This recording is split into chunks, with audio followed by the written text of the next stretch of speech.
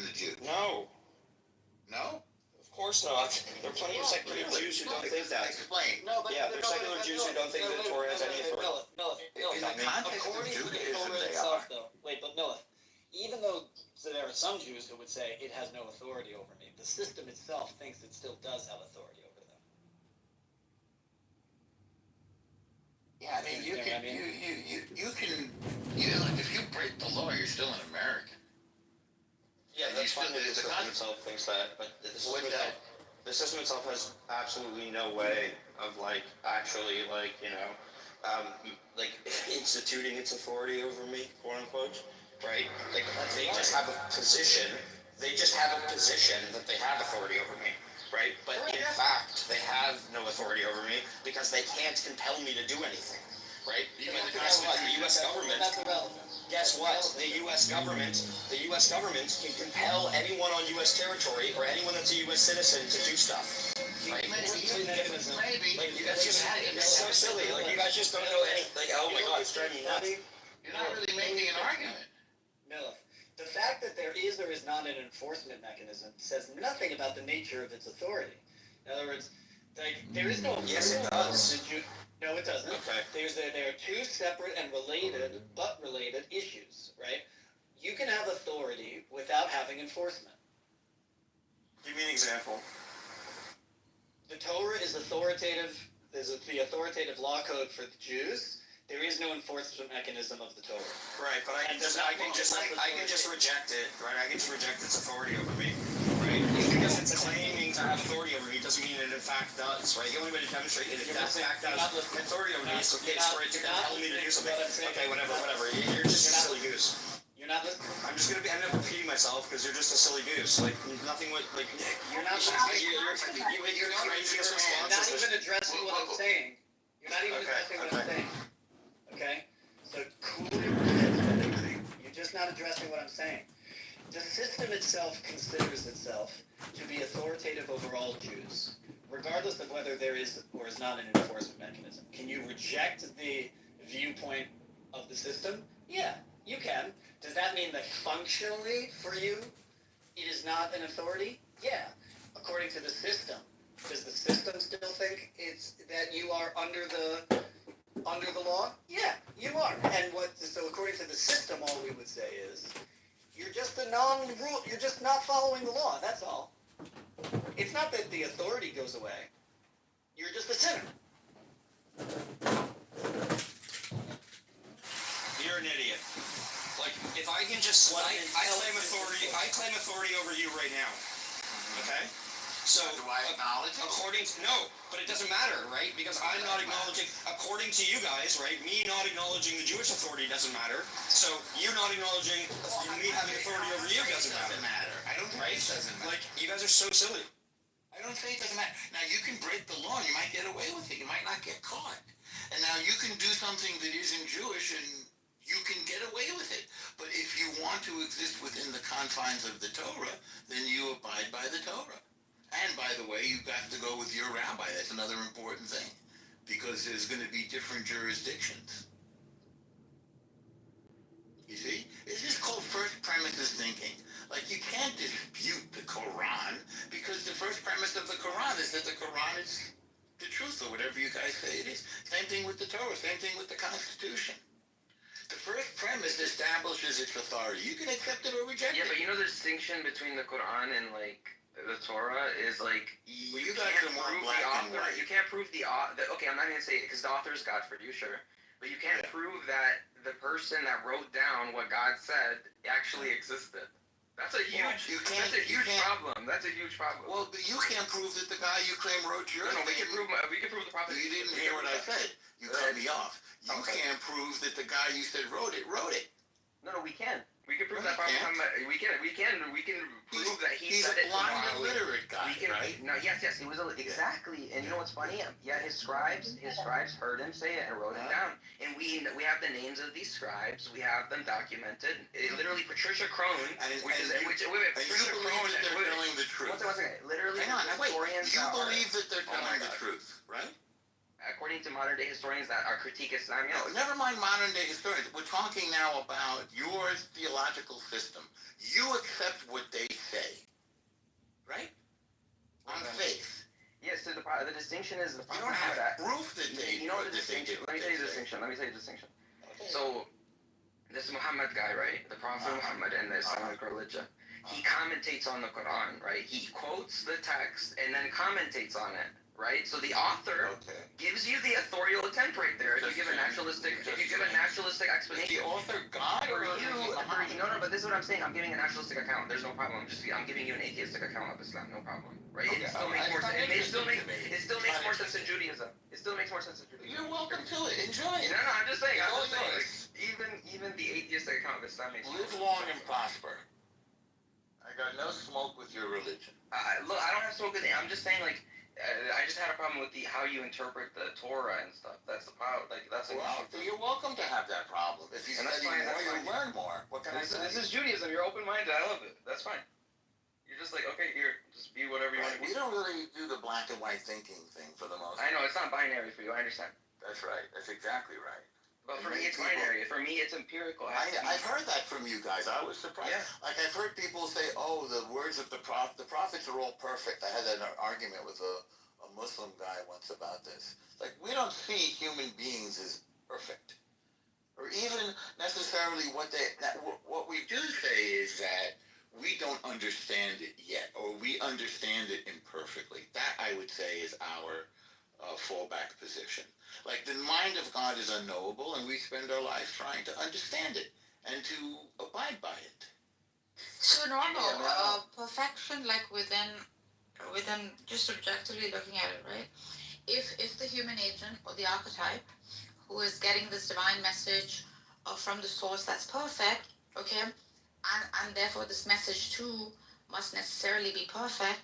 If he is not perfect in the sense that within his human paradigm, if he has not achieved his highest human potential, so much so I that don't think he hasn't achieved his I'm saying that. I'm just giving you like an argument. So if any archetype, this is just a general statement, or the messenger who's bringing this perfect message from the perfect God, does not enact upon it, does not at all times, hold to highest human virtues and morals, lies, for example, forgets and just acts cruelly, etc., etc., then there would there not be then a question mark on the message itself? Like, would he not have to act upon it in order to not just be like a mouthpiece with the message? This is a great example of binary, black and white Manichaean thinking. No, it's just logical. If he doesn't, well, no, it's binary. So I'll tell you again. So the way you're saying if he's not perfect, then if maybe he acts against the message he's preaching, then why would I follow a messenger who's a liar? If he acts against the message he's preaching, who does why that? would I follow? I'm saying You have to give me an example. it's a hypothetical. I'm not attacking you. I'm saying it's not a binary thing here. It's a necessity here.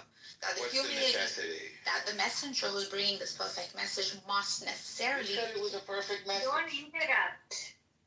What? Don't So you're saying it's not. It has to be a perfect message. Too many assumptions. Yeah. It's coming from a perfect God. Would you not say God is perfect? Hold on. Would you not say God is perfect, Normal? I would say he transcends. Perfect is. Okay, he's transcendent. Can I just finish the answer? Go ahead. He's not getting the argument.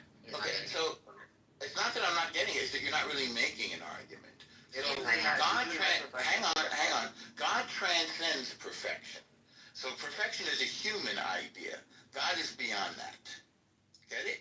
Is his word truth? At least grant me that. Is his word truth?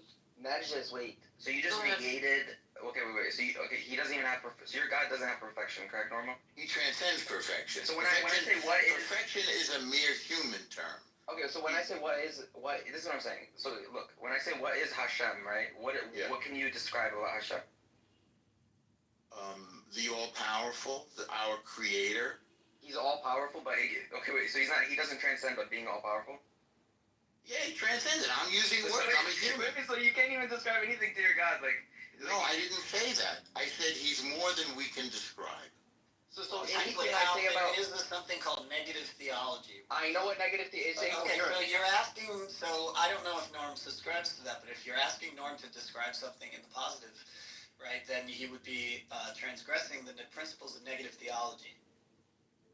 Yeah, is he okay? Does he hold to negative theology? I don't know, but what you're asking is, you're making assumptions, all kinds of assumptions, then you're asking questions based on those assumptions. And you're not So- examining your assumptions, so you should write down what I you're saying. think it would be better. You're just Yeah, I think it might be trying to better work to backwards. ask. I think it might be better to ask. Okay, Hey, so what do you believe instead well, I of kind of saying? did though. I kind of asked him what are the No, attributes. you kind of I'm did. just not addressing any. Wait, it's normal. just you What are the kinda did. attributes? Oh, fine. I'll ask.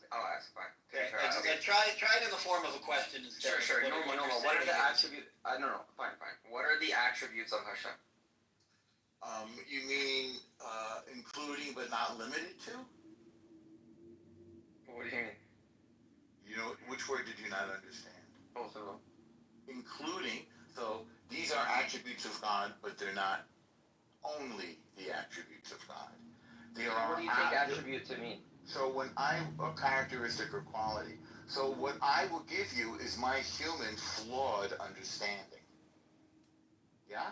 Because that's the best that I can do. So when you say flawed, is that synonymous with wrong here? No, it's imperfect. It's different than flawed. So what does it mean for something to be imperfect? Okay, like let's say you have a beautiful statue, but there's a chip in it. Still a beautiful statue, but there's a chip in it. It's flawed. Right, but it's not. Okay, let's say you It's had not wrong. Statue's not wrong. Let's say I had a statue of Benjamin Netanyahu, right? Okay. And it had a chip on the nose portion, like the whole nose was gone. It's still, Okay. yeah, I get what you're saying. It's still Netanyahu, but he doesn't have a nose. So is it still Netanyahu? Yeah. I'm not gonna lie. I get why you troll, like, cause you're shit at like having serious discussions. Please mute your mic. Yeah, it's still Like, Netanyahu. no, like, Netanyahu. Yeah, everything. Actually, he's making a good argument. I'm telling you, you're shit at like having serious discussions. Needs See what to you be think. I think you're sure that's right. Okay, he was having too much for the convo. That's a lie, you little rat. He's so angry. Why is he so angry? I don't know why Timothy's angry. Timothy was going on. I don't like you, Norm. Fuck you. I'll pass on your Everyone offer. hates Norm. Thank He's you actually a for the genius. offer. Norm's a genius, by the way. Fuck you, Norm. Thank you. I would my like dear. to hear the rest of Al's argument, please, without interruption. By the way, I haven't Me gone to too, after- seminary. I'm only speaking for one poor schmuck from New York. Like some people in this room have gone to seminary, and some have studied a lot more Torah than Alright, so why I. don't you shut up and let them... Exactly, normal. The fact that Because I enjoy this. normal. The fact that you can keep up, it actually proves you're intelligent. I'm not even like, you're actually very smart. So these people are just haters, and don't listen to them. Hashem bless you. I wasn't listening to them, and Hashem bless you as well, and everybody in this room. Gesundheit. Wait, does Maimonides hold to negative theology? I don't know the answer to that. Yes, Ask very him. much so. Yes, Explicitly very so. much. Oh, okay, so it's like a Jewish thing, Jewish tradition. At least for some Jews, yeah.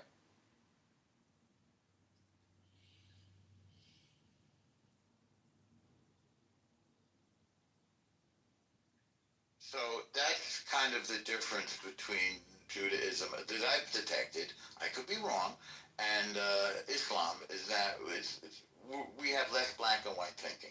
At the same time, with the negative theology that Maimonides explicitly and very clearly holds by, it is explicit in the text that there are a group of verses referred to as the 13 attributes of mercy, which is a special prayer that the Jews have to beseech God for mercy. And that seems to indicate 13 very specific, different components of mercy that God has, while Maimonides also maintains his negative theology. So I'm looking here at negative theology. So it's kind of it's what I said without even knowing that term, focusing on God's transcendence and ineffable nature. That So I would say Caleb, is Jewish. Wait, or Mixed, would you say that like all of God, like the people who hold to negative theology, would they say like all of God's attributes are like Cambridge properties or something? I don't know. They exist outside of Cambridge properties. What's that? They exist outside of the essence. Say what? They exist outside of the essence. Outside of the essence. Could you like clarify what that means? Yeah, for example, like some people hold like Mu'tazilis and stuff. They hold that mercy is a Cambridge. It's like it's contingent on creation, so it's created. It's a created attribute. So anything you ascribe to God is just a created, like, I wouldn't exactly characterize the attributes as created, but the distinction, as it was explained, to like explain the contradiction of having an attribute of justice and an attribute of mercy. The metaphor, the allegory that was told was like a creator of a machine, a toy, right? A toy maker. He makes a little Pinocchio doll, right? Now, let's say he makes the doll and the doll doesn't work right. You know, the string snap or the hand doesn't open up the right way, whatever. It's a bad doll. From his perspective as the creator, it's perfectly reasonable to fix the doll or throw the doll away. It's an irrelevant distinction. You know, he could do either one. But from the doll's perspective, it would be considered merciful if he fixed him and an exercise of strict judgment over his sins if the maker were to throw him away. That was sort of explained as what like mercy and justice and all of the attributes mean. They are our. But justice, yeah, I get what you're saying. No, I get what you're saying. But are these attributes like justice and mercy? Are they contingent on creation? Like, does creation have to exist for God to be merciful? I'd say mercy is just like a term we're applying to God that doesn't change much. So it's the nature of God, right? Meaning God sits there and is God.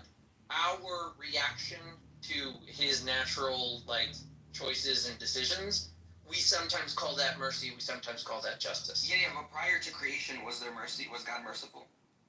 I wouldn't know what that would mean before creation. What would the concept of like justice or mercy mean if there is no rule system and nothing that can violate? Exactly. So it's not. That's what I'm saying. It is Cambridge for you too. Then it's not inherent in its essence. It's not. They create rules to the mind. Yeah. Okay. Pretty simply, I'm going to say that his essence is going to be simple, and it's going to be one thing. Oh yeah, base, W. Cool. Is this a majority? Yeah, they're very close to like. You got to understand, deep in Judaism is monotheism. Like, even though people try and argue that there's like a henotheism, they are very religiously committed to God being exactly one. That's base. Yeah, it's much closer, I think, to like the more like spiritual Islam paradigm, not the fundamentalist. Yeah, I maintain like earlier a session. It's like you are wholly uninteresting if you're not saying the N-word. Hey, did I hear you correctly with your analogy of the toy maker and the doll not working? Ask some just like fucking bullshit question and go, like it would just be parrot based as a response. Where do they fucking manufacture you bullshit toys? It's actual garbage. Seems like this is kind of over your head. Fuck you, Norm. Thank you very much. I'll pass, but thank you. Fuck you. Thank you. I get you. Fuck you. I hear you're angry. I understand. You want me to stroke your hair or something? Fuck you, Norman. My hair is very long and beautiful. You should be so lucky. No, better. Mine was long too. Fuck. You got mine. Can you just put that to rest for a moment? So but just, JC, I just want you to know. Fuck Norm.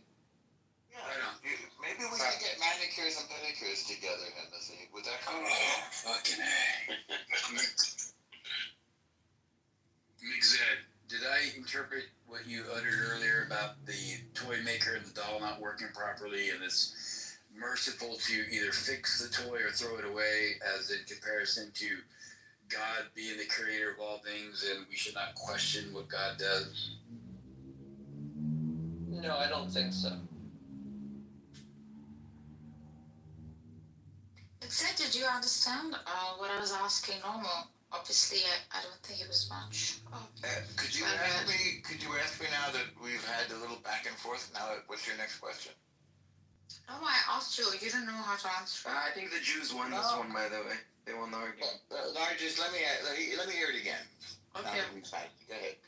Okay, let me give a different attribute. Is God all truth? Like transcendent. I know you're saying transcendent, but I'm saying at least truthful and transcendent. Is he at least truthful? Like, would you say all truth comes from God? I agree that he's not all. I don't know about all truth. I haven't thought about that. But I would say the Torah is perfect, and that the Torah is God's word. And I would God say, is perfect. Okay. Say again. I said therefore that Well, entails. it's not a therefore. That's a manifestation. It's an entailment. Normal. Okay, I'll buy that. Okay. It's just different than therefore. Yeah. All right. Okay. So if the word is perfect, okay, the word is perfect. Okay. The messenger who brings this word, okay, either is a mouthpiece, like a robot, who's just delivering the word. That messenger is God. And what's So God. who's the human archetype? Moses, right? Like God put it didn't into come Moses' head. right? But it still came in the form of Moses, right? No. It's not quite that simple. Oh, Yeah. go ahead. I didn't know this. Go ahead. Okay, so the claim of the Jewish people is that Moses wrote the 5 books of Torah, and that Moses had an unparalleled nevuah that was never equaled. That he spoke to God face to face, and he dictated like a secretary exactly what God told him to write down. However, even though that's the claim as to the authorship of the text, the reason they followed Moses was because of the event at Sinai. They claimed that all, like, somewhere between 30,000 and 2 million people were at a mountain and witnessed God appoint Moses as the one to write the 5 books. And then, when he died, they closed their unchanging constitution and only studied it forevermore. Yeah, that's fine. I understand, like his prophethood, right, or the declaration of his prophethood. Now, what I'm asking is, did he just write these down? I mean, would his writings hold truth if Moses didn't act upon it, or if he acted in contradiction to them? For example, he's writing down "do not kill." Moses goes out and kills 10 people, 10 innocent people for no rhyme or reason. Now, would this word hold any truth value if the messenger did kill an Egyptian? Okay, was it? How do you see the archetype or the person or the prophet to whom the revelation is granted? Does he have to enact upon the revelation? Because it would necessarily hold truth if he. Yeah, he did. He followed all of the Torah. He's the one so taught Jews how to follow it. Okay, so that is what I think in the Islamic paradigm, perfection or infallibility is referred to. So no, we have a higher standard than that. Like, really? We would say that everyone of that generation followed the Torah. They had the guidance of Moses. They didn't even have any questions as to how to do it. It was fairly simple for them. The only problem we would say is we would never say that that's like it, that you're now like perfect people. We'd say that there's greater struggles, and especially if you're like a prophet leading the nation with the 10 Commandments in a golden box you just made, that guy has a lot of standards. He's going to have a lot of difficulties. And if you look, like, he weathered a lot of storms pretty well until the one that was, like, maybe a sin, and then he couldn't come into the land. Oh, okay, because one necessary entailment of, like, being the truth giver, okay, when it's coming from an all-true source, is to truly act upon it, like, this would... Yes. Yeah. Right, and that is actually a prophetic measure that we make to Moses. The prophetic action we charge him as taking is the killing of the Egyptian. When he saw that the Jew was being oppressed, and he refused to allow it to happen, even though he very simply could have sided with the Egyptians as he had safety in Pharaoh's household. Got it. So yeah, this is good. So what is normal? Like, what are you saying, bro? Like you said, it's not binary. Like, this is a necessary entailment for a prophet who is making a truth claim that is coming from an all-true God. So there is no like, this holds a binary position. So the message is from God, but the messenger is human. I would say that's a fair Jewish. What I'm trying to explain is that all of the elements I'm illustrating of like Moses' past and what that is as a commentary on how prophets develop and what they mean socially, that is meta commentary, which is explicitly removed from consideration in the authority of the text. The authority of the text wasn't based on Moses' tricks. even though he did many. Like he split the sea, and he brought the death of the firstborn, and he brought 10 plagues, right? He was an amazing magic man. People definitely would have and did follow him into the desert. But the claim of the authority of the books is of the personal revelation of the 2 million at the mountain. They said God appointed this man, and that's why they followed him. Right. That is well and good, actually. However, like I'm saying, like if he does not enact upon the message he's preaching, then that would invalidate his position, I guess, or even the word. Because he's human. No, he has. Yeah, okay, he's human, but he still needs to act upon what he's preaching. Because then the question mark would be on the word or on him. Moses made a couple mistakes. A few. Okay, that's what I'm asking. Like, what are those? Would you consider them horrendous sins? Things like that. Was it a mistake? Because all this would. I don't judge them as harshly as God seems to have judged them, and I sort of try to advocate for Moshe. I always feel that. No, I mean, what is it? What is it considered in Scripture? Are they considered? What is it? What are those events? We're not sure. How do you know he's committed to sins? I didn't say sins. I said mistakes. Yeah. I mean, and believe it, others can help me out. Like, for example, he gets angry at the Jewish people and crashes the tablet. That's a famous one. And then I think I'm trying to remember how it goes, but he bangs on the rock instead of, like, I forget, and that's considered. Yeah, so these would be like big sins. That was the only sin. Hitting the rock. Yeah. How is that a sin again? Tell me. I know, it's a good Because question. he didn't follow God's instructions exactly. Yeah, How is that supposed to be a sin? Yeah, because with great power comes great responsibility. So in the prophetic paradigm, this is huge, right? Egyptian man. But there's an indication that there's a weird story where God tries to kill Moses right after he sends Moses to go free the Jews. Moses is on his way to free the Jews, and he stops at an inn, and then God tries to kill him. But Moses' wife miraculously saves him by doing a circumcision. Very weird story. I haven't No one heard has that. any commentary on it. What's It doesn't make any sense to anyone. What's the source on that one? That's in the verses, dude. So again, what's the source? Exodus. Okay, so if you don't remember, you could just say. It would probably be chapter 4, maybe. Yeah, go look. So McZed, for the historicity of the real Moses, for example, right? Would your scholars grant that even though we didn't know if he physically existed or not, this would be an esoteric pointer at the very principle called Moses, for example. So even though he may not have, or if he have no historic evidence of his. Listen. The Jewish claim for the existence of Moses and the authority of the Torah has always rested on their personal experience, their oral tradition from their ancestors that had this experience at the mountain.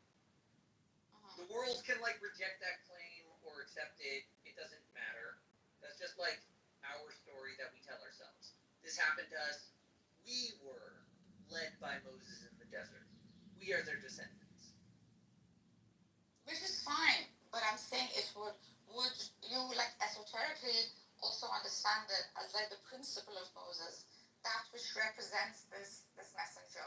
Because there are esoteric schools within other Abrahamic, Islam included, where the person of wouldn't be the criteria. The principle of that person would hold weight. You see what I'm saying, is that? No. Or do you attach? Okay, so it would say if X is a prophet, okay, and I can't trace back historically, okay, and there is no historic evidence for him, and even if there is, okay, and even if there is a prophet such as X, it esoterically, the Ismailis see it that way, the principle that represents this X, the virtues, the moral qualities, just his greatness.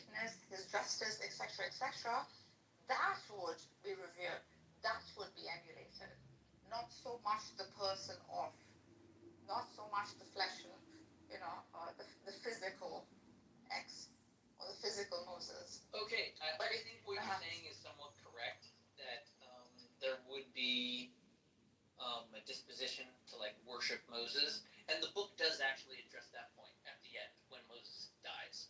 It says that he goes off into the desert, and his burial plot is hidden so that people don't worship there.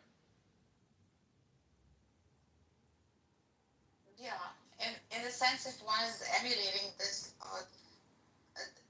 prophet who's coming with divine word, like I see him as a role model. Therefore, like the principles that make him what the whatness of Moses, what the qualia of Moses, that would be like what one would sort of emanate within themselves, or I don't know if I'm making sense. I'll tell you, they don't give. Because you have a problem with the historical. No. I'll tell you this. Moses. That's why I'm trying to like reconcile it for you. The verses don't talk about Moses as much as you think they would. They tell some of the narrative elements of like his biography that you can piece together. He's obviously a voice for like the leadership of the people, but his like inner life doesn't so much exist in the 5 books. There's like one sort of commentary that he's the most humble man because in the 5 books you don't see as much of Moses as you do of say like a Jesus or a Muhammad character. So how do you have the stories from Moses then? Like where would they be compiled? Like in a hadith corpus? No. Well, yes, there are some midrashim that expand, but they're also in the verses. I'm just saying that the priority of the text is not to tell about Moses. That's why it describes him as humble. He doesn't factor in personally very much. I see. It doesn't pivot around him so much. More around like the message.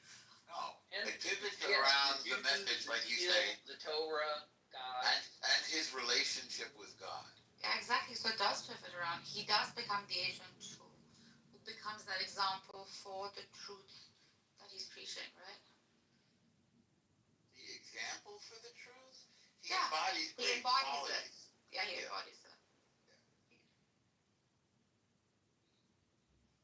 I don't know how you guys are gonna solve the historicity of Moses if there are no like Well, historical. why would we have It's use not these the terms? That's what I'm saying. It doesn't matter. That's what I'm saying. Like one can take the principle. Nargis, it's not true that there's no historicity to Moses. For one thing, he has an Egyptian name that it's pretty common from a very particular era, and the placement of the pharaoh's name, which might have been honestly an edit later, but like it might have been Ramses, which would give us a dating.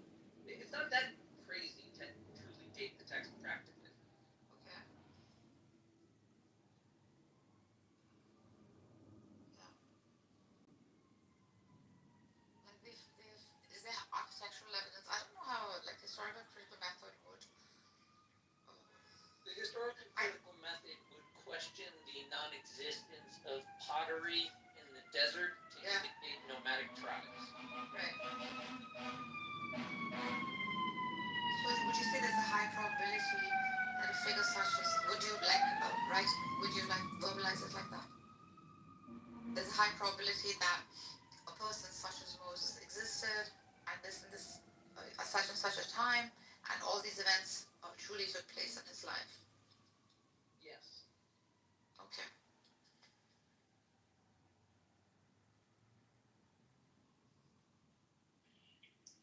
Norris, did you check out my decay document? Did you text it? Yeah. Let me go check it.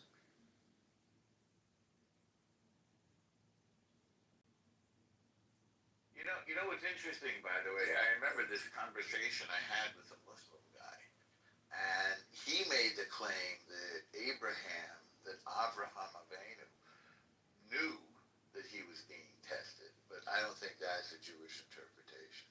And he said that because he was a prophet, he was perfect, so he knew all things. But we wouldn't say the same thing. No one makes that claim that the prophets know all things. Like, don't even the Islamists would make Well, that claim. this fellow that I was talking to made that argument. He may have been mistaken. In other words, though, very specifically, does your tradition say that he knew he was being tested? The Islamic tradition says he was being tested, yeah. No, that he knew he was being tested. like he in a sense that he's still human, right? Normal. Yeah, well, that's my point. If he knew he was gonna be I'm sure like he understood by now, like I posited that these patterns that he is going through, like being thrown in the water, being thrown in the fire getting cold for Ibrahim, like these sort of events that the Quran talks about. By now, Ibrahim has built trust, has built a sort of trust because he knows there's a God and this God is saving him every single time. And he's learned that these patterns are some kind of test he's going through because the ultimate outcome from them has been good, has always been like worthy of his suffering whilst he was going through it. So I think the test with Ishmael or Isaac, do you say Isaac or Ishmael? Who's the son? Yitzhak? Yeah. Oh, Yitzhak. Okay. Yeah. Okay, that's fine. Would probably would have to either be like the grand finale of all tests because this God is touching on like the thing closest to the one thing. To tell him to sacrifice the kid. Can you imagine? Yes! I'll tell you why. There was a Persian guy who came into one of these rooms and he made a statement I think I'm always going to remember. He said all these tests and all these prophets were not just rebels. The orders they got or the tests they were put through are highly irrational, only so that they can generate a rational outcome. Like, think about it. They are so irrational and cruel, as the atheist would say, for a father to willingly kill a son just because he heard some sort of message from this God, who in that moment seemed to be a pretty brutal, ruthless, mofo, asking him to go sacrifice that one thing a father, has that he's longed for. It's wrong on like every level, right? It's so wrong. Right? Meaning like if he told him to just like find some Yets and kill him, we'd be like, Yeah. okay, that's weird. So he's like so irrational. This would be well. God, this is just, oh my gosh. I hear you. Yeah. So he was like so irrational. Everybody prophet irrational thing. They did only Right? for that. Think of like a more cruel thing, especially with all the story before about what he does to get Isaac. Yeah. And the pain and the age and he knows there's not much to enjoy with the son. He says, what the heck, The okay. God is like, psych, come on, I'd never do that, you know me.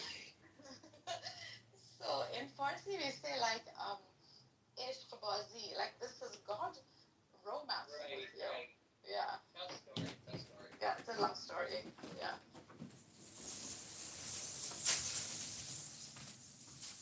But the atheists won't understand this. The way they're pouncing at this cruel, mean, horrid God. How can he do that? It is. You can really harp it up. Yeah.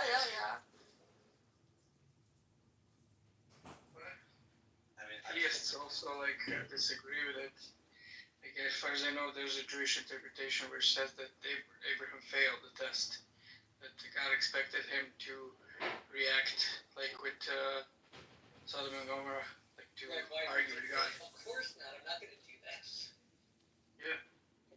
And that's a better interpretation in my view. Unfortunately, in the Torah, it literally says, because you believe him for son, I have made a blessing in all these ways. It's not. It's not a plausible interpretation of the story.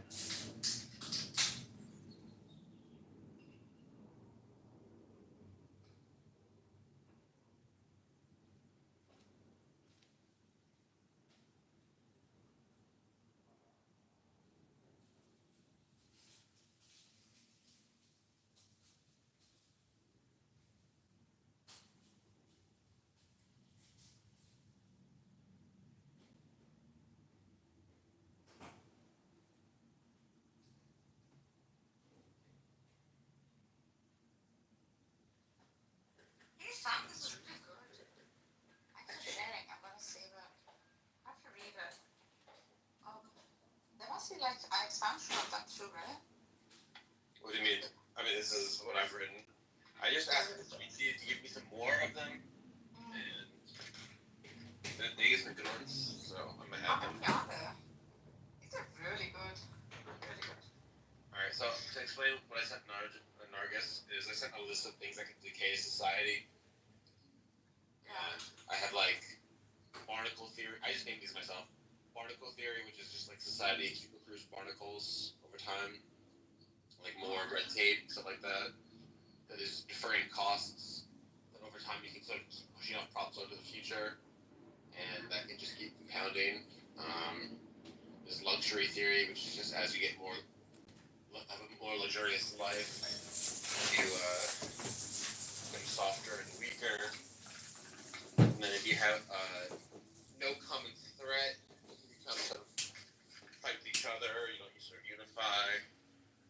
If you have more and more inequality over time, that will cause the sort of bottomless society to agitate and want to destroy. I have Moloch theory, which is just that time to figure out all of the incentives, all of the things that get you power at the expense of everyone. This is a really good one. Yeah. And then What about inequality theory? just mention that. The rich get richer, the poor get poor. Okay. Expensive maintenance theory. Yeah, so in times of plenty, we build up societies in ways that require money to run. But then when there's a plague or economic downturn, you suddenly can't sustain the costs and important institutions break.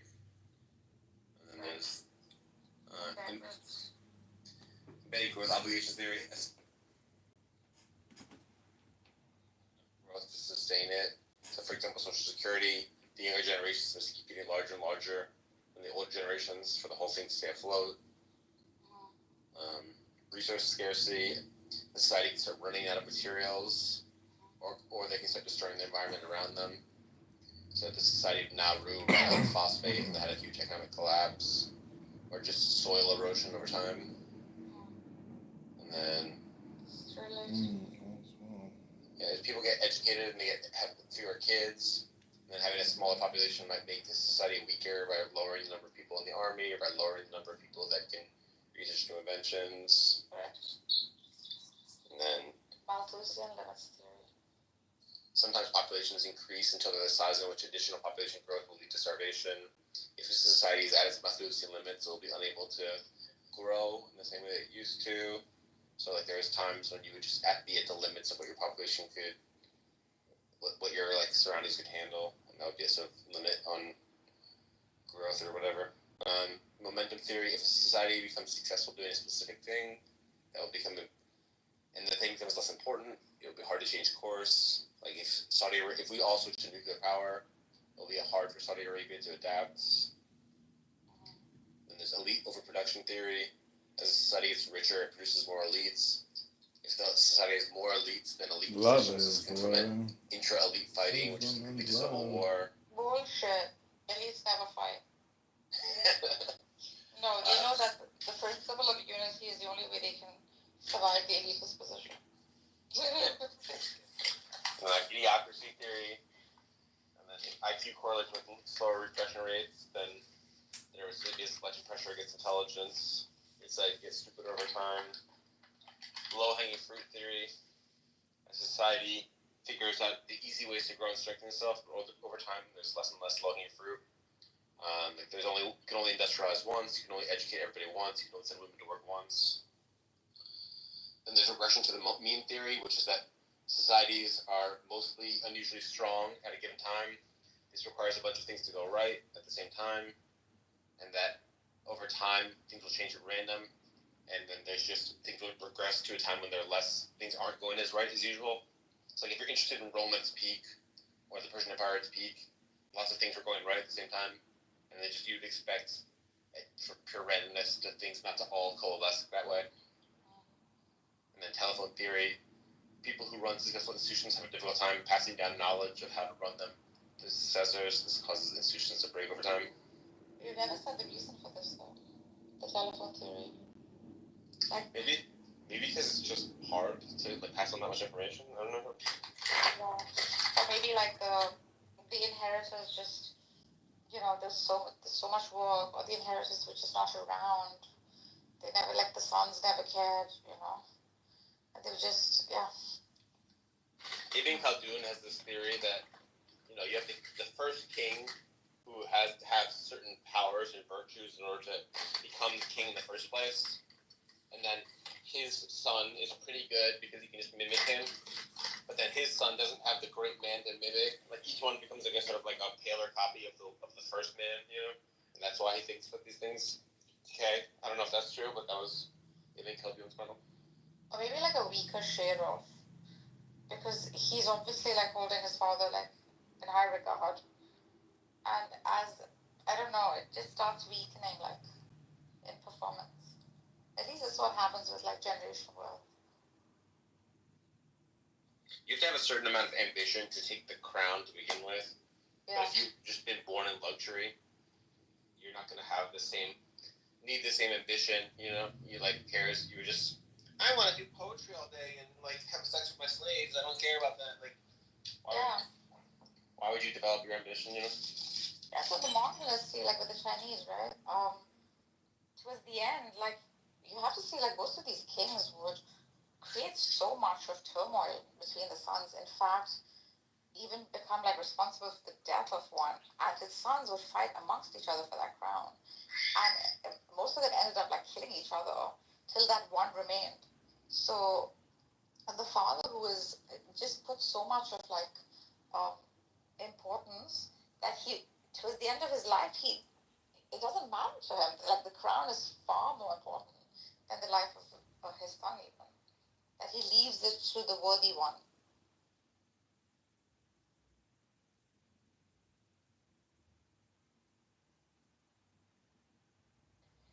Yeah, it's really bad to have your sons fighting each other every generation. It's very destabilizing. At the same time, sometimes the first son sucks, but it's probably worth it to accept sometimes the first son sucks. Yeah. Don't you think like a well-structured family with like modern estate planning techniques could sustain a family, like without the brothers fighting, like clear delineated trusts and allocations and the like?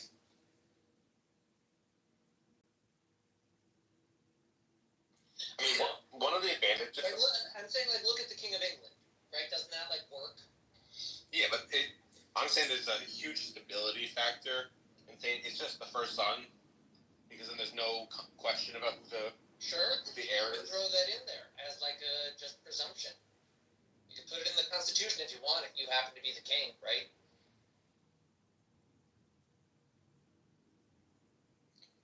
And maybe have it be the case that like it is the first son, but the king can say it's the second son, but only under extreme circumstances, something like that. Yeah, like what's it called? That kid that abdicated, Edward the Abdicator, right? You could theoretically pre-abdicate someone, like remove their right. I don't know. You'd probably have to make a claim, and if the guy wanted to fight you, he'd probably have like a charge in court. But like, if he abdicates, you know, he's just out.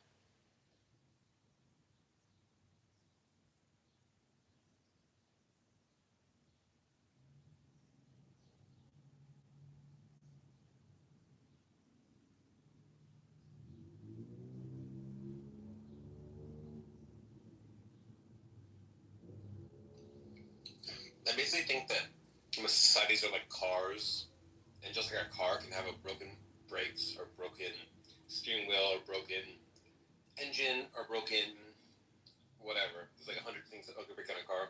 Same with society, and like societies that don't die are the ones that are able to like flexibly solve problems. Oh, that's pretty insightful. Thing.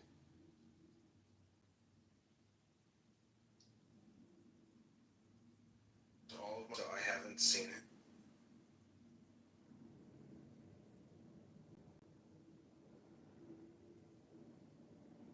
It's tricky to know what the elements are, the crucial elements, and what could like change the culture.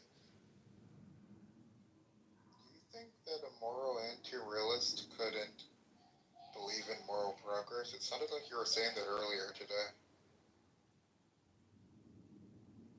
I mean, you can believe in your own like subjective sense of progress, but you can't believe in that progress can't independently happen. You can't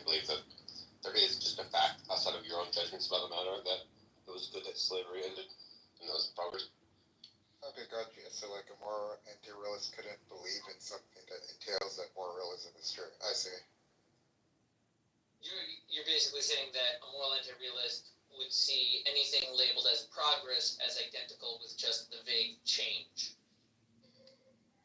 Are you like a stupid person? Like what? I mean, yeah, they would not see it as like actual progress. They would just see it as like, I like it better. I think it's good. Right. So Mick Zed is some kind of moron, right? Can anybody like provide some insight here? No, it's not.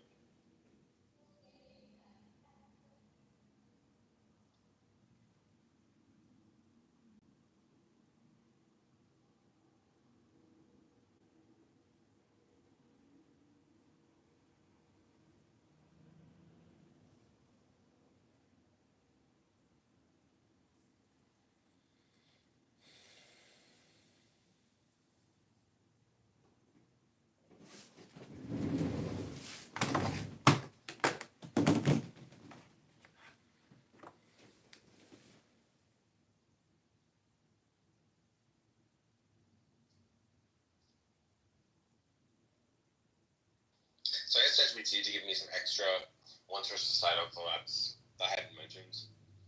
It said narrative collapse, a loss of unified myths or purposes make coordination harder, scale mismatch, systems that were worked on a small groups fail at larger scales, principal agent drift, implementers optimize systems for their own self-interest rather than the overall game, technological mismatch, institutions fail to adapt to new technology, then value mutation, that core values change over time, and the earlier values were load-bearing for the society. Right. I think those are good additions. There's a good list. On the list. It's just awesome that I can just put my writing into ChatGPT and say, hey, improve it, and it just will. Yeah. Give me more examples.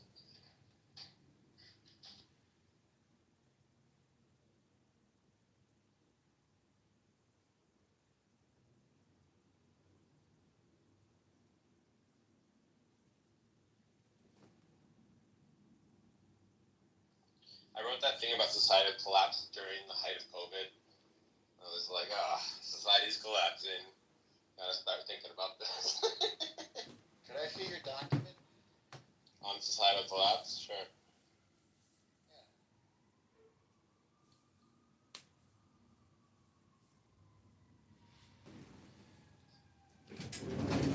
Oh, sure. I don't know. Can you use shit?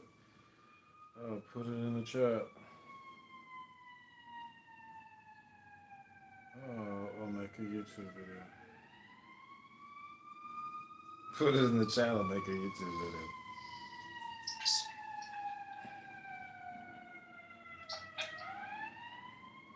Someone's in the matrix right now. Yeah. No, I can't. You got the point I made earlier. What? Probably not. Can you hear me? No, I can't. Yeah, I said, did you hear the point I made earlier? Which point? The one where you're like, fuck normal? Is that the point you're trying to ask me about? Yeah, that's the one. Oh, okay. But thanks for the offer. Are you lonely or something? Is that the deal? Fuck you, Norm. You can't get birds? Is that what you guys call them? Fuck you, Norm. Maybe you Not much of a boyfriend. like some people. Yeah, take a shower and maybe your prospects will improve. Fuck you, Norm. Just take a shower. Fuck you. Don't be such a rebel. Fuck you. You'll still be as adorable as you are now if you take a shower. You fucking wanted to stroke my hair. You don't want. Oh well, I'm just trying to calm you down. What works for you? Do you need a pet? I'm gonna get you a stuffed animal. What do you guys call those plushie toys, right? You need a plushie toy, Timothy. You know. Come on, Timothy. Crush out. Crush out. What'll work for you?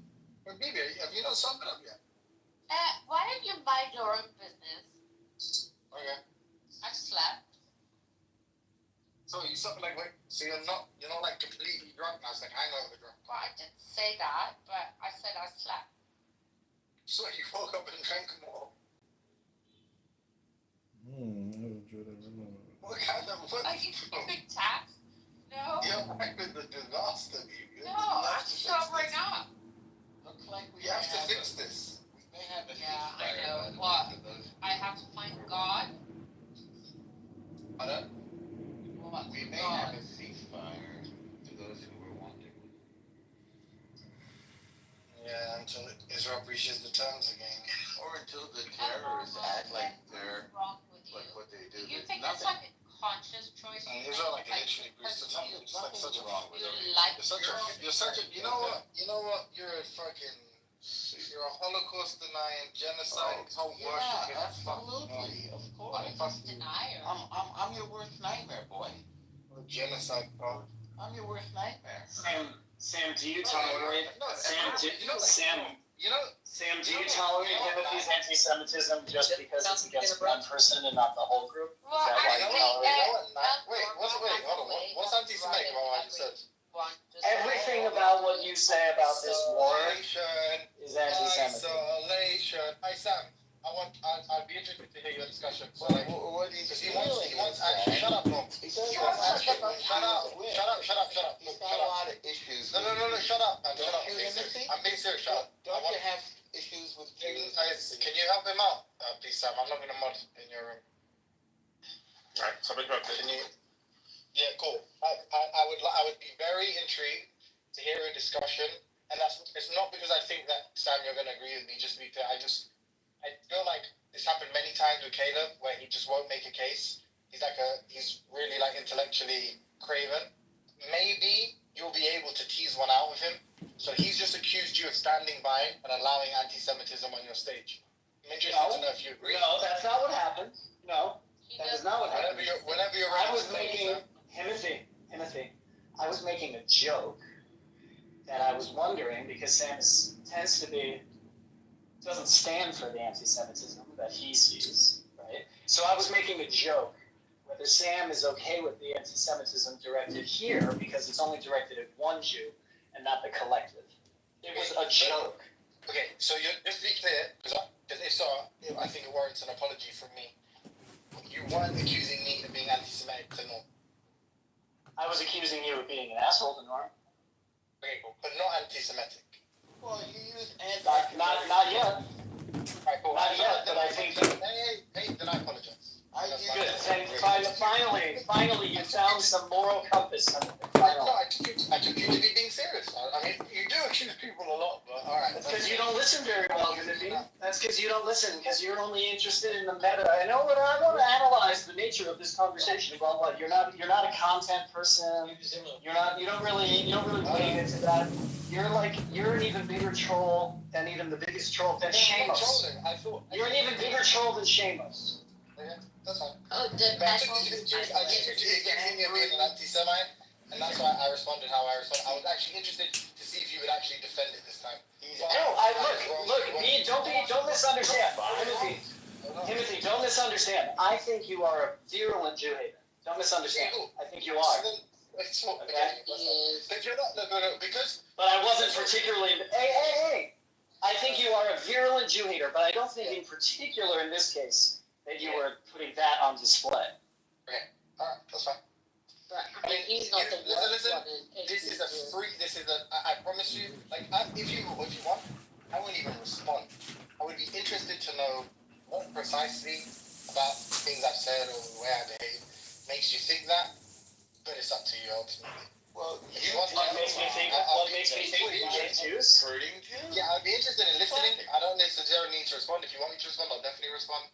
Yeah, I think first of all, I think you've had, I couldn't prove it, but I'm sure that you've had some kind of deleterious interactions with Jews that you perceive as deleterious in some way in your life or against your community, which is probably like a legitimate reason to. I mean, who hasn't really? Right, okay, so I think but putting that aside, right, I think when folks say. We don't want to psychologize, remember? It's like. I'm not afraid to do that. The truth is the truth. Shut the fuck up, man. You just shut up. So putting that aside, Timothy, what I would say is that your characterization, because your characterization of what Zionism is, your definitions of Zionism are so woefully monolithic and incomplete, as to simply strawman the entire enterprise as Jewish enterprise, number one, which it is, right? But I think you're. Why do you keep saying, Can you just shut up on mute? This is what You can- normal I can't do that. I mean, you don't have to be so aggressive. That's just me showing you that.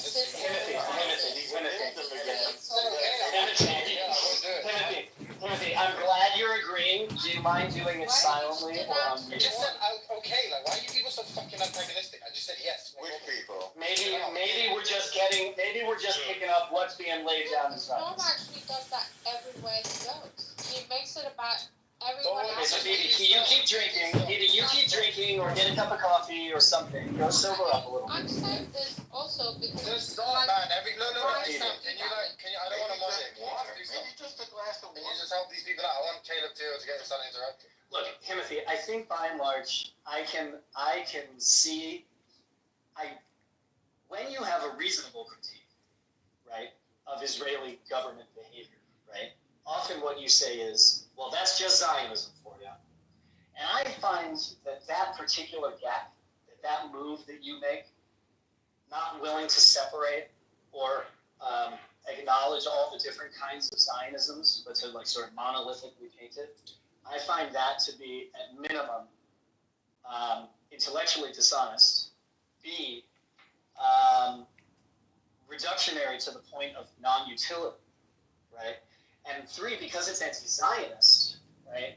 Anti-Zionism is anti-Semitism, in my view, by and large these days. There's not really a lot of legitimate critique that you see out there of the Israeli government or government actions that doesn't willingly or unwittingly, right, traffic in these ancient and historic anti-Jewish tropes. And I don't blame the West, right, because the West can't help it. The anti-Semitism in the West is baked in. And you, as a consumer of Western ideologies, right, and as somebody who lives in the West, right, has been nurtured and educated in the West, you can't help but gloss over what is clearly baked in anti-Semitism, anti-Semitic animosity towards the Jews, right? So I don't think it's necessarily conscious, right? So I can let you off the hook a little bit, right? But now that you know that you traffic in all these kinds of anti-Semitic tropes, it's your responsibility, if you don't want to be perceived as an anti-Semite, to stop using those tropes. Stop making reference to those things and stop saying, oh, this is about the Jews' Torah, or it's about the Amalek, and it's about the Torah, and it's about Bibi Netanyahu represents all Zionists, right? I'll finish here. I get the idea of not. Oh, that was rude. I don't like what the government. No, I'm not done yet. I don't like what the government of Israel is doing. I don't like a lot of things that the government doesn't. I did not mean. Okay. Excuse me? Can you hear me? Yeah, we can hear you. Oh shit, sorry. I apologize. I'm lagging. Sorry. Okay, sorry. I can get behind the idea of disagreeing with government behavior, right? And behaviors of militaries and governments and things like that. I disagree with tons of stuff that the Israeli army and government has done in the past 600 days, and even long before the past 600 days. The difference is that when I critique it, I do it because I want them to be better. And when you critique it, you want us to go away. That's why you're an anti-Semite. We all know. Audible now. Sorry, I thought I didn't interrupt you. Well, I thought. But BB, stop, man. BB, stop. I didn't. Sorry, if I interrupted you, it's because it lagged. I thought you were muted, and then BB was like, "Oh, that's rude," as if like I muted you. So I was trying to say that I didn't mute you, but I guess it's like, yeah, it seems like the key ingredient there, in terms of like, what conclusively, the anti-Semitic smoking gun, as it were, is like the fact that I'm anti-Zionist, which you sort of equated to being anti-Semitic, and then you said, I don't like recognize that there are like all these different flavors of of Zionism. So like, given that I don't acknowledge them, it's like, and the fact that I'm opposed to, let's say, a specific brand, that's evidence of me being anti-Semitic or something. All that necessarily is, like, that's what it means to be anti-Semitic. And the lies. Don't forget the lies. So that was the point. I mean, just to address that, I mean, that's obviously stupid. Because if I'm picking out a specific subject, for instance, if someone says, hey, I'm a socialist, I also, really value my nation. I'm like a nationalist. So it just so happens that I'm a national socialist. And it's like, Caleb is against the Nazis, which means he's against me. Because in a sense, I'm a national socialist. Like, you'd think that was like idiotic, right? You'd think I'm like super stupid. So obviously, like when I'm referring to a specific brand of Zionism, namely the kind of Zionism that advocates for an ethno-state, that essentially inherently. Do you think that's all Zionism? Do you think that's hold on. We need to clarify here. I understand, but we need to clarify. I didn't interrupt you. Not only that, I was gracious enough to observe the request you made, to not even just You're right. Would you mind if I address one point? Doge. I would happily allow you to, please. Thank you. Do you think all Zionism is that kind? In other words, regardless of the diversity, at bottom, do you think that because it promotes some kind of ethno-state, that all the kinds are therefore invalidated? I'm actually happy. Doge them all. Max is my just hero. This isn't some like Max is my rebel. This isn't me being petty, if you like, right? Where I'm trying to just like weaponize the point that you made against you. Just answer the question. I know, just Doge them Stop with the all. meta. Stop with the meta. Just answer the question. Who the fuck are you talking? Shut up. No, I won't answer your fucking question. I'll finish what I was saying. Thanks. So you think all Zionism is illegitimate? So I just want to clarify. You don't when I'm speaking. Yeah, I do want to clarify something with you. I want to clarify with you.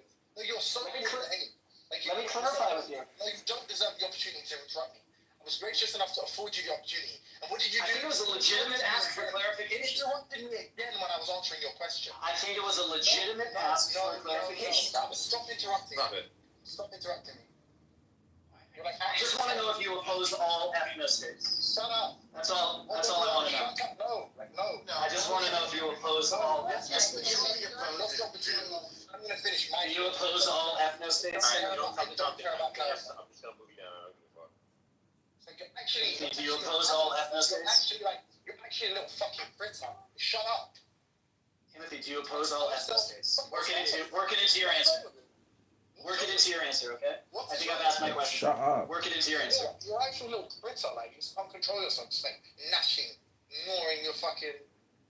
It's like actually something wrong with Like critter no control. Do you know what? I don't even want to talk to you. Fuck you, believe what you want, mate. Who gives a shit? F you, mate. No one takes you seriously. Don't worry about it. Clown. These people like get off on being annoying, so that somebody like F you, maybe like fan projection. And they call them, 100%. and then try and Yeah, a little bit triggered. 100%. 100%. Honestly, you sound Just like a bunch of incels. Just be like so poorly behaved. Like so Like in poorly behaved. cellular. And then say and then they justify it with their own victimhood. Like, oh, because this is such a sensitive topic. Meanwhile, No, actually, you would Like totally pathetic. This is what Norm Like, does every time what a he goes into spam. group. He just makes it a Waste fucking of Jews. waste of our It's time, my fault. right? It's definitely my fault. Norm is a dickhead, but like that wasn't his fault. Like clearly, we all know Norm has no Yeah, self-control. because Caleb started taking like Norm's Like, side what a of things, spam, like, waste of saying a things time, to mate. Norm, But like, I don't know, bro. Not really what happened. You gotta pay attention. Then comment. He's drunk, just like you. No, I don't drink, brother. who is a fellow drunk? Well, then I don't drink. you have no excuse. Nor I are don't you need a any fellow drunk? excuses. I stand on what I say. Shut I up. need no excuses. No, I don't care to, but thanks for the offer. Like, shut You're up. the least Like serious critter no person alive. control. Well, you wouldn't know, would you? What does that even mean? I said you. Which word did you not understand? I can pull out the dictionary. I didn't understand the whole sentence. You See, like, if would fucking not just know. you fumbled the Think word. before you act ignorantly. You would not know Shut who up. the least intelligent person alive is, would you? No, you wouldn't. That's what that means. The meaning is apparent, isn't it? The I meaning mean, is if the who's the point is child? to debate somebody to say the K word, like I'm getting there, you know. Well, it doesn't take anything for you to get there, does it? Yeah, that's he didn't eat too much. I mean, Timothy, is your objection to Zionism? for a while. This breed was Timothy, is your objection to Zionism that it's ethnostate? That your primary objection? This is an incel room. It's sad. You don't have to answer, but Sam invited me back, so that's up It's to you. sad. Come up with it. Is your objection that it's just an ethnostate? Is that the objection? And you have like a What a general waste of objection to time. This is ethnostate? an incel room. Hey, Jews, I It's tell you sad what, and guys, pathetic. fellow Jews, being Like, super what a annoying waste of isn't the time. most useful way to combat anti-Semitism in the world. It's like, does I mean, actually like, impact let's that get part out. along with everyone. It worked for 3,000 years. If every Jew tripled the Mm, amount of times they said, well, actually, it's not going to actually like help our case. Do you know what's wait, but guys, Think about who helps Jews more? Having Scarlett Johansson and Gal Gadot as fucking Jews, or having a bunch of people going, well, actually, like over and over. But wait, Sam, do you want to know the irony though, yeah? But two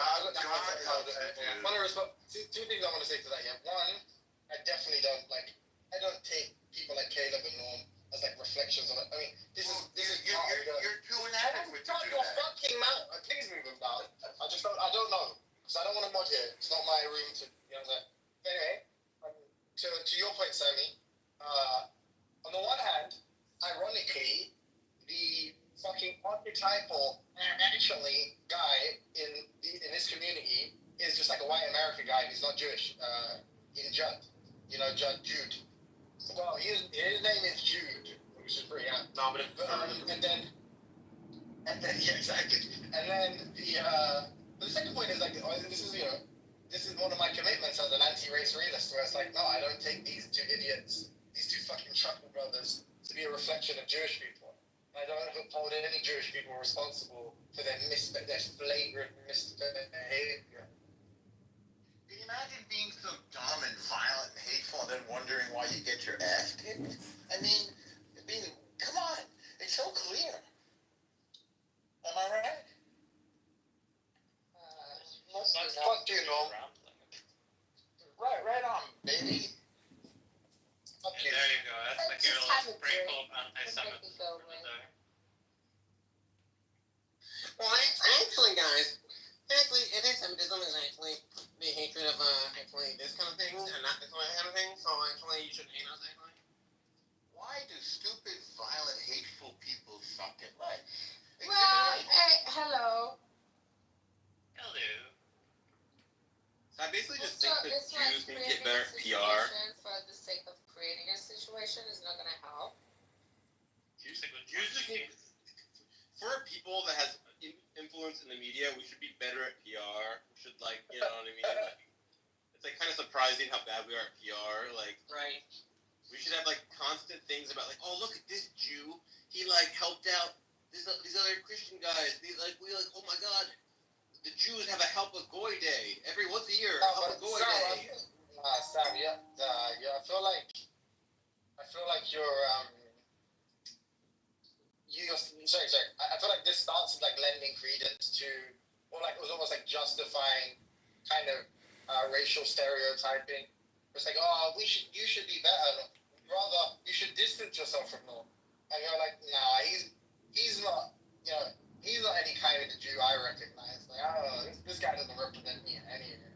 That's what I would probably do. Like, I would never allow you. You mean if you were a Jew? I would never allow you to tar me with the same brush as like someone like Lion or something. I just wouldn't allow you to do that. Say nope. Lion is in the room, by the way. You know, if you're right, like, when you're right, you don't give a fuck. Look at how normal, but No way, it's the way you handle situations. Like, why do you listen? When So you're I basically right, think you don't give a fuck what other people think. And when you're strong, you don't give a fuck about PR. That's what Israel represents. Yeah, but also, It's Norm, right, like, and it's unlike strong. Lion, you do have a thing, like, Hey, fucking kind of like Keith, you like missing. to Why do you sound like antagonize. that? Okay, here's some things that I think that Jews should do. We should have everyone help a Goy Day once a year. Give a Goy gift day. We should have a bunch of like charity drives, a bunch of Jewish help out random Goy charity drives that we have. We should have no more annoying. No, well, actually, is now illegal. It's now like it's no longer kosher to say well, actually. That's What I want to know is why is Sully so and then- sulky in the chat? Like, what's going on? Then, What's then, Sully That's a good question. like That's a good fucking question. everything. That's what I want to know as well. Wait, I you're can't standing on even my make side. that up. Is he on my side?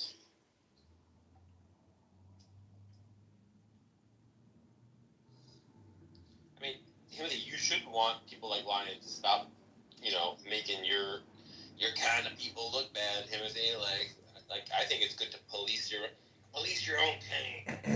No, I think it's like really. I think it's retarded to refer to him as like my kind of people or being from my tribe because we share some like cluster of phenotypic traits. It's like retarded. In the same way, like I take you to be very different from normal.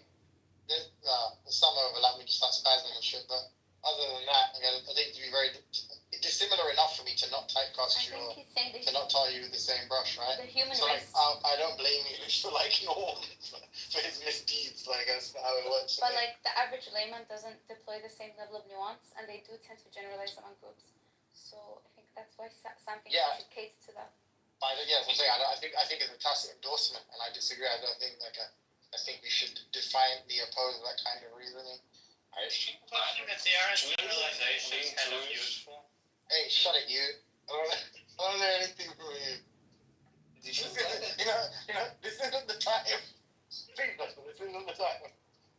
Like I see that way. So I have like an eternal debate. Well, not eternal debate. I have a long debate. It's like if every black person got transformed into Obama, like tomorrow, like as in Obama's like intelligence, charisma, mannerisms, etc. Wait, can I say?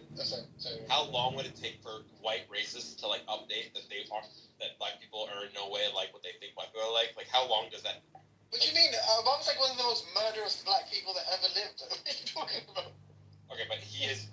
More black men than like anyone in Chicago. He's smart, charismatic, etc. And he was a serial killer. The man was a serial killer. Call Obama a mass murderer. You guys are kind of missing the forest for the trees. I'm just saying. I think it's an open question how much stereotype momentum exists. Like how much does it would it change in a month? What up, Biscuit? Oh yeah. I'm not disputing that. Yeah, Biscuit, I've listened to you on this app for a while. I pretty much think I agree with everything you say. But maybe you're too wordy.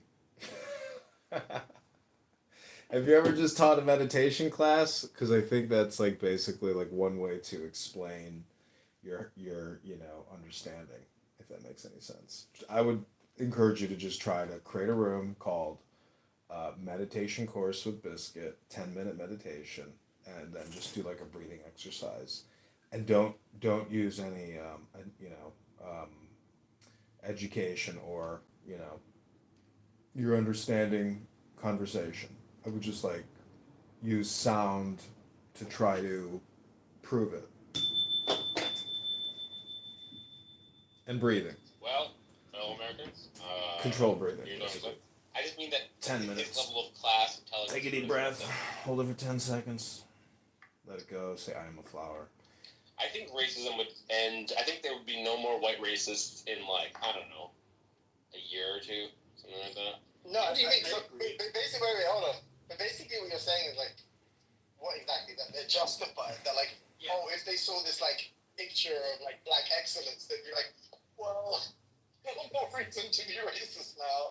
Black people are good again. Every generational iteration of black people has not been impressive to the white folk, but if they magically had just a generation of Obamas, they would rethink racism. Yeah, but the point, that is the most inane shit I've ever heard. There's two. By and large.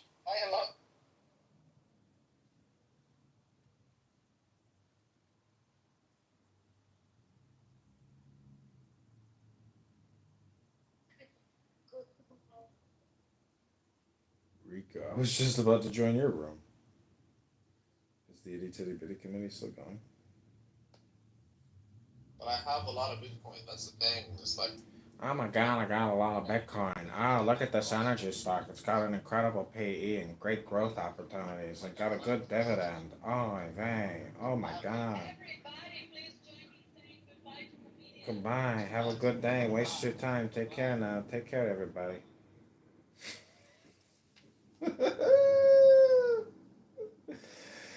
Oh, what a waste of time, Phoenix. This app is so stupid. I say set it and forget it and just walk away from it. Phoenix, what do you think about that? Like, I want to record it, but I actually don't want to listen to this stuff anymore. That doesn't mean I want to talk to you because it's the same shit. Don't you get it, Phoenix? If I talk to you, I won't be free. By middle-aged woman nap. Attention alert, members of Chillism. You have been wasting years on this app listening to Tali and Nathan create rooms of hypnosis about nothing. This is a waste of time. It's nothing but spam. All communication is spam. They kicked me. Okay, we're gonna go back to Sam's room. Just live stream that. Walk away. That loser will be there all night long talking on this app. See, Phoenix, this is how you can make money from this app, is these losers will sit here and talk all day long, 7 days a week, and literally say nothing and just insult each other. And it's a total waste of time even listening to it. So, I mean, I got shit I'm going to do today.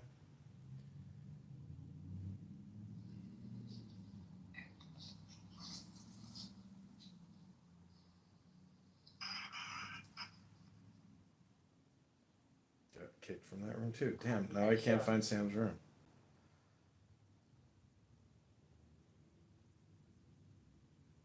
Consciousness, where did it go?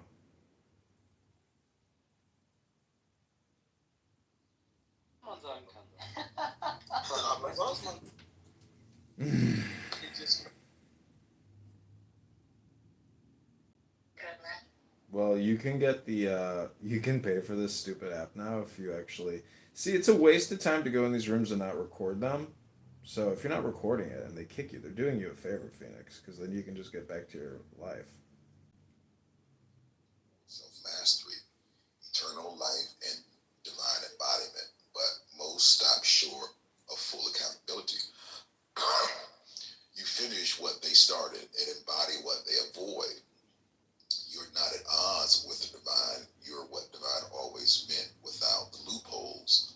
It's scalable, translatable, and universally applicable.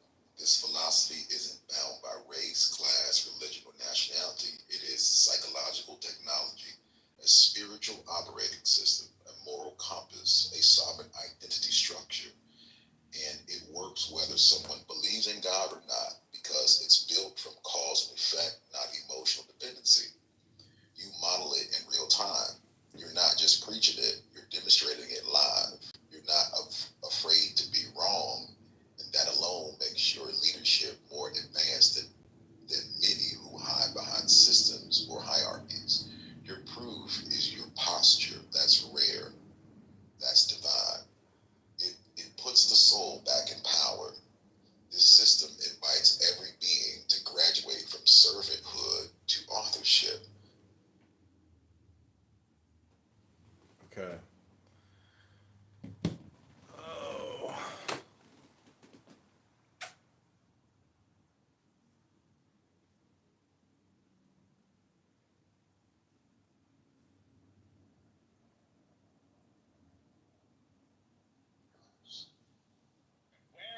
Taking place. You think about like fucking, inner city kids from New Jersey. It's like, okay, like you don't think you get a similar kind of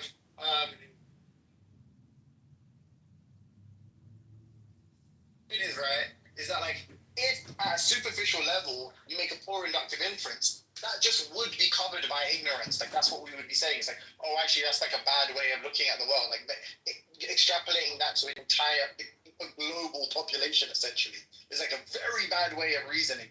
And you want to apply these kinds of rigorous standards when you're doing like anything that better services your argument. It's like to justify basically like childhood bigotry. It's like you're like, oh, come on, there's something to it, Well, I will say that I never go from one black guy threatening me with violence over nothing, so therefore all black people are like this. I just go, that's one data point for perhaps their culture is like more willing to threaten you with violence over nothing. Like, here's a tiny piece of evidence that their culture is a little bit different. Yeah, really tiny. Really tiny though, right? Like really It's tiny. not really But you think that this is the only experience I've ever had with black people? No, I'm saying like, I grew up in like in the UK. The like, I don't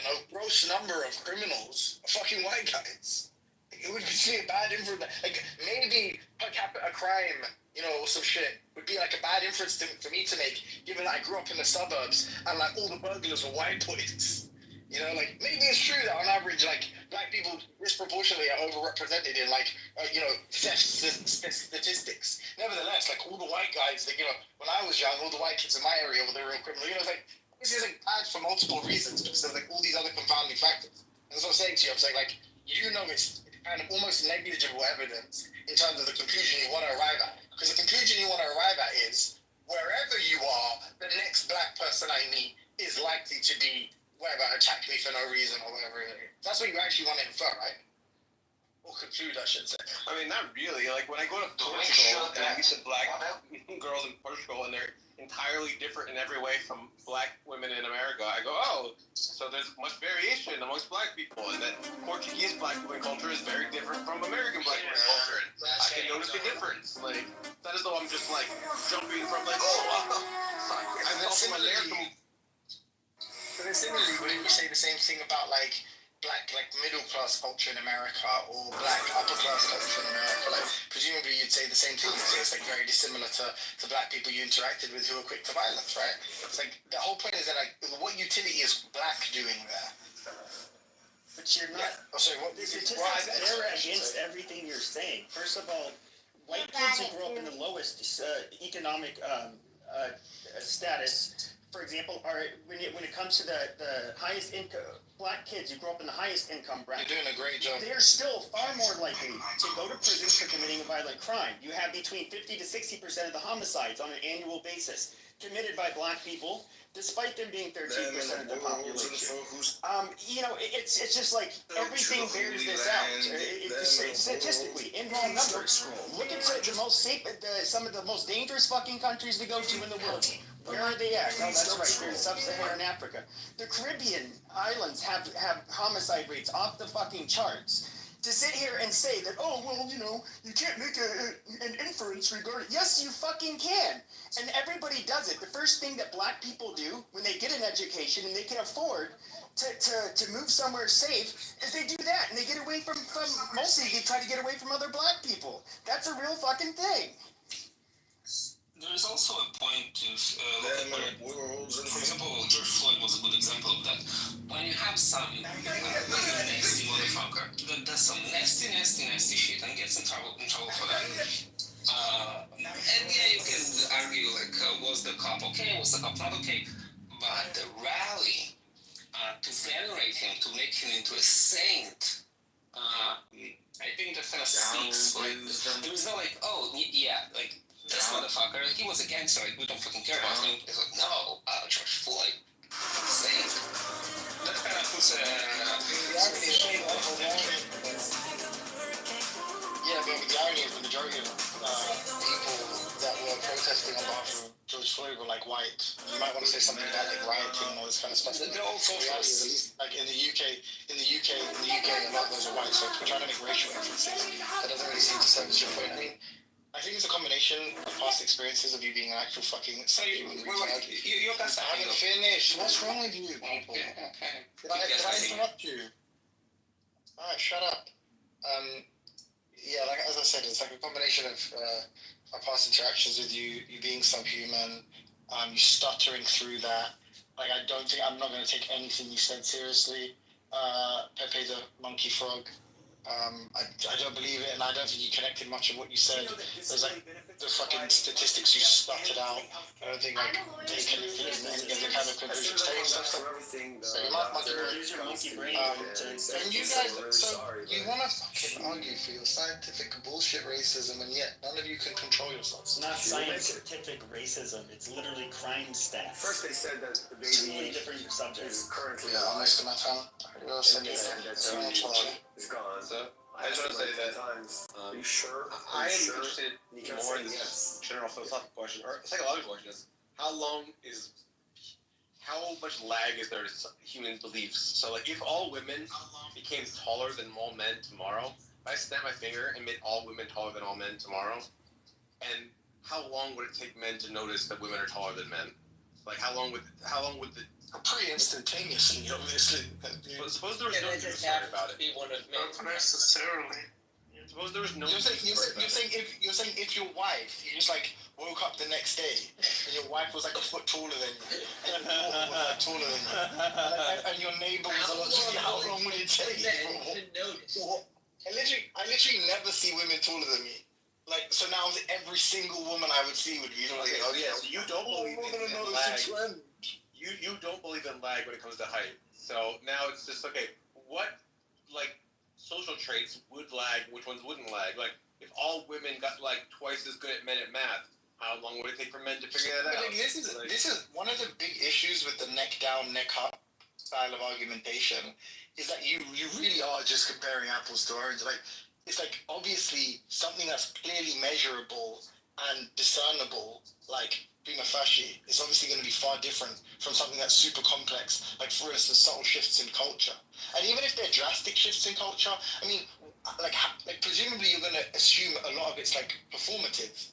So like let's say you've actually attributed some kind of behavior or disposition to a particular group, and now you start observing that group behaving completely differently. I mean, what are you actually going to think there, as opposed to literally humans being a lot taller? Like it's the same with the kind of like a distance over time versus IQ stuff. It's like you just can't compare those two things. One is just like far more nebulous, and at the very least, maybe that's the answer. Like it's far more complex. There's far more moving parts. But the other is like a straightforward measurement.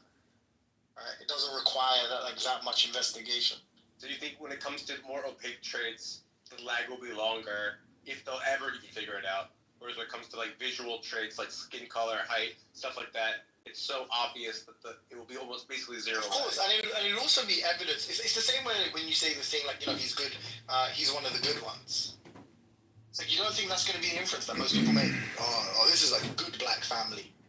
Oh, like even though they're poor, look at them. Even though they're poor and even though they're impoverished, look at the dignity. Or slap, right? Take a glove off and slap the person. That would be cool. Is if they had a feature where people could pay to mute the speaker and put him in timeout, and people would just pay so that person could never speak. That'd be so funny.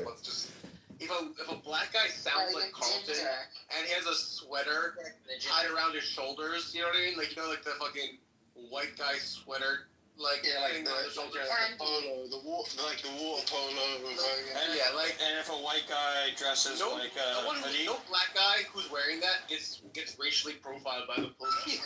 No one's like, oh, that guy's a criminal. No, they do. That's a criminal right there. Sam, like people who are like lawyers got racially profiled, right? Happens very often. Didn't that judge? People do in fact conditional. Yep. People do in fact conditional. I can just find you examples, Sam, if you want me to. What? People who are professionals who like are wearing like Carlton sweater who end up getting racially profiled, right? Right. Because I actually, just to be clear, like I agree with that. Where like when I first got my license when I was a kid, and it's weird because I still think I look kind of young. When I first got my license as a kid, there was like times I was getting stopped like 10 times in a week, right? Like stupid, just stopped all the time. This is when they still had producers, so like if you didn't have your license, you'd have to go to the police station to bring in your license and stuff if you got stopped without your license. High tariffs inevitably lead to retaliation by foreign countries and the triggering of fierce trade wars. The result is more and more tariffs, higher and higher trade barriers, and less and less competition. So soon, because of the prices made artificially high by tariffs that subsidize inefficiency and poor management, people stop buying. Then the worst happens. Markets shrink and collapse, businesses and industries shut down, and millions of people lose their jobs. The memory of all this occurring back in the 30s made me determined when I came to Washington to spare the American people the protectionist legislation that destroys prosperity. Now, it hasn't always been easy. There are those in the Congress, just as there were back in the 30s, who want to go for the quick political advantage, who risk America's prosperity for the sake of a short-term appeal to some special interest group, who forget that more than 5 million American jobs are directly tied to the foreign export business High tariffs inevitably lead to retaliation by foreign countries and the triggering of fierce trade wars. The result is more and more tariffs, higher and higher trade barriers, and less.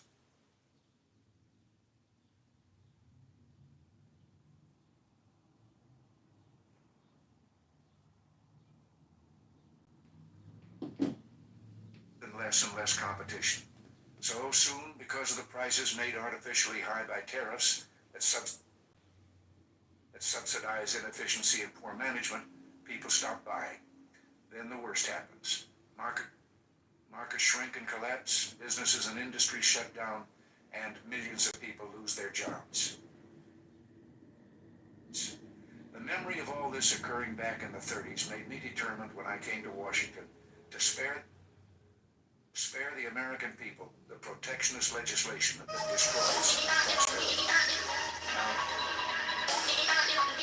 Now, it hasn't always been easy. There are those in the Congress, just as there were back in the 30s, who want to go for the quick political advantage, who risk America's prosperity for the sake of a short-term appeal to desire, like your taste buds completely changed. But if you guys want to stop talking about diet, I agree. He's being very judgy. He's going, what a shitty existence. We should help them out. And I feel like that's kind of like... Well, no, it's like, it's just the, yeah, but it's no, it's like, what I mean, to be fair, Concrete raised a good point. But he was like, oh, let's do this, like, same maneuver, which is, like, I mean, this is the kind of irony of, like, people just bandying about these accusations of bigotry without any real justification. It's like, I mean, look, the reality is, what are real anti-Semites saying? Real anti-Semites are saying, well, 113 countries, I mean, they can't all be wrong. You know? It's like, I don't know, that seems to me what the real, like, anti-Semite. So that's all they say? That's the only thing that makes somebody anti-Semite? Is that one? No, but I'm saying, think about the inference they're making there. They're saying the kind of persecution that Jewish people have received over history, right? It's like really warranted if 113 people agree. Similarly, if you say something like, look, we all agree that, like, there's some dysfunction in your culture, and clearly we're all seeing it, you know, it must be a you problem and not an us problem. Like, it must not be our bigotry. And it's like, okay, clearly you see it in the case of Jewish people, where obviously blood libel, just Christian anti-Semitism, church fathers like proclamations and whatever about like Jewish people being fucking enemies of all mankind and like accusing us of genocide, for example. Yeah, clearly that. Yeah, clearly that. But I mean, you're guilty of genocide, right? Throughout history. So, beg your pardon? Like you're guilty of genocide of Amalekites. You're guilty of genocide. Are we? Is that what the word was? I don't think that's like an issue.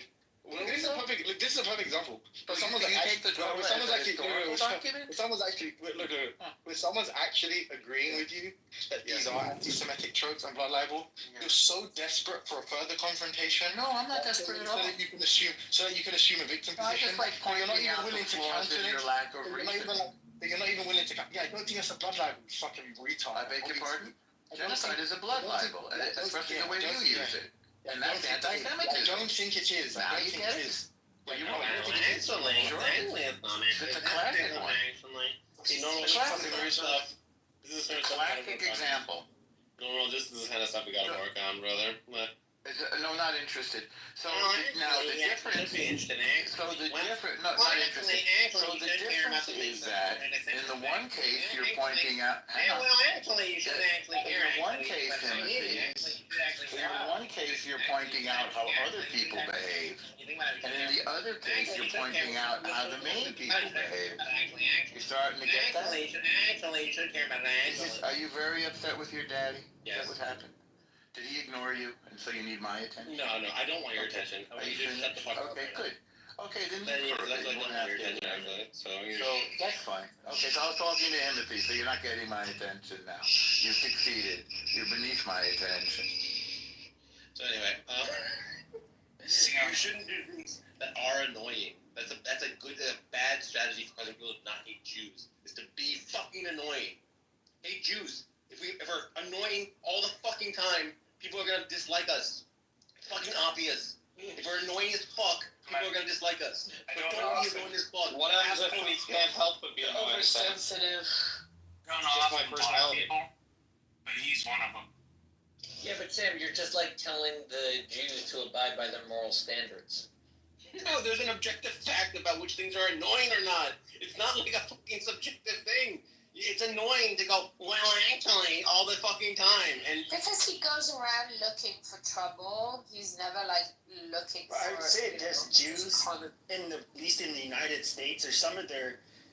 I don't know why they do it, but they're some of their most worst, their own worst enemies when it comes to the I don't know, the public relations aspect of Israel and going against anti-Semitism. I mean, they really do say a lot of cringe shit, and I don't know how to do it. They go about it in a manner that just makes them look like people that are just really annoying as fuck. So I kind of agree with Sam.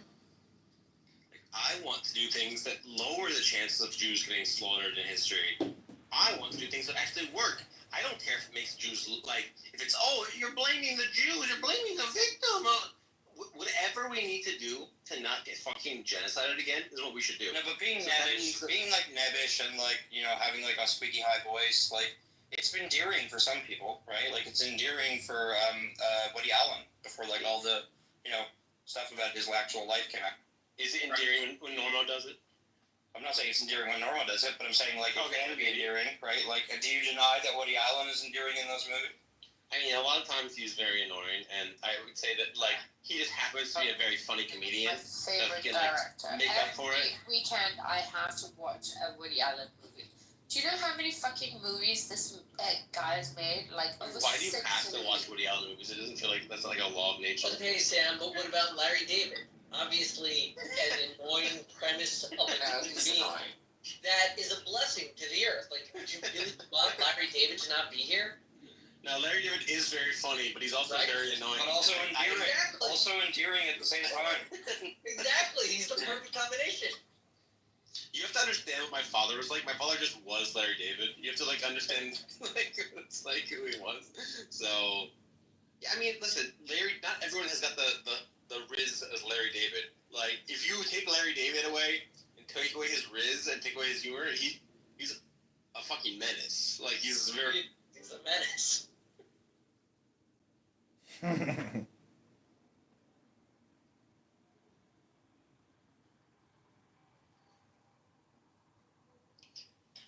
love how all these like kind of straight up racists come here and to like shelter in Sam's room.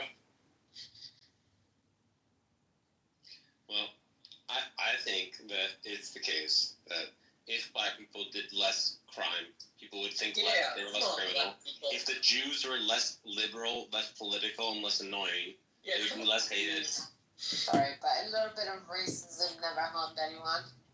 Well, I mean, but a lot could kill you. If the Jews weren't practicing usury in the Middle Ages, they would have been more accepted. If the Jews weren't like an insular community, they would have been more accepted. Yeah, probably should have not done it. They probably should. Yeah, They should have they- committed usury. No way, they're only integrated you guys are kind of like trouble like the Mormons, but the only difference is the Mormons tried to convert everybody. So Yeah, it's absolutely. Like, Good that's point. weird things. That is because This guy needs to talk more. the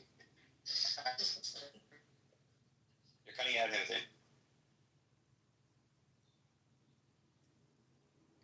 Yeah, but I think like Israel gonna remedy that. It's like, you know, it's a good time for the Jews to go and make some friends and allies now with all the blessing.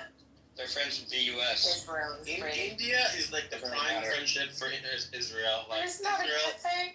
and India are going to be brothers soon. We should have more inroads with India. Nice. We agree with the issues with the you know who's. Yeah. They should reach out. Better than Israelis broken English. They should reach out to the Chinese too, right? Because of the Uyghurs. Right, exactly. Shared interests. Jews like Bob's and Vagine. Indians like Bob's and Vagine. Seems like You're back. You're back. Like, I want to say, like, the problem is, like, that is in part, though, because of, like, the Jewish people being insular. I mean, you could argue that, hey, yeah, there's a religious component there, and that's true. But that's also because of the anti-Semitism I face, similar to the usury. Like I gave that example about King Edward when Jews were expelled in England in like I think it was the 13th century. It's like, yeah, part of that was because they weren't allowed to work, so that was all they could do. They had to pool their wealth and then essentially loan the money outright and live off some interest until they were like completely expelled from the land. Yeah, and they just get blamed regardless, right? Because like, this is my point. I'm saying like the anti-Semitism like caused that, and then it's self-perpetuating, right? Where it's like, these are the people that we're going to vilify and demonize. Oh, it just happens to be they're really bad people, and look why they all living in the edge of town. Why don't they live amongst us? Because they hate us. They want to steal our children. Right. They also get criticized whether they're rich or poor. Correct. Alright, so I'm looking up the least popular jobs, the most vilified jobs. We got lawyers, we got bankers, we got journalists, we got lobbyists, we got debt salesmen, we got real estate agents. No, wait, but no car salesmen. You think car salesmen would be there? You need to take less unpopular jobs. Maybe strategically it would be wise for us to take less unpopular jobs. What professions are trusted? Like all Jews. What jobs do you want them to No, but all Jews become like holiday planners or something. It's like the list, then the list updates in 2026. It's like most undesirable jobs. No, okay, but the most admired jobs, it says Jews are on this too. So there's doctors, a lot of Jewish doctors, teachers, scientists. So those are popular. Then Jews do those. Not to shame on. But then you also got there's not a lot of Jewish firefighters. There's not a lot of Jewish engineers. Not a lot of Jewish pilots. Not a lot of Irish veterinarians.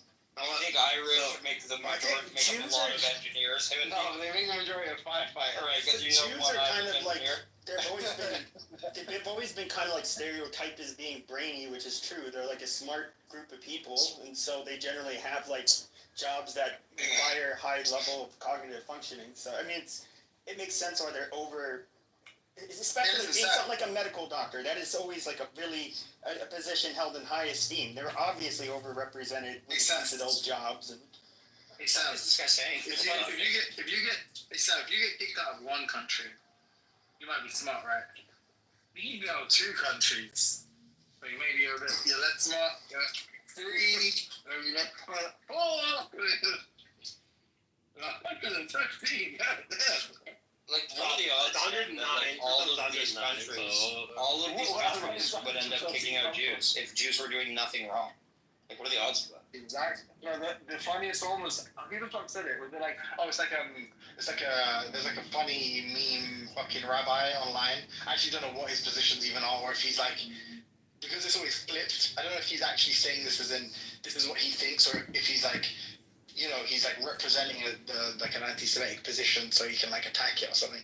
He's like, you get kicked. He's like, if your kid comes home after getting expelled from one school, it might be the school. 2 schools in 113 schools. No, I mean, I think it's important to say, like, listen, we have been unpopular. Here's the reasons why we've been unpopular. Of the things that we're doing that are bad, we should change those things and not do them. Of the things that are not bad, that you hate us for, you should stop hating us for them. And have, like, this sort of, like, some sort of, like, agreement, some sort of, like, consensus on, like, yes, it is bad to do X, but it's not bad to do Y. And then, like... Wait, you think it's bad, given your own fucking laws, to deny some, like, apocalyptic prophet, guru, is in fact your messiah, and then basically, like, report him to the presiding, like, whatever, fucking law enforcement of the time, and then, like, them essentially punish him through their own fucking means of, like, torture and whatever, which you yourselves aren't directly responsible for. You're complicit, but you're not directly responsible. It's like, you seem like that, you're just evil, inherently evil people, as if, like, no executions took place at any other time in the world by any other group. Like, and then it's like, I grant you if you're, like, an actual devout Christian or something, and that's why, look, I'm not even trolling. If you take all of that evidence, Sam, lost the belief that they actually killed the light of the world, right? And then it literally picks out an actual group and a tradition and a culture, and says like these people are inherently evil, or these people are the synagogue of Satan. So, yeah, I think you actually probably should be anti-Semitic.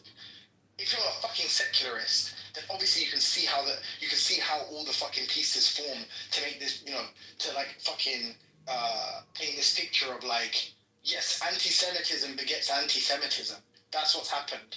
Like this original hatred for this group that basically were like essentially party to the killing of this individual, potentially with justification for that, the early demonization of that group has just resulted in like this, compounding racism that's like, spanned across millennia.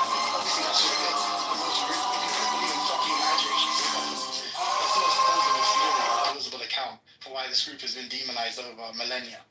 Rather than, if you're a Christian, I get it. If you're a Christian, I get how you could see, okay, there's something really evil about these people. They're always mischievous, always up to no good. Well, my two main things I think cause Jews to be hated in almost 109 countries is that Jews have money, and that Jews are blamed for killing Christ. And those are two things that, like, I think the main thing is killing Christ. Like, come on. Right. The money doesn't help. There's been lots of it's the murder. But there's other groups like people. Whenever people compare like certain ethnic groups to Jews, like they do it about Ishmaelis, they do it about Gujarati. Like in England, I think like the majority of millionaires in England are like from are like Indian, and of them they're like from the Gujarat region and shit.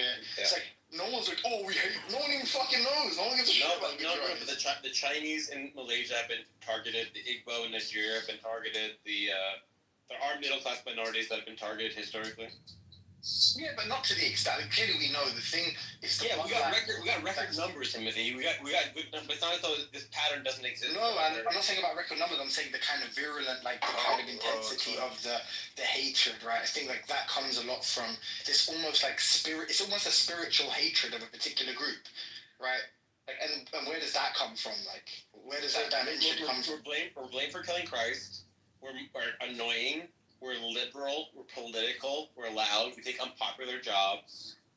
No, but what I'm saying is all of these tropes, these stereotypes that like, considered these negative qualities that you possess, like, all of that is like magnified and amplified by the fact that people already distrust and hate Jewish people.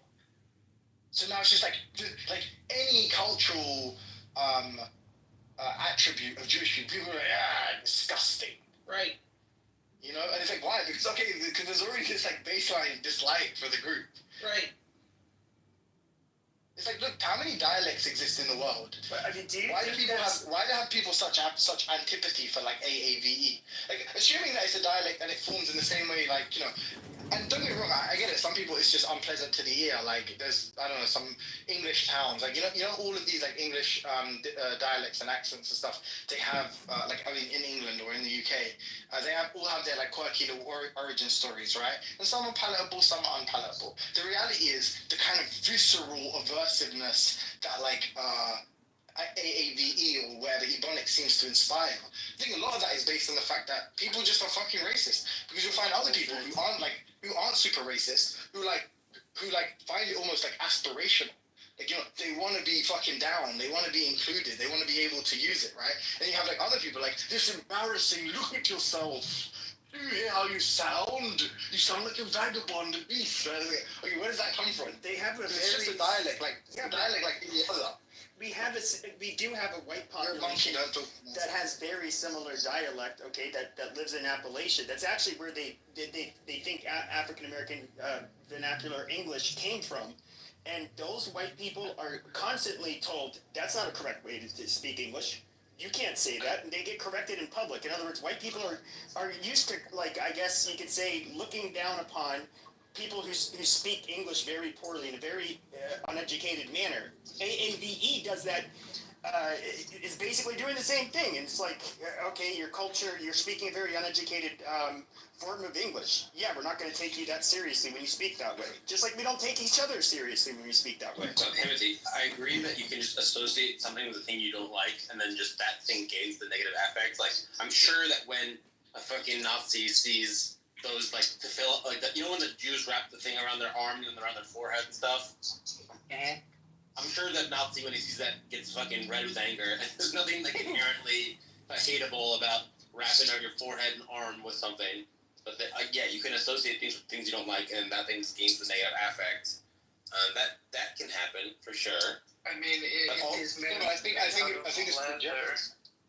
If it is made out of leather, I mean that's kind of like exploitative of animals.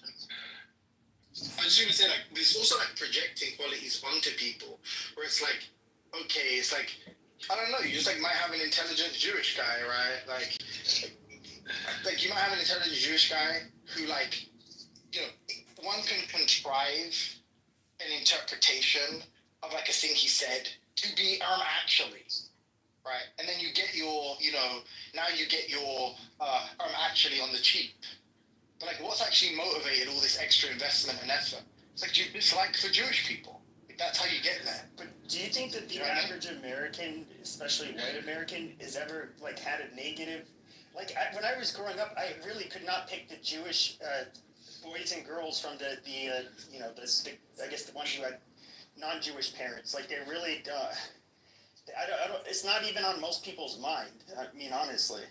Yeah, that's why we should force them to wear stars. That obviously services the point, so we can pick them out easier. That's the whole point, and there's no way they don't behave in any particular way, discernible way. Yeah, so I think some hatred is self-reinforcing, and some of it is not. And then it's just an open question for each trait, how much of it's self-reinforcing. I think less of it is self-reinforcing than you think it is empathy, because when I think about stereotypes that are perfectly, completely false, 100% false, they're not that common. So I'll name 3 that are just false. Polish people are dumb, Asian people are bad drivers, and horoscopes are real. First one's not false. No one, that's like so American. Like, no one in Europe thinks Polish people are dumb. In fact, yeah. So those are all 3 of those are just like straight up false. And so some stereotypes are just self-fulfilling, but most of them I would say are not, and they correspond to something. I mean, every time Michael Rappaport opens his mouth, another anti-Semite is created. I'm just saying. I'm running. I'm not an elected congressman. I'm an elect. It's like if it's just like trivial stuff where it's like. What can I help you with, certain Dusty? communities are more impoverished. Impoverished people are more likely to commit crime. So certain communities, as a consequence of being more impoverished, or certain like ethnic groups, in America are like more impoverished, and as a consequence are just guilty of more crime. Now let's not do this like, oh, but Chinese Americans, or oh, you know, Latinx, blah blah blah. But okay, clearly there's just like a different kind of causal story or history for these different groups, and it is possible to basically, you know, explain, let's say, disproportionate or overrepresentation in crime statistics with, you know, the level of impoverishment, you know, in conjunction with this like kind of causal history. It's like, okay, that's what explains it.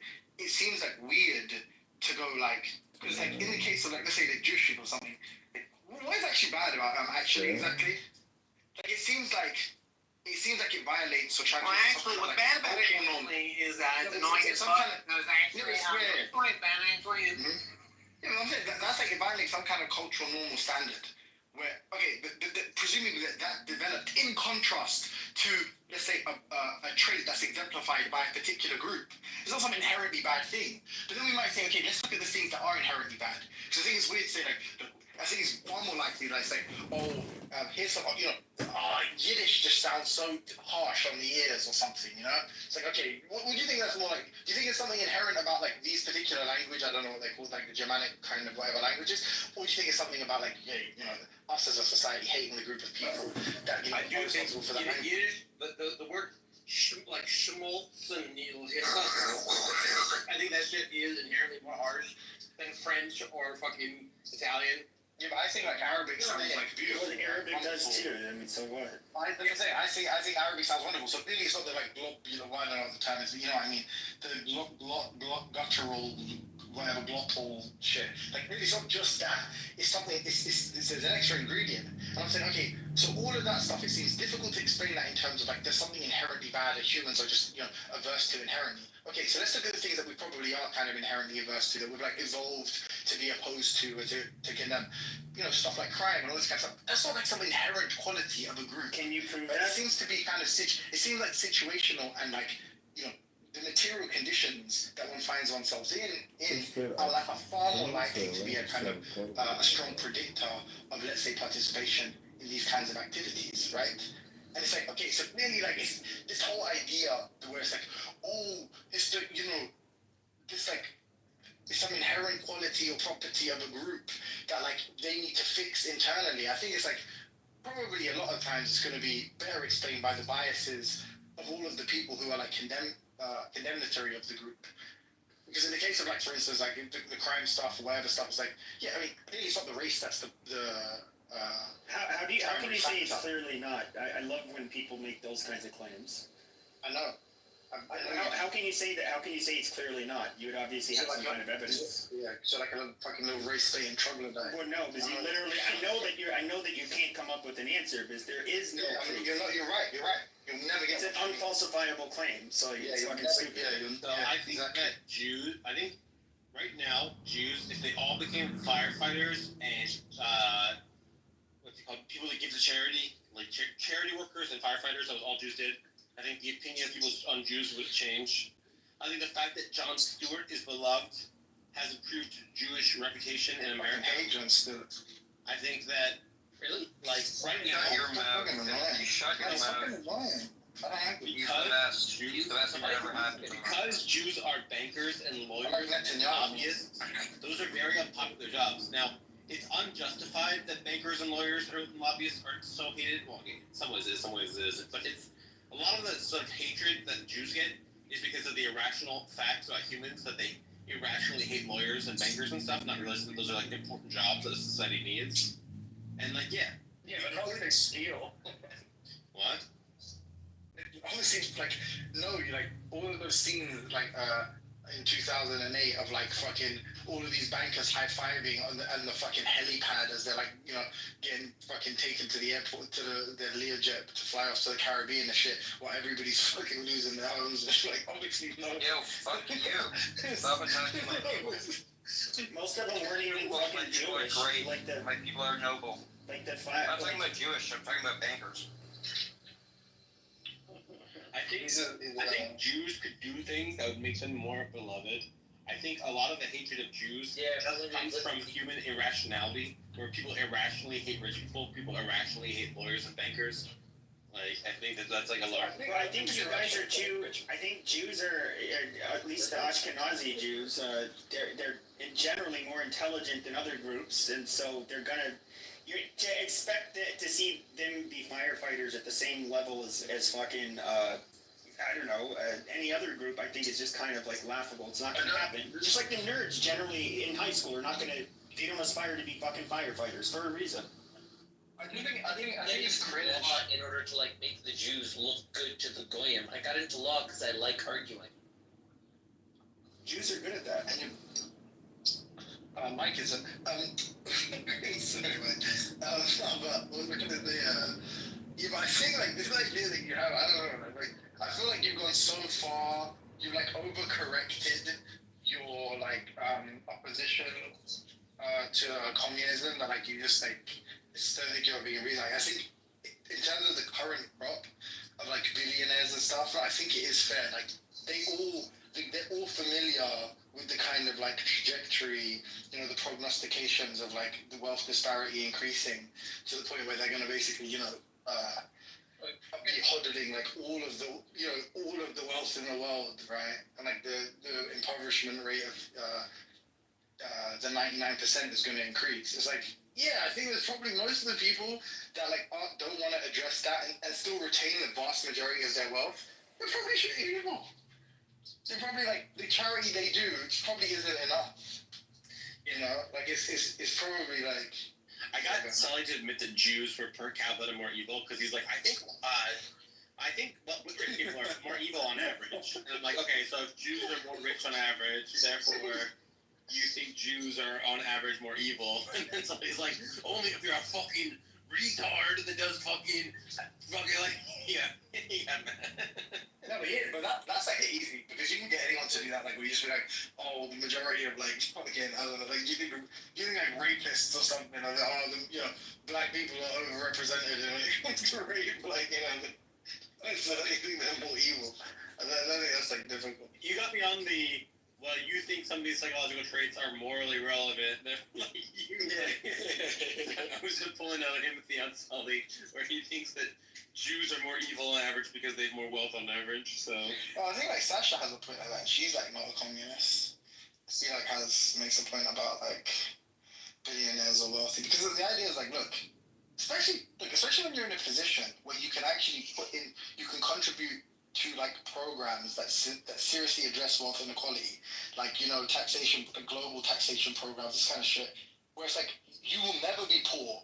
You will remain kind of like insanely rich relative to the population, and still you have the population will have the opportunity to buy houses and whatever else, right? To like improve their quality of life significantly. It's like, yeah, if you're not working towards that, if you're a literal billionaire, then you probably just are a piece of shit person. Like honestly, I don't know what it would cost me. Like what would my goal be? To demonstrate God, bring it. And I'm interested in your justification for that, even though you can't prove it. So that alone would be interesting to me. I think that God is just a word for everything for me. I think that because of parents that I was raised. Hold on. Just so you're saying by God, you just mean everything. I think that everything was created by God. So yeah, everything is. You guys, Right, exactly. No man will be left behind. It's gonna come back for you. Exactly. I trust that guy. I trust him a lot.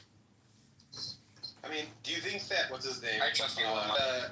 Jeff Bezos created a lot of value for the world, as in did Amazon make the world a lot of a better place? Yeah, not nearly commensurate to the amount of wealth that he hoards. No. I mean, why not? That's why I wanted to say hoard. I said huddle instead of hoard. Yeah, That's what Huddle? Yeah. I said huddle, yeah. That's how you know I'm a Christian. Because I think Jeff Bezos did a lot of good for the world. I'm not denying that he did some good, right? But like, first of all, his hiring practices are like appalling. Second of all, like the way in which you compensate labor, right?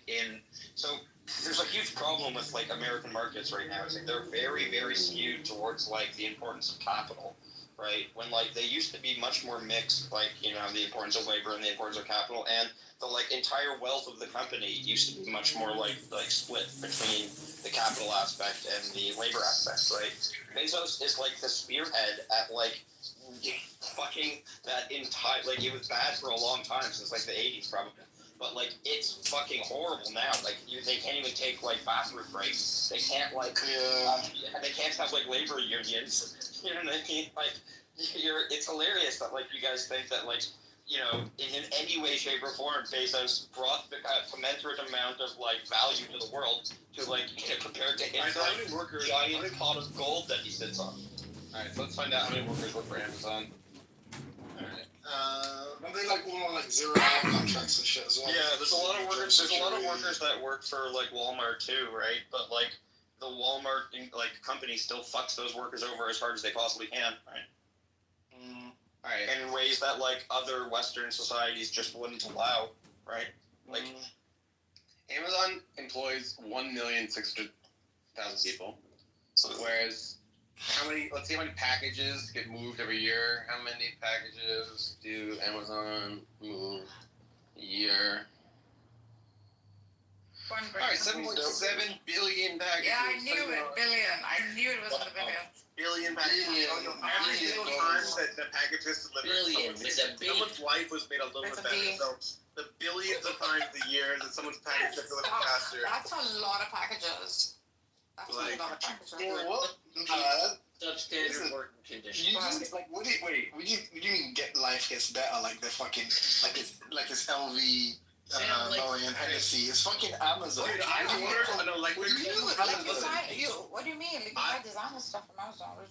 I ordered a fucking neon pink butt plug on Amazon 2 days ago, and then I got it yesterday. If it was on Amazon, I'd have to wait a week to get my neon. I heard all my furniture. Like, can't you be like, Huh? can't you just be like a fucking normal pervert and just go to Even the my store? groceries Oh, are. I have to go to some creepy. I have to go to some creepy porn stores. Can anybody refer me to a food bank, please? Oh God, not you, bro. Sam, be effective in your altruism. What do you mean? That's He's asking for money, I guess. I don't know. Oh, Muslim, you want money? I don't have money. I'm looking for a food bank. You just got back from Germany after Oh, was past wedding you went to. that's that retarded guy. No, sorry, don't give him money. The heck, man. I think a good fast might be good for you. Just give it in your profile picture. He needs a donation for his next holiday. You know, He just got back from Berlin. He's going. How I think a fast, some intermittent fasting. He told me he's going. My sister lives there. My sister lives there, so I remember. There's people like that. No, I remember because both my sisters live there. Yeah, Daniel, he had a picture of some struggle meal. Sam, tell me you read Sully's post in the chat before you said what you said about the Sorry, man. Tell me you read Sully's post in the chat before you said what you said about the anal plug. No, I did. I swear we just independently. Hilarious. We just independently. You think that was What did funny? Sally say again? Oh, it's anything I say is funnier than you saying anything. Fuck you. Hey, you know what? I'm gonna start calling you Norma. Fuck it. Fuck you, Norma. Fuck you. No, don't make me go at you. Wow. Nargis also agrees that I'm much funnier than you, I think. Melinda is so cute. You notice? Thank you, Nargis. Not funny. She said cute, not funny. Funny. Like, hey, you know how... Melinda's so sweet. Nargis thinks that I'm handsomer than him. Oh, you're so smart, Sam.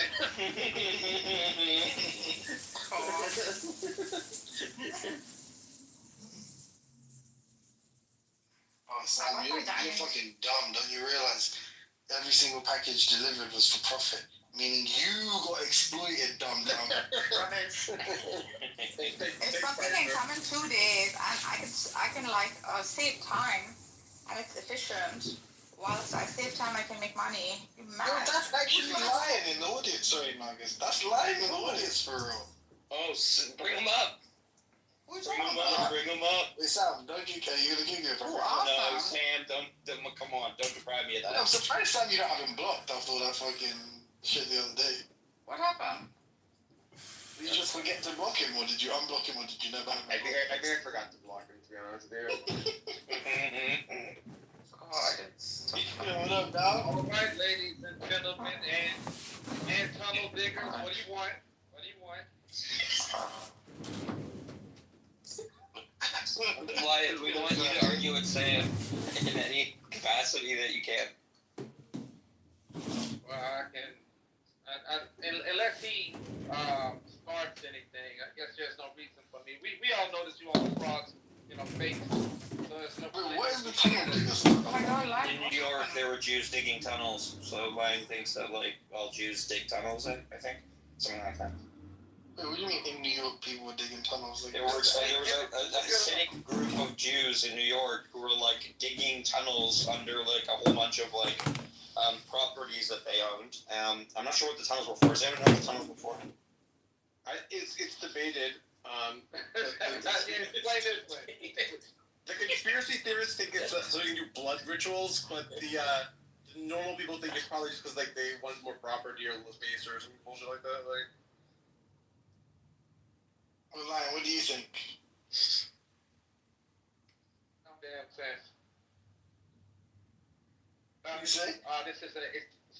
These were escape tunnels if they were to ever get caught, snatching children off the streets. And stealing their kidneys. Hey, Lion, This is so good. Hey, Lion, what do you think about the fact that black people on average score 1 standard deviation lower on IQ tests than white people? And that this is, when you take two 100 IQ white parents and two 100 IQ black parents, that the white kids are smarter than the black parents, even though they have the same IQ parents? Yeah. Why do you think it is? Anyone that disagrees, You're in the Matrix. He's always in the Matrix. You know why don't get anything? It's because of course I am. I'm being serious. You're in the Matrix. Hey, Lion, why do you think it is the case that biracial people have intermediate IQs between white people and black people? So you guys know that Sam and Timothy. Oh, look who's back. If you fully believe that, then why don't you give it the same IQ test to the Kenyan students? Hold on, Sam and Timothy, they have a room about you guys. You know that, right? Who does? The comedian guy, he has a room and he's playing. All right, the title says Sam and Timotheus are. Hold on, wait. I don't know what you're talking about. He doesn't even like Stella. He's always No, she's saying that down in the audience, someone listening and there's two people in this room today. Okay. Yeah, Sam Timotheus, like He puts it on and he plays it all day long. Sometimes I go in and just listen to other people's convos. Every room he records. It's fine, no, it's cool. Thank you for telling us this. No problem. Did you record this from comedy? I recorded a little bit of it so we would know what he was using. Yeah. That's what But Lion. all day. BB. Hey, BB? what do you want to sell out Canaanite? What do you want? Nargis. John, what is it, Daniel? What? Chrissy is Hi, Matt. furious with you. What did I She do? sent me. I don't know. She said that you messaged her and she sent you this. What? You said something about the fact that you didn't have any children. Message. No, I didn't. She replied. I said the message. I said what I said about like women was not directed towards you. Sorry, I didn't know you. I don't even know you. Please don't feel bad that these guys came at you, and I love you, Chrissy. That's what I can send you a message. So pissed off that you didn't respond. She sent me such a nice message back. What are you talking about? Wait, Daniel, can you give me the play-by-play? Have you seen what Sully's been writing in the chat like all night? Wait, Daniel, can you give me a play-by-play on why she's pissed? Baby, shut up. Yeah, I can read you. What's wrong with you? Are you high or are you drunk? I mean, with me, it's either I'm high or I'm drunk. I'm high. There's no end. I'm neither. Chrissy wrote to Nargis. Okay, let me send him. Such a lovely message she sent me Chrissy back. also, by the way. Allow me to begin by saying I'm sorry. What? I love Sorry, not read it. Let me read the message I sent her. You want me to read the message I sent her? No, I can read you the message Chrissy replied to you with. No more Persian. It's It's English. so nice. Yeah, what is it with Persian? No, it's not This is nice. an English fucking room. No more. Why? Alright, guys. Don't be such a good example for Can I Persian fucking, guys. what's going on here? Okay, hold on, guys. Daniel, you may read the thing. Two Everyone well who behaved interrupts is and getting one moved down. drunk. Everyone who moves down is getting moved. Interrupts is moving down. Thank you, brother. I just want to say that Chrissy and Nargis is the biggest feud that I've seen in recent memory. Let's I hear mean, about it. listen to this fucking message. So basically, Nargis told a joke and said something like, only mothers will be remembered. There are some women who will go out in the world and do great things, while others will stay in the kitchen and eat bonbons. But one thing is true, that only a mother is remembered. And she was saying that with respect to Chrissy never having a child. And so, this is the message that Chrissy wrote back Nargis. Allow me to begin by saying I'm sorry you will be missing your mom. I lost my father to COVID December 2020, and it sincerely gave me a new love and respect for my parents. Although I can respect the sentiment, I would be lying if I didn't sense the high degree of backpedaling and dishonesty of which was demonstrably brought to light, thankfully, by him in me calling you out. The truth of the matter is, after 2 miscarriages and Okay. Every ball, we don't even know, right? Phoenix, I'm going to do some biblical chanting. I hope you'll stick with me. This is the opposite of what you've been listening to.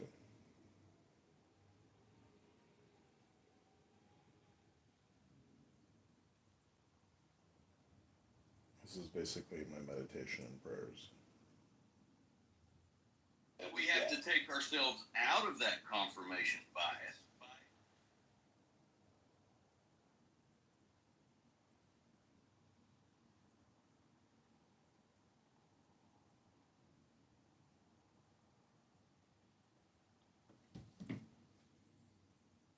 Okay, I'm also going to create a new room, by the way. So go to the new room.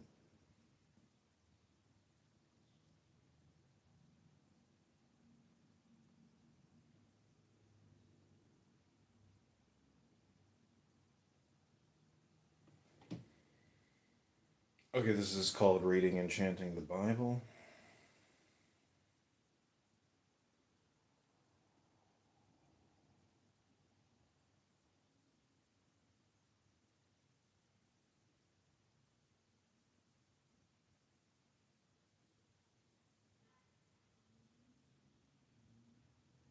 Okay, this is Reading and Chanting the Bible.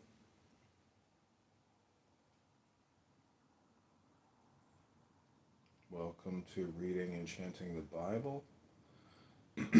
I will be reading from select verses, and I will be using a Zen bell in between the verses. These are little 3x5 note cards with very interesting biblical verses on them. I hope you enjoy. This is a relaxation, communication, hypnosis, aka my meditation and prayers. Feel free to record and play back anytime you want. I hope you enjoy. Thanks for being here.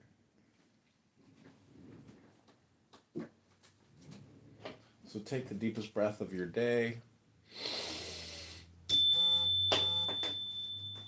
Here's what I want you to do.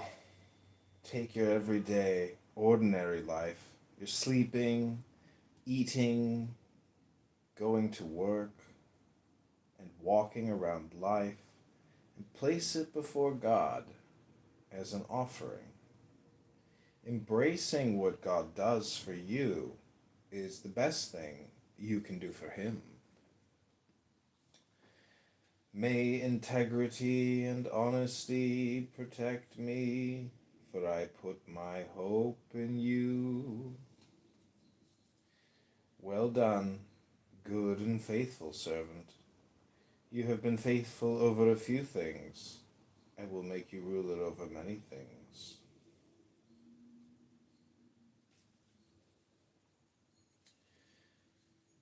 If we confess our sins, He is faithful and just to forgive us our sins and to cleanse us from all unrighteousness. Come now, let us reason together, says the Lord. Though your sins are like scarlet, they shall be white as snow. Though they are red as crimson, they shall be like wool. The Lord replied, my presence will go with you, and I will give you rest. God saved us, not because of the righteous things we had done, but because of His mercy. I will both lie down in peace and sleep, for you alone. O Lord, make me dwell in safety. Be strong and courageous, O you who put your hope in the Lord. For you, O Lord, are my hope, my trust, O Lord, from my youth. Don't brag about tomorrow, since you don't know what the day will bring.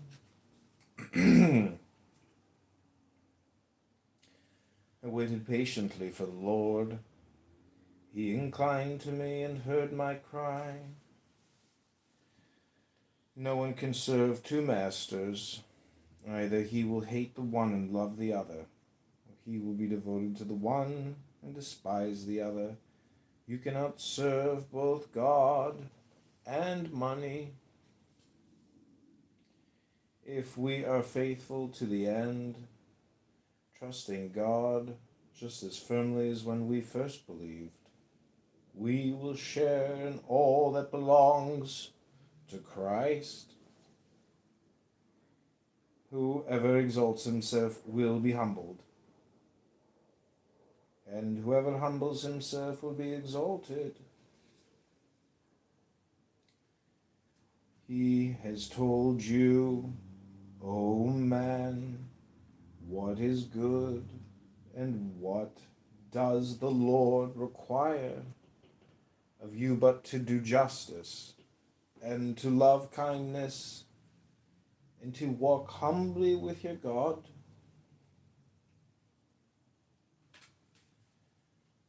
God gave us a spirit not of fear, but of power and love and self-control. I am persuaded that neither death, nor life, nor angels, nor principalities, nor powers, nor things present, nor things to come, nor height, nor depth, nor any other created thing shall be able to separate us from the love of God. Where your treasure is, there your heart will be also. You, dear friends, must build each other up in your most holy faith. Pray in the power of the Holy Spirit. Whatever you do, work at it with all your heart, as working for the Lord, not for men, since you know that you will receive an inheritance from the Lord as a reward. To the man who pleases him, God gives wisdom, knowledge, and happiness. Even to your old age I am He who will sustain you.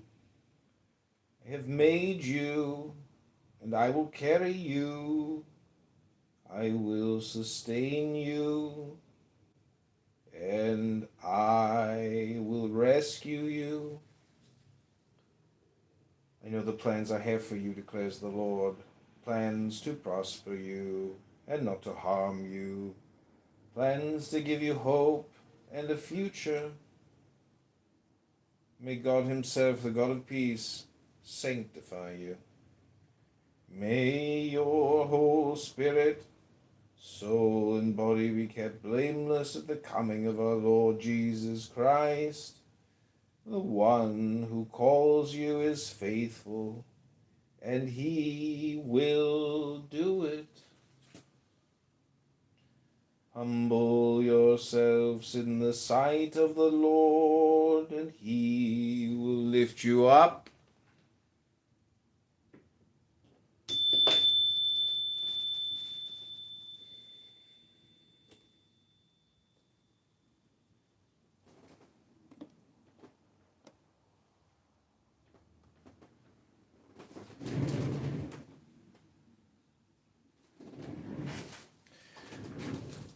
Commit to the Lord whatever you do, and your plans will succeed.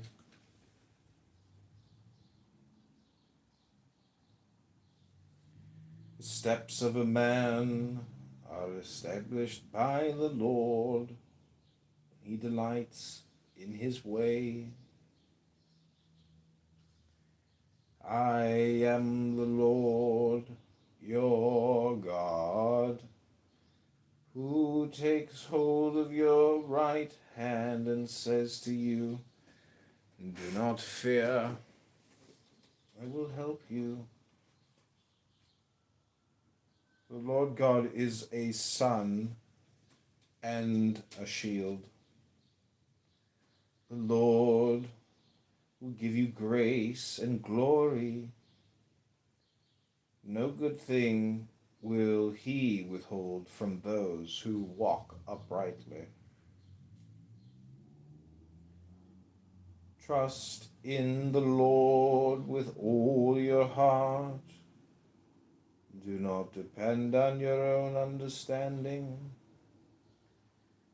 seek his will in all you do, and he will show you which path to take. Be of good courage, and he shall strengthen your heart. All you who hope in the Lord. The Lord is my light and my salvation. Whom shall I fear? The Lord is the stronghold of my life. Of whom shall I be afraid? Cast your burden on the Lord, and he shall sustain you. He shall never permit the righteous to be moved. He must manage his family well and see that his children obey him with proper respect.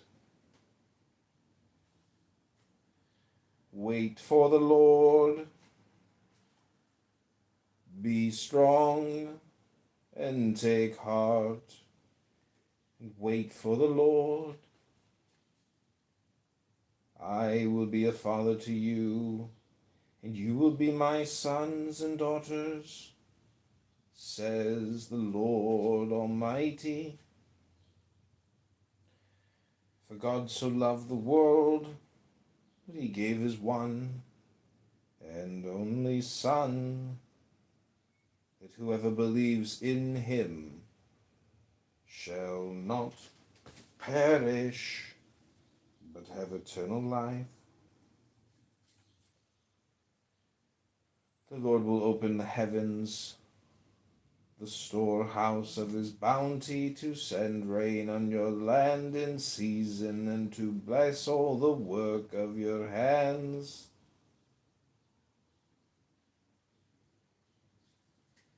Your Father knows the things you have need of before you ask him.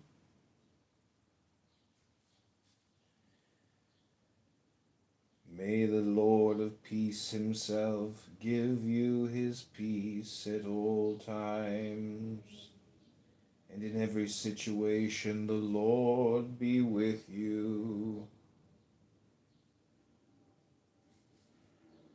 I will lift up my eyes to the hills, from whence comes my help. My help comes from the Lord who made heaven and earth. The Holy Spirit produces this kind of fruit in our lives: love, joy, peace, patience, kindness, goodness, faithfulness, gentleness, and self-control.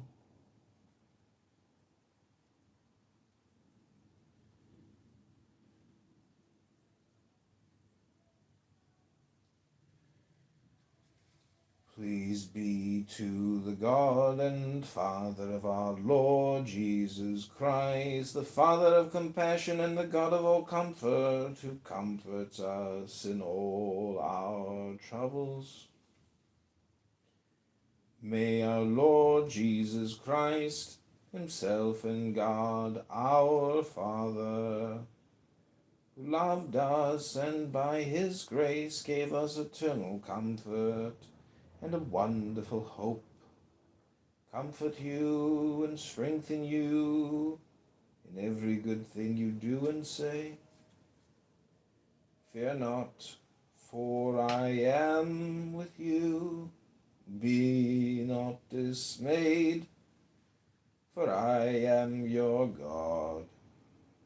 I will strengthen you. I will help you. I will uphold you with my righteous right hand.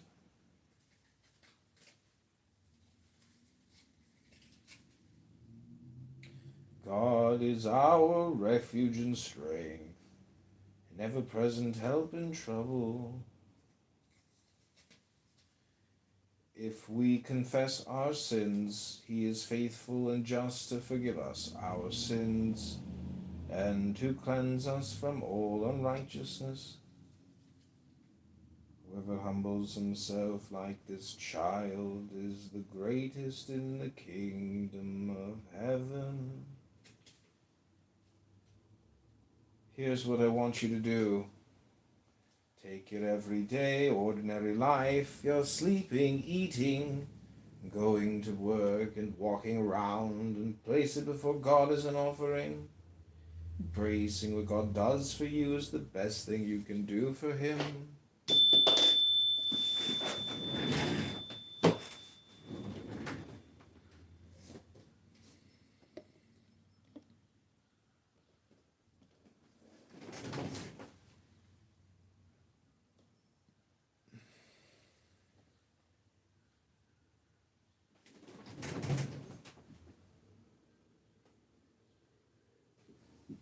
Okay, so take again the deepest breath of the day. Hold it for 10 seconds.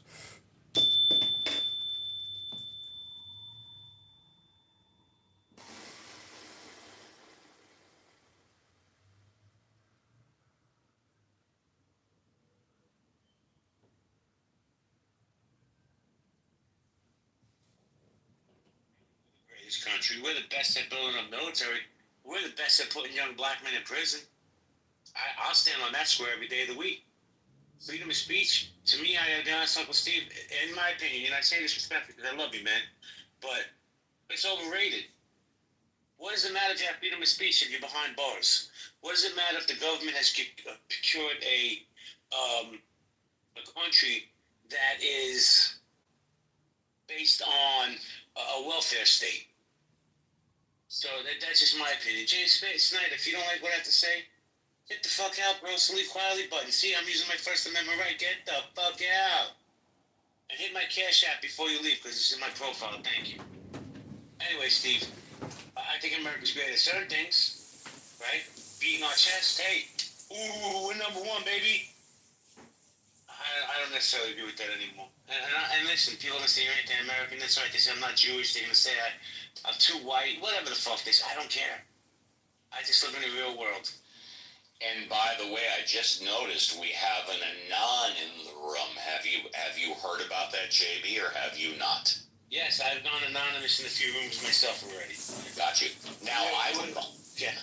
Oh, I was going to say, with all respect, I would like to ask you a question, if it's okay. By all means. But before you do, let me say hello, Dr. Francine. I haven't seen her in a long time. Hello, Dr. Francine. Might as you have your hand raised. I try to bring you up. Get Uncle Steve. If America is not the greatest country in the world, how come you're not living somewhere else? And if you were to move to somewhere else, where would it be? Well, I haven't seen all the countries in the world, and why am I still here? My family's here, right? That's important. I think that should be the foundation of anybody's life. My children, my sisters and stuff. Where would I move to? I don't know if I'd live United States. I'd probably move to a different state. Like I like Texas. I like the way they think down there, where they instill pride of America. But to me, it's a reality-based pride of America. There was a recent news report 3 days ago that came out that said that a lot of Americans who want to move out of America are moving to Portugal. Apparently that's the number one place, maybe within a year or whatever, that people are moving to. Well, I'll tell you why. I'm sorry to cut you off. Let me say why I go to Portugal. Because that piece of shit Ben Mendelsohn, who I hope gets and lives in Portugal. Yes, and that's why I remembered that. But for me, if I were to move out of America right now, I would probably move to one of two places. I would move to Cabo San Lucas, Mexico, or I would move to Costa Rica, Central America. But I'm not moving. My best friend's moving to Costa Rica. There you go. And by the way, JB, you've probably heard me say it before, but for all of you that don't know, again, 209 sovereign nations, countries in the world, Costa Rica is the only sovereign nation, the only country in the world that does not have a military. Let me repeat that. Costa Rica is the only country out of 209 countries in the world that does not have a military. Yes, they have police, but they don't have a military. Back to you, Jake. Thank you very much. Let me do a quick reset. After debates, is Trump the reason your life sucks? Or are you the reason your life sucks? How about some accountability, people? Stop complaining about the government and start taking a look at yourselves. I get it, the First Amendment, we all have a right, we can complain, Trump sucks, Biden's senile, all this other bullshit. But really, at the end of the day, how do these people impact your life on a day-to-day basis? So that was the question I had today. Hello, Holly, long time no speak. Hey, glad to see you again. You might be the only one.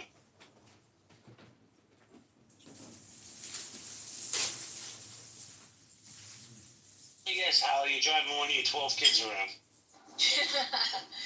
I'm driving myself back from a showing. I had a showing about an hour away from home, so I'm just headed. Well, you live in the sticks of, with Bumblefuck, so I'm sure the rent's like $600. So I'm sure you'd be showing what. Well, it's for a home purchase for a short-term rental, so definitely a little more than $600. I'm sorry, we'll go 1,200. So, is it Trump reason? Is Trump the reason that people's lives suck, or are they the reason that their lives suck? I think it's all them, baby. It's like a mass psychosis or something going on. I don't know. I feel like people are like depressed, anxiety-ridden, egocentric, narcissistic, lacking in grace, lacking in belief, nihilistic, you name it. They got all the isms and the istics, autistic, everything. Everyone's all fucked up in this country right now, and I don't understand. I don't know how to get us. Well, I'll tell you what. I know COVID really did a number on people's mental health, right? Like, in all seriousness. People were stuck in houses with their spouses. Oh, I didn't realize they're on. With, their husbands or wives who they really don't like. And the mental health crisis in America hasn't and never will be addressed. That's another issue, in America, that to me that makes America not the greatest. We don't address the mental health problem in this country. We just push it along, sweep it under the rug. But, for me, it's like people come to these stages. Donald Trump is the worst thing ever. I hope is Victoria still in? No, Victoria left. But she's the biggest one with that flag about Donald Trump. Man, shut up. Donald Trump does not impact your life on a day-to-day basis. If you're not a happy person, that's because you're not a happy person. You're so stuck in your bullshit thinking that Donald Trump is going to, become King Donald. I mean, can we get back to fucking reality, people, and fixing our society? Is that even a possibility? Sammo, what's up? Greetings, y'all. Peace, everybody. I hate the Bulls. I'm a Knicks fan, but go ahead. I'm a Knicks fan too. You know what I'm saying? But I was a Michael Jordan, Scottie Pippen fan. I was. You know what I'm saying? But I'm a Knicks fan. Hopefully we win tonight. Sure. You know what I'm saying? Long shot, kid. Long shot. Hopefully we can take it tonight at least. One game at a time. You know what I'm saying? We're going back home. So we'll see. But it's not looking good. You know what I mean? So I appreciate the conversation. This is an interesting conversation. You know what I'm saying? You want to chime in on your thoughts on what's been said so far? Can you make sure there's a seal? Sure, just a little bit. I agree with you that people need to take accountability. And you know what I'm saying? Like, I personally don't think that my life sucks. And if you think your life sucks, you should make active and be proactive to try to change it. It's not up to a politician to do that. And the same token, I think Donald Trump is a piece of shit. What makes him a piece of shit to you, bro? I don't like. Sam, let me ask you a question. Respectfully. Yeah. Do you think Donald Trump's a racist? I don't think he's racist, no. But I think he whistle blows in a sense, or what was it called, dog whistles, and base some of the people that are racist that support him to do some of his bidding. May not be racially motivated, but for whatever it is. Let me ask you a follow-up question. Purely financial. Yeah, it's financial for all of them, not just him. Yeah, of course. But yeah, listen, that's why they get in the game, so they can get rich. Look how much money AOC's making now. But anyway, excuse me. So, yeah, shout out to her. Look, it is a capitalist country, but let me ask you this. AOC went into Congress, I believe, and you guys can fact check me, I believe she was worth like 175,000. Now she's worth a little over north of 3 million. Not bad, right? I want that job. But Sam, let me ask you a question. Yeah. Do you believe, and I said this statement earlier, I believe America is a school to prison pipeline, a welfare state, and is geared to hold oppress people down. What do you think? Can you repeat that one more time for me? I think America has been built into a welfare state, okay, with a school to prison pipeline to hold. Okay. I'm sorry. Yes. I didn't hear that part. School to prison. I agree with that. Okay, that would be the Democrats, my friend. So everybody who yells about Donald Trump, the Democrats spearheaded that, and the welfare state. But I personally don't care about either party. You know what I'm saying? I like Bernie Sanders. You know what I'm saying? But that doesn't negate the fact that I think that Donald Trump is a piece of shit. Just FYI, Bernie Sanders is a part of the Democratic Party. He's independent, actually. I wasn't aware of that. I'll verify. Well, Samuel, let me tell you this. The Democrats 100% fucked him with no lube in 2016. They did. 100% they did. They did. I don't fuck with either. I don't fuck with Republicans. I don't fuck with Democrats either. Did you vote in the presidential election? I did. And I'm guessing it was for Kamala? I voted for Kamala, yes. So did I, bro. What a mistake I made. I mean, it was beautiful, I guess, in the long run, So the thought to this room, Samuel, let me just read you up real quick. Only because I get feedback. The thought to this room was, man, I've held probably thousands of political spaces, and people will come up and blame Joe Biden for their problems. Fuck, man, Trump derangement syndrome is so real in this country. I don't think there's a cure for it. People are just gonna hate on this dude. At the end of the day, is it really these guys, these presidents, how do they impact their day-to-day life? You know, they don't. They don't. Maybe they impact Matt Cool's life. What's up, Matty? But they don't impact my life. But I'm still living the best life possible. Nobody's getting in my way. President and I don't give a fuck. So, you know, I just want to hear what people have to say. Well, I want to know who here thinks Donald Trump impacts their life on a day-to-day basis. And by the way, I was just going to say, for the record, sir, you were right and I was wrong. Bernie Sanders is an independent, but he maintains a close relationship with the Democratic Party, and of course he's going on the trail with AOC. Sorry to interrupt. Back to you. Yeah, but like I think you're wrong about that, JB. They do affect our life. Leadership, they put policies in, procedures out, and it trickles down, right? So he has a new bill called the bill. I don't know what's called. Bill, Benderson bill. It's gonna have implications on the ground. So like I feel like you're trying to like marginalize or oversimplify the responsibility of leadership. They do things that affect us on the ground. It does. Right? If he pushed that, I like that word, marginalized. But please continue. Yeah, I mean, like are they a disconnect from us? They're not. These policies affect people on the ground.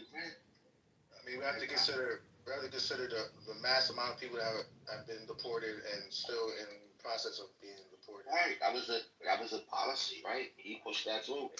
A lot of people. Can I say something? Hey, gentlemen. I support it. Gentlemen. Samuel, hold on, Samuel. I say give it to them all. Pack up, get the plane, line up the planes right now. Carry the airport, bro. And get the fuck out. No, wait, hold on. JB, you just said how does it affect us? Hold on, you're exactly right, bro. Regardless of how you feel about it, bro. Regardless of how you smoke feel a lot, about bro. it, I ain't speak. It's affected. Bro, share the mic, bro. Share the mic. You speak a lot. Who, me? I'm saying, yes, you. You spoke a lot. I didn't speak. What you mean? Hold on, JB, this your real, bro. This guy told to. Samuel, let Tip go. When he lands his plane, I'll come back to you. But go ahead, Tip. Nah, peace. Yeah, thank you for that.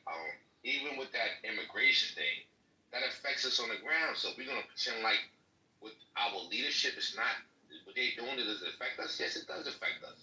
He's removing immigrants. That's the thing. Whatever bill he puts, whether he removes them or not, it don't matter to me because it's not affecting my life. Do I agree with the policy? Yes. But it doesn't, no way, bro. I still make my bread. No, I'm not. I still make my bread. I still pay my bills. I still live my life. I still date pretty girls. I don't give a fuck. It doesn't affect my life, bro. JB, it doesn't affect your life because there's a limitation to your access. You don't have that environment. You don't have that culture anymore. They're removing those people. If he didn't do that, you'll be inundated with people from other regions. They will be here. They're not here anymore. They're removing that. Let's stop. Oh, bro, we're still in New York. They're still here. Stop it. Nah, that's not true. It's not true. They're removing it, bro.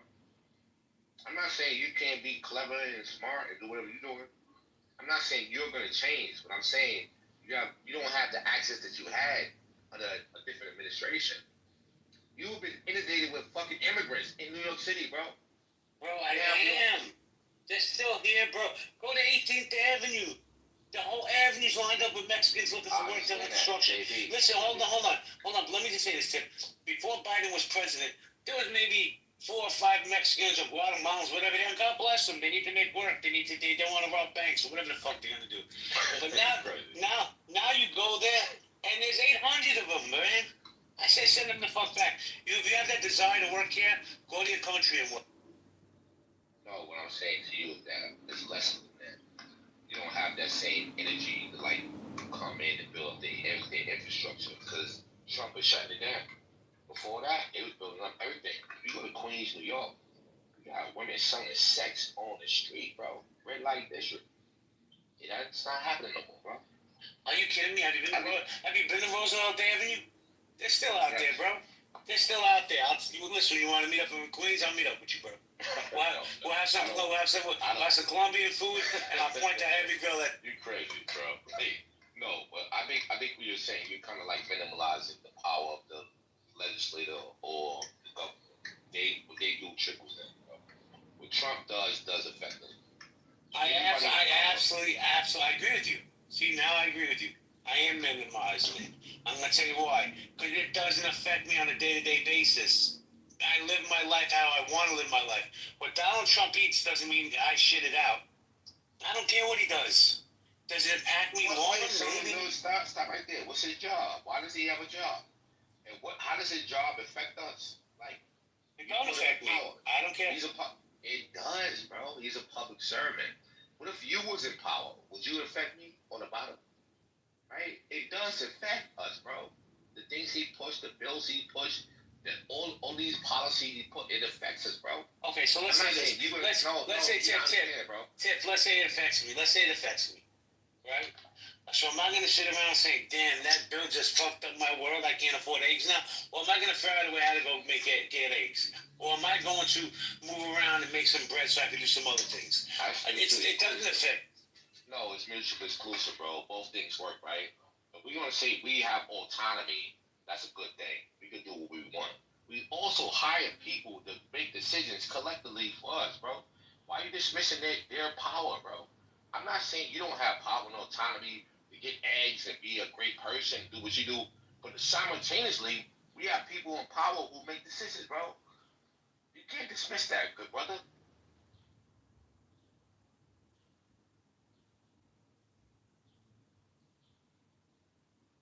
Sorry, I was invited Chef King up. I haven't seen this dude in a long time. Good dude, man.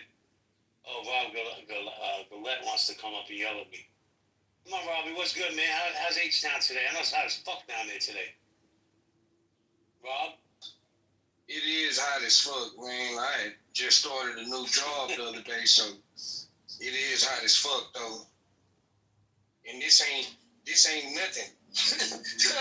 This is what's crazy. This is like 92 degrees. So you know what, bro? Just want to say this. Yeah, so what you gotta say? First of all, I want to say hello to you, but okay. Hey, it's all good. Hope all's well with everybody on the stage. I just want to say this, man. It's mighty interesting to have this type of take with Trump. and to be against the opposing party. Like, if this is your take on a standing president, there shouldn't be any opposition to anyone who's running for president. Like, I've said this plenty of times when it comes to the left. Like, I saw this for the last 4 years. We all saw it. We saw rooms every day complaining about Joe Biden, and not one time was anybody suggesting that someone's life sucks, or not one time was anyone suggesting that they were being a victim. So again, life don't suck. I just got a new job. They pay well. My kid's good. Everybody good, you know. But that don't mean that we agree with the policy that's going on. That's really my point. So here's my point. Obviously, we haven't been in all the same rooms. People say, listen, very few people are going to come up to the stage and say, yo, my life sucks. But people will come up to the stage and say, Donald Trump has ruined this country. Donald Trump is fucking up my family. Donald Trump this, Donald Trump... And Rob, respectfully, I agree with you, man. If it was Joe Biden, they'd still do the same thing. You're never going to please everybody. So you know what I do? I don't give Donald Trump, AOC, Chuck Schumer, Joe Biden, George Washington, Thomas Shelby. I give none of these people power over my life and how I want to move, hold on, Tip, how I want to build my life, build my empire. I'm focused on the prize, not the show around the surface. Yeah. Tip, before you go, I gotta say hello to King. This is my co-host. What's up, King? What's going on, brother? What's going on?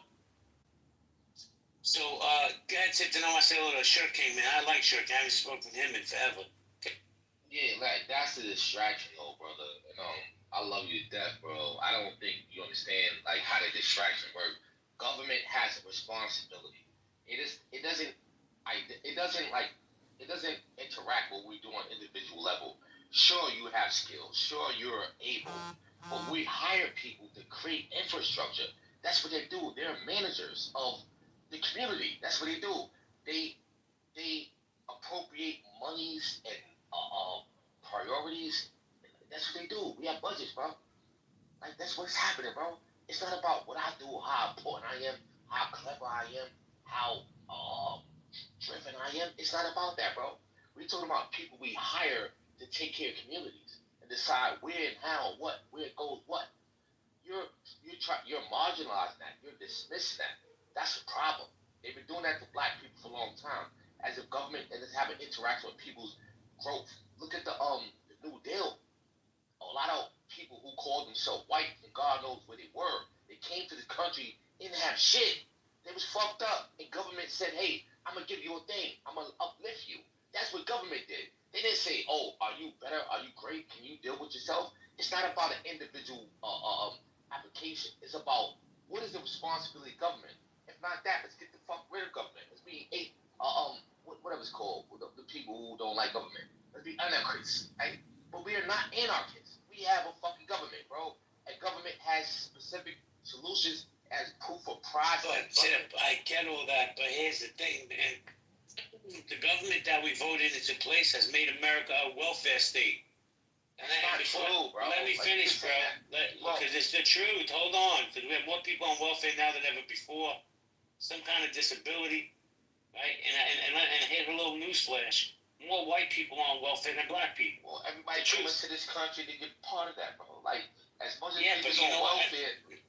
people's on welfare, a lot of people are industrious, right? We're driven. We want to have jobs. We want to be part of the industry. I disagree. Listen, man. Listen. I love you too, but let me tell you, we could agree to disagree. Because in my opinion, Americans are lazy, and if that don't apply, let it fly. If that don't apply to you, let it fly. Americans are lazy, complacent, they want handouts. I will not bend to the knee to Donald Trump or Joe Biden or any of these other politicians. I live a great life. I know you do too, Tip. I live a great fucking life. Cultivated by GB, not DT. Sir King, what's good, bro? I haven't heard from you in a minute. It's been a minute. How you been, brother? Man, you're here, so I'm doing something, right? How's everything out there? Man, everything's chill. I spoke to Roger the other day, man, and when I spoke to him, I thought of you. I gotta call him. I ain't talking to him. He's back on the app. If you send me a message in the back channel, I'll tell you his name. Okay. So, what do you think about what we're talking about? You disagree with me or you agree with me? because I don't let none of that stuff affect my life. Others might, but I don't. I really don't care. I'm black. I don't know. I'm black too, but like no president. I can't recall a president. I'm about to be 43 in October. Has ever changed my life where I was just like, oh shit, we need another one like him. It's never. I control my own shit, destiny, no matter what. That's how I look at it. That's a fact. That's how I feel. Yeah, Mr. King, what? That's it. Yeah, there's some kind of narcissism. Like y'all like centering your ability, your tribe, and you're not recognizing we have 250 million, not 300 million people in this country. Because you're driven, that doesn't mean you can't recognize other people. We have disabled people, we have mentally ill people, we have things, and social services is a thing in this country. It's not like any other country. So we're gonna like be so like aggressive to say fuck everybody else because you're driven. You're a fucking narcissist. Okay, Like, I'll take that tip. I'll be a narcissist. No, it's all good. I'm not saying you, bro. I'm not saying you, bro. No, it's good. It's good. I listen. I've been called worse. Trust me. But let me ask you a question. And then you can say whatever you want. Yes, sir. Yo, King, you ready? Because this might blow up the room. How many generations of Black Americans live in the projects that refuse to leave the projects because that's all they know because that's the way it was cultivated by the government? I mean, like that's conjecture, bro. You don't qualify. How did you come up with that analysis, bro? Like, what are you saying, bro? You just say the thing. That doesn't make. But JB, dude, I said JB. I'm answering you right now. I'm answering you. You made that up in your head, bro. You didn't fucking do any research to figure out how that worked, bro. You're saying something, bro. That doesn't make it right. What did you do to research that, bro? That's wrong. No, how many Italians came here? It was on the bottom of the bucket and got a welfare state. Y'all got appropriations. What are you talking about, bro? What appropriations in America? What appropriations for the tax? Y'all got government benefits. Hold on a second. What research they did? Big brother, you know I love you, right? I know, but your people came here and got government assistance. Why are you getting emotional? We're having a conversation. But you bugging out, bro. You asked me a question. You said what research they did. I'm going to tell you what I did. I owned a restaurant in Bushwick, right across from the Bushwick houses. And those people over there became my friends.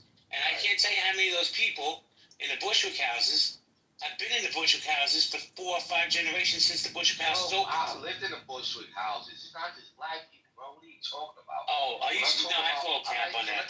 All right, let's do that. Let's play this game, right? You're talking about people in Bushwick houses.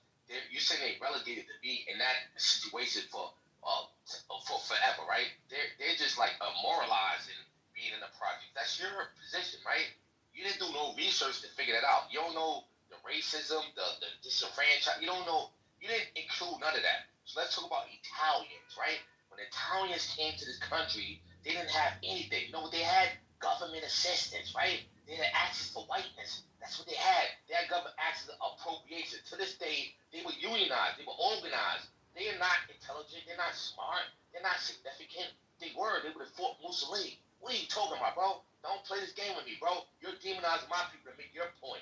That's not a good thing, bro. No, we are in the face of our tyrannical leaders, authoritative leaders. They are whatever the fuck they are, right? They play this game where they relegate people to the low class caste systems. How the fuck did y'all come here and make that shit happen under Mussolini? What are you talking about? Hold on. Let me rebuttal and then I'm gonna go to Rob. You just made my point. Tyrannical leaders, right? They're allowing these tyrannical leaders to hold them down. That's what you just said. Those are your people. Hold on. And where are my people now? Because my people have been coming to America since the early 1900s, so we'll go 3 generations. The point I made with the Bushwick houses is on point because I was in that community. I fed those people. I asked my friend, I said, bro, why are you still here? And a good job, he said, my apartment's $300. I have a 3-bedroom, $300 a month apartment in the Bushwick houses. Why would I leave that? I said, because there's other things outside this area, man. You want me to talk Turkey? Why did y'all leave? Why are you moving the goalposts? This is not about Italian community. I said the statement I said was that the government's in place has held down the black community because it's a welfare state for generations. And I also said that more white people on welfare than black people. Okay. I mean, listen. I didn't even look at long school. Looking at the people in Bush houses that want $300 a month rent. What about the people that moved to Long Island? The people that moved, they sell, they enfranchise themselves, did things, right? Do you have any numbers to represent who stayed in the Bushwick houses versus the people who actually wanted to do better? Like, do you have any of those numbers? Are you looking at the low-hanging fruit? Like, what is happening, bro? I don't attack your community, don't attack my community. I'm not attacking the your same community, bro. We are the same community, bro. That's the problem. We are actually the same fucking community. We live in the same neighborhoods. What is happening, bro? Hold on, Tip, because I know Rob wants to punch me too, okay?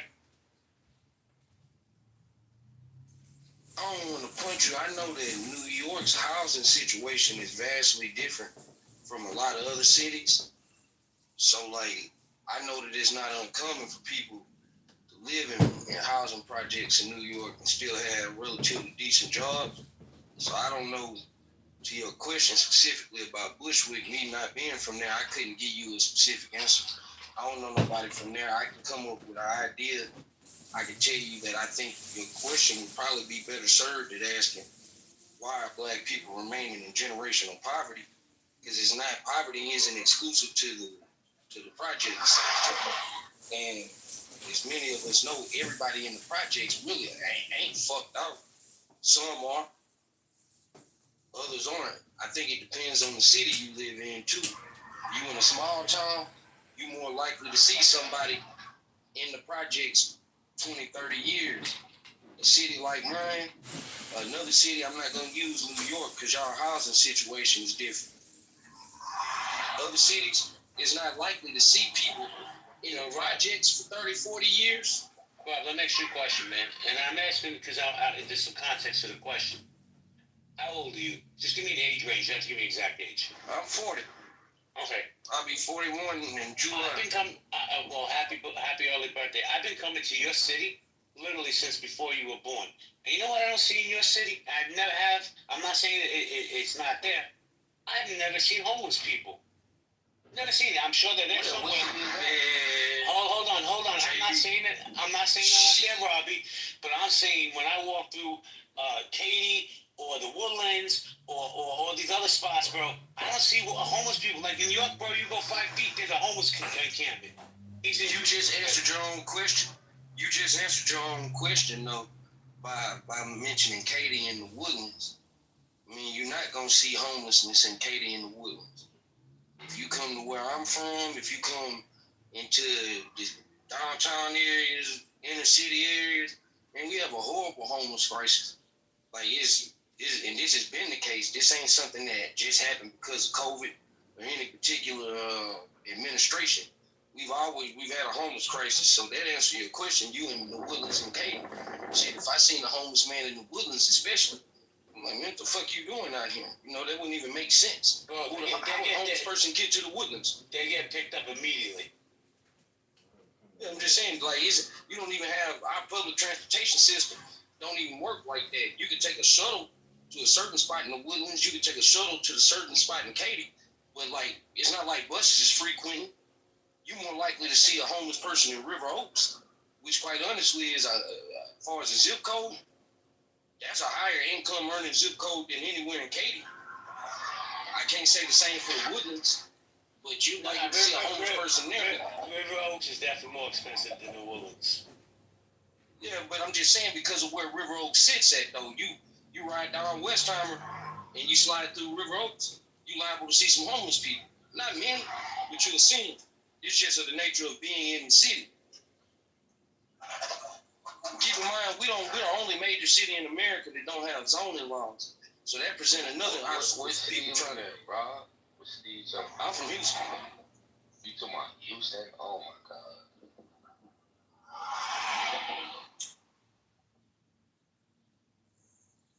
So nah, it's here.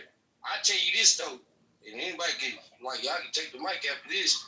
If you're struggling, I think this is one of the better places in America to be struggling at in terms of opportunity and shit for the lower income community.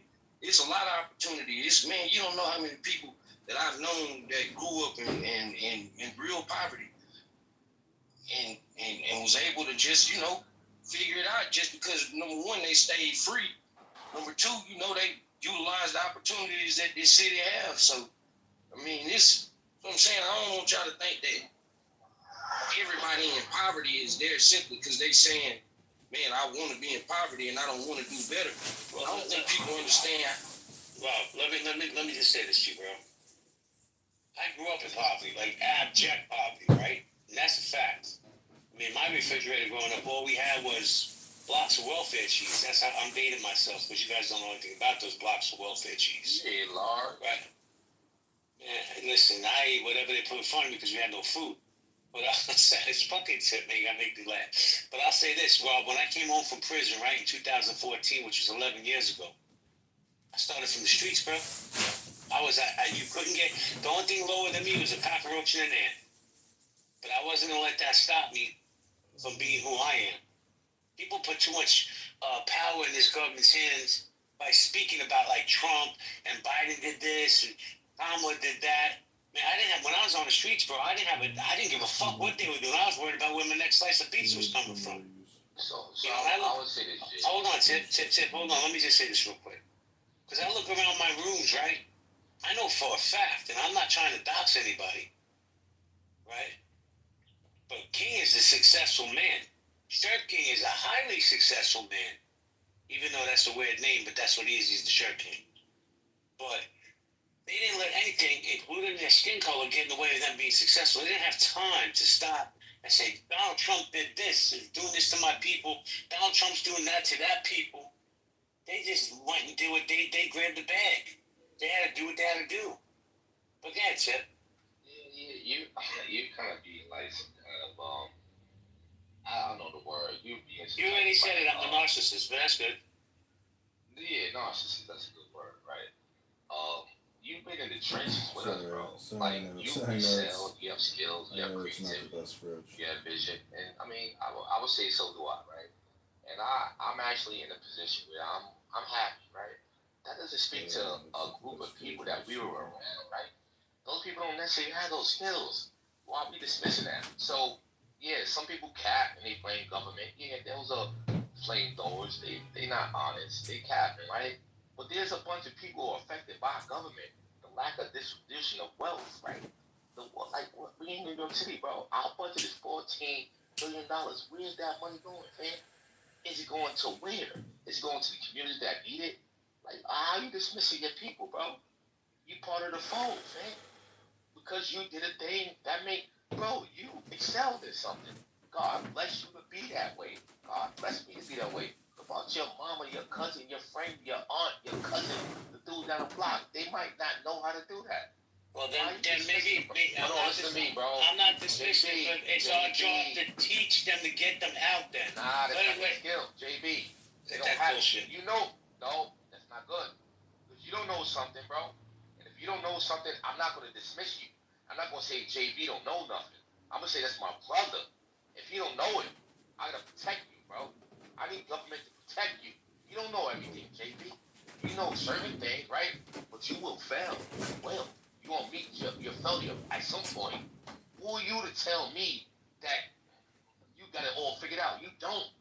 It's my responsibility in community to make sure nobody hurts you. What are you talking about, JB? Hold on. I'm going to tell you what I'm talking about. Now it's my turn. You ready? I've already failed in my life. It's 5 years incarceration because of my own actions. I own it. Talk about you crazy on this Let me finish. What are you talking about? Let me finish. I didn't interrupt you. I let you say what you had to say. I've learned from my failures. And the best thing I learned was to lean on people that know more than me. Let me tell you something. I'm about to blow up on social media. You know why?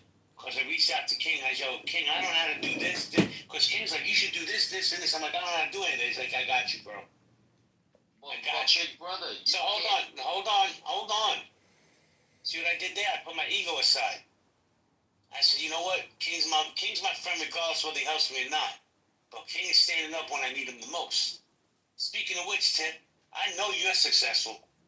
Hit my cash app in my profile. Let's see how successful you are. Okay, the mic is yours.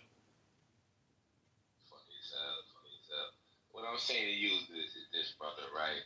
You can't carry the whole load, bro. You can't. You're one individual person.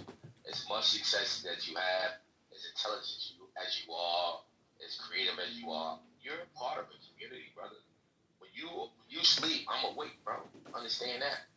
People will try to hurt you, bro. That's a fact, right? And when they do, I'm there.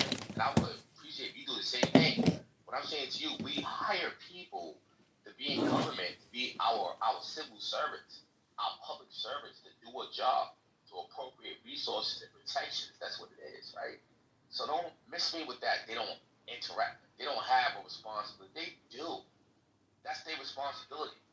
Like, this thing is, we're paying taxes into this thing for our protections, brother.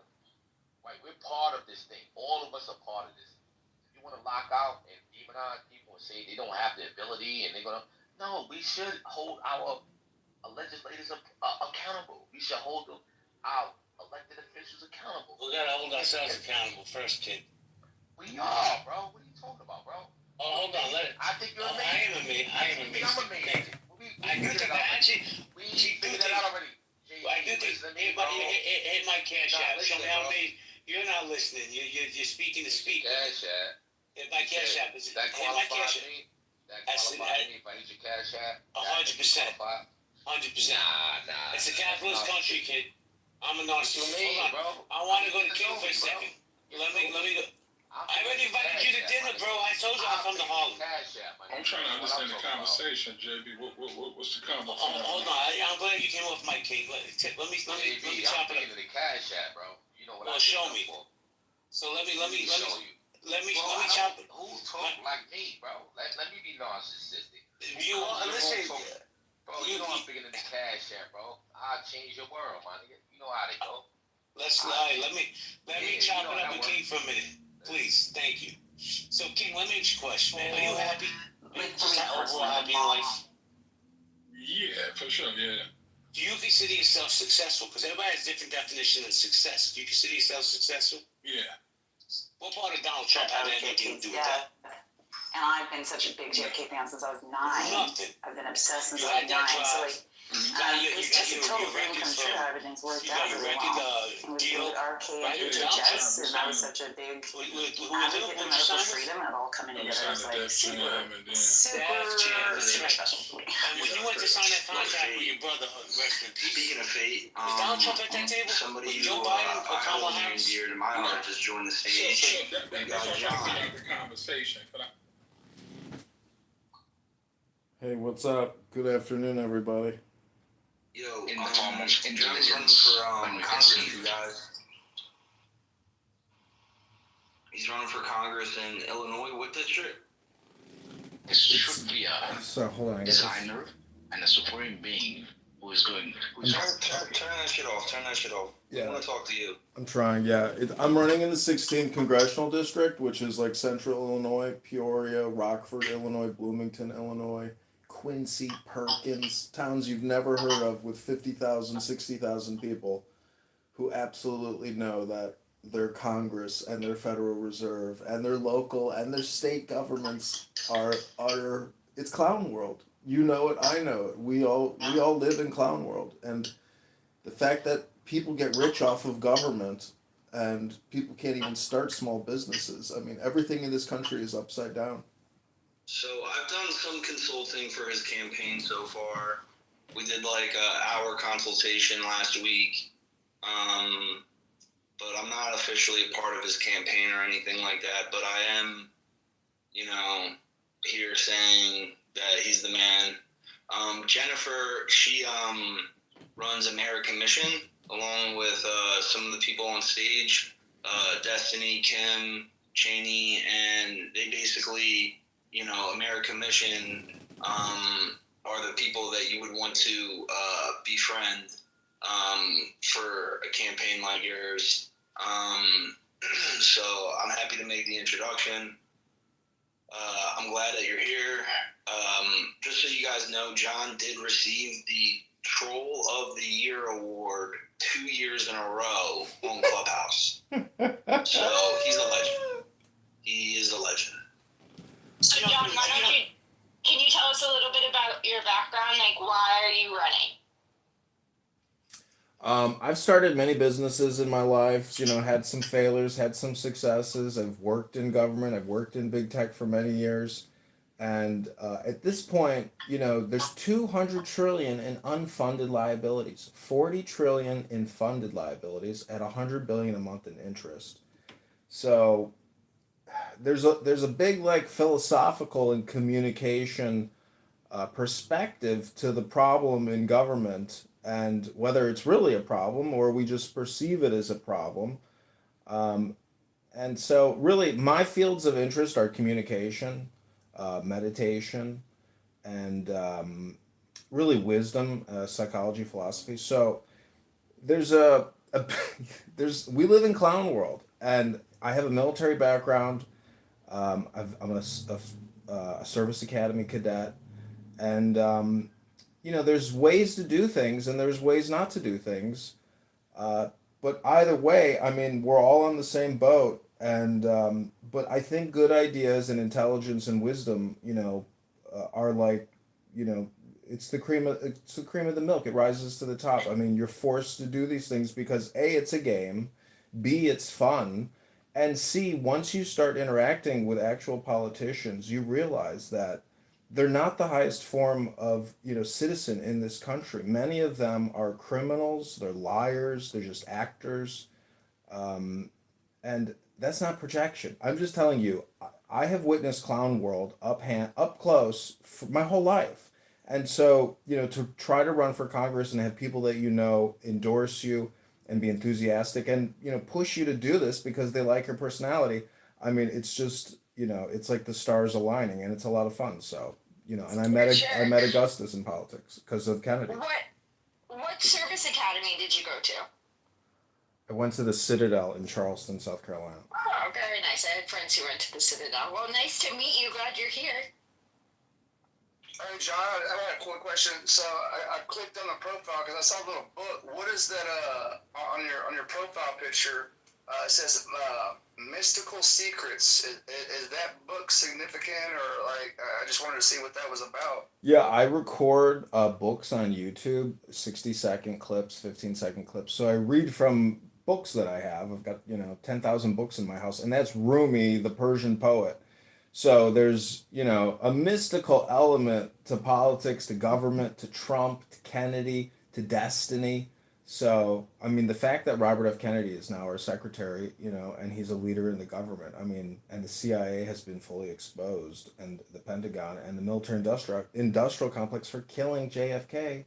This is, you know, manifest destiny. I mean, course correction, yin and yang. So, you know, we are all witnesses to a great course correction.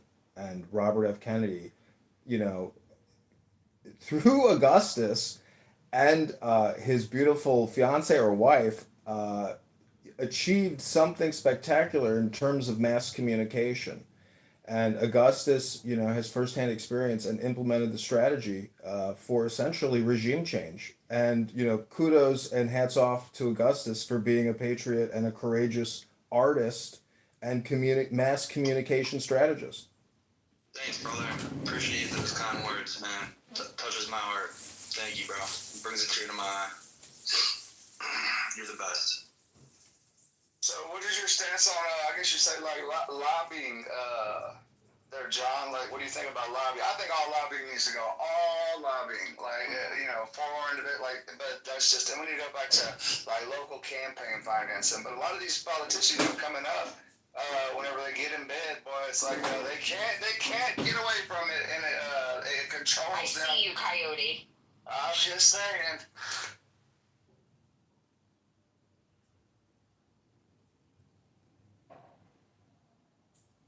Kudos on asking the question the way you did, though. That was He's getting slicker. He's getting slicker with That it. was slick.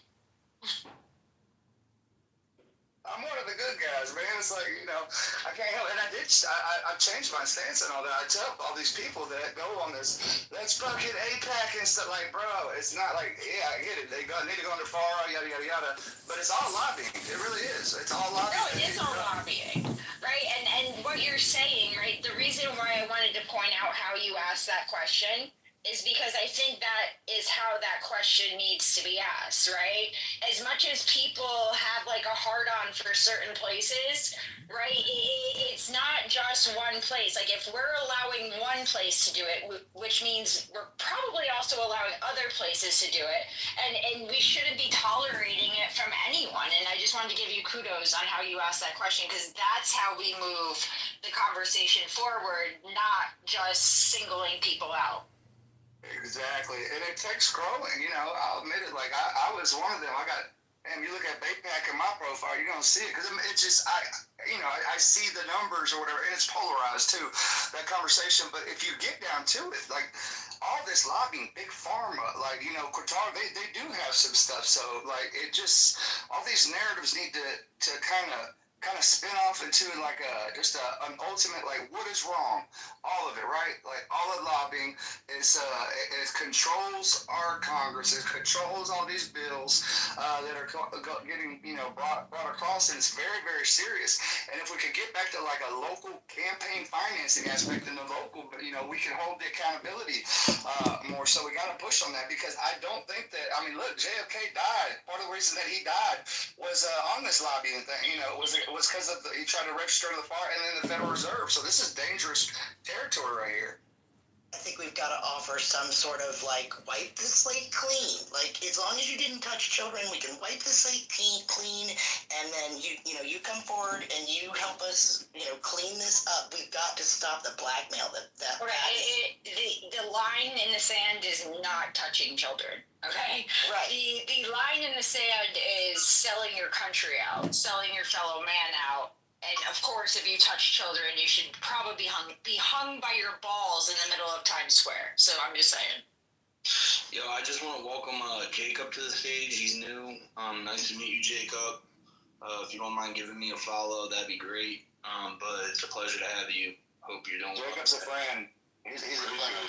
Appreciate you. I just wanted to say something towards what a little bit towards what I heard. When it comes to our so-called enemies, it's going to take a lot of what we've seen in South Africa with the apartheid. A lot of people understanding that even those who are taking advantage of the system, who are benefiting from the system, are still victims of the system. And I know a lot of us who are the harsher victims, the real ones who are going through the shit that we're going through. We're not looking at it like that. But I like to think people are good inherently. So the people who are forced to do these horrendous things in order to, protect their families, feed their families, whatever, I think those are victims as well. And I think that's where we find, that's where we probably could find the peace at. That's where we can, like, okay, this is what's wrong with the system. We all can agree with it. We're all victims. Let's start over, clean slate. Let's get this shit done. And I think it would be easy. And we've seen it in South Africa. It actually happened before. So I think we should take a page out of their book. Well, I think that's what the Maha movement, right? Like that's one of the easiest paths back, because you can be like, it's not your fault. You were poisoned. We've been had here. So I think that there's certain issues where we can bring that, put that path back to good for people. I think it's and it's these uncomfortable discussions sometimes. It's like, Trash had a space the other day, and I'm gonna get to our 2 distant, but he had a space the other day, and I reached out to the FBA, and next thing you know, Patriot Savvy, Trash, like we had the FBA, Jacob was part, he came up there. I don't know if he was FBA or not, but like they spoke on things, and what we ultimately have is the same goals. We just got to get to them, man. Let's go, Miss Destiny. Yeah, I was going to say, since that we were still like discussing child trafficking and everything a second ago, I got contacted by Nick Bryant this morning. He's the guy who wrote the book on the Franklin scandal, and he runs EpsteinJustice.com, which works with the survivors and helps the victims. Anyways, he had put out a call to action today. I reposted it. I'll put it in the Purple Pill if anyone would like to assist in this. It's just calling out Senator Gillibrand in New York to ask if they are going to continue on the commission to get justice for the Jeffrey Epstein victims. So I'll put it in the Purple Pill. Just want to make that PSA because it is important. Go ahead, Jen. Okay, so Jacob, I totally see where you're coming from, but I don't know if South Africa is the best example, especially right now, because I would actually argue that South Africa is in a reverse apartheid at the moment, where like the roles have completely changed. And yes, we need to have a path back. Yes, there are people who are victims, right? But I also don't think that the majority of Americans realize how deep the rot actually is within the system, and to the extent which people who we might look as innocent were totally complacent and participating in the system. And there are things you just can't come back from in society. Oh no, it's going to break our hearts. It's going to break our hearts. It's going to break our society. And I think that's what we need. And just to answer Coyote's question, I'm not FBA by cult. I'm more, my people have came here from boats. One side of my family, they come here from boats. They're Israelites though, so I don't really even like to be identified as black for real. I'm an Israelite. My family is from Dimona. I can track my Portuguese to, my West African to Portuguese to America journey like myself. So FBA is more of a cult. It's a psyop. It's a good psyop. It's one of the best psyops that America has done in a long time. And I'm super anti-psyop, man. I see through that bullshit so fast. But I just think for us, when it comes to, and then like you said, it is almost a reverse apartheid going on in South Africa. But that comes from the lack of self-accountability, and that's where and I say this shit all the time.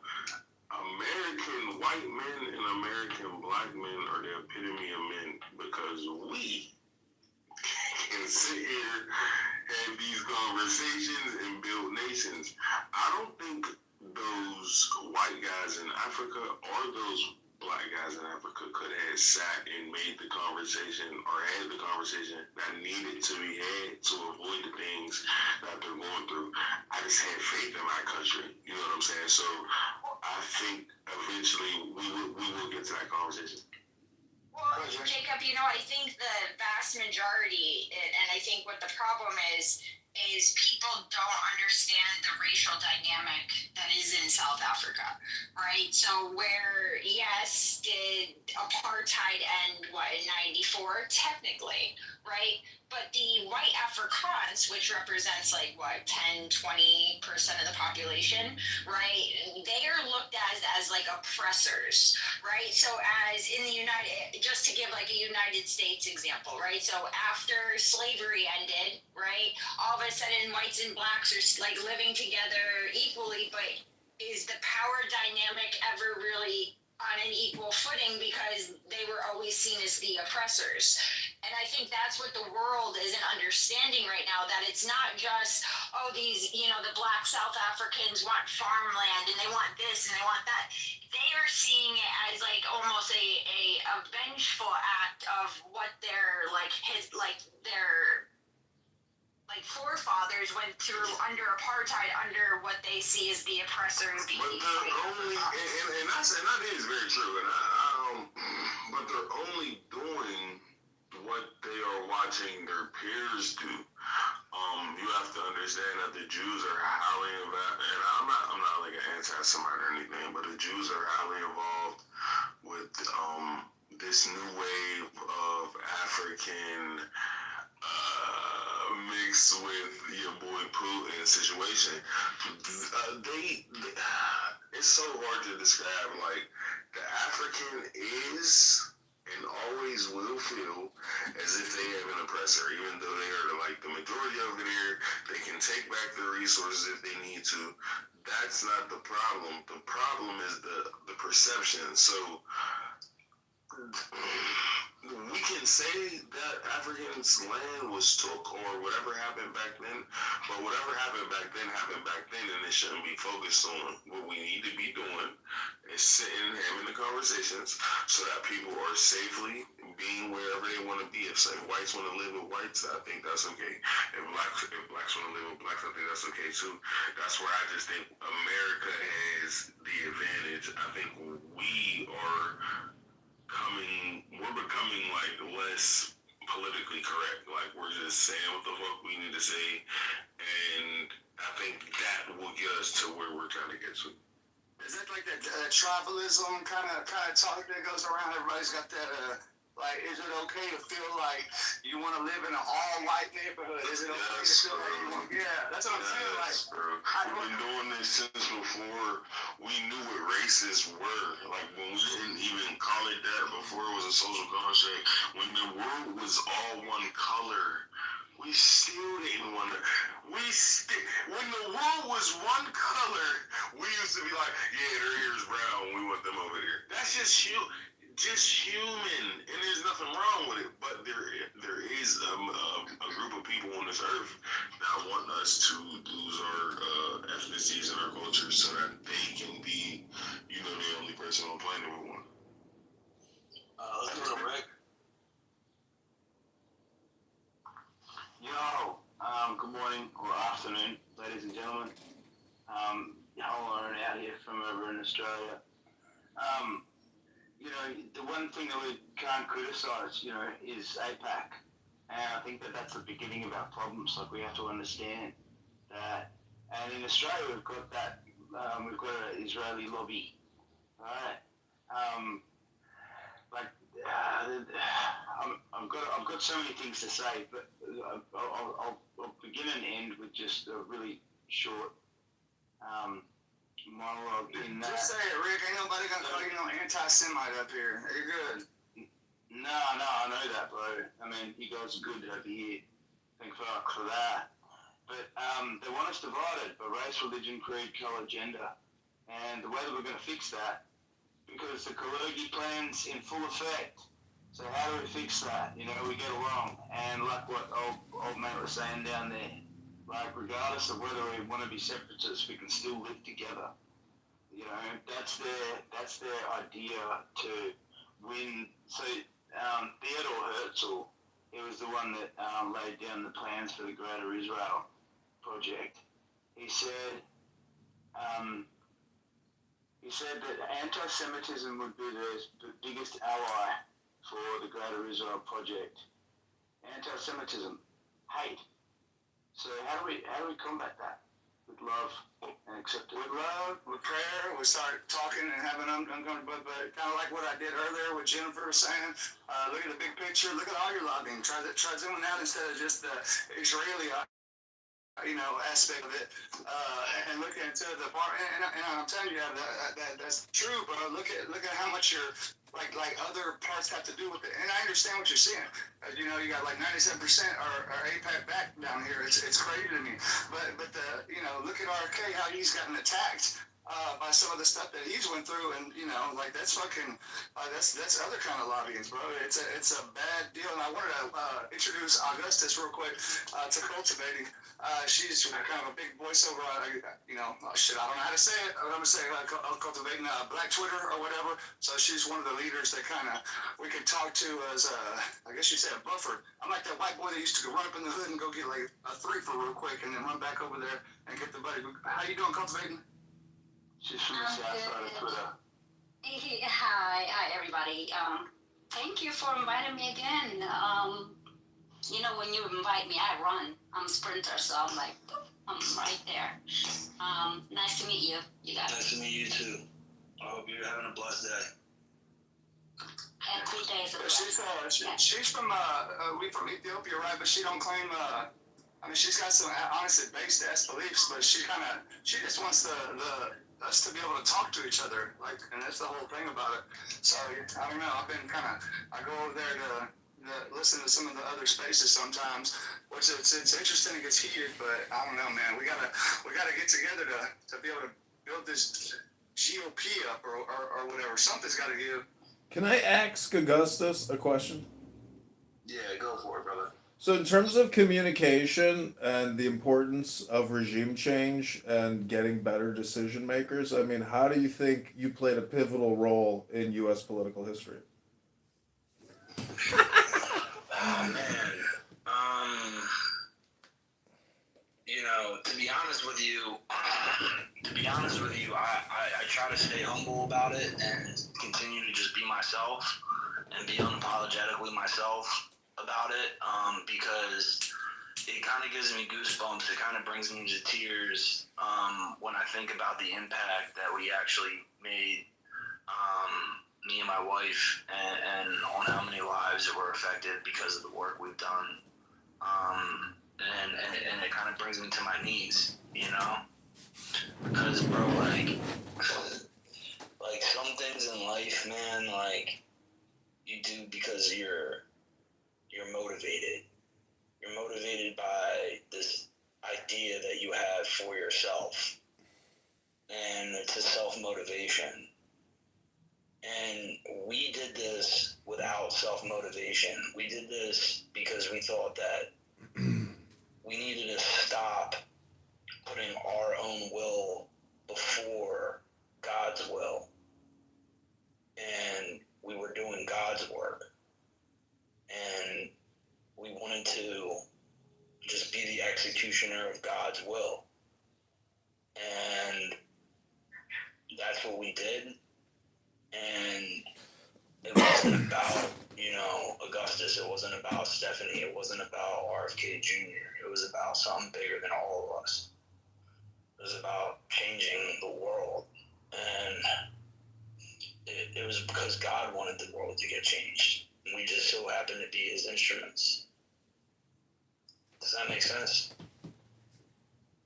Yeah, it's interesting how, you know, in the beginning was the Word created the world, the universe. So, in social audio is, you know, the spoken word. So, if you know the truth of the earth, then you got the secret answer to the difficult question of the math. I mean, it's a word game, and that's really what we're all dealing with when it comes to these industrial complexes, which are draining, you know, America and its citizens dry and giving nothing back to we the people. So, I mean, you know, regime change is always now. In my opinion, I think Trump is doing an incredible job. I think Kennedy is doing I think everybody's doing the best work they can possibly do under difficult circumstances.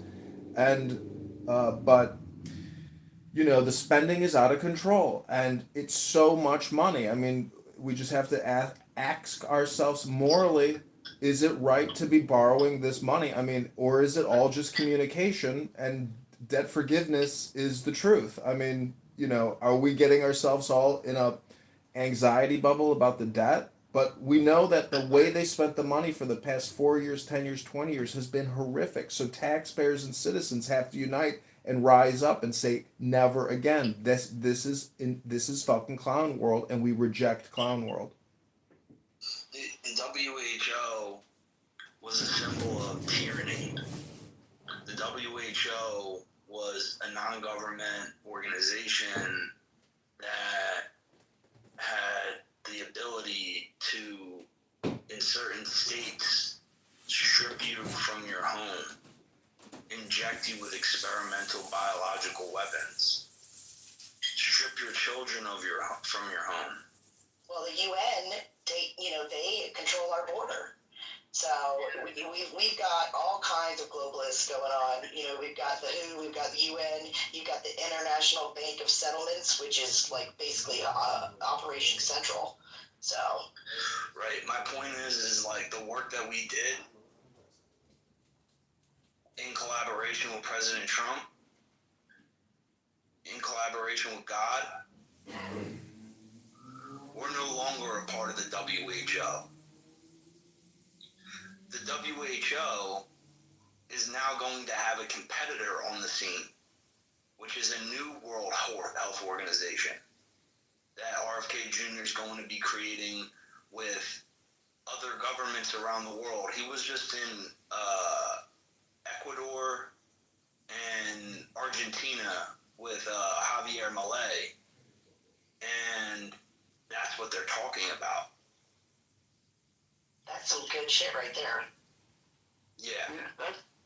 That's one of the issues. That's what we did. We did that. Sorry, Coyote. I just wanted to say, one more thing, which is that these medical journals have been basically the reason why they've been able to get away with this tyranny, and they shall too be no more. It's been revealed just today that RFK Jr. slams corrupt major medical journals and reveals that HHS is creating their own new journals. Go ahead, yo. So I wanted to ask us, Kim touched on something that I think is a big issue.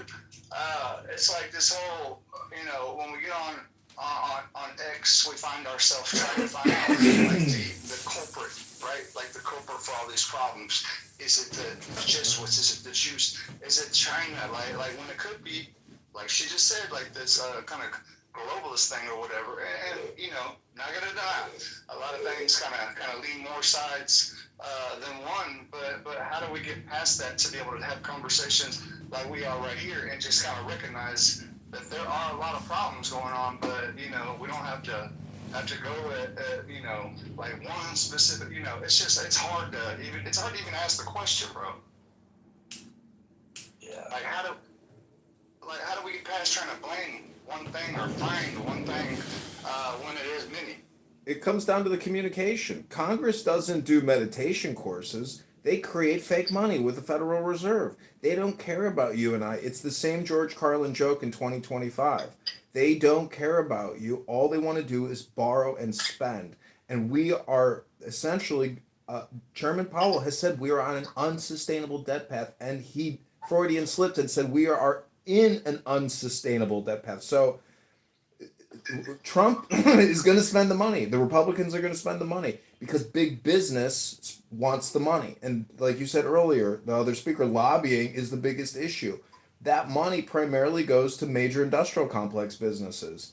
That's not American. That's essentially debt slavery for we the people, for grandchildren, etc. I mean, maybe not. Maybe I'm wrong. Maybe if you take the oil out of the engine explodes. So no one truly knows the best central economy planning, etc.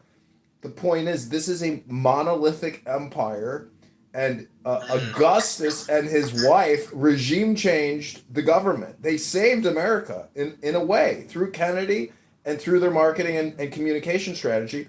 So we the people, these apps, Clown House, Clubhouse, X Spaces, other apps, being artistic and creative and subversive, but organizing, but really changing people's psychology about, I guess, optimism, about intelligence, but also really the money. If Kamala and Waltz were still were the president, they would have. Do you know how much money they would have wasted on the dumbest shit in the world? All this DEI, internal education scam. It's all communication industry.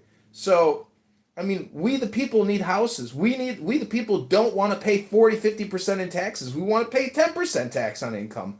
The system is draining us. It's exhausting. It's a rat race, and we do it to ourselves because we're not greedy enough. All roads lead back to Congress. All roads lead back to Congress. 100%. That's why I encourage people like John to run for Congress. That's why I encourage people like Rob Lucero to run for Congress. People like John Kitover. I want Jen to run for Congress. Rich Costado. Jennifer Lawrence should run for Congress.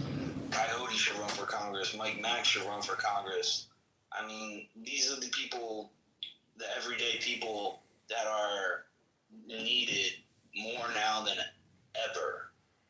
More now than ever. You will work 60% of your life just to pay taxes and retain nothing. That's debt slavery. We were born into debt in this nation. Other people in other countries are born into a surplus, into a national trust fund. We, the people here in America, are born $100,000 to $600,000 in debt automatically at birth. We have essentially ruined ourselves with illicit spending. morally, fiscally unresponsible spending. You and I don't do that. We pay our bills, we save our money. This government has sold us out. And regime change and more regime change and perpetual regime change is the only solution to essentially saving ourselves from ourselves. We ship this money overseas and we ship it internally to corporations which are destroying us and the planet. Pfizer, Northrop Grumman, Boeing, Google, Facebook, these corporations are essentially destroying the liberty and the republic of America. So how do we get past it? Because you mentioned, I guess it's like Coyote should run for. So I wouldn't take any lobbyist money, right? I'm just a podunk-ass white boy over here in Texas, strolling around. So what am I going to do when I got 2 pennies in a pocket full of rent? How am I going to get past the big machine of all this or whatever? Is everybody going to come to my aid? Or? Yeah, that's exactly what you do. You run a grassroots program. You run a grassroots fundraising program. That's exactly what RFK Jr. did when he was running for president, and he ran for president and raised millions and millions and millions of dollars, bro, all off of a grassroots program. You don't need to, and bro, you got a huge platform. I mean, look at you. You got 40,000 fucking people that want to listen to what you have to say. 40,000. Any American can file to run for Congress in 15 minutes at fec.gov. All you got to do is spend 20 minutes inputting your information, and boom, you're in the National Registrar to run for Congress. You need to doge your local Republican and Democrat congressman, and the time to file is now. Go to fec.gov and doge your local congressman. Remove, replace, and do not trust these Congress people. They are frauds, scammers, and debt creators. $18 trillion in debt in 10 years. These people have no legacy. They have to be removed from government. And people here on X, ordinary people, can run a campaign very succinctly, quickly, synergistically, synchronicity. That's the word. I'm telling you, remove and do not trust your local Congress people. Doge them, remove them. I'm just going to point out to John there, up here in Canada, things are not much different. I have, like I said before, friends north and south of the border here. I have divers who work with me in Florida.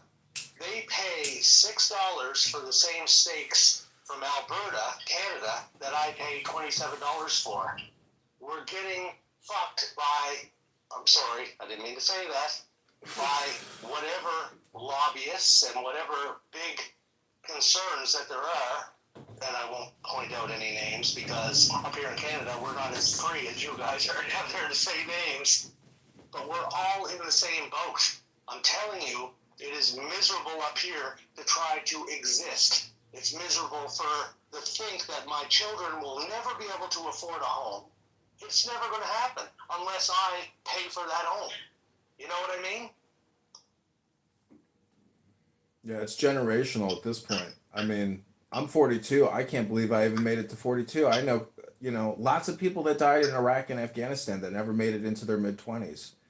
And so, you're lucky if you're alive. And right now is always the moment. And it's not too late. If you live in a state in America and you are a citizen, you can run for Congress. Do it. It takes 15 minutes. fec.gov. Create a campaign on X. That's the best place to start. You know it. I know it. This is a free speech zone. And you know that these vaccines and COVID-19 disaster they unleashed upon us, directed by Fauci, Gates, Pfizer, Moderna, J&J, forced mandates, free vaxes, like it's a candy shop. They destroyed the fertility rate. Babies aren't being born. People got the clot shot and died. And do you know how many people died in December of 2020? Around Thanksgiving, Christmas in this country and around the world? It wasn't the COVID-19 virus. It was the vaccines, the injections. Pfizer, Moderna, J&J patented copyrights to kill you, to blow your heart out of the fucking chest, to prematurely end your life. For what? For communication spam, for propaganda. You know it, and I know it. We've been lied to, abused, and ripped off because they borrowed the money on our behalfs to even manufacture all these fucking scam vaccines. So the time to resist is now. File for Congress, doge your local Democrat or Republican, Do not trust, remove and replace your local congressman and do it yourself. No one else is going to do it. No one challenges these people, and it only takes you 20 minutes to file at fec.gov. So this is why it's so important for you to take my advice, John, about making one account and sticking to it. Because you come in with this sort of energy into a space like mine or an American Mission space, and you start speaking a lot of truth like that, that's how you're going to be able to gain a substantial amount of audience for your single account. But when you got 10 different accounts, it's going to be hard because now we're going to have to pick one because then it all gets spread out to then. So I encourage everybody to follow John, Republican-wise, and I encourage you, John, to stick with this Republican-wise account and do some more work to it that basically we've already discussed in the back channel. But yeah, man, for me personally, I'm not running for Congress. I'm not running for Senate. My job is to be in the background and be the support system and the muscle behind people running their campaigns. Being the brain power, being the spirit power, being the one that, you know, comes up with the creative power in order to get the communication across properly. So thank you for your encouragement, John. Thank you for your love. I appreciate you. You're a dear friend. With that all being said, I want to welcome Maze to the stage. What's up, Maze Love? I hope you're doing well tonight. And we've got Indy on stage as well with their hand raised. Indy and then One Tribe. Go in that order. Hey, what's up, everybody? See a lot of familiar faces here. Coyote, Mike, Maze, Destiny, Jennifer. Know some of you guys better than others, but yeah, interesting. All you guys are in this space. Yeah, I agree with, you know, the vast majority of the sentiment that everybody's talking about. You know, just the national debt, being lied to, they're going to spend, all that's 100%. So ideologically, I'm with you guys. The difference is that you know, as an independent, the reason I'm an independent is because I hate the two-party system because I don't hate, you know, right now I'm like a pro-Trump, you know, populist because I hated Republicans before Trump came in, you know, with uniparty guys with Bush and Clinton, you know, the globalists and blah, blah, blah. So, but the control that they have over our government it's extreme. And, you know, to sit there and say, like, it's so Pollyanna to think that some general person can run for Congress and have any impact. They control everybody in Congress. They have all the money. They have all the lobbyists. They have everybody. Is there do you think there's one Democrat who thinks all those things, that all those logical, make sense items and line items in the big beautiful bill make sense? Taxes on tips, all those things that can help workers. Of course there are. There's many Democrats who think that way. They don't dare vote for that thing because they get primaries so fast. You think Republicans are calling for primaries? Democrats have been doing this crap for decades, and you know they're way more like aligned and organized. And Pelosi's been the master of it. There's a lot of technical reasons for it. You know, in the book, The Politics Industry explains most of the evolution of how this happened. But my point is that, you know, until we would love change ideologically. We get on these spaces, we get in private meeting, you know, with our friends and families or whoever, whatever, and have debates or agreements. But until the nature of our political system changes, and there are ways to change it, I'm not going to proselytize that here, but until that changes, we are fucked. These guys will continue to run this thing unabashed, without anybody interfering, and we have no say in the matter. I want to put it back under a little bit. I think that by doing what John is talking about, by having good people, just your ordinary people, get in the race. You may not win in 2 years, but you may win in 4. And the more like common sense, you know, good American people that we get running in for Congress, the more options the American people have to vote on, the more that we educate on civics, okay? I think that we could do this. I mean, we could overturn that whole damn house if we wanted to. And now is the most the best time that we've ever had a shot at it is in this next couple of elections. Who do you think elects over 90% of our Congress people every 2 years? And it's a rhetorical question. It's the extremes on both sides. And the extremes because less than 10% of the population. You know how many people voted AOC? You know how many people voted AOC into office in 2018? But now is the time for the change, right now? No, I agree with you, but my point is this. I agree with you. I'm agreeing with you on the premise. I get this. Can you hear Augustus? I get this behind your point, which is just that, only 26% of Americans are registered Republican. 24% are registered Democrat. 51% of Americans are registered independent. And those are the statistics behind the claims that you're making. And only that's not it though. My biggest point isn't the register, because that stuff's out in the front. My biggest point that I'm trying to make here is that not over 90% of our Congress people who are up for every election every 2 years are voted in the primary, because over 90% of our districts are either majorly blue or majorly red. So the primary is where they get voted in. Well, whoever wins the primary and that's why I said something about civics, right? I said we need to educate on civics, because if we make this interesting and fun, like as interesting as freaking Real Housewives or any of these other reality shows, okay, and get people engaged, and I don't care if we have to shame them into it. Like, do you want a stranger making the decisions for you? Are we not a self-governed people? People don't know that. They don't know these basic things. So that's where the education comes in. And again, never has there been a more innovative, more, ripe for change than now. Like we are seeing leadership get in there and just, upend it. They are upending the table, right? And we as people don't just need to sit back and watch this. We need to be like, okay, yeah, we're going to support you, from do everything we can. We can do it. We just have to freaking... The communication technology has upgraded and updated. I mean, the belief is that all communication is hypnosis and spam, or political and propaganda. I mean, listen to my words closely right now. Click my profile, follow me, add me on Instagram. I mean, creating a parallel society on an app like this is essential to regime changing the real world.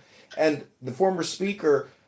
there's a communication network, and when you upload into that, you change the entire network. So the point is, if you can improve yourself, you can improve the world. And using an app like this to synergistically and through synchronicity, you can and will regime change. Augustus is living proof. This man helped regime change the U.S. government and save America from Kamala Harris and Tim Walz.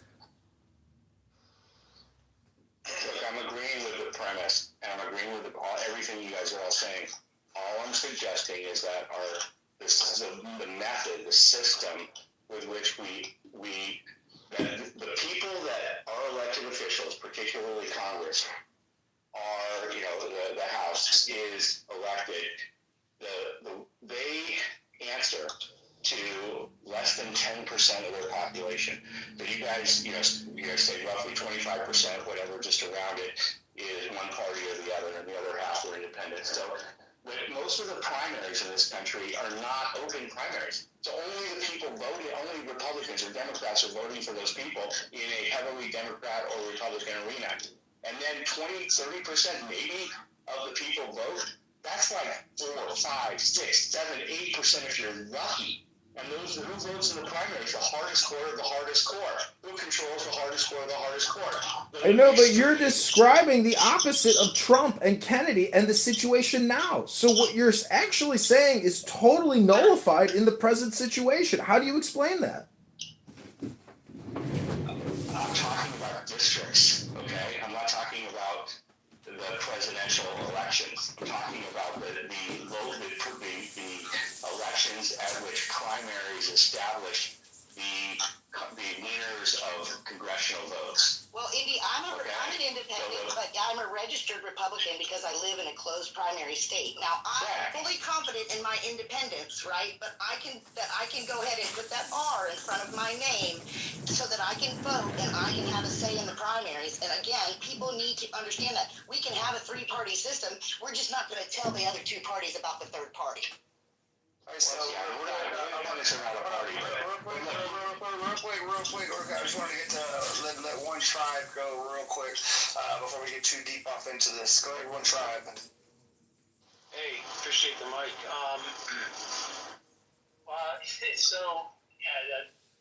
gone a couple of different directions in the conversation, so I'll try and succinctly give you some bullet points. First of all, I am a Central Committee member in the Republican Party in Ohio. Have been for quite a while. Went to the RNC. It was held in Cleveland in 2016. Got to see Trump on stage, and it was fabulous. And he won. And then you fast forward to 2020. It's an objective truth that election was stolen, that election was fraudulent. There's absolutely no way Joe Biden got 20 million more votes than Kamala Harris just did. And being in the party, in the meetings, talking to other Central Committee members, and just ordinary people, everybody's like, if the president of planet Earth's greatest superpower can be rigged, it can be fraudulent, how are we supposed to trust anything? Even just the most recent budget took cuts. You know that you're running out. I'm sorry, can you hear me? Yeah, there you are. It took California 2 months to count votes. You know they're trying to game another House or Senate seat. They're normalizing it. That's how they were doing it. The whole stall thing they did, they need to take all that bullshit ass time to do all that. We all know that they're just making an announcement where they can refer back. Remember what happened in California? Whenever they take 3-4 days the next time. Well, I mean, again, we're gonna see investigation. Like we're starting to see investigations on the 2020 election, right? And things are starting to move. Right. Okay. 5 years next. 4 years next. So, but that there is a significant loss of confidence in the electoral process. So, and I appreciate John. I've heard some Republican. Yeah, I mean, and an election is an election. Listen, man, I appreciate the energy, and it's infectious, and I love it absolutely.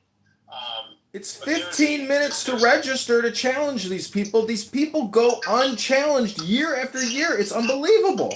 Yeah, but it's not just running for election. Like, you act like you announce your candidacy and you don't have to run in the rat race, which is the primary process.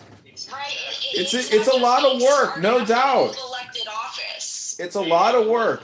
You've got to be smart enough to essentially run a budget-free campaign. And X platform allows us to do that. This app opened up the floodgates of information. How many campaigns do you run? This is only my second campaign, but you know it and I know it that X transformed our government, transformed our society. The truth is out there. I agree with you there, but just telling people, go ahead and register to... Listen, I'm trying to transmit sentiment. I'm trying to spam. I'm trying to communicate the fact that these people...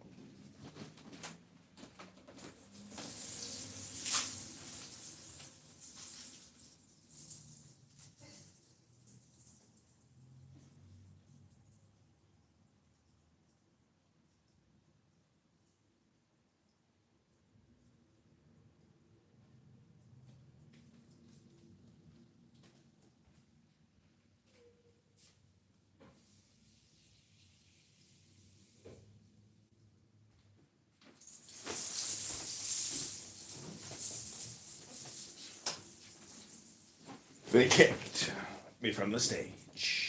Stunning man up here. Beautiful. I don't know what else you could. I need to put my real face up there one day. But you can go look at my real face that I am a real man. I'm not a coyote. And everybody on the panel that you resonate with, go down to the purple pill, push that thing, and go up, push repost. If you've already reposted it, undo repost, and repost again. And don't forget to follow my future ex baby mama Destiny. Everybody, narrative sees you. I'm in the narratives of Destiny. We'll follow Destiny. Yo, bro, you are a trip. That is too fun. Good job on the propaganda thing. Because that's the thing about it. We do live in a time, this fucking psychological information, informative kind of thing, and you do got to go with the people you try. I trust 100%. Up there. I know you guys. I know Jim. I know this. I know Mike, and that's the thing, man. We gotta be real careful out here. Real careful. I know John. I met him. He's great. He's running for Congress. This is the only second time he's done it. I'm trying to give him best advice I can. But yeah, it really does come down to how much money you can raise. A lot of these establishment politicians are getting money from big pharma, and that's the biggest problem. They're getting big money from big tech, big money from big war. I mean, that's the reality of the situation. It's how are you going to combat, raise more money than those people without taking big money from people? And that was your question earlier, Yodi. Like, and there's a formula to it, but it all revolves around a grassroots organization and mobilization effort. Jen, just chime in. You don't gotta raise your hand. No, guys, listen. Honestly, it really isn't a problem of like good people not wanting to step up and run, right? I meet people all day, every day who would love to run for Congress, right? And you might, I hate the system that you have to participate in order to get elected. I hate it, right? But just to be like, oh, well, all you need to do is run. All you need to do is this. Hold up a second, bro. Because, how do you, Augustus, perfect example, money, right? Then you have to deal with the GOP and whether you're going to, need their money or not. Because if you have a good grassroots campaign, you don't need the GOP money. But if you need the GOP money, and in some districts you do, right? To just act like the whole problem is that no one wants to run. No, it's the actual process in which you have to go through to be elected that's dirty, scummy, freaking bribery, right? And by the time you get to the general election, right, because if you're good America First candidate, the GOP, who say they don't participate in primary elections, which is absolute bullshit, will come in and secretly spend money against you in the primary.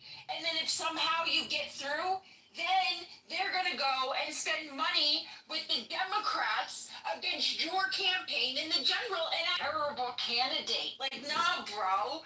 Right? So it is way more than having the balls to run for Congress, right? It's having the balls to go up against some of the most powerful people in this country, because depending on what, congressional seat you're running for, you're going to have the Mitch McConnells coming in and spending money. And that motherfucker, he threatens to kill people, okay? So if you really, let's lay our cards on the table, you have to prepare the people who are brave enough to stand up and run for the actual environment in which they're going to have to, be successful in, which is totally antithetical to what you would think being successful is. And now we're going to stick. Now we're going to try to, when we do run candidates, we're going to stick with them. We're not going to just turn them loose in D.C. for the cocaine and hooker parties. We're trying something different this time. Well, not only that, I just wanted to say, go ahead. Look, y'all, honestly, I cut for rant 100%. I know this dude offline and everything. He's a fuck. You don't even speak up in public comment or testimony. So, I wanted to hit on this. Well, even if we push an American First candidate, right, they have to understand what the process is once they get into office to actually officially make a change. Okay? Like, you can't just say, I'm going to go fix shit. If you don't know what you're going to actually go fix, you don't know how to write bills, you don't know how to write subject matter line, you don't know how to make amendments, you're not going to do anything. You're going to sit up in there and you're going to look like a dumbass in front of all these people that got paid to get put there, that know how the game is played.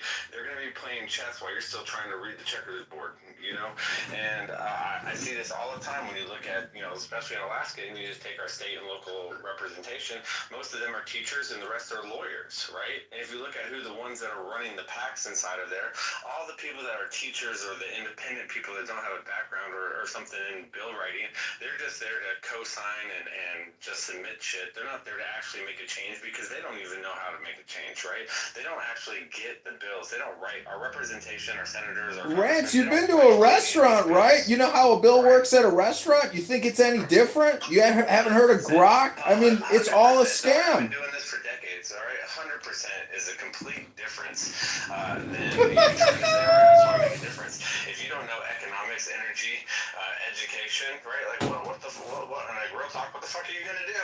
You know what I mean? Like, what are your plans specifically in a policy format that would make a change that you want? Right? That's what I'm asking, right? So if you want to come at me like you want to be the next senator or a congressman or a representative and shit, this is what I ask the same people that run. I go, Rance, it's all communication is hypnosis, and you're just ranting. You're being obnoxious. Can you stop? Yeah, bro. Yeah, and I want to just point out real quick. Back up, just chill, bro. Like, we like, you know, people like your energy, but you don't gotta cut people off, bro, and like yell at them and stuff. All right, just chill. At minimum, I'm just giving you advice, bro. At minimum, I'm just giving you advice. You know, because I'm never going to run for office, but I'm going to do what Augusta does. I'm going to sit in the background, and people that are intelligent and smart and are capable of handling this fight and playing the game, I'm going to help be there to support them. One, they don't know everything, so you have to help them by being a public servant, by just giving information to your elected officials. If you don't send them stuff, expect that they don't know about it and have never been informed about it. All right? Don't think that they just know stuff and people are just telling them this information. You have to actually get out and hand this information to them so they physically know it. Whether they read it or not, you know, that's another thing. And I'm gonna let Jennifer go. I'm gonna land my plane there.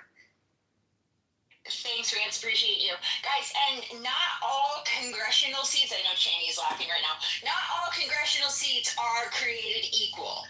Okay, if you look at the vast majority of Congress people who you would actually know if they were walking down the street, it's actually minuscule. Okay, there are so many Congress people who will fade into the background, who we will never know their names, they never passed a bill, they never got anything accomplished, yet we are still trying to expand resources into these places where if we just change our approach to things and actually put resources on the congressional seats that make a difference while in Congress, right? And instead of having people call like a Paul Gosar or an Andy Biggs or one of those who we know will never vote against us, they are staunch conservatives, take those people who we're going to call those offices and let's have them call the people who are actually on the committee, who are actually making the decisions, because right now we are giving these people way too much like we're being way too lenient on them, and we're acting like they're all created equal, and they're not. Yeah, 100%. I mean, this shit does cost a fortune, you know, if you want to do it right. And it will also take a tremendous amount of effort of people's free time and energy. So I highly suggest two things. Here's some tips. When you're doing creatives, I gave you this advice the other day, John. But when you're working on creatives and you have a creative team, let's say running an attack ad, right? Because your attack game is going to need to be on point, by the way. If you're running one of these races, because you will be attacked, and it's very rare. Well, you run a campaign where there are no attack ads. Like, anyway,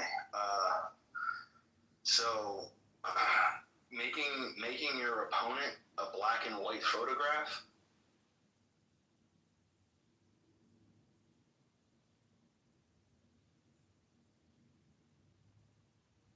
Did I cut out?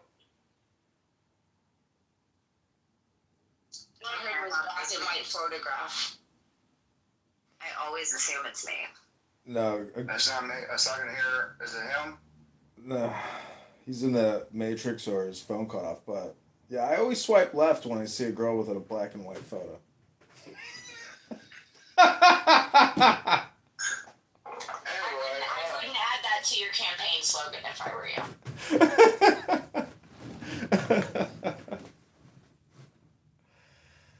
are we about to crash? I hope so. Listen, I wanted to say with the former Jennifer, what you were saying about what Republicans do to Republicans when they run, you were spot on.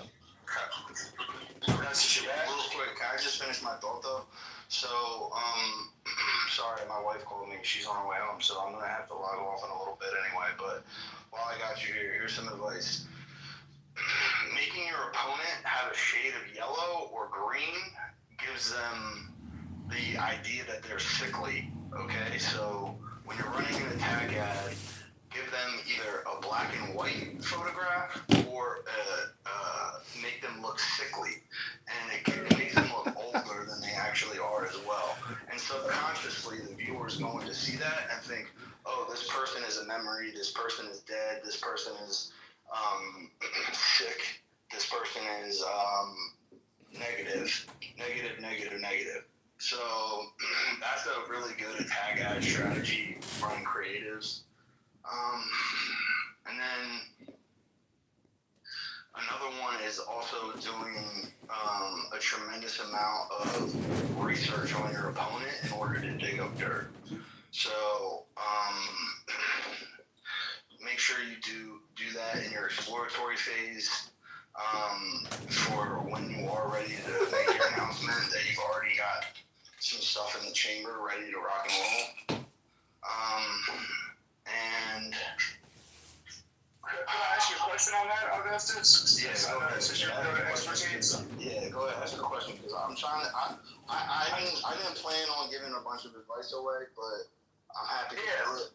You know, I'm just trying to think of stuff on the fly. That's what I'm saying. So up in the jumbo, okay, if you look, I quote reposted after I did exactly what you did. You can see that Trans Visibility Day, the original post put out by the Lufkin lawyer, which he kind of crawfished. If you go look at his, it's a crazy little story going on there. And it's like a little battle. But I looked up the Trans Visibility Day, and it's on the 31st of March, 2026 is what's scheduled. And then the We're Done is on the June 4th. And I'm not promoting, or June 14th, excuse me. And I'm not promoting, I'm backing, I'm going to the rally, but that's not what I'm doing. I'm not spewing propaganda. Otherwise, I'd do it a lot better than this. But anyway, I'd like to know, what about the pink? You see how they did it, like with the pink, and then they collaborated in an alliance with We're Done, but that is actually not happening. There is no Trans Visibility Day on the same day as June 14th, but what they do is they shoot it out to a bunch of accounts like me, thinking I'm going to catch that shit and just go up there and post it. Like, what the fuck? But no, I communicate with the person of it. But why do they use the pink? Coyote, who's running this? Aaron Sorrells. Huh. Interesting. I looked into it. He ran for a lieutenant governor, a while back, and he's my thing of it is, is Rand still up here? Yeah, he could kind of describe it better. I like what he's doing. I back that it needs to happen because we need to get over this whole being scared to run for something. But I've never seen anything like this, come against even me.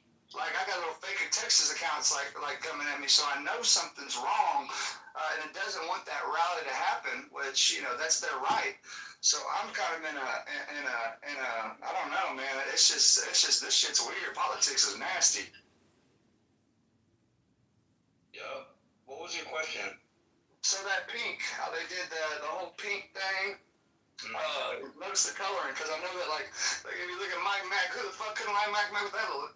Them blue and the little red USA looking. Yeah, that's what I'm saying. It's naturally to the optics that attracts the eyes. It's a positivity too. Yeah, that's what I'm saying. So, what do you think about that? Like that pink? Is it like bring a feminine aspect? Well, what it is right, is that you have to understand the trans movement is a mentally ill conglomerate. It's a part of a mind virus. So in nature, what happens is the nature finds its way of using bright neon type colors like a bright pink as a way of letting predators know that they're poisonous. You can see it in the Amazon with frogs. Poisonous frogs, tree frogs and shit. It's toxic communication. They're all over social media. Men dressed as women, talking to children, going to libraries, dancing and reading pornography. It's a sick communication, and it should be outlawed and shunned. Yeah, I agree with that. And, subconsciously, that's what their branding is doing. So it's alerting you that they are virtue signaling, that they are toxic, poisonous, mentally ill group. That was a great question, though. Thanks for that, Coyote. Well, I'd love to get with you on that because it's like, looking at some of the things that I've looked into, I had to learn the damn Hasbro, the whole, these things that are written in books of propaganda, and I'm not going to the subject, but like a human shield, right to defend is, everybody has a right to defend, like all these crazy things that a man named Frank Lotz, which is a conservative, political strategist went and did for, and it gets deeper and deeper. But the whole thing is researching a lot of these things that we hear that have been embedded in our heads. Like I say half the shit and then I start reading into a lot of these propaganda things because that's what I dive into is these to the rhetoric. It's crazy because like I was taught this by my parents. They were taught that by so my grandparents are teaching, down this or whatever, and then ultimately dying with this old propaganda style strategies that we hear on here. But the optics are very, very important, Augustus, and I think that you need to continue to point this stuff out.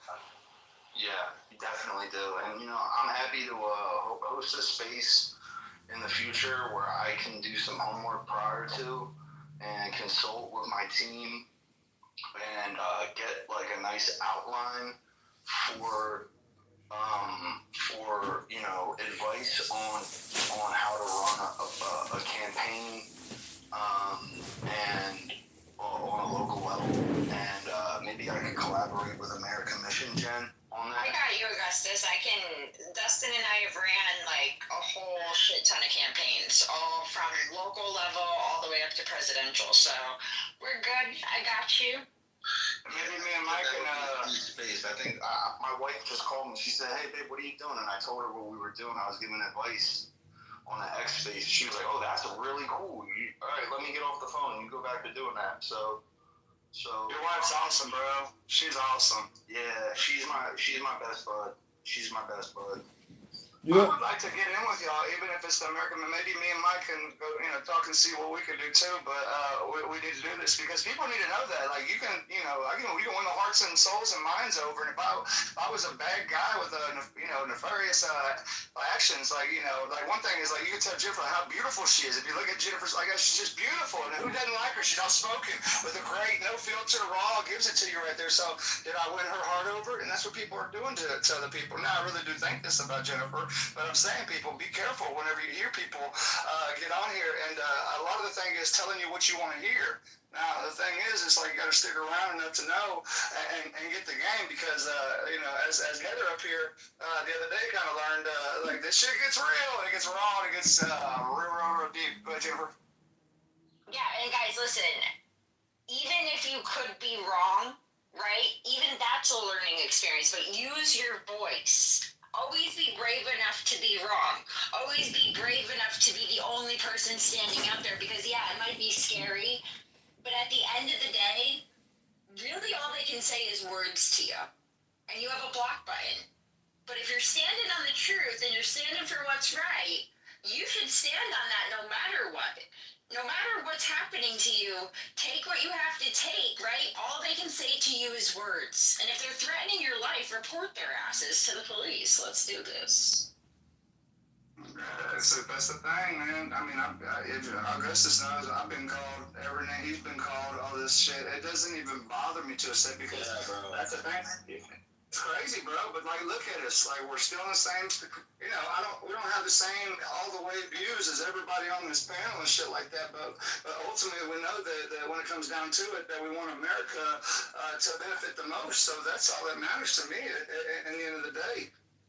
You know what's so crazy to me? I was in Target the other day talking to my wife about this, but it's like on X, you got this Republican space, free thinker space, you know, independent space, and the Democrats really don't bother us. You don't have like Dems coming in here and like trolling the room and shit like that, and like libs fucking wigging out on stage and being libtarded, right? They're fucking all keeping to themselves. But you go into a UFO space, bro, and you're a fucking based motherfucker, and bro, the fangs come out, dude. And I'm like, yo, what the fuck, like?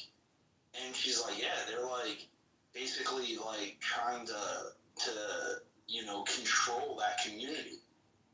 Go ahead, Jen. So, a lot of times, right, sometimes it's pointless, right, to sit in a room where everybody agrees with you, to sit and talk to the people who, no matter what, right, they're always going to be on the right side, right? And I think so many times, like us on this side, right, we go into these spaces and we're like, oh no, we just have to like blatantly say what we want to say. We need to convert them, and if they just hear it, they'll know what we want, right? And it's like, dude, you're not going to get anywhere with that right now, right? You have to go in, right, read your audience, right, and introduce topics in a way, right? I know that you're not going to agree with me on abortion. I know that you're going to disagree with me on all these various different issues, right? But I know that we could have some common ground with, like, say, campaign finance, right? Do we really want all this dark money running our campaigns? Do we really want to make our people who are running for office on both sides sell their soul in order to survive? No, we don't. Right? So instead of like concentrating on the issues that divide us, right, just leave those alone for right now. Not saying you have to compromise on your values, right? I never compromise my values. But I don't even touch those topics. Right? I want to talk to these people, create a rapport with them, and then if we want to have that discussion, let's have it. But if there's topics, right, that we can agree on, why are we not trying to agree rather than beat somebody over? Sorry guys, I gotta go, I have a call. Alright, yeah. Alright, thank you, Jen. Thank you, Jennifer. Yeah, I just want to welcome my friend Dr. Lori to the stage. She's one of the only doctors I trust. Welcome to the stage, Dr. Lori. How you doing? Thank you, Augustus. Thank you very much for having me up. I sent you a message. I guess you didn't get it in time. I was down in your area over the weekend, so I wondered. You know, he's a married man. I'm not even like that. He's my friend. I want you to just... Coyote, it's okay. It's okay. She's a doctor. Yeah. No, I didn't get the message. I actually just moved to DC. Oh, I didn't know that. Okay, well, that's even better. Well, congratulations on your move. Thank you very much. Yeah, I was there for a weekend-long Metallica concert in Philly, so... Oh, that's dope. Oh, it was so dope. It was amazing. Probably one of the best concerts I've ever gone to, so... Sick. But thanks for having me up. I appreciate it. Thanks for no problem. Yeah, for sure. Enjoy the space, chime in whenever you see fit. We're just talking about campaigning right now. I think it's a productive conversation. Mike Mack, how are you feeling about the conversation? You think it's been productive, or has it just been a shit show, or what? Yeah, no, I think it has been. It's like Jen said. You don't want everybody agreeing with it, with each other, but you also don't want people to come in and infiltrate your space and kind of take over and dominate, stuff like that. So I think it's been a great back and forth, bro. That's the important part, if I may, Augustus, right there, because if you get, Augustus gets a host, and then you get a co-host that can vet pretty good and see who's coming up, familiar with it. Yeah, you got to take care of it. You got to be real careful. That's why. Maraga?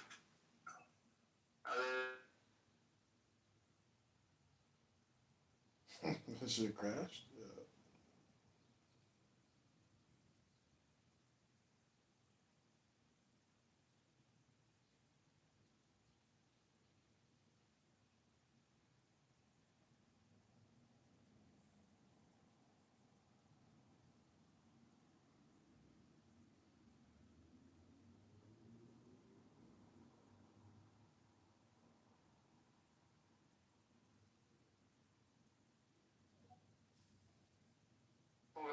They came up, you gotta look at them. I keyword search. I'm a hell of a co-host, honestly. I can fucking, like, when they hit that, if I haven't seen them before, boom, I can pretty much tell you who they are, what they're about in about 10 seconds, and I'm pretty right all the time. Not all the time, but like 90, not 95%, but that 5% I'm wrong. And then I'm humble. That's the thing too. We're not humble enough. There's not enough humility on this app to say, hey, I was wrong. It's not like the end of the world if you're, but something about this app, all these little avatars, it's like, we don't want them getting mad at us, I don't want Mike Mack's little blue avatar to get mad at me. It's crazy, bro. It's like people got to talk more and just have a little humility and we'll be good. But thank you so much for this, right here. And if I'd like to ask Mike Mack, welcome to the Thunderdome, bro. And that's the thing, we're gonna have to navigate through this or whatever. But you're one of the good guys. Mike Mack is definitely one of the good guys, and we'll figure it out because this is what it is, baby. Believe it. It's all about to start up. Yo, guys, my wife just got home. I think I might log off unless you want to hang out with them. Nope, they get in the boot. These are getting the boot. I've been at work all day. I'm tired. Say what's up to everybody, though.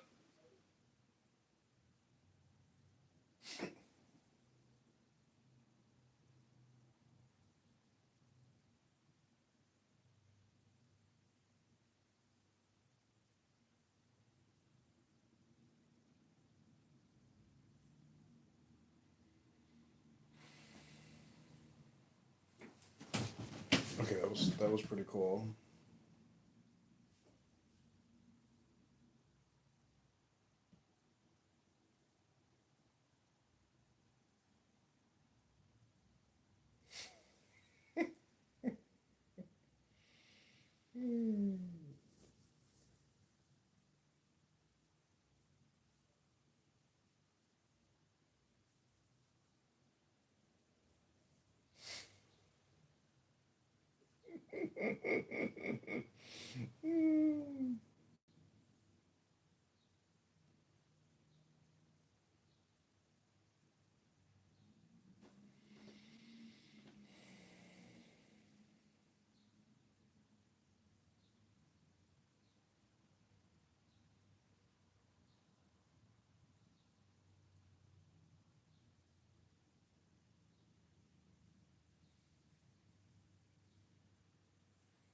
Okay, this has been the campaign to let John Kitover. Hope you enjoyed.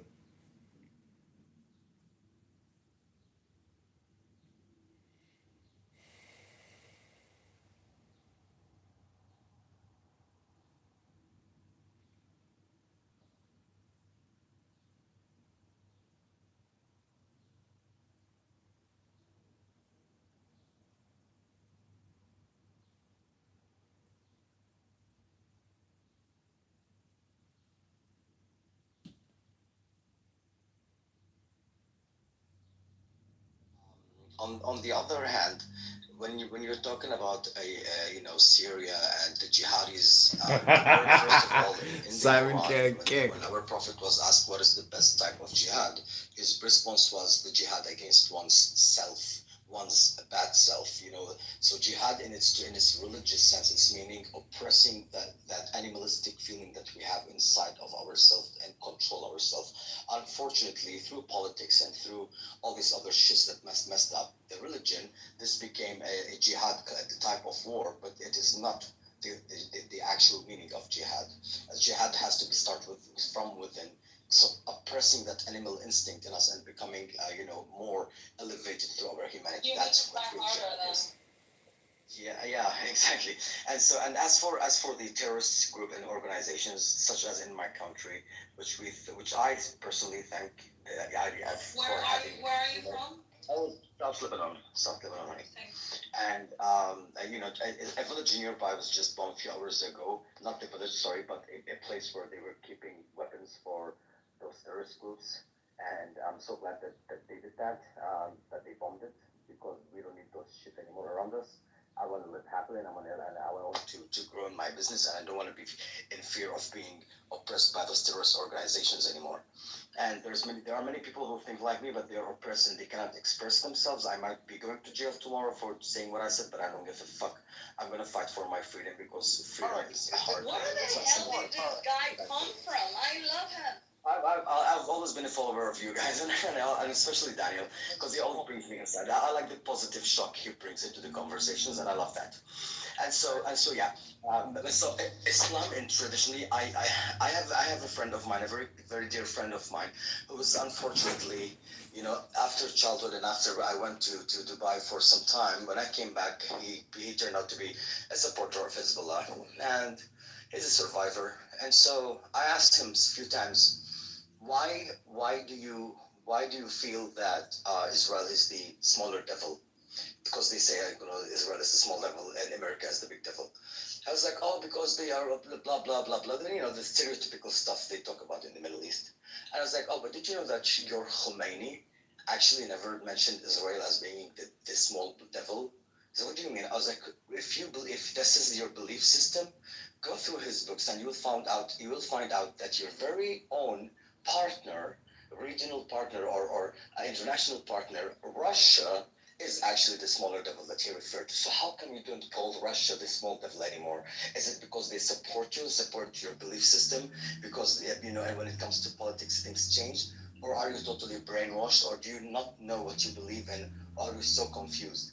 And so, there's a lot of, and this is, of course, a person who belongs to a terrorist organization that is supported by Iran. And all those countries that are launching rockets and attacking Jews, are actually supported by Iran, because in Lebanon, Lebanon is not a Muslim country, by the way. That's what the first thing I wanted to correct. Actually, Lebanon is a mixture of like three main religions, in which Judaism is one of the three. Executed a lot of Christians. Exactly, but there's no more Jews in Lebanon. Why? Because after the Israeli-Arab War, when the Arabs lost the war, of course, it was people let their anger out on Israel or on Jewish people. Actually, the Jewish people who lived in Lebanon had passports or had some of them had Lebanese ID even, and the religion sect was an Israelite. It would say on their ID Jewish, and the sect is Israelite. So the word is very familiar. Dude, we had a newspaper in Lebanon before 1947, before even Lebanon had its independence. The newspaper title was The Israeli World. And the word Israeli did not have a negative connotation to people living here. It was a very normal thing. It's like the Kurdish world, for example, or the Assyrian world, whatever it is. So the word didn't really have a negative meaning in people's mind. But post the war, when Arabs started letting their anger and frustration after losing the war on Jewish people, what I ask myself as a Lebanese, a country that depended on Jews drastically in its growing economy to become the pearl of the Middle East. Jews have played an extremely important role in the banking sector, in the export. They brought luxury brands to Lebanon. They brought jewelry making to Lebanon. They have actually revived or established the economy of Lebanon. How did I treat these people after that Israeli war?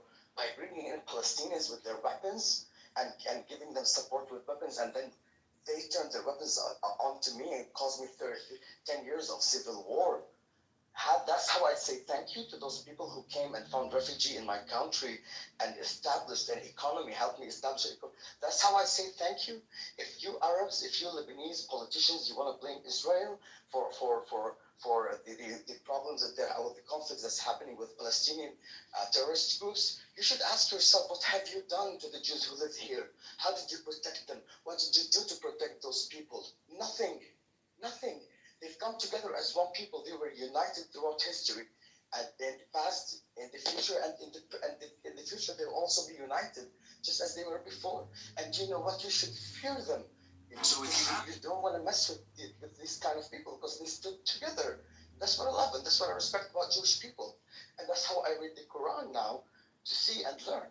The Quran has never, ever, ever mentioned anywhere in the Quran that we need to fight Jews at all. It actually tells us that we need to respect and understand the Jews. The Quran has a few parts when, or I don't know if it's the Hadith or the Quran. I can bet you the Quran itself does not. I don't believe in Hadith. I don't think anyone who transferred Hadith from to could have not missed something. Anyway, Tarek, I need to go to bed. It's late, but I just want to say you're super cool, man, and I hope to see you again because I don't know.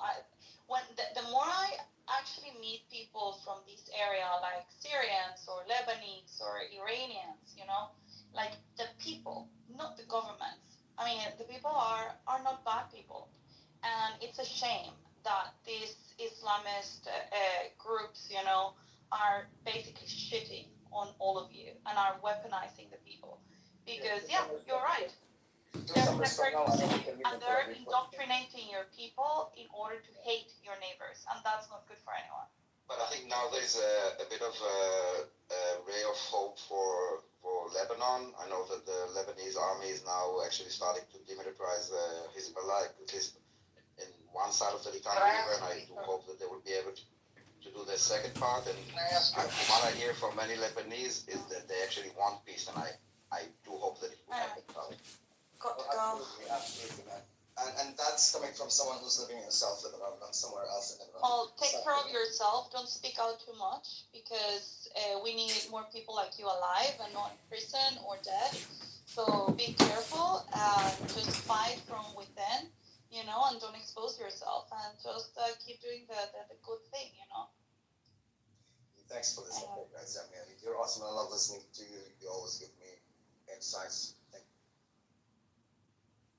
I'll see you guys tomorrow. Bye, honey. Bye, Simon. Bye, everyone. Wait, don't leave yet. Shit. He ran away. Isa, Mark wanted to ask you something before you go. Okay, yeah. Yeah, quick question. How did you get 44.5 followers? I thought, you can only get 4,000, I thought. How'd you get... No. I'm just very loved by everyone. No doubt. Because your wisdom, I we did Tarantino. Huh? And Masri. They thought I was going to close the room or what? I don't know. Masri, as soon as you left, he ran away. See, that explains all of her followers. So, what I'm getting at is, I can only get 4,000 followers. I tried to follow you. Really? There's a maximum amount? No, I don't think so. Yeah, because I thought the maximum amount was 4,000. No, I don't think there's maximum amount. I have friends that have 16,000. Well, I tried to add you as my friend. I got 4,000. We are friends. Oh, yeah. Like I said, you have 4,000 now, and I will add you. Let's see what happens. I'm going to add you, Daniel. Now I added you, it didn't give me an error, but because you have 4,000, it doesn't show you like me. Only when you get like 100 people, you will see 4.1. Yeah, I just added you, Daniel, to my friends, but it says I can't add any more friends.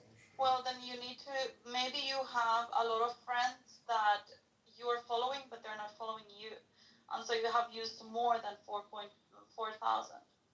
You have used, I don't know, like 8,000 or whatever it is. Yeah, is that how it works? So if they're not following me, then they don't appear as in the count of your followers.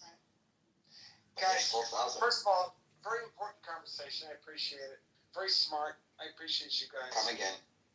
So I will. No Keep doubt. coming, and then maybe you'll get a green bean. It's just that I need to trust people, because if I don't know them, they might book the room or keep people out or whatever. Totally, So. totally. Where are you from, Mark?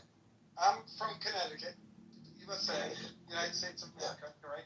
Is that where the fried chicken is from? Oh no, that's Kentucky. It's like between Boston and New York. I'm right. That's Kentucky. Yeah, the tri-state. We'll get it right, no doubt. We're all gonna get it right. You guys stay here. I mean, like, I'm just gonna go to bed, but Simon is here until 4 a.m. and Daniel until 7 a.m. So. No, I wanted to fight with jihadists. Oh my God, Joab! What the hell is Joab doing awake? Joab should be asleep already. It's 1:30 for you. But it's the weekend. Yeah, I slept in the afternoon, so I'm not very tired. Oh my God, you sound drunk. Did you go out for drinks, honey? No, but it is my birthday today. Oh! Happy birthday! Thank you. Since midnight. How do you say? Happy birthday, Joab. Happy birthday.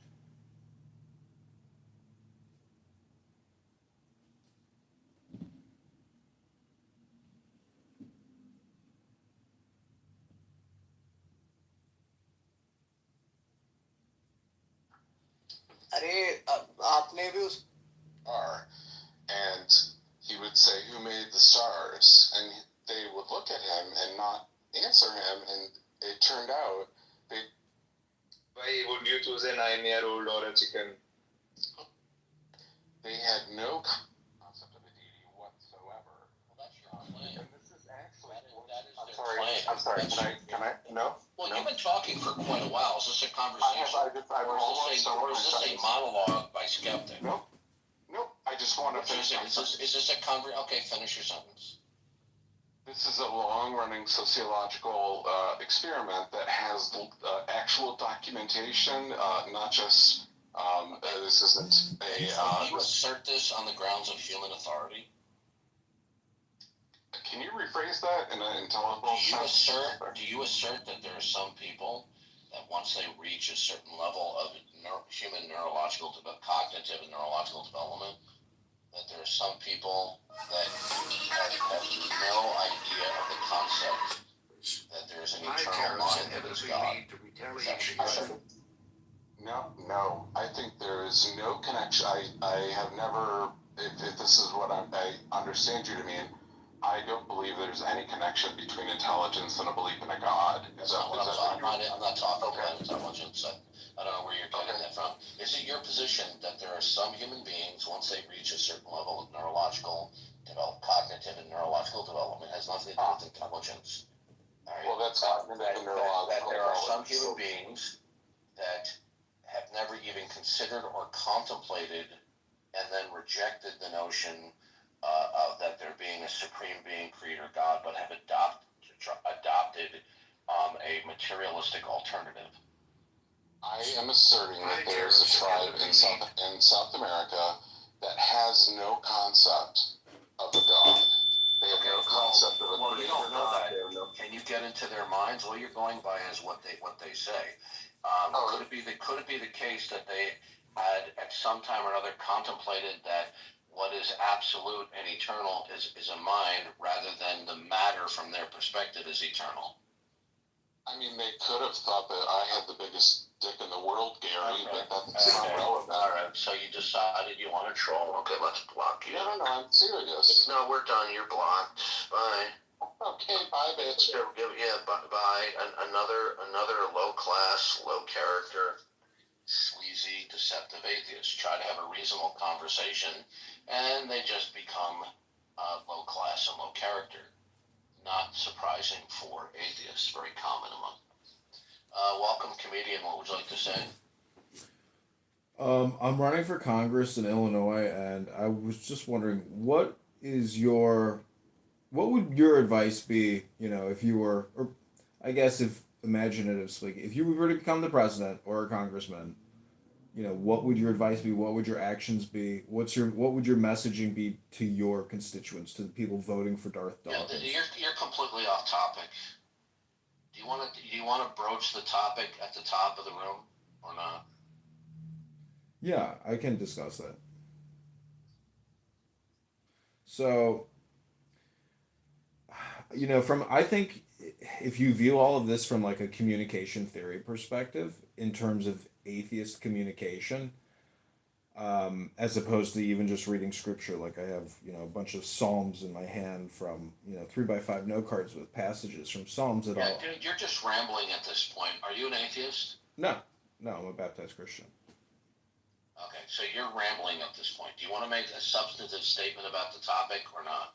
Yeah, it's an all or nothing statement. I mean, it might mean something different to a Catholic and a Protestant or an evangelical, but I mean, the Christian worldview ultimately is the final summation of philosophy, of history, of theology, of God. So if you reject that worldview, you are essentially in opposition to the most powerful force in the universe, and may God have mercy on your soul.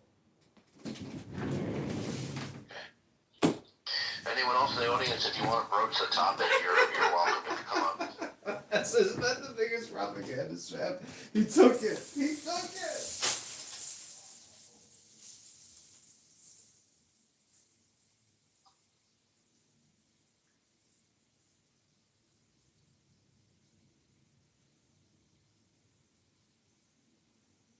So, as usual, whether I stream on, if I go on Discord or TikTok or here, no intelligent atheist opposition.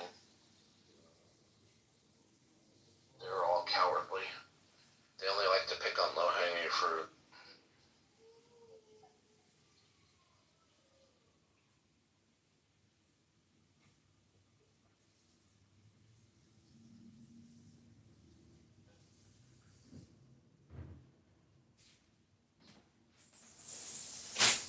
Does anybody know how, I see you can kick people from the room, but how do you move people back to the audience? Is there an option for that? Yeah, you click on the profile and then hit put to audience. But maybe it's a public view. I don't know. A public room, maybe you have to kick them from the room. Okay. Yeah, I think that it doesn't allow you to do that for a public room. I guess they have to self-remove. I want to get a screenshot of this history. So, the more I listen to atheists year by year, the more I'm convinced that what the Bible says is true. They're suppressing the truth and unrighteousness. Like I was trying to say with that previous guy, the fact that they self-report that they have no concept of God doesn't mean they don't have a concept of God. It means they chose not to retain it and that they're adopting a kind of either an animistic or a materialistic view. And his claim that there are some people that don't have any concept of God whatsoever, he's making that statement on the grounds of human authority, whereas God has revealed that he has made all men to know that he exists, of course, assuming that you're not neurologically impaired, brain damaged, or a registered Democrat. So he's claiming by human authority that some people don't know of God. Well, God says otherwise. Yeah, but if they're not really willing to read the word or even attempt comprehension, I mean, they're essentially just spam trolls, and they're creating dopamine. Well, we saw that he couldn't even last a few minutes in here without becoming obscene, rude, and attempting to antagonize me. So it's another common trait of online atheists. Yet these are the very same people who claim that they're in hot pursuit of truth, reason, things like that, which is laughable.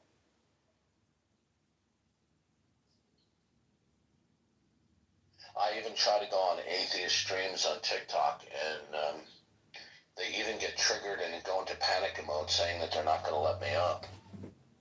You have complete powers of mods. What are you afraid of? Well, we know, because they realize that their ordinary atheist cliches and slogans aren't going to work.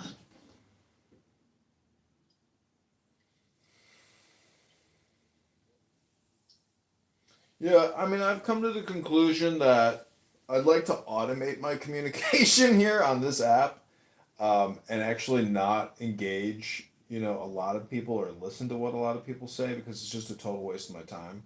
So, I mean, but I believe in essentially publishing people in the sense that I'm like a producer recording and distributing, and I don't really care what people have to say because I don't want to listen to it. But I would prefer to just, retransmit, respam their nonsense because apparently their hypnosis works.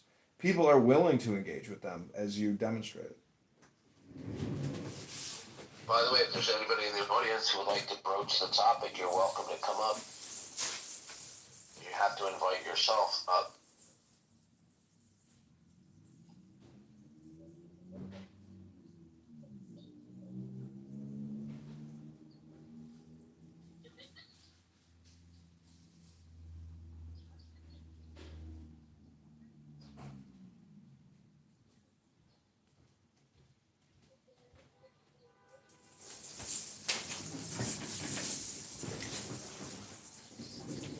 Yeah, they're an irrational bunch, and a lot of low information people on TikTok as well as Discord.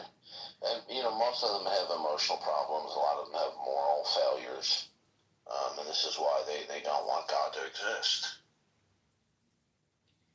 Almost every single one of them, when I talk with them, they'll say stupid crap like, I'll say, why doesn't God exist? And they'll say, oh, well, there's no evidence for God. Well, first of all, that's not even a sustainable claim. Number two, it's a non sequitur. What's the logical entailment from the claim to God doesn't exist? Well, the answer is nothing. It just goes to show you, how pathetic they are in their reasoning. They got nothing. They just repeat the same mantra. There's no evidence for God. There's no evidence for God. So God doesn't exist because you invoke that you have a psychological state that's absent a positive belief? How does that follow? Well, I don't spend much time with gay men, but I have observed gay men on this app have conversations. Yeah, dude, you keep on going off topic. I hate faggots. I'm just saying that there are prurient people on this app and other social platforms. You're done. I'm blocking you too.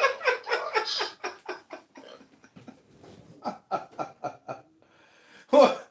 Am I not accurately describing that? He was just talking to a gay guy. Yeah, just write it down. Oh, comedian, how are you, comedian? Hey, have you heard the one about the Palestinian astronaut? What is the Palestinian astronaut? He got back from Mars on a Doge space Starlink spaceship, and he went back to the shawarma stand in Gaza. It wasn't there anymore. But what I'm trying to say is, if you think you know where Palestinians came from, I would love to hear it. You're neat. Are you enjoying Clubhouse Plus? Actually, yes, because it just makes my life easier where I don't have to spend time going phone to phone to phone to phone to get back into a room under a burner. I think it's this entire class was made around you specifically, and I think that they kind of looked at you and like, okay, how can we make this dude pay? Now the question is the following, because you gotta pay $5, okay, $50 a year per account.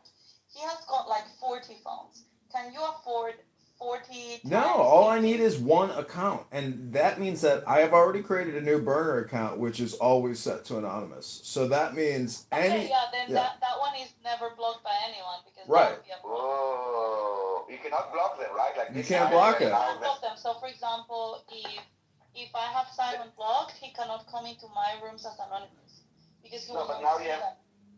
Now you have like an anonymous person here, right? Yeah, I have a new burner. Yeah, but they're not blocked by us, and we cannot exactly. You cannot kick them out either. Unless I make it public. Into a room exactly. With a new account, he can do whatever he wants. But the thing is that he has been blocked by so many people, that everyone is tracing his accounts. But what he's saying is he got a new burner that is not blocked by anyone, and it's set to anonymous permanently. Exactly. He broke the system. Well, they broke the system. I didn't break it. But the funnest part for me is people who kick me knowing how incredibly stupid it is to get emotional about me now, because now you know that even if you kick me, I can be right back in. And so like your kick means nothing, you know? It means nothing anymore. And but what's interesting to me is the person who kicks me, you know, how I'm actually in their mind and how I'm living rent free, and the fact that they hate me and want me out of there even though they know that I'm in an anonymous account and thus they've accomplished nothing. But it's also, you know, I speak to people, you know, and so I have a relationship with people. But the fact that I still get kicked and I can come back in an anonymous, it becomes a me problem. I'm the schmuck wasting my time. Yeah, I was talking with Roger about this, and he's like, "Oh my God, Yeah, exactly. And they were talking about Edmund. And I'm like, well, I don't care, you know, if anonymous people come into my room because in the end, I mean, like, I have never cared, and I'm not gonna start caring right now. Like, I don't care if Edmund is there or if people are streaming me or whatever. I'm gonna say exactly the same thing, right? And they're like, yeah, but this is not fair. And so I could see that the people that are very sensitive to it, they are the ones that are going to control really hard. The ones that really have obsession for people that have control issues, you know, authoritarian in the rooms. They're going to be the ones that are going to suffer with this a lot. And I was thinking about Ben Mandelson, you know, because he's got this lefties room where he kicks out everyone that brings the word Trump. And so now it's like we can all get into his rooms and start playing, you know, like putting emojis and the gifs, you know, with Trump, and and he cannot do anything about it. He will go crazy, I know, because everyone is so sensitive in those stages. It's gonna be amazing. Like if I was a troll, I would definitely pay those $5. Yeah, see, he will kick new burner accounts. There are people on this app that are so paranoid. They will kick a party hat with no real friends, and it's like some girl in Texas, you know. It's so that's kind of the interesting aspect about this, that it does create one. It's pathetic though, because it's all spam. So it's thus. Someone demonstrated in the audience. Exactly. They're taking our ideas on board. Yeah, let's do it together. But we'll have to wait long because they haven't rolled it out in Europe yet. What's interesting is I have people. Like we can go to Amir's room, you know, all with Israelis flags, and just to bother them there. Like Yeah, that's cool that I can go into Amir's room. When I go to Amir's house, I can be in the audience. They can talk about me for an hour. Literally, they talk about me, and I write in the chat like, guys, like move on, like I'm just listening, like. I don't think like, do too much to the Amir's rooms, but the people that are super sensitive and need to have control of the rooms, like Ben, that would be hilarious. You know, I think it will drive him crazy. The truth is they don't really care. They don't really care. They're just spammers. And the fact is, if they kick somebody from the room, it just gives them a dopamine, you know, boost. It's like a video game. It's literally like Super Mario Brothers. And especially knowing, because it's like, how can we know if it's Edmund in the room? I'm like, you can't. You can't. You can't. So there must be a way that we can prevent him from streaming us on YouTube. I'm like, oh, come on, really? Are you gonna worry about it? You might be recorded right now. Who knows? Well, one of my YouTubes is actually blowing up, and I'm getting like consistently 15,000 live streams, you know, when I'm on Clownhouse. So it's just the algorithm. I don't know because you have so many phones. Can't you invest like in a microphone also? Yeah, this phone I'm surprised isn't good. It's a fucking high quality, expensive phone. No, but this one is good. Oh, okay. Really, for me, sounds like. Can you interrupt Daniel when he's talking so to see if I can hear him? When I'm muffled. Yeah, we can talk at the same time. Yeah, no, it's sound muffled. Sound muffled. Yeah, I don't know why his phone sounds like Anyways, that you know, when he talks. what I've learned is I don't want to talk. I just want to record. And, you know, occasionally I like to have conversations, but real discipline would be not having a conversation on this app. It would just be recording it. Because it's all spam. Like talking to you. You're funny. I mean, sometimes you're so fucking annoying. Like today that I have to kick you out of the room, but normally you're funny. I like you. Yeah, I mean, I like trying to be funny and be experimental with comedy and imitations. I mean, you know, I'm an actor. I was in Annie. Many people don't know this, but I played Franklin Delano Roosevelt in my eighth grade play Annie. Eleanor Roosevelt? Franklin Delano Roosevelt. I sang the song Tomorrow. Did you know, Daniel, one time, you know, sometimes I just go to Edmund's rooms, right? Like, I don't know, I just like to spend time with him there and just talk about stuff. And one day I go into one room. Hold on, I thought these rooms are just him screaming other rooms. No, just him, but he's there. And so sometimes I just have a chat with him. And so I went there and he was streaming something, but it was not Clubhouse. And I'm like, what the fuck is this? He was streaming a conversation of his mom and his sister to Clubhouse. It's so crazy. And he was having this conference call with his mom and his sister, and he was streaming that everywhere in Clubhouse. But to himself, how many people were in the room? No, to all the rooms he had open, and Simon and I were there listening to a conversation with his mom and his sister. Like, this man doesn't know boundaries. Yeah, but I mean that's just including them in the game. Like I was talking to my mom the other day, and Concrete listened to the whole conversation for like 10 minutes, and it's see that's the thing is you realize that even your parents, you know, it's all spam. I mean, my mom essentially wants to talk to me on the phone in the same way that I have a conversation here. Like she just wants the conversation and the dopamine creation and the talk therapy aspect of it, and that's what happens a lot when I talk to my mom. I mean, it's she just wants to get her dopamine off. You come from a big line of trolls, I understand. Yeah, and if you think no, my mom is definitely a troll type person, and she's got a horribly obnoxious voice, and you will not escape her eye. You know, if you overquote her on a contract or a bid or something, like you'll just watch her eye open up and say, "No way, no way." How old is she? She smokes? No, I'm just saying she's got a very nasally Chicago accent. She can be, you know, really annoying. How old is she? 71. Oh, okay. She's like my mom. My mom is 72.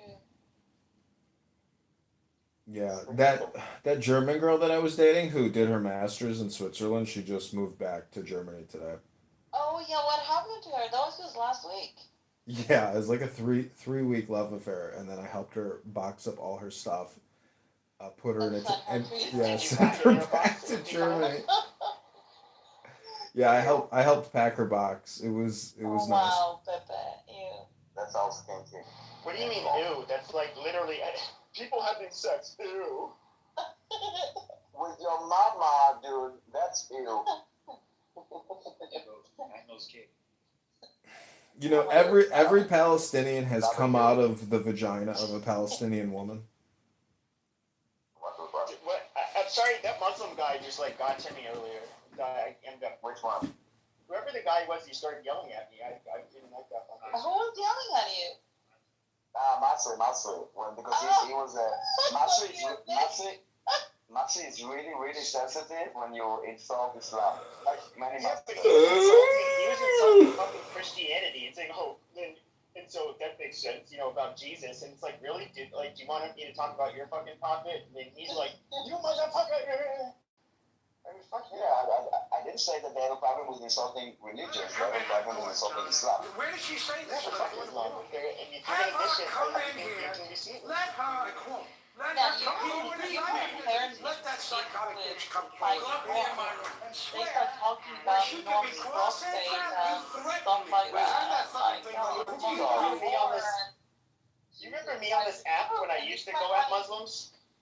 Huh? Do you remember me on this app when I used to go at Muslims really hard? I haven't claimed that.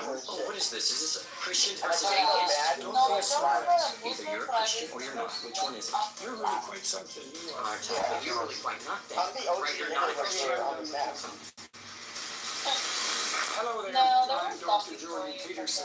But, I'm a clinical I know, but I psychologist, made my whole, like, professor you know, that emeritus was at my the University of shtick. I Toronto, guess you an could say. author, yeah, it was podcaster, just like, public speaker. Anne and Every day I'm Monica, surrounded by Monica 20. Monica, they, I don't know, they must have some kink with black people because they went into these black rooms and they were bashed and completely like violated. You know? That happens all the time. Get free play. That's because they take it. Like, they weren't, like, people like me, I'll dish it back to them, and so they actually respect me more because I dish it back, and, you know, it's just like... But they thought that they could be seen as nice, you know, like, oh, yeah, well, maybe they will be the good white women that they will accept. And they will bash them, like... Did you hear what happened to Anne in the last week or so? No, what happened? So there's this girl or woman named Miss. She'd go by Mahalo, and she's pretty well known on the black side of the app. Long story short, this is like the third that I know of, like, big name person on the app that she was living with, and so this last one, I guess she was, the guy's name is Detroit, and Ann lives in Detroit. And so she ended up getting a hold of Ann and saying, hey, you know, can I have a place to stay? I'm like in an abusive relationship, yada, yada. And, yeah, I guess, like, she started talking shit.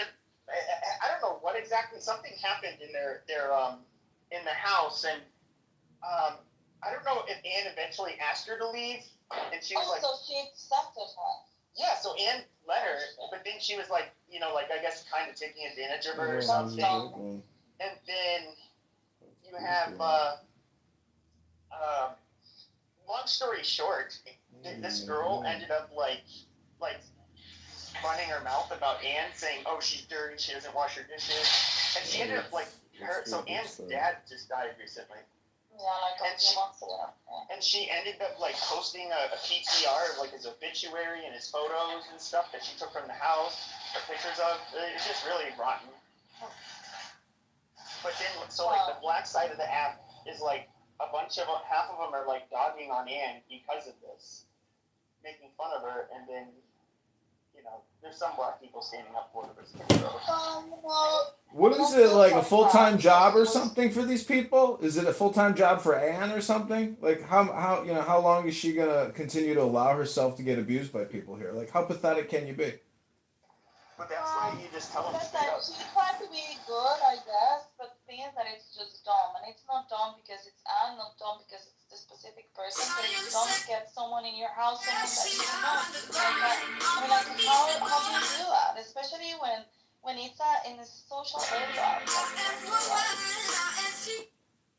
You're exposing yourself, you're exposing your daughter, like, you need to protect yourself. You cannot just, like, be like a child, you know? Like, you need to be an adult and think of the consequences. Thank God it's just that happened. Imagine, I mean, like, she can, I don't know, like, get people that can rob her or hurt her or do something bad to her. Like, she needs to take care of it. Yeah, I wouldn't trust them. Especially with the number of death threats I had on here. Can I give you a quote from Hamas leader Osama Hamdan and tell me what you think of it? Which leader? Is he still alive? Yes, he's not in Gaza. He's fat and comfortable. So he said, we expect our great people to thwart the method of receiving aid today, just as they thwarted it yesterday. We trust that our people will endure hunger and not extend their hands to the occupier asking for aid. Wow. That says a lot about the love that they have for their people, especially if this is a fat pig. No, they shouldn't take aid that also has like Hebrew Zionist letter on it and like, no. Yeah, we expected from our people to endure the suffering in the name of It's insane. I honestly, I think can you send me that on Telegram? Sorry, send me each of the world no longer existed, it would be a much better place. The whole fucking world. No, I mean, it's not about not existing, it's just about being civilized, you know, like, I mean, That's what I'm saying, they're so uncivilized. Gazans could be living an amazing life if they chose to stop fighting. More like You cannot fight forever. What? I would say if Islam didn't exist. Yeah, we would agree on that. Because the Jews are so small in number, I feel like it's irrelevant. And the Christians, their book is generally pretty tame and mild. You know, all the past horrific things they've done had nothing to do with, like, doctrine. Yeah, but have you heard they control the world, so it doesn't matter if they're just two. They don't control the world, but, I mean, I'm not gonna lie. I think if neither Israel or the rest of the Middle East, it, like literally just never came into existence, it would just be a lot more peaceful. Well, I'm gonna Actually, you're wrong. Pepe. Actually, you are wrong, Pepe, because civilization comes from. No, it doesn't. They control my house, Pepe. Like the rules of like humanitarian comes from us. If you like, you're so wrong, and I think that you are just like, oh, it's too noisy. But basically, the fight that is happening right now is between morality and immorality. I didn't say like if the Jews didn't exist. I was saying like if Israel didn't exist, the whole like that whole fucking region, these people living next to each other. Like you, let's they all hate, like everybody. Like all of these people in that region don't get along. No, it's not that we don't get along. We do get along because in Israel we have like 25% Muslims, and it's okay. The problem is not us not getting along. It's about that there is an indoctrination within the Islam against Jews. That is the reality. And by the way, look at your own fucking state. I mean, look how many incidents you have there with anti-Semitism. I mean, just last week they literally murdered like 2 Israelis. The number of anti-Semitic attacks in the United States is the highest and growing the fastest from the entire world. So the problem is not Israel. The problem is this ideology, and it's spreading. It's like a virus. The world is right now sick, and I have to be honest. This anti-Semitic disease is not our responsibility to cure. It's a society problem, not the Jewish problem. I'm honestly surprised it hasn't occurred. There haven't been more people killed. I mean, I'm being serious. Like, are you working in a supermarket? I'm checking out. If you were to look at, like when you did have attacks on synagogues and shit, like I don't know, like 10 years ago, like anti-Semitism wasn't even like close to as popular as it is now. But I mean, right now it's crazy. So now it's like mainstream. Now it's crazy, and the fact that people feel that they can attack Jews in the open, or they can attack anyone, right, just because of their religion. Like, I was watching the news that a couple of days ago there was this kind of like concert, like Christian concert or whatever, and the LGBTQ and trans people and whatever, they disrupted the concert, saying that they were provoking, you know, that this is like far-right movement. It was a Christian concert, and people were there like in a park that they hired, you know, and they were having their and so in the same way, like, this is outrageous, you know, like it can't be that you cannot practice your faith, or you cannot you have to be threatened physically, you know, for your own preferences. This cannot happen to Christians or Jews or anyone. And it should be stopped, whoever it is. So it can't be that because you're a Jew you cannot go to a synagogue, or that you're gonna get killed because you go to the Jewish museum, like this couple. They were Jewish, or were they? Yeah, they were Jewish. One of them. One of them was Christian. They all had I mean, the Christian guy had Jewish ancestors, but because in America, this is happening in the U.S. for fuck's sake.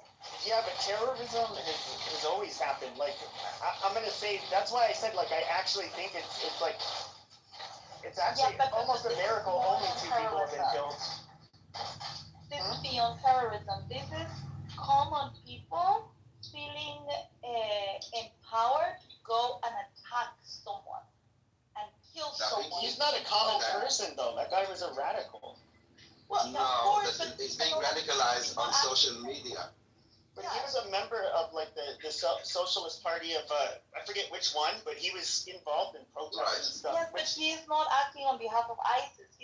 He's acting on behalf of a national domestic terrorist organization. They are communists and socialists. They're organized. No. It's not an organization. People are being indoctrinated, and that is the problem. It's not like an organization that sent this guy to do this. He was like sitting at home on his Twitter feed, on his TikTok feed, getting enraged, and then he just took a gun and did it. And this is actually it's also happening in Israel. Those are the people who wants to control. It's really, you don't have intelligence on them. You don't know where they're coming from. It's not like it's an organization that is doing it. It's individuals. And that is a problem. That is a problem. Yeah, exactly. And this is a problem of abusing this free speech and all those platforms that, you can say whatever you want about whatever you want, and there are no consequences, and there's no responsibility, and there's no accountability. And then someone goes and does something. It's like, oh, he's a loner. He's a crazy. No, he's not. But you're making what you're citing is what they would call stochastic terrorism, and this was widely weaponized against right wingers by the left. If we were to point out anything about race, for example, they would say, oh, well, do you know that people with your rhetoric end up going into schools and shooting people or black churches and killing people?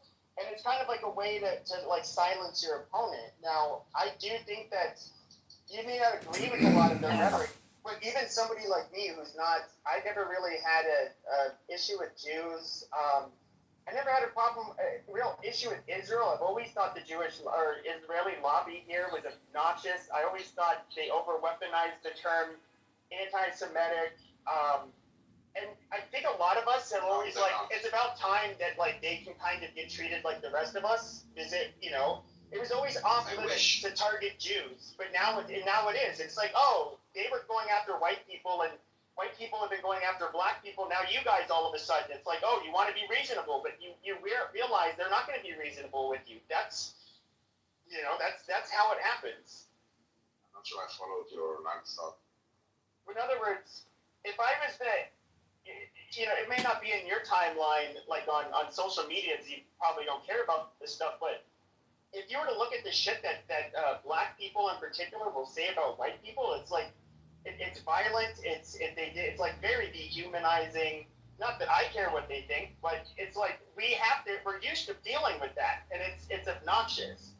And they're used to us demonizing and or dehumanizing them as well. Jews, I do think you guys had like a protected status where probably the one thing that would be the worst than saying the N-word is kike. Like that will literally get you deplatformed, lose your job, you'll be forever branded a bigot. Saying anything. Hey, I'm live streaming over here. Can't you just say the K word? Not anymore. Now you can say whatever you want. Not anymore. With no consequences. Well, that's the thing. It became legitimate to attack Jews, and it's not just like you're talking about blacks against whites. I'm talking about like governments. I'm talking about UN people that are spreading like blood libels. Like there was like last week. I don't remember who is this UN whatever commissioner of bullshit something said within 48 hours 18,000 babies will die of starvation in Gaza, and the entire media was outraged about it. Nothing happened. But I think I talked to people that are like I was last night, to people that are they're not that religious, but they're kind of Christian like me. One of them's a left winger, or not left wing, I'd say liberal. And so we were talking yesterday that none of us were Muslim or Jewish or anything. Now, all right. So now here's what I see as kind of the problem. This is what at least as I've seen it. What you see right now is people protesting the war, and they're saying you guys are genocide and you guys are bad. Now, I know that a lot of Israelis are like, well, I don't get it. That seems like they're only doing it to us. Well, if you were to look back, like when I was in college, the invasion of Afghanistan and the invasion of Iraq, we had protests against universities. We were saying, you guys are killing children, you're starving children, you guys are genocidal. Not against another nation of people. And by the way, I don't think that anyone was attacking like Americans in colleges or like murdering people. It's not the same. They did do that in Vietnam. In Vietnam, they were actually bombing. In Israel, we have protesters against it. We are allowed to protest that are global against Jews. Nothing like what you're talking about. Nothing. Well, I think it depends on which group. I think you get the people that have been propagandized and the useful idiots for the Muslim pro-Palestine people. You know what the Muslim pro-Palestine people were that usually but then you do have like the genuine left-wing people that do think it's like horrific what they're seeing, and these are the same people that protested during our wars. Now, I would say this, and this is where it becomes very tricky. There's a lot of things that we are seeing, okay, that even amongst the right in America, we find to be pretty fucking disgusting about what's happening to the Palestinians. With that being said, it's hard for us even to gauge, are they doing the right thing? Have they gone too far? Is this appropriate? It's like, how do you, we can, and I and many others that don't really, yes, you could say, like, we don't like what we're seeing, but it's really hard to say, what can they do? When you look at the totality of circumstances, maybe you guys did go too far. Maybe you didn't go far enough. I don't fucking know. It's like, I'm not somebody who can really give that answer, but it does look ugly, and there's going to be people that protest it. Yeah, but first of all, they're not protesting to stop the war. They're not protesting to release hostages. They're not protesting against Hamas.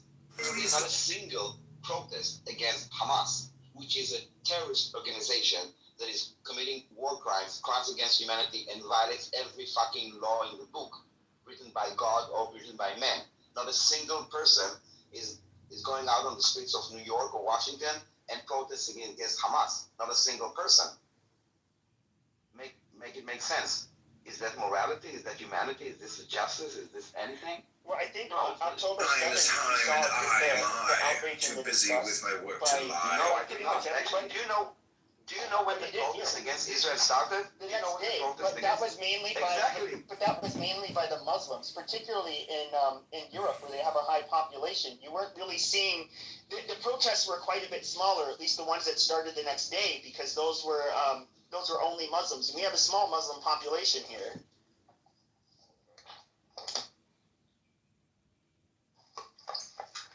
But yeah, the Muslims didn't even apologize. They didn't. Same shit. Yeah, when he won the first time, you remember the first time Trump won the election? Right. Yeah. Who devastated? Right. Right. With the girls that's yelling, no! Yeah, crazy bitch. That picture of the crazy bitch. So it's the same here in Israel. Every time there's something good, Bibi is doing something good, that's how they react. Every time. When he won, the next day they went to demonstrate because of that. Because he won the last time. That's the only reason why I like Bibi. He makes them suffer. He makes them go out of the. So it's good to know that the Jews out over there, Harry, are the same as the Jews over here. Fucking retarded. The liberals, yes. The retards, yeah. The libtards, how you call them? Yeah, libtards. Libtards. It's not exactly liberals. It's not liberalism or the leftist mentality, like I've been saying, is a poison. It's not exactly liberalism as you have, because in Israel I consider myself as a liberal. Because I'm not orthodox, I'm not conservative, I'm not going to. Yeah, but I wouldn't say that you're a liberal either. I would say you're a little bit more. You're a centrist. That's what you would be. Yeah, you would be considered a centrist. Yeah, I support the gay community, but I'm not gay. You know. I support. Right. I don't go to march with them, but I do support their existence. Yeah, I got you. Okay, and they need to get full rights like everyone. They need to suffer like us. They need to get married. They need to suffer like us. Yeah. Fucking guy. Why they want to marry? You want to get married? Then suffer like the rest of us. No, in Israel, gays can't get married. They can't? No. Yeah. They have to go out to. Oh, yeah. The refugees won't sign the. You're not aware. Of course not, because it's religious. Yeah, exactly. I mean, my great brother got married in Israel, but he didn't. Obviously, he wasn't. The rabbi wasn't there. Wasn't like it wasn't recognized by the government of Israel. Jews, the Palestinian Jews, all these, they don't call themselves Jews. They don't. My beliefs are when it comes with the to Jewish people. They call Muslims. themselves Yehud, yes, but tell me. Yehud is Arabic. Let's go to English. Well, I let's want go them to all English. What does Yehud mean in 100%. English? I want to put them. Yehud just means Jew. Jew. Oh, so what does Jewry mean? Again, that's a The European Jewish term. people. No, it's the Jewish people. Yeah, That's, again, it's like saying there's the Muslim. That's like saying there's a Muslim. This is so stupid here, right? How is it? You said I was a liar. You claimed I was a liar. It's literally Union is only happy if you're civil in the If you bill. understand how language works, right? When I'm saying the Europeans use the term Jewry, right? I don't care that it means that Jewry, that specific word, is only to the European countries, right? The way the Arabic people go at it and describe Jewish people, they use Yahud, Yahudin, all that stuff. None of that translates strictly back to Jewry. That's not how that works, right? They go ahead and give it respects to a historical context on how the Jews call themselves, right? Yes. Now, if you're going ahead and using let me just answer you because you're lying. No, stop. English is a European language, yes or no? English is not. It is a European language, but it's not an Arabic language, right? So how an Arabic word to a European language? For example, I'm not. if That's the the Quran thing. is translated You're making my point for me.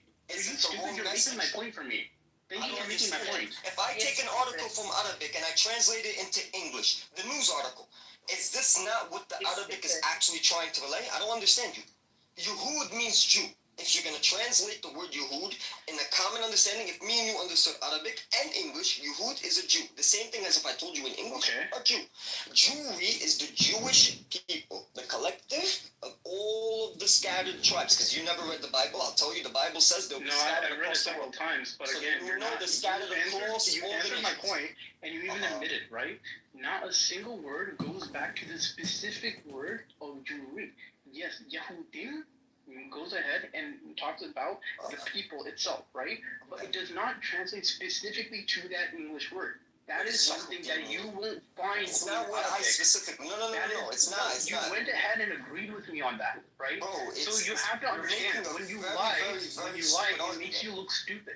It doesn't make me. You're literally saying Jews and Jewry have no connection when Jew is literally the transliteration. This guy does not understand simple English. What does Yehud mean? Mike. There's no. You're not making any sense. He's making. Go in the chat. Go in the chat and go up a little bit. Tell me a question, Alpha. Go. Tell me a question. So you believe in Hashem and the power of prayers and the Torah and all that stuff? You're a reader. Okay, would you pray to the Hashem to destroy the oppressors, the murderers, and the unjust rulers on the land of Palestine? Yeah. Whoever they may be? Yeah, Bekata Minim, yeah. If you know who that actually was, yeah. Do it for us, okay? Do I have to pray for the oppressors? No, pray against the oppressors. Pray Hashem. No, English, buddy, English. Why do I have to pray in English? You can understand and know that you actually pray. May the wicked and evil kingdom be destroyed, and all those who oppress the truth and pervert justiceness be humbled. And may the kingdom of David come upon the land, and they all know God and pray in unison. That's what the prayer means. You want to talk to me about Judaism? No, I just wanted you to pray. That's all. Okay, so I just prayed for you. So I just got Thank you for praying for us. Thank you. I just got you some hasanat, man. Just want to say one thing, Chucky. I didn't mean that you don't have an actual lineage. I don't know you. But I would say one thing. You should never be embarrassed of your heritage. Amen. You should never be embarrassed of your heritage, Chucky. Never. Because other people make you go against your people, you should stand firm. You don't know what you're talking about. The fact that you prayed doesn't, take away that you're fucking dumb and ignorant. You could say what you want. I have history to prove it. You're just trying to prove a genocide. You want to kill all of us. Yes, Alpha. You're not stupid, Alpha. You know what you're trying to do. You want to end us. You want to end the last of us. And committing a genocide are two very different things. So Mike, if what you're saying couldn't understand that Wikipedia is not a viable source. If what you're saying is true, Mike, if we're gonna look just at October 7th, they could have just went in and randomly started killing everybody, right? They did that and recorded it, by the way. No, thousands of people showing up. I'm gonna tell you, Mike. So what they did was wrong, but the fact that you guys had a party running 5 minutes away from a military base and right across of a border from the people that you called terrorists is something that doesn't make sense. Okay, so the fact that you had houses 2 minutes away from where you sent the bombs and stuff, it's your fault. It's your fault the people were bombed. It's the same logic. So you're going to defend shooting 1,000 people at a party. It's not. I'm not triggered. Your logic is stupid. People at that party that were killed. Okay, there was 200 people at the party. And there was 200 people 2 minutes away from where you shot the rockets in Gaza.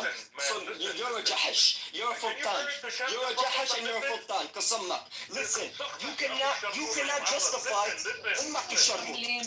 You cannot justify because they were at a party. They were at a party. You're 2 minutes away.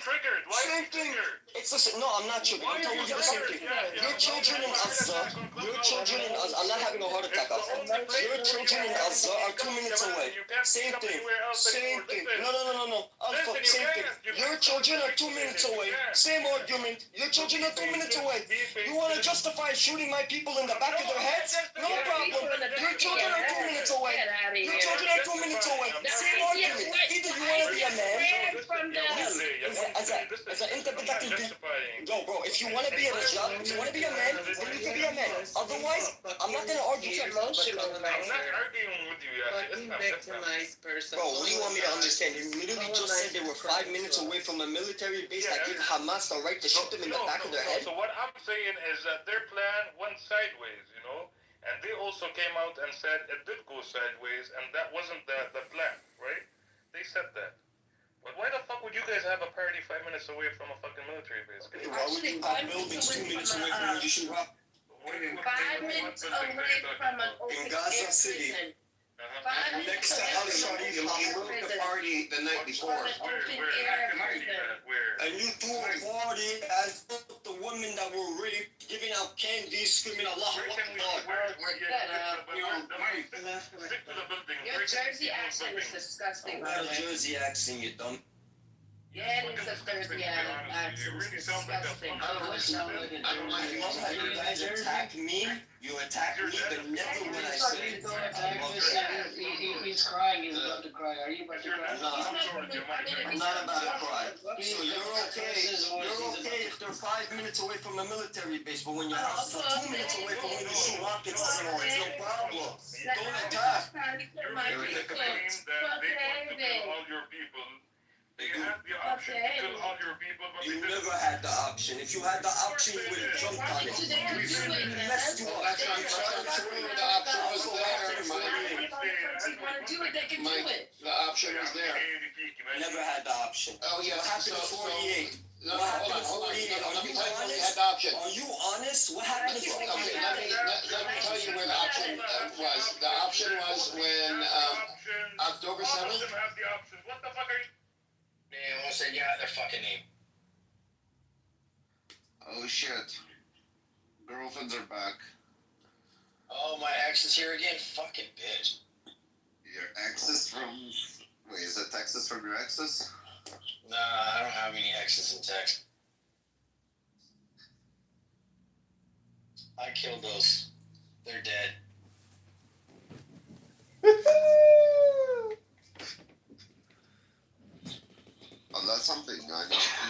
Muhammad must have a pink ticket.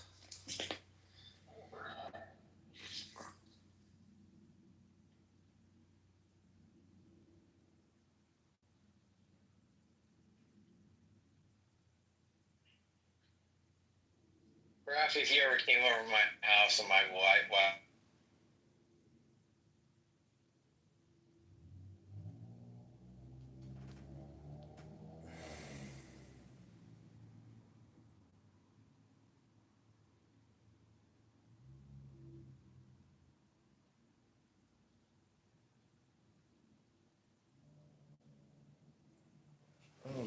Oh wow. Oh wow. Moving is exhausting.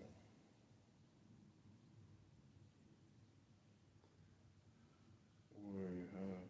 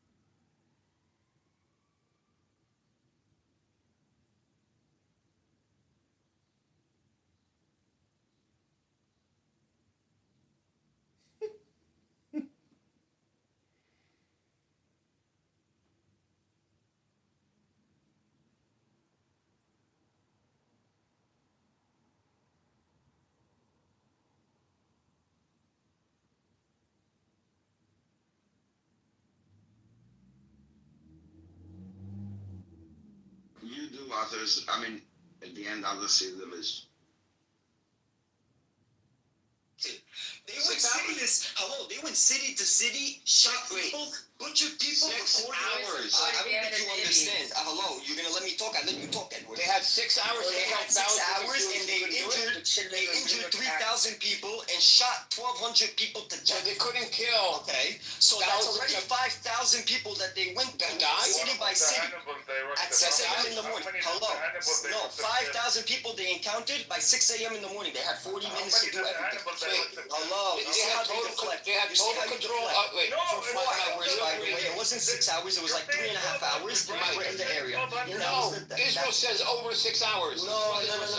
They were in the Gaza border. They breached the French. They were in the Gaza border for about 3.5 hours. They went city to city or they went to kibbutz. Okay, no problem. We'll disagree on the facts. This is Israel saying this. And you're disagreeing with your own country? I'm talking about the people that are in the army. You think we don't speak to No, okay. I'm saying to you, okay. No problem. 6 hours, they had control over that area. Okay. They were there for 6 hours. So they couldn't kill everybody? They couldn't kill everybody. They went city by city trying to kill as many as they could. Trying to? Why didn't they? They got shot down. Half of them were killed in the land. No, they had control. They went back. No, they didn't. That's a lie. The military was not there. What are you talking about, bro? It's on video. It's on video. You can literally deny what is on video. Wait. So they wanted to take hostages. Yeah, Jahash. Why would they kill them? ما كتجحش. What? They killed them. ليش بحكي عربي هذا؟ I don't know. Where are you from, Mike? Where are you from? From China. He's from Bangladesh.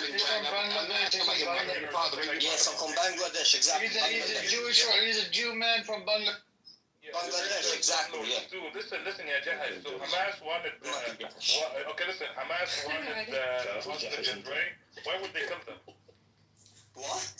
If Hamas wanted hostages on October 7th, why would they go into city? The same reason why, because they got their leader, your leader, the one that maximized them. You do prison swaps. You Muslims, you justify letting 1,000 prisoners free for one. How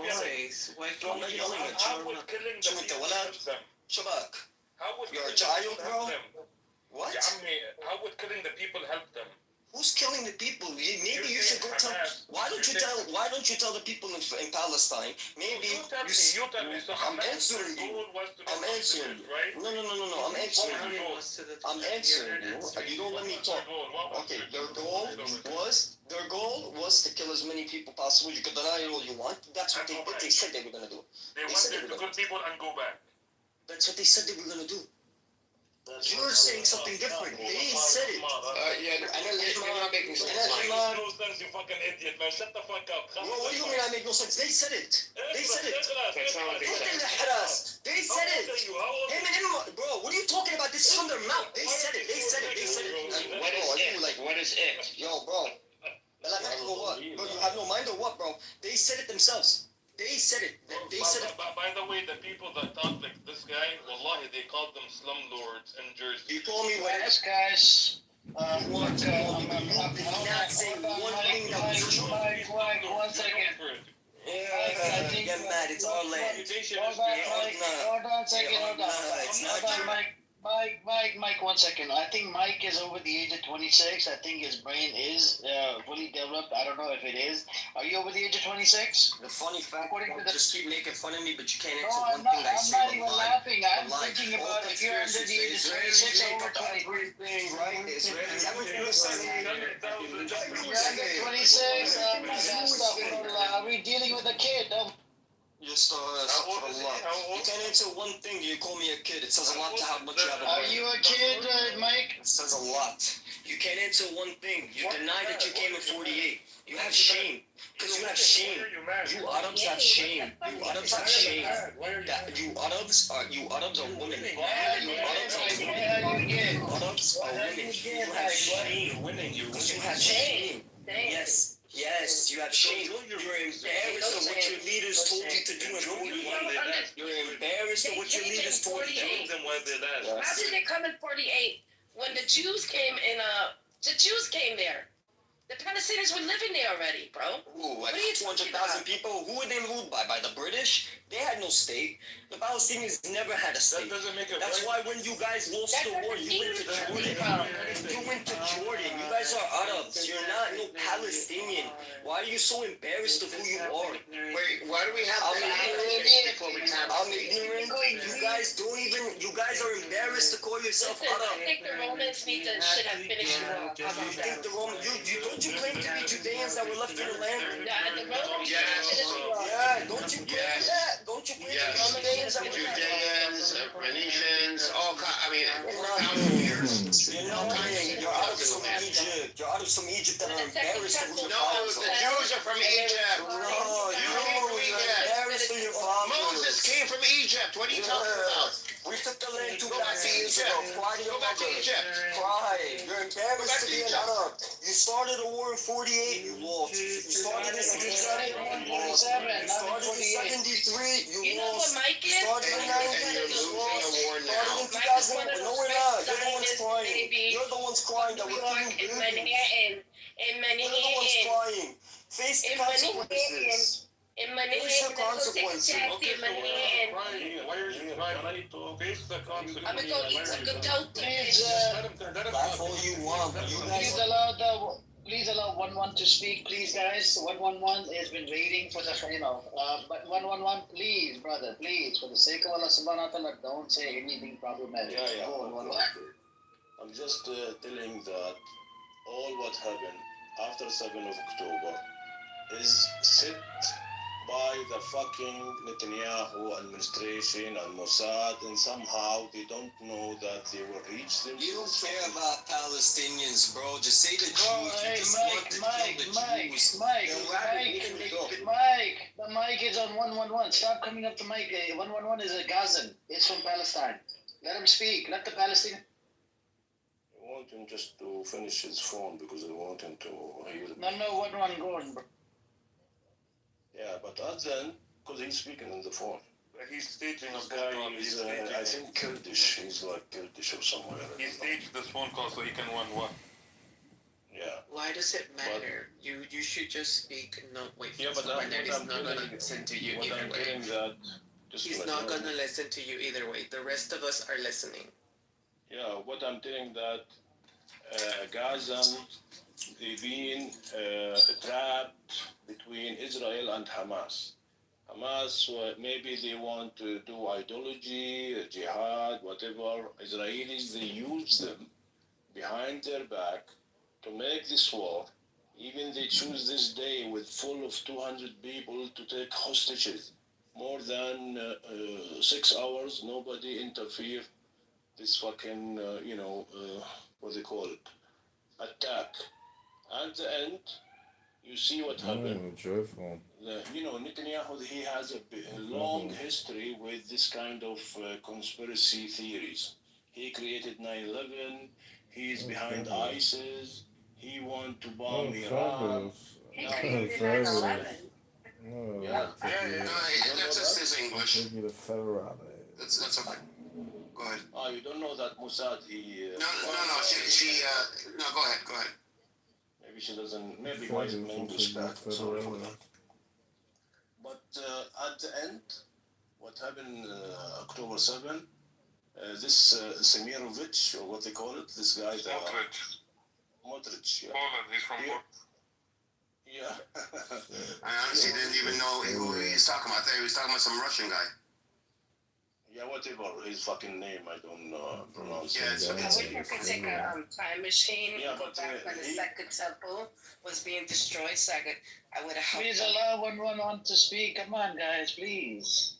I mean, this guy, before he became, what they call it, a minister of some, the economy or whatever, he was studying, or he made like kind of papers, research how Israel to reach to the big state.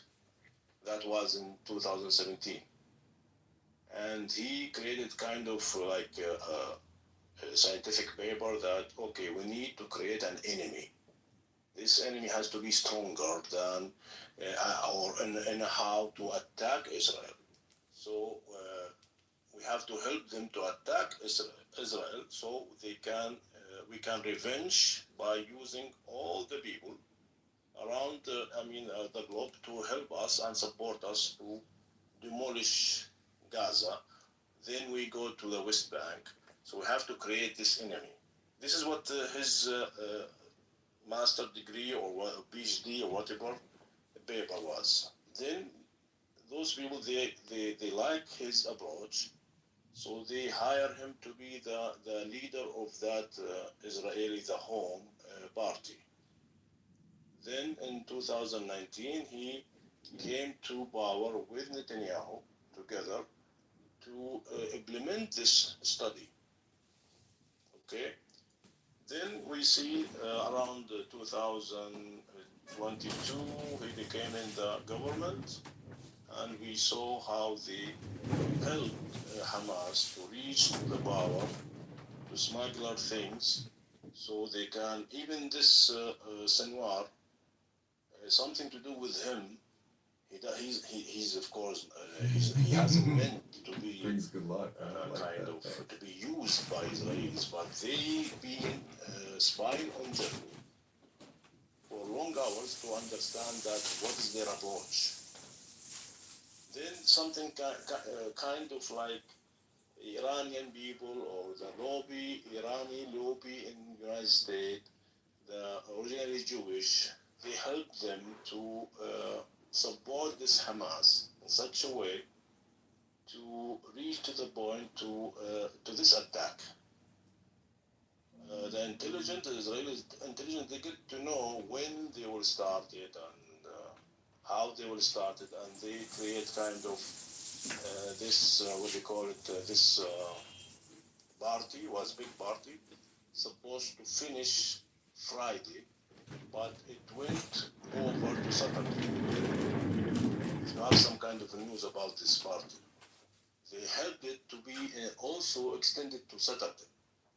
So those people, they will come out and take hostages from as much as a bigger number of hostages, so they can prolong this war against Gaza.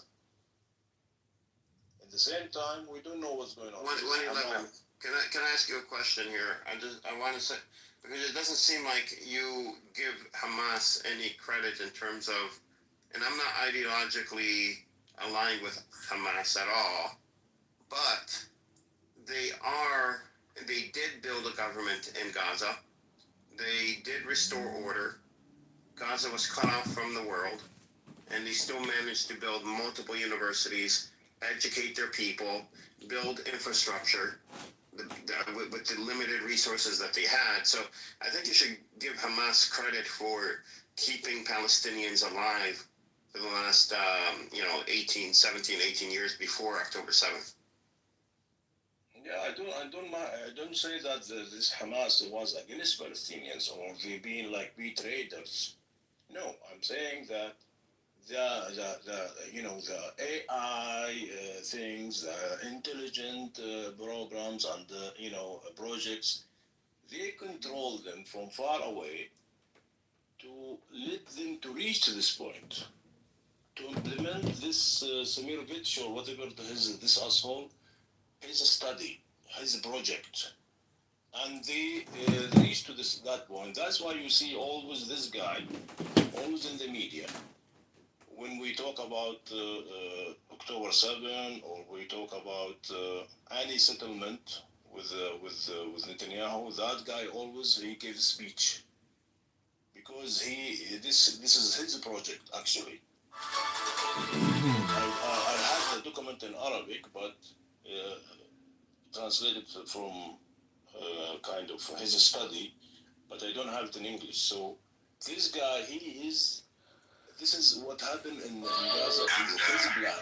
Together, after they discovered, I think 2004 or 2006, they discovered this oil and gas in Gaza, and they tried not to let any company to take it out since that time.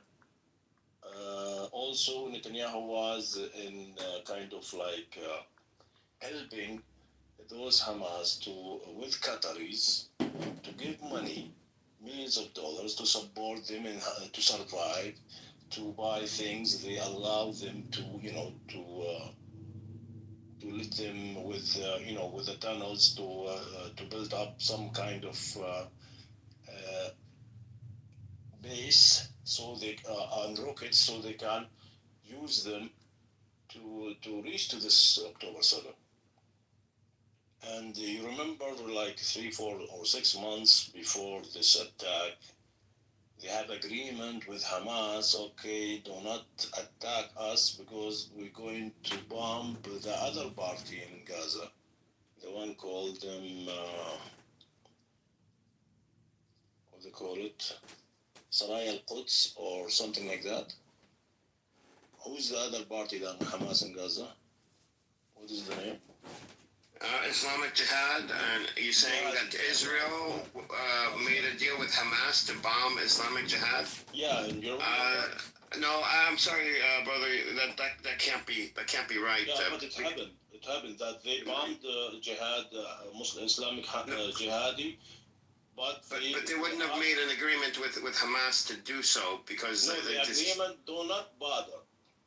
Do not bother, Hamas, do not bother. We are taking off those people because we have kind of hudna or peace talk between us and you, Hamas. So do not bother. We are taking off this jihadi, Islamic jihadi, whatever they call it, jihad al-Islami. So it happened. They bombed those people, and Hamas hasn't interrupted. And since that point, we can reach to there is something is cooked out to reach to after a few months to October 7. Especially after the agreement that they're going to set up a kind of trading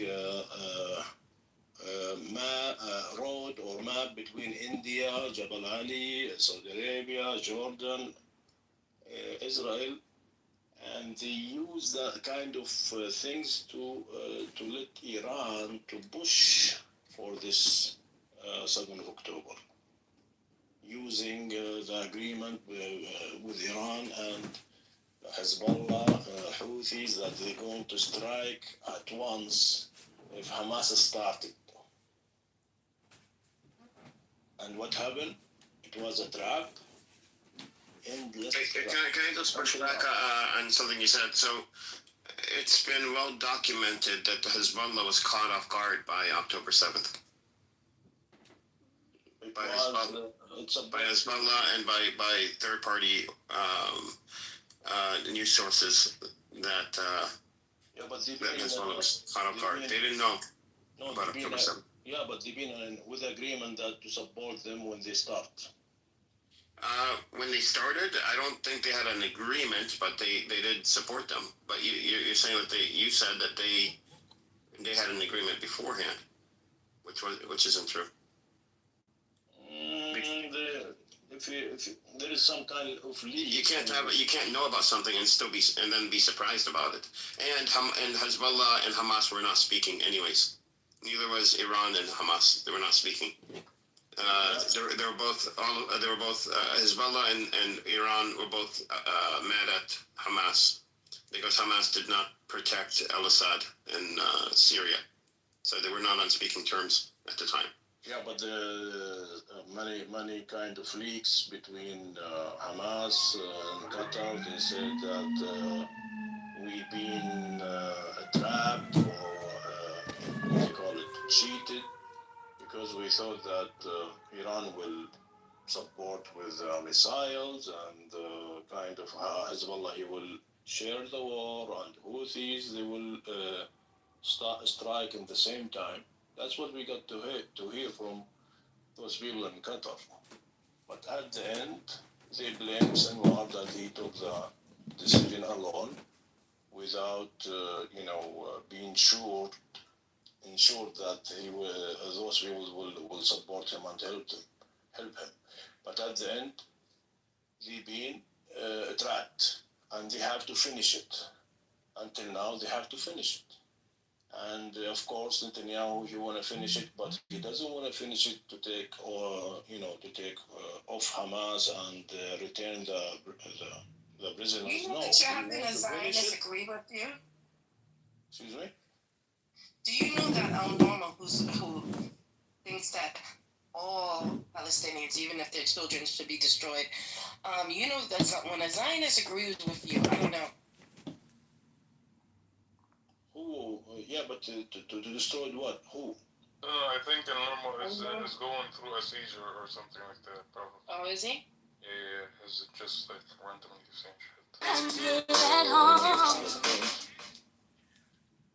But I meant at the end, Netanyahu, he doesn't want to finish it. He want to take the whole 2 million Gazans out of Gaza. That's the whole idea. That's the whole goal. Is not to finish it to just, okay, well, if Hamas, they said, okay, take your prisoners and leave us alone. He will not. He will not support that. Because there is 2 million people there. He want to get rid of them or keep only 500,000. So 500,000, they become a minority. They will live like, the other Palestinians living in Palestine between as Israelis. So there is no kind of the second solution or two-state solution. You got the point? Cash in that pink ticket, Edward. Man, I just want to ask you a couple questions. One. So, going on that last point you said about, what do you say, what Netanyahu plans to do and all that stuff, right? Now, here's what I don't get from the whole Netanyahu playbook, right? Because no answer I found makes any sense. I get he wants to move the 2 million people. I get he wants to basically kick them out of the land, right? And I get that he keeps on using Hamas as a way to justify this, right? But with the 500,000 people that he keeps and incorporates them into Israeli society, right? What is the end goal they're supposed to be? You mean, because I believe that the Palestinians, they will not leave the Gaza at all, because they will not, Egyptians will not accept them, Jordanian will not accept them, so he has to kill them. He has to keep it like that until he kill most of the Palestinians. You see how many they're killing every day. No, I understand that, but you brought up how he wants to keep 500,000, and I agree with you. He does want to keep the 500,000. The minority. Yeah. Minority, yeah. So, but what's the play there though? Because the reason why I'm asking this question, right? Anytime a people wants to go ahead and keep a minority, right? It tends not to make sense in the grand scheme of things, right? It makes more sense to completely get rid of them entirely, because there will always be a sort of resistance. Um, and the reason I bring this up is every single genocide that happens, right? This is the main problem. They always keep the minority. They don't realize that an uprising can take place to that minority and drive them out, right? So, what is his whole goal with that minority? Just to show the whole world that he is caring about Palestinians. At the end, he's giving them what they call it, the indigenous in Canada. They give them free of tax. They give them food sometimes. They give them some skills nobody can get. So he want to show the world, oh, you see, this left Palestinians, we care about them. Give us more support, you European Union, Americans, this is how it is. This is the plan. All the time they do this in England, in Canada, in America, and everywhere. Then my follow-up question to that is, okay, we're saying that, right? Now, if this is a question that follows up into my next one. Have you ever noticed, Chinese workers in the Israeli settlements or in parts of Palestine? Indians, you mean? Chinese. Not Indians. No? Okay. So now my question into this is, right? You talked about they want to save, these Palestinians look moral, quote unquote, all of that stuff, right?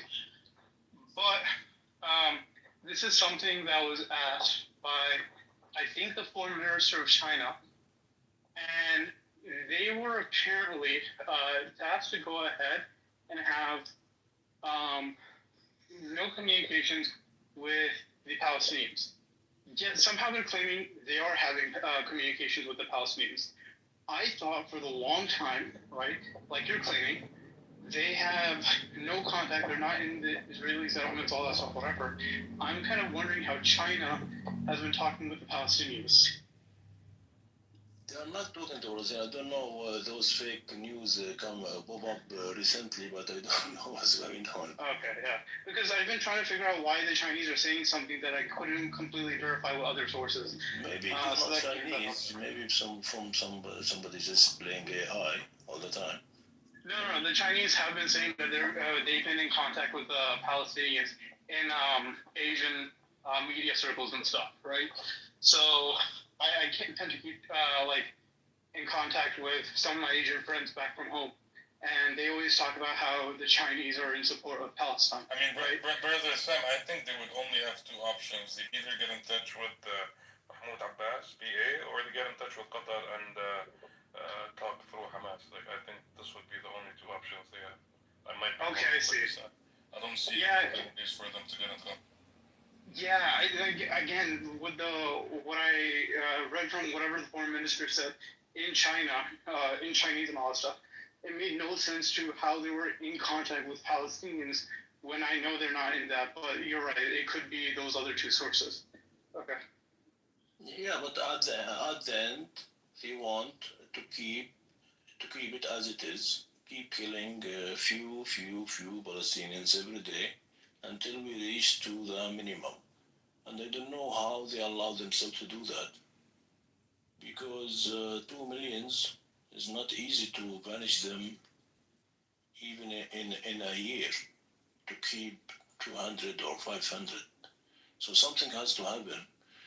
And I believe Hamas, they are doing that they want to do something against Israelis and to revenge, but at the end Israelis are controlling this shit with Trump and those, to make it prolonging this problem, to keep it, longer than it is. They're just talking about negotiation, but there is no negotiation. This is like bullshit. Today negotiation, tomorrow we just fuck it up, like what happened before. I'll be very honest on the American front, right?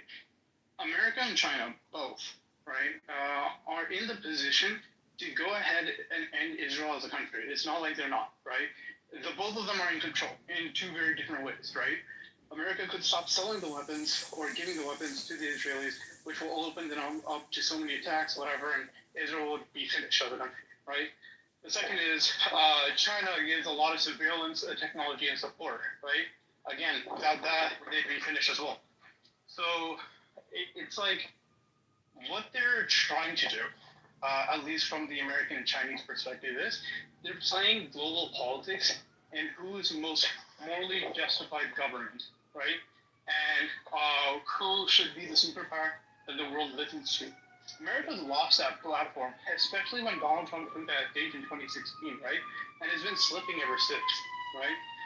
Which is why I say Donald Trump is easily one of the greatest presidents in U.S. history, because he's made sure that the American veil of bullshit has been lifted.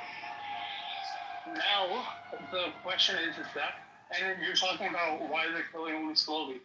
They're trying to rebuild that veil of moralistic integrity and trying to keep that whole, like, innocence of Americans and Israelis and all that stuff while carrying out whatever they're carrying out, right? If it comes to a point where they can't justify it anymore, then they might just go ahead and massacre them in one fell swoop and call it a day. Or they might get folded before that. We don't know, but we'll have to see it play out because this is the first time we're having social media really go ahead and portray what's actually going on. I don't know what to say, but at the end, I heard today, this afternoon, they decided to take Netanyahu off the cabinet, to kick him out. But I don't know if they going to do this to keep the war or to stop the war. That's from a Jewish journalist. He said that Haredim already make a kind of meeting to withdraw from his cabinet, so he will lose his power as a one united party. Then he will kicked out because he doesn't have the percentage or whatever they said. But is this because they're going to finish it? I don't believe. But they're going to make it more like to take Gaza in another way, not just to leave Hamas to come back or Palestinians to stay. To answer your question, this is something where I go ahead and dub it as a collateral damage analysis, right? So when that you have some I'm reading this 2 hours ago. Did Netanyahu accept the ceasefire proposal from the U.S.? Oh no, he's just going ahead and playing that, so then he can go ahead and bomb and destroy everything. Listen. I'm just reading it now. Y'all bro some depressing motherfuckers up in here, okay? That's just my life. What? It's okay to be Eeyore. No, don't be an Eeyore. He Be a wants to Tigger be like me. Eeyore. Sometimes he needs... Don't be an Eeyore, be a Tigger like me. Oh my gosh, I love Tiggers. Can we hang out one day? Yes, of course. Anyways, just getting back to my point, right? It's called what do you say? It's called the collateral damage analysis. And what right? if it doesn't and happen this will like answer. that? What if it doesn't happen like that? What if it doesn't? What if there's so much fucking pressure that Bibi Netanyahu just is no longer going to be in charge, and the Israelis are going to change their government? So that's the thing. That's what I'm about to. That's about what I'm about to answer. No, this has been going for 78 years. You know, the fact that you may think that this will change is impossible. Yeah. They always do this. These animals always do this. They will never change, and nothing will change them. The only thing that will change them is for the whole Western countries and the Arab countries to stop anything that has to do with Israel, cut off their aid, and stop investing in the economy. That's the solution for it. That is true. That's exactly the point here. Collateral damage, right, is the Israelis going ahead, and this is any government at this point. They go ahead and have to look at themselves socially in the world's eye view and say, there's a point of no return where we can't come back from this and save our reputation, etc., right? They've understood that they have passed that threshold, and they're trying to push the blame onto Netanyahu alone, right? We all understand that the problem is Zionism, right? Not just Netanyahu, right? So if the Israelis go ahead and have a coup and kick out Netanyahu, does that mean they'll stop what they've been doing? No. Israel has had leaders that have done the same exact thing to the Palestinians for 70 plus years. It might. There's a small chance that it might, but most of the time, not really, right? Again, Netanyahu was voted in for the expressed idea to completely eliminate the Palestinian state, right? Which he has done valiantly, right? Now, there's a problem for Netanyahu, right? If the entire media is against him, right, it makes Israel look bad, right? Now, if it makes both him and Israel look bad, Israel's entire thing is to oust that leader, right? He has had his views, kick him out, put another leader in, conduct the same operation, right? That is the Zionist agenda right there, right? Now, if tomorrow the West wakes up... Wait, hold on a second. So, so then for all everything that we're doing, people just protesting, nothing's gonna change. Nothing changes. Let all these people who are genocidal maniacs, that just kill people, just let them do it. You know, it is what it is. No, this is applying. No, that's not the point. That's what you're making it sound like. No, that's not what I'm saying. What I'm saying is... Yeah, what I'm saying is that that's how they put in self-preservation, right? The point of the resistance, right, and labeling it specifically to Zionism, which has worked tremendously throughout the world, right? Remember, other countries have taken steps to do what? They've taken steps to go ahead and kick out people who are Zionists. They've labeled them as war criminals. They were arresting them too. Like, Israelis can't really go out to other countries anymore, right? So now what we've seen is that it's not working this time. They're actually folding in on the pressure. They're trying to use Netanyahu as an out, but it's not going to work, right? What's now left is the Western powers are starting to see that their own moral standards are being questioned severely by their own citizens. Remember, France, who stood valiantly against with Israel, right, is now going ahead and speaking against it. Spain understood it can't stand with Israel. What do you say? The other Western powers are starting to wake up to say, UK as well. They're all starting to say, Canada. Exactly. And these are all people who stood with with Israel, right? Not Palestine. Now they're starting to stand with Palestinians, right? So now the commentary has become, what will America do? And the pressure is now on America to go ahead and change its stance, which, frankly speaking, I think it will, because there's a point of no return that Israel has already crossed. Can I give you my opinion? And I don't think it's a point of no return that Israel has crossed. I think because of Putin making Donald Trump look like a loser the other day with the Ukraine and Russian ceasefire. You know, you don't hit one thing about a narcissist. You don't hurt their ego, right? So now he has to look like the hero of the Palestinians in the Gaza Strip and all that. The United States have to do that because of what Putin did to Donald Trump. And like there was supposed to be a ceasefire. They traded hostages, and all of a sudden Putin started bombing the crap out of Kyiv. So now Donald Trump is he feels like his ego's hurt. So now he's going to pressure 100%. He's going to pressure Netanyahu to do a ceasefire. Do you want to jump in? Again,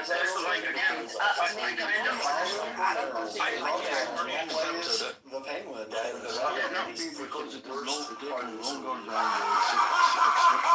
no think that when Trump comes into the throne, he will Instructions finish in what did you guys think of it? You walked through the airport, like, No, I don't he think found that. out that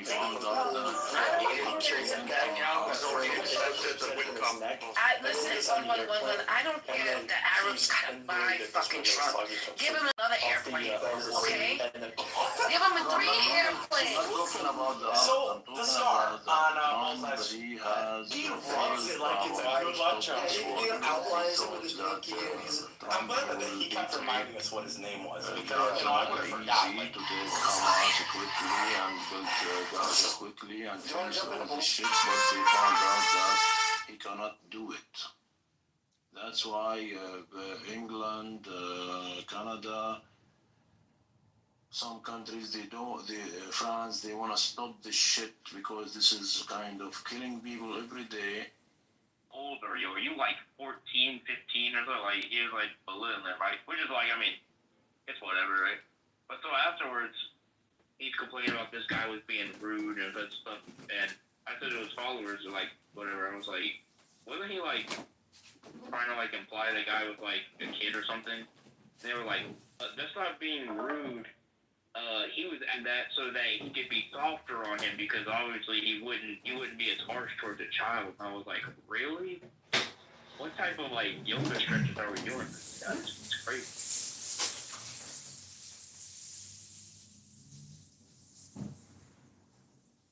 That's interesting. I didn't even know he was on with that. Yeah, so I went in the room, and he said, are you an atheist or are you a theist? And I said, well, I find like a 10% probability that God exists. And then he goes, that's a category error. And I go, no, it's not. And he gives me examples of category errors. And I go, no, it's not. And then I'm like, my degree of belief is just my own personal degree of belief. It has nothing to do with, like, I can always just be more or less confident in stuff, obviously. Then we moved on to, if I'm an atheist, why am I not a Christian? So the problem of animal suffering. It's like trillions of animals that are in excruciating pain right now. And then he said, if God tried to make himself not known to you, would you know God? And I was like, yeah, I wouldn't know God if he was actively trying to trick you. He goes, well, see, that means you're in a non-revelatory context, which therefore you could never know anything about God, even though you have no revelations.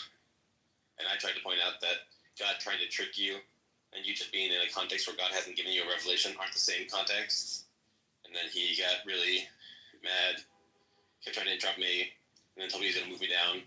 So I called him a retard who was incurious, and then he kicked me out of the room. Is that your first interaction with him, or you've talked with him before? My second one. Yeah, so he, like, I'm sure you've noticed this, but, like, so he already has this, like, pre-written script for, like, how he wants the conversation to go. So, like, if at any point you say something that diverts him off that script, that's when he gets really mad and calls you, like, a retard. So. Yeah. He tries to control conversations, but he's like a retard. Yeah. I think he's a really hard, like, Calvinist or something, too. So, like... So he thinks that babies are being tortured in hell just for the crime of existing? I don't know exactly everything Calvinists believe, so I don't know that, but, like, his thing about, like, how would you say in English, is it, like, determination or something, like the absence of free will or whatever? Like, he has, like, a script that he does with, like, other Christians, like, where he it's the same thing. Every argument he has is, like, he has to go exactly the way he wants it. Like, he doesn't know how to react. It's always just, like, it has to go down this exact specific path. If anything diverts from that, he just gets mad, like, kicks you. I say he's about 70 years old this year. I mean, yeah, he's old, but I mean, I don't know why that. You'd think that he'd be, like, more relaxed than if he was that old. Yeah, well, he's just like a bully who gets off at trying to dominate people in conversations, but he's too stupid to do so in, like, the normal way of just being smarter than people. He has to do it by, like, controlling the conversation in such a rigid way that no one can ever speak more than a word. He's an embarrassment. An absolute embarrassment. Like, what kind of fucking joke of a person can only win conversations if they let you say one word at a time? That's like saying I can only win fights against people if their eyes are blindfolded, their arms are tied behind their back, and they can hop on one foot. That is the equivalent of what Darth Dawkins is. He's a pathetic man who has to control people in order to win verbal conversations.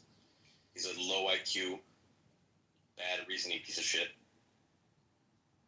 Another thing is, like, I'm not saying that it's never happened, but, like, I've heard him quite a lot on Discord, and I've never seen him convince anybody, like, ever. I mean, someone that was convinced by his, like, pathetic tactics, like, deserves him.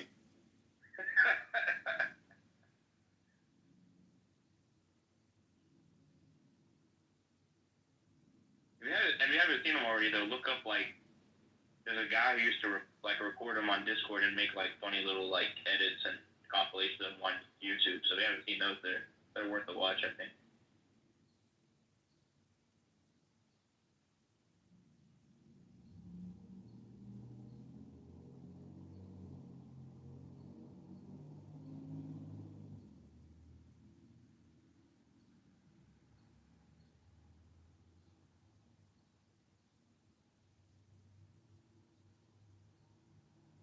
There's a guy on here too that used to be on Discord, and he was, I'm not sure reading, he was like one of his cronies. His name's like Barthology or something. On Discord it's called like Darth Barth. You know what I'm talking about? There's a guy on here named Barth. Is that what we're talking about? Yeah, he used to be one of like Darth Dawkins' cronies back on Discord.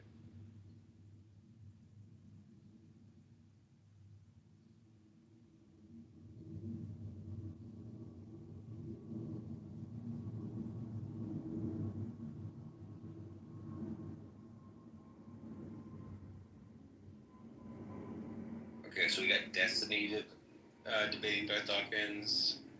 We got... That's funny.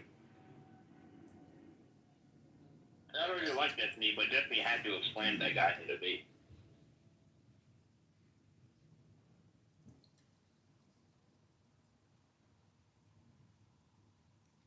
Darth Dawkins freaks out about politics. That sounds fun. We have Pine Creek shows how to handle Darth Dawkins.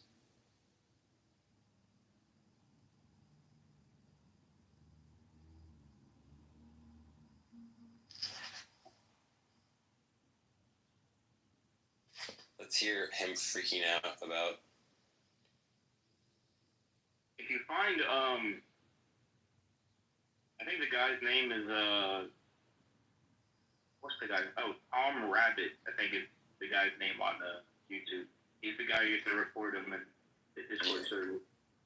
He has quite a lot of funny videos. Alright, let's watch Darth Dawkins meltdown. I check people for dodging my questions. Are you maintaining that you... Sir, just if you dodge my questions, if you want to...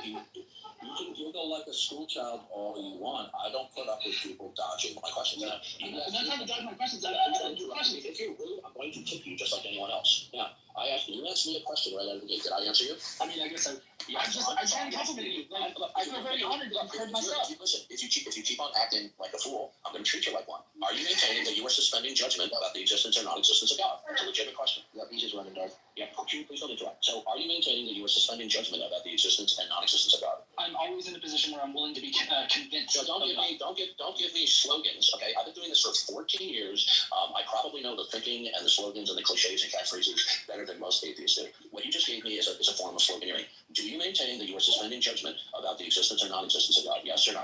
I'm currently not believing, but I'm open to the That is not a clear answer. Are you claiming you are suspending judgment? I'm in a constant state of suspending judgment. Okay, so that's a claim. Let's see if the claim squares with your actions, okay? So when you invoke propositions, do you invoke propositions with or without referencing the necessity of God? Which of those do you do?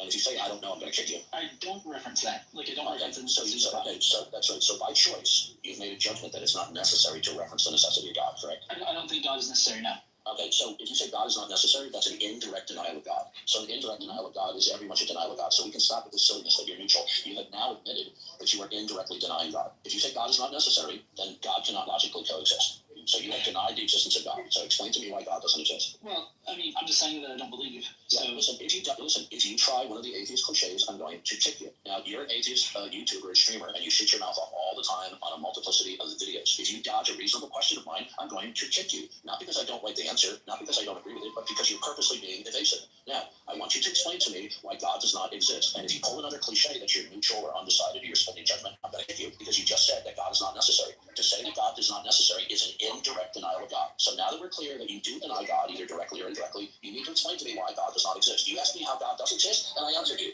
You need to explain to me now why God does not exist. Go. Okay. I deny your version of God. No, stop it. Hey, listen. I'm not trying to Stop. You're baiting and switching. The issue is you deny the creator-creature distinction, correct? I deny that God is necessary for creation, yes. Right, okay, good. So stop with the bait and switch and saying I deny your God. That's a classic bait and switch from global atheism to local atheism. Now, if you continue to dodge, I am going to remove you, which I would rather not do. Okay? And I'm sincere about that. I would rather not remove you. But because I treat all atheists the same way, that when somebody persistently dodges my reasonable questions, then there's no reason for me to continue to interact with you when you're deceptively dodging my question. So explain to me why there is no creator. Well, I deny your particular version. That's strike two. That's strike two. Repeat it for the second time. A bait and switch. This guy's such a fucking cunt. You just can't handle, like, this is the definition of a bully and a frame lord who can't control. Someone wants to frame questions differently or ask slightly different questions or slightly different understanding the terms or concepts. You can't, like, walk in someone else's worldview for, like, a minute. If it's, like, anywhere outside of even the tiniest inch outside of his worldview, he will fucking kick you out of a room. He's a fucking dickless, ballless piece of shit. That's what I'm saying. It's all a script. It's all just a script, and it's such a like specific script. You have to give him exactly the answer that he's looking for, or otherwise he has no way to pivot or anything. Yeah, it's the mark of an inflexible mind, which is also the mark of a stupid person.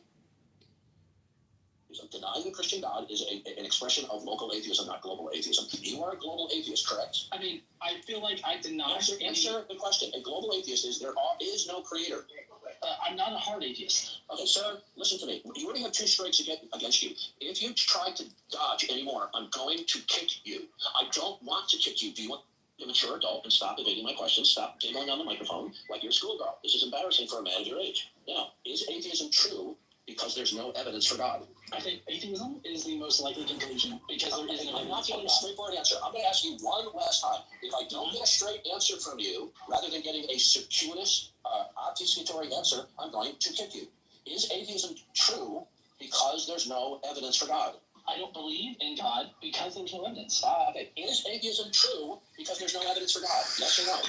Why is it a bad thing to be 100%? My little boy. Okay. You see, folks? Fine, but he wasn't willing to work within my bounds of being an agnostic atheist. He called it like a bait and switch and all this other kind of stuff. But basically, he was trying to pin me into a corner and trying to get me to admit to things that I don't necessarily believe and play his presuppositional game. I wasn't allowing him to do that, so he kicked me off. Of course, this is no surprise because generally this is how presuppositionalists operate. As you'll notice. Hi, Wednesday. Oh, I've heard your real voice before. Stop. You have? Yes. Oh, was that you on the other line when I called unemployment? Hi, Edward. How's the terrorist going, Edward? How are you? I'm here. So stupid, Edward. We got your ass. We got you too, Wednesday. We've reported you to the FBI, Department of Homeland Security. You're finished. You're all wrapped up. We got you in a box now. You're in big trouble. Big trouble. You're in bigger trouble. You're a terrorist. A room from a house that you are in, etc. We got your ass. You're finished. Oh, you better be. They're gonna kick your door in. They're gonna arrest you, take you to a black site overseas. Maybe Egypt. And there's no one knows where they go. If you come back, let us know where they took you. There's no risk or possibility that that anonymous user can do anything other than listen in the public room, and therefore they should have every right to be there. About blocking, because we did hear some, questions about that, where the reality is right now, a moderator cannot remove an anonymous listener from a room. There's a bit of philosophy behind that about what the function of blocking is and what the function of privacy controls are. So what we want to say here is normal blocking rules apply. If you couldn't get in a room because you're blocked by a speaker, you still won't be able to get in that room in anonymous mode. I saw a lot of people ask about that. And if you are removed from a room, you won't be able to re-enter as anonymous either. Awesome, thank you, Adam. That brings up one of the questions that we've got, which is why can't hosts and mods remove anonymous listeners from a room? Yeah, I started to talk about that in the last paragraph and realized we were getting ahead of myself a little bit with the question, but it's because I know that people are jumping at the bit to understand this. So removing, I mentioned that there's some philosophical underpinnings to what we think about removals and privacy controls for. So removing someone from a room is meant as a remedy when someone is being disruptive. It is not meant as a privacy control. So it is when somebody's stirring some things up and really, really disrupting the experience for other people. Privacy is meant to be achieved by the different room and house access types that we've had. We've got private rooms, private houses, friends of friends rooms, etc., where we want people to be using those to limit the scope of who can see the room, who can join the room. So anonymous listeners, again, they don't have any ability to be disruptive in the room. Noted footnote about the gifts that we are reviewing. But the main ways of interacting being voice and the chat. So we made the decision to stay true to the purpose of removals and leave them be for removing people who can be disruptive. That makes total sense. Thanks for that context. So one thing I kind of want to add here, which I don't know if anyone's kind of picked up on, but we, for a while, had web listening, and that was actually completely anonymous. And as many of the members of the community noted in the discussions I listened to this week, people removed from a room often come back, as like you said earlier, in burners. So as you explained, there's a little bit of context here and some history. So you couldn't be in a room as anonymous unless you had the ability to join that room already, and that makes total sense, and that's a really good kind of benchmark for understanding what rooms you could be in. You're not going to be able to join if you couldn't already. So that's super helpful, and that was also the case. That was not the case with web listening, so that's super important. I think that hopefully covers most of people's questions about anonymous listening. I'm sure if you've got some more, you will let us know, but I'm glad we were able to talk about that. But we got 3 more features to talk about. So Allie, what is next? Yes, we do. So the next is the ability to see who viewed your profile. Yep, it sure is. This one was one of the most requested features from our user research. It's pretty similar to what you would find on a variety of other platform apps, from LinkedIn to the wild world of dating apps. And I kind of have this quippy philosophy that if it exists on both of those, it probably should be considered for Clubhouse. So the feature, it shows who's viewed you in the last week, and that's a rolling window of the last 7 days from this moment. So obviously anybody can already look at a profile that's not private, and we're just adding the ability for you to see who viewed yours. People requested this very, very highly, and it's easy to understand why. You're on Clubhouse to make connections, and this is a great way of helping you connect with new people. Connect with new people, not directly at first, but in the sense of understanding who's maybe interested in you, who's checking you out, maybe you check them back out. And the data shows it's working. As we peer in to seeing how people are starting to use these features, exactly as hypothesized, many new connections in the form of friendships have actually been forming from use of this feature and people having a little bit of an icebreaker to see soft touch interactions before they step up to the bigger, scarier reach out. You view someone, you like what they're about, maybe you add them, then they see that you viewed them, maybe feel safe and had you back. Now you have a new friend, and that is what Clubhouse is all about.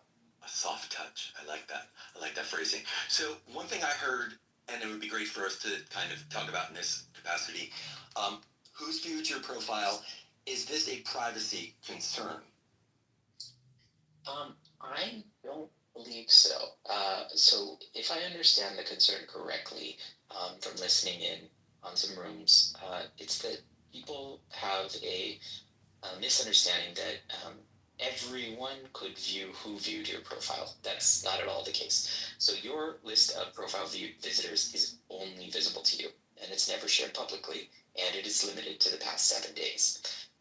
This is a fairly standard premium feature, as I mentioned, across many kind of network apps, LinkedIn, Tinder, and other dating apps. I know there was an assumption that anyone could see who's viewed anyone else's profile. Just to repeat myself, that is not true. Only you can see who viewed yours, and we don't think that that is a violation of privacy at all. Okay. You know what's really interesting about this one? There's a use case, I guess, that people are using this feature for. So a couple people I've seen are interpreting who's viewed your profile as a way to see who, which mod removed somebody from a room. Like, for example, if I kick you out of this room right now, if you tap your profile, you'll see that I was the last person to view you, so you'll know it was me that kicked you out. But that's not really the case, right? That's not real. That wasn't an intent. Neither is it an intent, nor is it real. So, if somebody viewed my profile, and then after viewing my profile, kicked me out of the room, yes, it would show me that they viewed my profile, because in fact they did. But I'll remind you that it's actually not a requirement to view someone's profile to remove them from a room. The most common way, as we look at the data, that people remove others from a room is by long pressing on their face, pulling up that contextual action sheet where you can directly remove someone from the room. That pathway is not a profile view, does not trigger it, and as I said, when we looked in the data, it's actually the most common way people are removed from a room. So if you did get booted out and you look at your profile views and you see someone at the top, chances are, no, that is not who removed you from the room. That is very simply who last looked at you, which, as a reminder, can come from anywhere in the app. It is not only people in the room with you who might be looking at your profile, but those who are looking at replays, traversing friends of friends, in search results, looking at events you may have RSVP'd to. There's myriad ways that your profile can come up on someone's screen to be tapped on, and that would show in your views regardless of where it came from. Got it. So this is, I'm going to just take a little side excursion here because I can't ever say this one enough.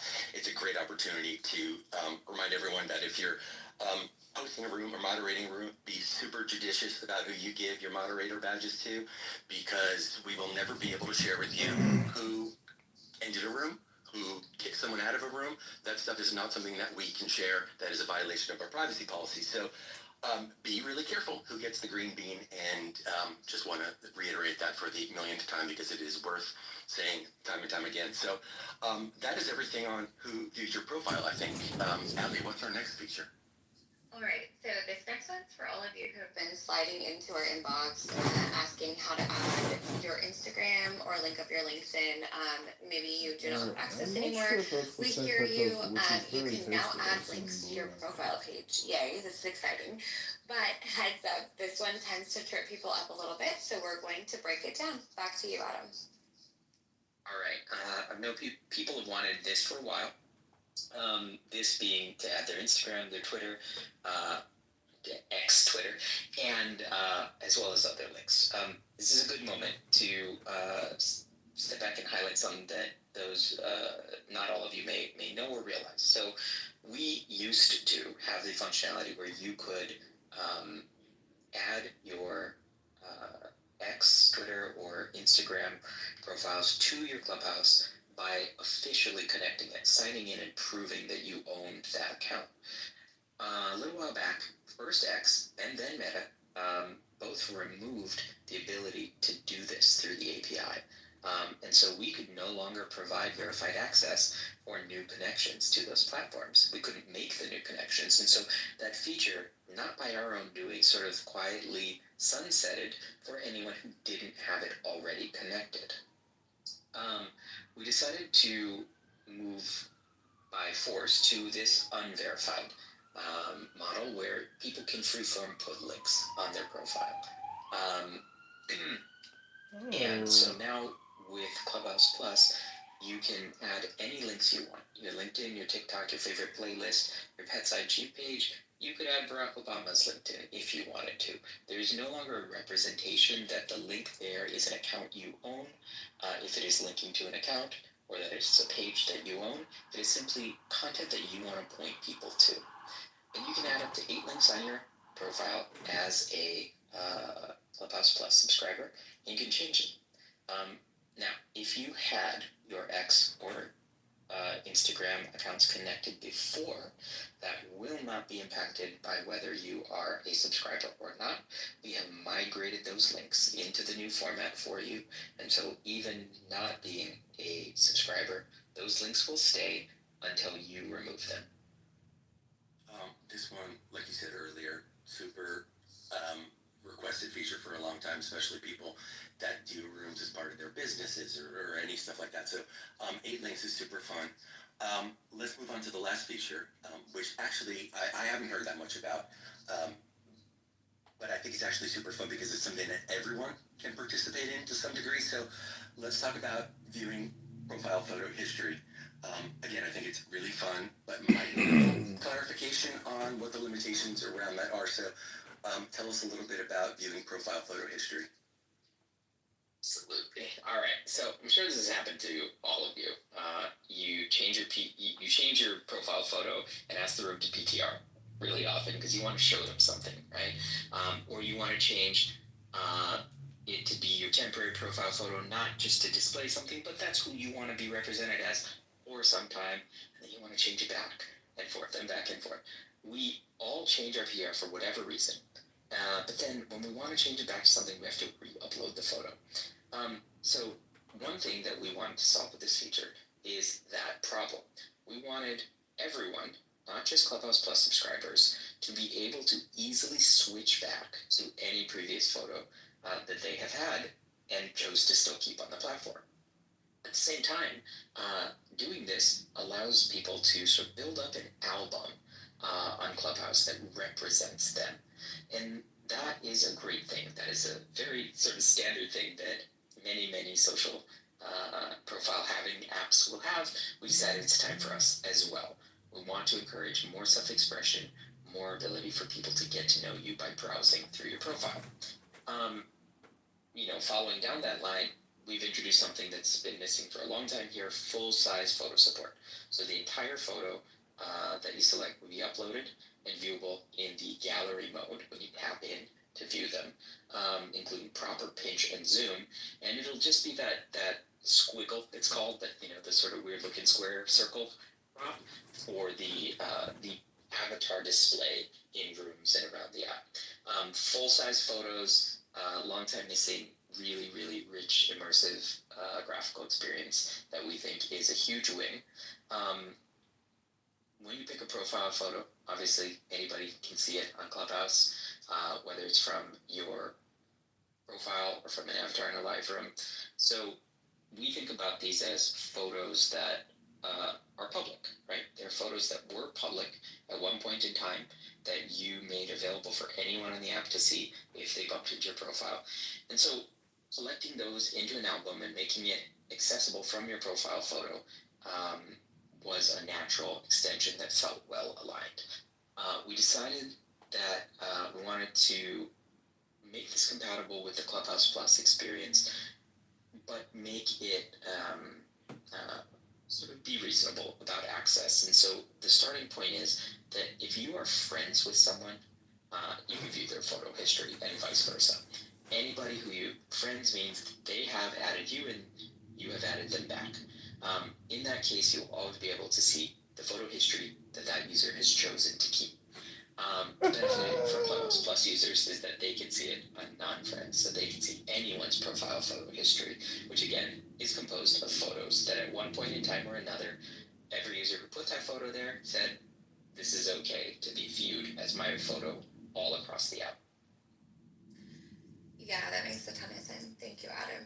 So another question that's been coming up, similar to the who viewed your profile question that we spoke about earlier, is whether this crosses any privacy lines. So like you said, profile photos are public. We're public at the moment you chose to upload it, and so you've already signaled that it's okay for this to be viewed. Of course, if you decide you don't want a photo visible anymore, that is in your control. You can curate and delete your own photos, and they will be stricken from your album's record, and no one will ever see them again. So ultimately, you control what photos others see on your profile, and we think that that is a reasonable and thoughtful privacy model, and we stand behind it. A really, really important call out, and this one, I've been waiting this whole session to clarify this, is that your photo history starts from Clubhouse Plus launch day only. I have heard people think that perhaps it goes back to the beginning of time of when you joined Clubhouse. Not true. I've heard people think that it somehow reveals the photos on your iPhone or Android camera roll. Not only not true, literally not possible. We would have no technical way to access that and pull those photos forward. So it starts on the day that we launched Clubhouse Plus, which was this past Tuesday, May 27th. We took whatever was each person's current profile photo and made that the first photo in their album. Nothing before would ever be there. From there forward, every time a new photo is changed or added, it will append your photo album, become your current profile photo, and it lives there until you choose to delete it. I love it. One thing that I'd love to clarify, because I heard this a lot, this only applies to profile photos. It's not about photos that you've shared in the house chat or in a back channel message or anywhere else. This is just your profile photos, to your point. So anything else people should know about profile photo albums? I think just to reiterate the things I said, you can curate and delete your own photos anytime you want. It's worth reinforcing the album. It just started this past Tuesday, May 27th. Anything you've ever used as a profile photo before this past Tuesday, not included, never will be. So no need to worry if you have some random PTR based on a room from 3 years ago. It's long gone. All new photos only. Similar for if you have a photo from before that had something outside of the crop area, right? That is absolutely not something that will ever be seen because the whole photo wouldn't be seen. And in fact, in those cases, we don't even have the photo outside the crop area. We only uploaded the cropped part. Now we are, again, uploading full-size images, something to be very aware of, and full-size images, and people will be able to browse them in the gallery. So if you want them cropped, if there's a part of that photo you don't want on Clubhouse, crop it in your own Photos app before uploading. It's a very good pro tip right there. Yeah, thank you, Adam. So thank you so much for walking us through all of that. Those are the 4 core features, and hopefully that gave everybody some context and answered some questions. If you still have questions, as Joe said, we will take those in Town Hall next week, so make sure to submit those questions. You can also send in your feedback, and that is going to be the best place to send that is clubhouse.com/what's-new. All right. Before we wrap this up, I want to give a big shout out and thanks to Adam for his coming out party and doing it for this. I think hopefully, big applause. This hopefully will go a long way to clearing up some misperceptions. Again, this replay will be available. It's a 36-minute room, so please share it with people who might have questions or want to know more about it. As Ali said, Town Hall is next week. We will definitely talk more about Plus, so let us know what you want covered. The link is at the top, so RSVP now. Thank you all for coming, and thanks again, Adam. Thanks, Ali, and thank you to the hand, who's been very quiet and stealth this whole time. So thanks, everyone. We'll see you really Soon. Let me shoot up the plane. Thank you. This has nothing to do with me. This has to do with them and their conscience, them and their relationship with their ancestors. So now, when you get a chance to scream and creation is not God. So those Muslims who believe that the Quran is the mind of God, it's not a talking point. I want that proven. I want to see that they systematically implemented a warning kind of system before they Jewishness ends. Well, hell yeah, they're gonna take advantage of that. Hell yeah. La Normal is going crazy. I have an interesting question for you. Oh. Just to hear your thoughts on this. The Nobel Science Nobel Award system. Approximately 25% are Jews. When they make up 15 million, a very small percentage of the world population. And out of that 25%, the vast majority, I don't want to say all, the vast majority are white Jews. What have you come across this or thought about this, or do you have anything to say about this? Yeah. I think we need to make a distinction between Europeans who happen to be Jewish and Europeans. The vast majority of Nobel Peace Prize recipients are white, right? In general, they're European. There's no doubt that Germans, Russians, Polish folks, you know what I mean? Extremely brilliant people. I'm not taking that away from them. But if you look at the ones who other people would point to as Jewish, and you instead ask them how they feel about Judaism, most of them will tell you that they're atheists.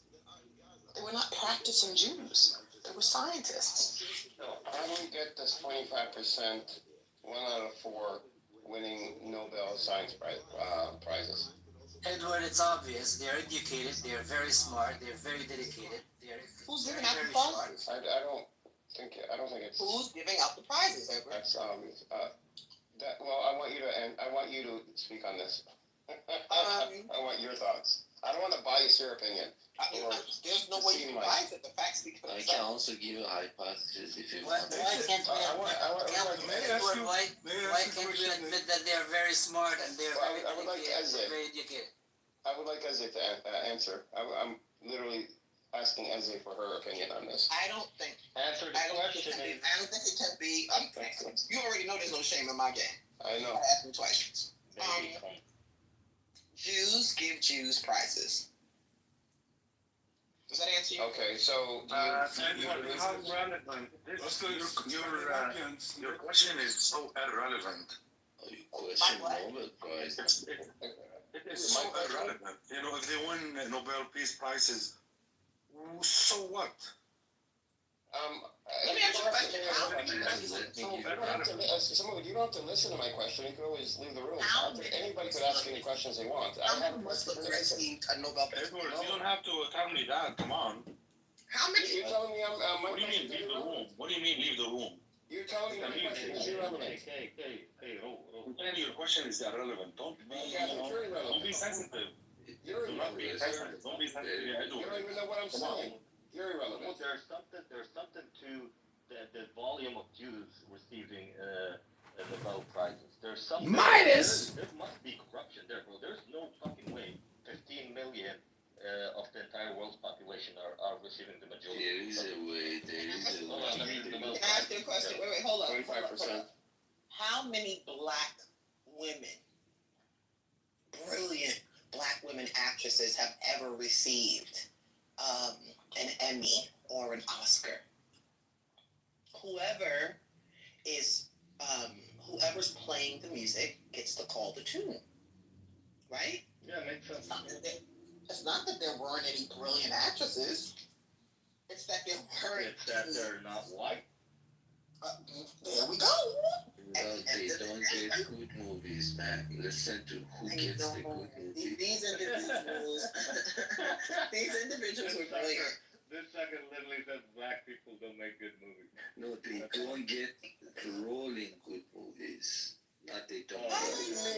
they do. You know what? They do. No, they always get the They don't bad get role. nominated. No. Second, here, I'll give you an example. Denzel Washington. Yeah, Denzel Denzel Washington. Washington is a brilliant actor. Morgan Freeman. Are you kidding? Yes, but you know Yeah, he got an award. Freeman. I don't remember. You know when he got an award? When he played a drug dealing thug.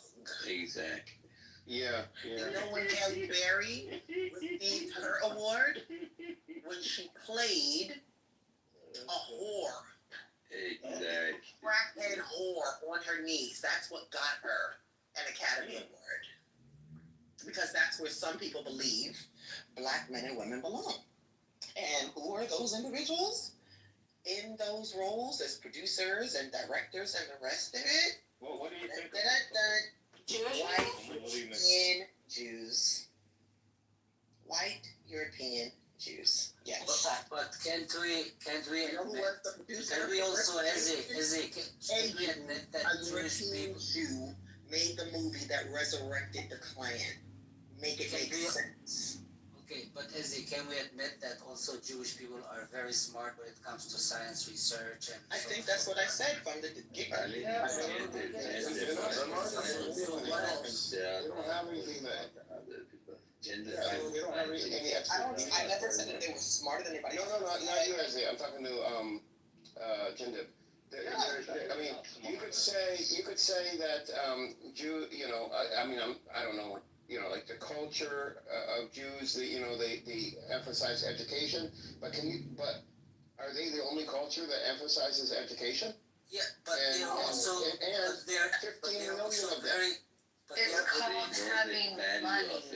But when it comes to education, they're also very philanthropic, right? They invest a lot of money in education. They put a lot of money. No, they don't. Let's That's keep not that. true. Yes, they do. No, I just think it's money. I just think it's money in general. Hold on. Let me ask you a question. Philanthropy is when you write the check and you don't need the No, photo you op. don't work hard neither. Wait. Hold on. When you don't need the photo op. Philanthropy, according to Judaism, is when you give it in secret. But what happens when that philanthropy helps you hide? You gave away $2 million, but you made $50 billion. Is that still philanthropy? That's good business. Let's again. I go to the smart. I go to the smart part. They're pretty smart. No, gender. They are not the smart. I don't know what you guys are talking about this. If you allow me just to talk for a minute. Thank you very much. Go ahead. Yeah, just allow me, please. Edward Habibi, don't get mad. I mean, you're my friend. When I said maybe I said it in a wrong way, that my tone was different. When I said how relevant. No worries. I apologize. Yeah, no problem. Yeah. The reason why I'm saying that, and we have to be careful. Number one, I'm not here to hate this. No, because I am not going to incriminate Jews, and at the same time, I'm not going to what's the opposite, applause them or any, and for them winning whatever does not matter at all. We have to know during the Enlightenment age and the Reformation, Enlightenment, the Industrial Revolution in Europe, where they were discovering everything, but at the same time, they were, exacting, administering injustice upon people, Africa, everywhere in the world, in a way that is so inhumane. It didn't matter, if they were smart or the agenda, they were smart, yeah. Europeans were smart and Africans weren't smart, maybe, or that way. So what? I mean, if they were, Europeans were very smart, yes, the Industrial Revolution. But at the same time, what they did, to this world, wreaked havoc everywhere, that's what matters. And the same thing is, I want to talk about their actions, Zionist, on Palestinians and other Muslims. We are discussing in particular the Nobel Prizes that they have over the years. We're talking about this very subject. They are rigged. We have to admit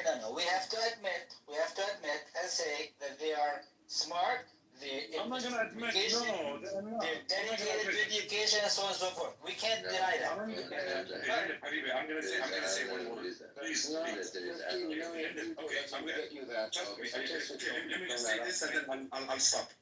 Hey, Jindib, Habibi, I don't give a shit about them if they're smart or not. What I care about the Zionists, what they're doing to my people. Okay? They're smart or they don't, they shove it up to whatever. We're talking about totally two different things. We're talking about the Nobel Peace Prize. Even the whole Nobel. That's what we're just talking about. Now, we're talking two different. We're just talking about two different things. Okay? Well, here's why they're smart. Let me tell you why I brought this up. You shouldn't say they're smart. They are not smart. No. They're like God creates all people the same. There are no people. All people are the same. No, they are not smart. I am not claiming that they are all smarter people are than the the same. average. All people are the same. There are no. You don't see one people smarter than another. When it comes to education, research, and so on and so forth, they're pretty good at it. No, they're not. They're not better than Africans. They're not better than any people. Well, that's the thing. That everybody else, pound for pound, for example, let's just take either India or China, right? The two most populous nations on the planet. There's more research and development and papers being written in those countries, but than pretty much any other country. But it goes under the radar. It doesn't get like published in the Western journals. Now, and the reason I brought this whole thing up, there's a reason. Neil deGrasse Tyson, I was watching a video from the other day. It was from back in 2009, 2010, when he said this.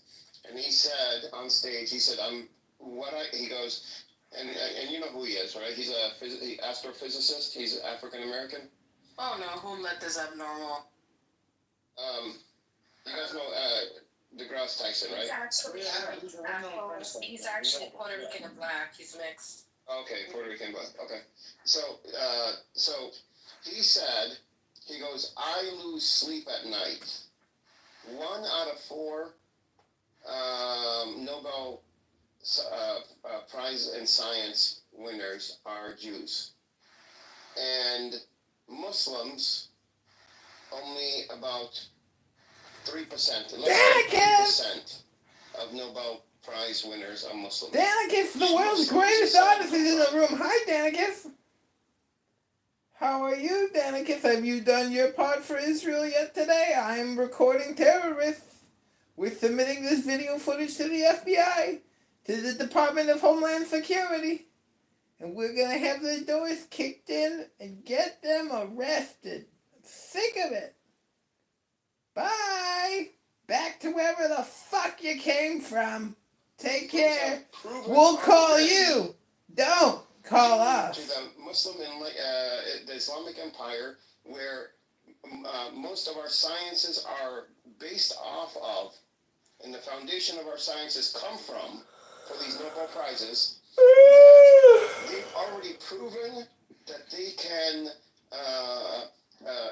innovate, they can come up with new concepts, new ideas, and push the boundaries of science forward. They've already proven that, and they're not doing it now. Okay, I'm going to give you that, but you know the Islamic world has not produced any new knowledge for the past, 500 years? 1,000 years? What?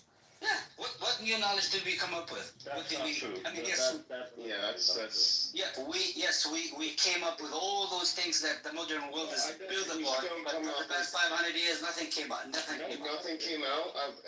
What about here in the United States?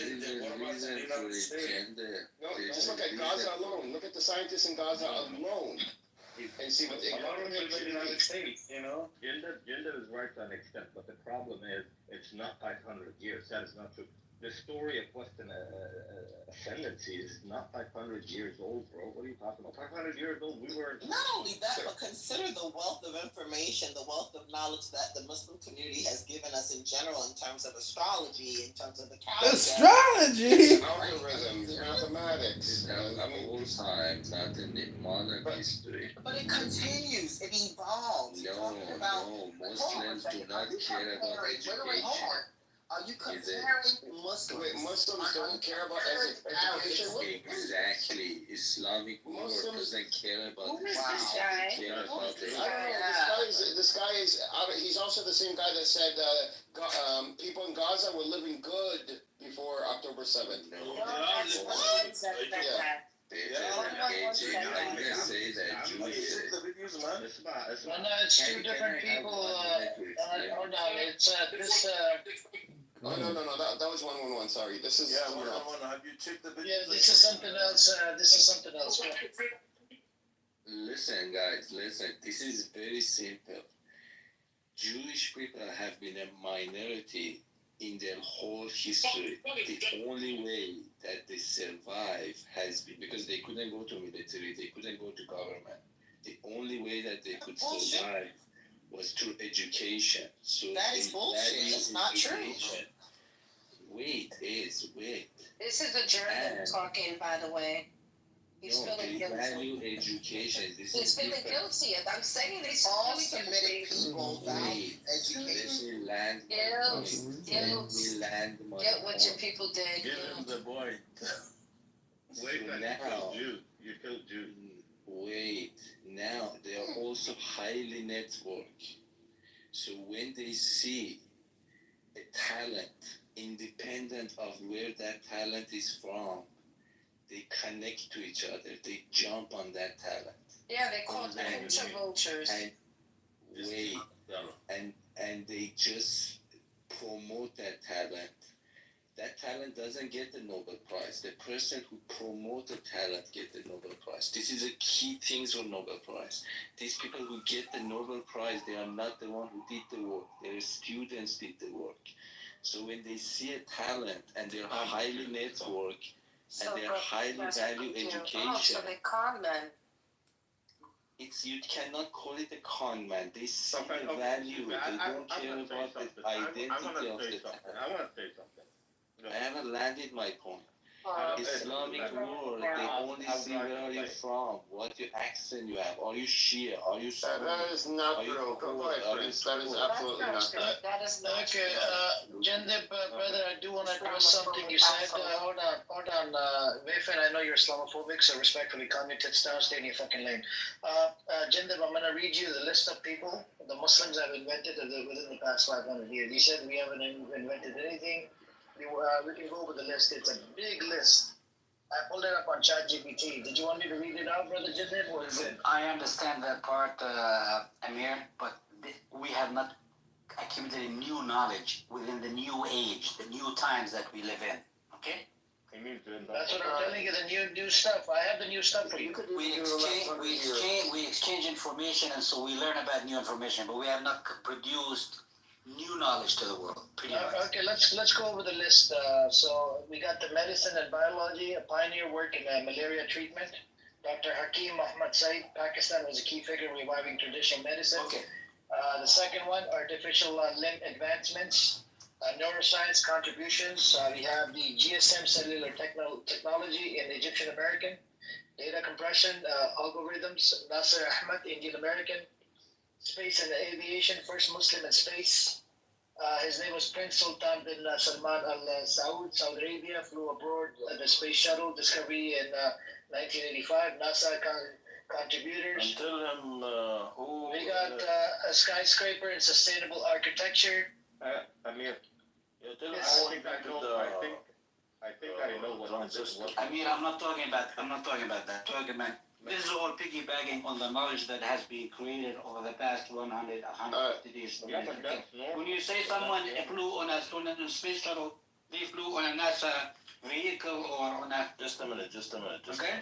Can we define what a PhD is? Jindip, aren't there millions of not Palestinians, Muslims in the world that have PhDs? Yes, of course they are. Okay. So we are very highly educated. I understand. Okay, so to receive a PhD, you must add to the body of knowledge of that field. That's the only way you can receive a PhD. Not by taking courses. You have to literally write a thesis paper, that usually is hundreds of pages long. It must add to the body of knowledge. Period. So you can't say that Muslims haven't. I mean, they have to. One second. Right, I know what the problem is. Jindab is right in one aspect, and I think that's what he means, but he didn't elaborate. We are not producing new knowledge stemming from Muslim majority countries. But Muslims, if given the right environment, do flourish for sure. I absolutely agree with you, yes. In Japan, yeah, so the issue is these countries, I understand. Thankfully that is changing in a lot of Muslim majority countries, and there are developments. So That's what you mentioned, I totally agree with you. That because there's more of a focus on religion, that there's less of a focus on science. It's oppression versus. There are a lot of things. Because the way the West has just destroyed these countries. Colonizations. There are many factors. Well, oppression is inverse to. Right. Wow. Be that as it may, there's no way anybody is going to convince me that 15 million people and 7 to 8 billion people are receiving the biggest chunk of Nobel Prizes. There is 25%. I mean, statistically, it's impossible. There is no fucking way that is possible. No fucking way. No, it's impossible. It's impossible. Statistically, it would be impossible. It's illogical. It's illogical. It doesn't make any sense. It's unreasonable. There was a thing is a Western thing, is a Western creation, it's a Western organization, it's a Western thing, right? Okay, so yeah. I know why you're surprised with this stuff. I'm not sure. It's not surprising. I'm not surprised, but it is important for people to understand that such things, including IQ tests, are made by a certain group of people for certain environments. Yeah, the white teams. For instance, for IQ, it doesn't necessarily measure things. That's like pseudoscience. Yeah, you're right, Prince. It doesn't. You can't. I mean, you can't take the same IQ test. I could take an IQ test and then give it to somebody in I don't know, Morocco or Yemen, and they would fail that IQ test. Why? Because they don't have the same body of knowledge that I have. And if I take, so IQ, and we don't even understand, and we don't even have a standard for IQ tests. And I don't know if you guys seen, how that there was supposedly Ashkenazi Jews have higher IQs per average IQs, which is insane because you can't standardize IQs over given two different human beings. You can't even standardize an IQ because people's brains are unique and they're different. Everybody thinks differently. I would have thought it was Ashkenazi Jews, honestly. I would have thought it would have been an Asian country like the Japanese or the South Koreans or something. Wednesday, don't I don't believe in it.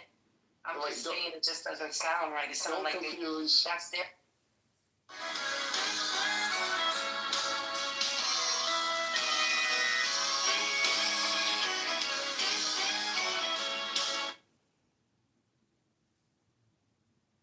If he draws Muhammad. I love bomb him. Okay, that's good. So you're the chillest Muslim I've ever met. System, in terms of in their society where manufacturing, electronics, computational power, this type of thing is important. That's not IQ. IQ is you could take somebody, put them out in the wilderness, without any knowledge, and they can problem solve. And I'm just making this up. They could problem solve and come up with a solution to keep themselves alive, or to get water, or to get food. And you could take, so with this IQ test from Ashkenazis are smarter than other people. Ashkenazi Jews, number one, are from different cultures and societies, anyways. So it's not standardized to begin with. You can't even say that. You can't, say that Japanese people are smarter because they produce more. Let me give you this information. It's important information. Who has created the transistor? The transistor is the main thing that So you're not like 111? computers, Are you talking about everything. trannies now? Are you talking about What, trannies? okay, who invented the transistor? Yeah, the transistor. Who got the Nobel Prize for? Why don't you tell us? We don't know. Yeah. Schrecklich. There is two guys working for Bell Labs in 1947, John Bardeen and Walter Bratian, or whatever, physicists, okay? But who created before that? The guy called Muhammad Atallah, an Egyptian-American engineer and physicist who made groundbreaking contributions to semiconductors technology, a foundation of modern transistors. Key factor that Dr. Atallah, 1924 to 2009. What happened? He got this basic of the transistors. Then after that, those guys, they got the Nobel Prize. And he's American. You got the point here? That's why you don't see Muslims famous getting this kind of prize unless there is somebody agreed to give him this fucking prize. Even if he's scientist. 111. Where is this Muslim guy? What happened to his career? I'm really curious. I love this story. Where is he? Yeah, this is from Deep Seek. If you ask. Like his originality, probably based on the name, is one of the Arab countries somewhere in Middle East. Egyptian. So now, question: why he didn't get any position, anything? Wait, do you have a problem with Arabs or Muslims? Yes. Why scientists don't get position? What's the problem with Muslims? Wait, let me just speak. His name is Muhammad. And he created the fucking phone you are talking from. So why Egyptian government didn't give him any position? Because the government killing all the Egyptian scientists. So he was killed? He was killed? Wait, you know just a minute. Who destroyed the Egyptian? You're letting him get mad at you because it's wrong. And the future. No, I didn't get he was killed. You don't even have to go that far. Just go to Iraq invasion. Admittedly, and even the CIA. Oh yeah, that sucks. Yeah. They kill Turkish scientists. They kill Iraqi scientists. They kill Syrian scientists. Let's hear Prince was speaking. Let him land. No, they won't. I mean, it's well-established fact that the Mossad went into Iraq and assassinated hundreds of Iraqi scientists. Yep. Yeah, and in Egypt, it's a common practice, standardized. And when the Egyptians were building a nuclear facility in Egypt, they did the exact same thing. But my point is this: the governments, like for example, I'm in Taiwan. Okay, can I speak now? Thank you. Listen. I think my message came wrong. No, your message. Do you have a problem with Muslims? I have a problem with Muslim government. They don't Why? people who are I'm asking you a question. Do you have a problem with Islam? With governments of Islamic countries. They don't. So do you have a problem? This guy does not sound German. He sounds. He is Iran. But they don't put people who are educated in power. Do you have a problem with Americans? Taiwan. Let me say something. He's from Taiwan. Yeah, you are. I live in Taiwan. I just keep on to tell you their success story. Yeah. I want to tell you their success story so we can learn and Muslim how they become this successful.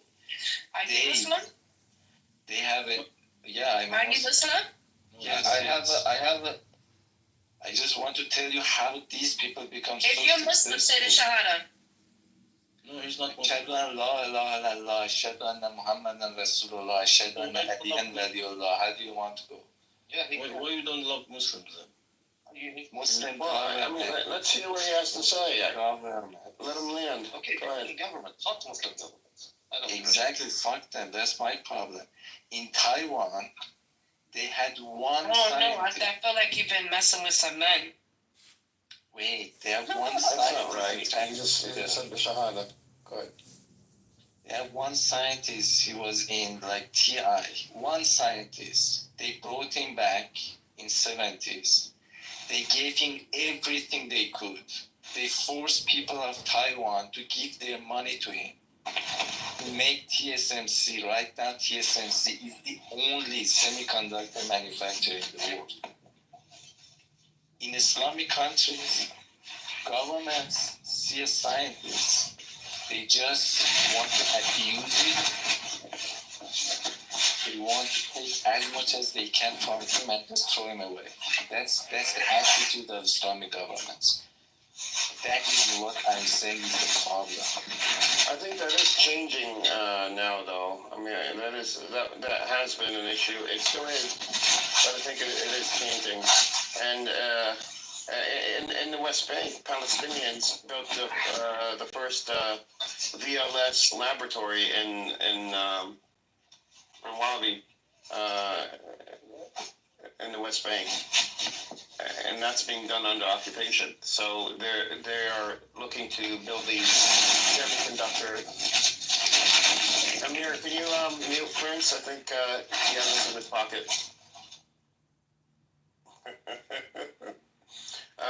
The Palestinians are, in the next year or two, looking to build an actual semiconductor factory or manufacturing plant in the West Bank, which is a huge achievement for any country, especially for people that don't even have a country and are living under occupation.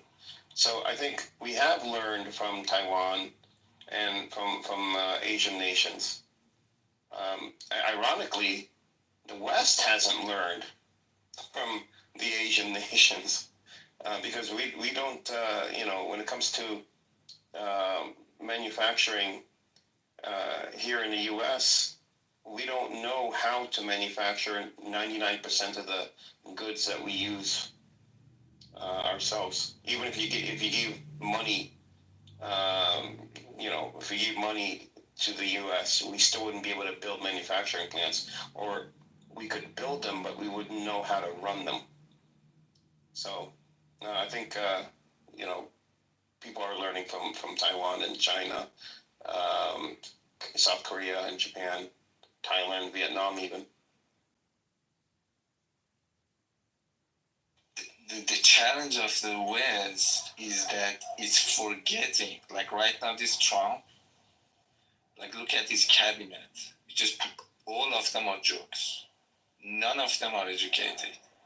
This is the only cabinet in the history that everybody knows the name of their members, because they're just like bunch of clowns. It was not like this. I definitely agree with that. It was not like this. In the West, they used to value education. I think it started going down in the 70s, to be honest with you.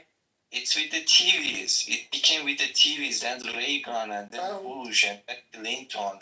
Whoever has the whiter teeth, whoever has I don't know. These now we are here. Well, Trump wants to bring manufacturing back to the U.S. The problem is manufacturing is a science. It's a very advanced, very intricate science that depends on multiple systems to be engineered and work together. And that's the principle he's not understanding. You can't just set up manufacturing plants in the U.S. if you don't know how to manufacture. And do you think the U.S. would fail at manufacturing things? Yes, because you need experience. So the past 100 years, about 90% of technology is at your fingertips, and everything you use came from the U.S. and from research at university in the U.S. And research and manufacturing are two different things. Manufacturing, you need experience. You need experienced. And aren't American companies set up shop in those other countries for tax purposes and cheap labor and so on and so forth? They don't run the company. They don't they're not the ones in charge. I don't see America would fail at manufacturing or coming up with any country would fail at manufacturing if you innovative don't have the ways experience. to manufacture things. I don't see that. I just don't see it. Show me where America has experience. Where America has experience in terms of innovation, industry, and technology. No. You're mixing up two different things. Manufacturing, and then there's research and development or innovation. Innovation is one thing. We have innovation. But when it comes to manufacturing, we can if they are the ones who come up with the idea of new innovations, do you think we're going to fail at manufacturing it? Yes. Why? Yes. Why would they fail? I'll tell you. Manufacturing is a whole different science. You could come up with the innovation, but the innovation, coming up with let's say a new technology, a new type of product, that doesn't mean that you know how to manufacture it. Why? If it's your own invention, your own product, your own prototype, why would you not manufacture it? Edward, can I respond to Jindal? Oh, right, yeah. Go ahead. Okay, Jindal, it works like this. Edward is right. Researching and inventing something is totally different from manufacturing. I'll try to grab a video of Tim Cook speaking about it, okay? What he says is that, Trump has been pushing Tim Cook personally to bring back Apple manufacturing to the US. And what Tim Cook said was, if we have to bring back even 10% of what we manufacture in China, it will take me 3 years and $30 million. Okay. And even after that, let me complete. Even after it takes that, time and money. He didn't say that we can't do it. No. And he told the reason. And even then, even for the 10% of that manufacturing to be moved to the US, I am not sure if we will succeed because we don't have the skill levels that are required to manufacture what we do in China. Okay. And he gave a very good example of one particular manufacturing tool, manufacturing skill.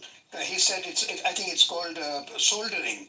He said there's a typical type of soldering that we do for our phones, for manufacturing our phones. In the US, if I had to search for one skilled solder, then I will probably find 10 all over the country. Whereas in China, within the region where we have the factory, within a day I will be able to find 1,000 solders. Right. So it would take. He said it's going to take a lot of time scaling those products. Now, let me give you one more quick example. You know this shoe company called New Balance, okay? They if you look at their products, they will proudly announce, even Skechers, for example. Skechers and New Balance are the only two shoe companies in the world, sports shoe factories in the US companies, which manufacture in the US. But if you really look at what is the percentage of the total production that they do in the US, you will be surprised to know that it's less than 5%. So they say that, number one, we don't have the skilled employees that we need to manufacture more in the US, number one. Number two, of course, is the cost. They say if we had to manufacture everything in the US, then we will end up, we'll have to increase our cost by 3 to 4 times the price of the shoe that we are selling at today. So these are the two reasons. So there is room. Maybe if the US starts today, in the next after 10 years, after a decade, they will probably be able to manufacture 10% of what they are manufacturing today overseas. Okay, so it's not a lack of, it's just a lack of skills, maybe not enough money is invested in developing those skills, maybe the labor pool is expensive, maybe the tax system is cheap. And experience. You need to have the experience of running a plant. Again, it all it needs is time and investment and money. It does not. But I'm not saying it's not possible. Right. It does not mean that America does not have the infrastructure to not be able to manufacture anything. For now, though. Hold on, can I? No, I agree with Jinden. That what they did was they took these skills out of public school education, right? They used to have welding. They used to have technology. They used to have home economics where you could learn how to cook or learn how to sew, and even once you got to high school, you even learned how to be a mechanic, right? And then all also they took these technical schools out. They kept on pushing kids, especially in the middle 90s, late 90s, early 2000s. Just go to four-year college. Go to four-year college instead of going to like one of these schools for plumbing or HVAC and stuff like that. So that's why we don't have these skilled workers, because they kept on telling young kids, don't go to these schools, go to a regular school, regular college, and you make this money. These kids don't know. There's no skills like that. All the skilled workers who knows how to do HVAC, who know how to do elevator. Because there was a much cheaper alternative. Yes, I agree with you. There was a much cheaper alternative. Yes, I mean, on top of that, they wanted kids to go to regular college so they can get a loan and make debts. There is a really bigger factor here that you have to be very careful about. In Asia, people have loyalty. When they start in a job, they don't change job. In the West, there's no that's loyalty. why you live in Asia. So stay in Asia. No, I haven't found a job. The thing is that so why the fuck are you telling you haven't found a job and you're telling us people who work about how to do a job? No, when you are in advanced manufacturing, you need a skill, and a skill you build over time. So why don't you learn US, how to people for a job? change job all the I time. want to tell him something important. Those countries, Arab countries and Muslim countries, back in the 40s, 50s, 60s, they have even the best scientists in that region. They send them to get their education abroad.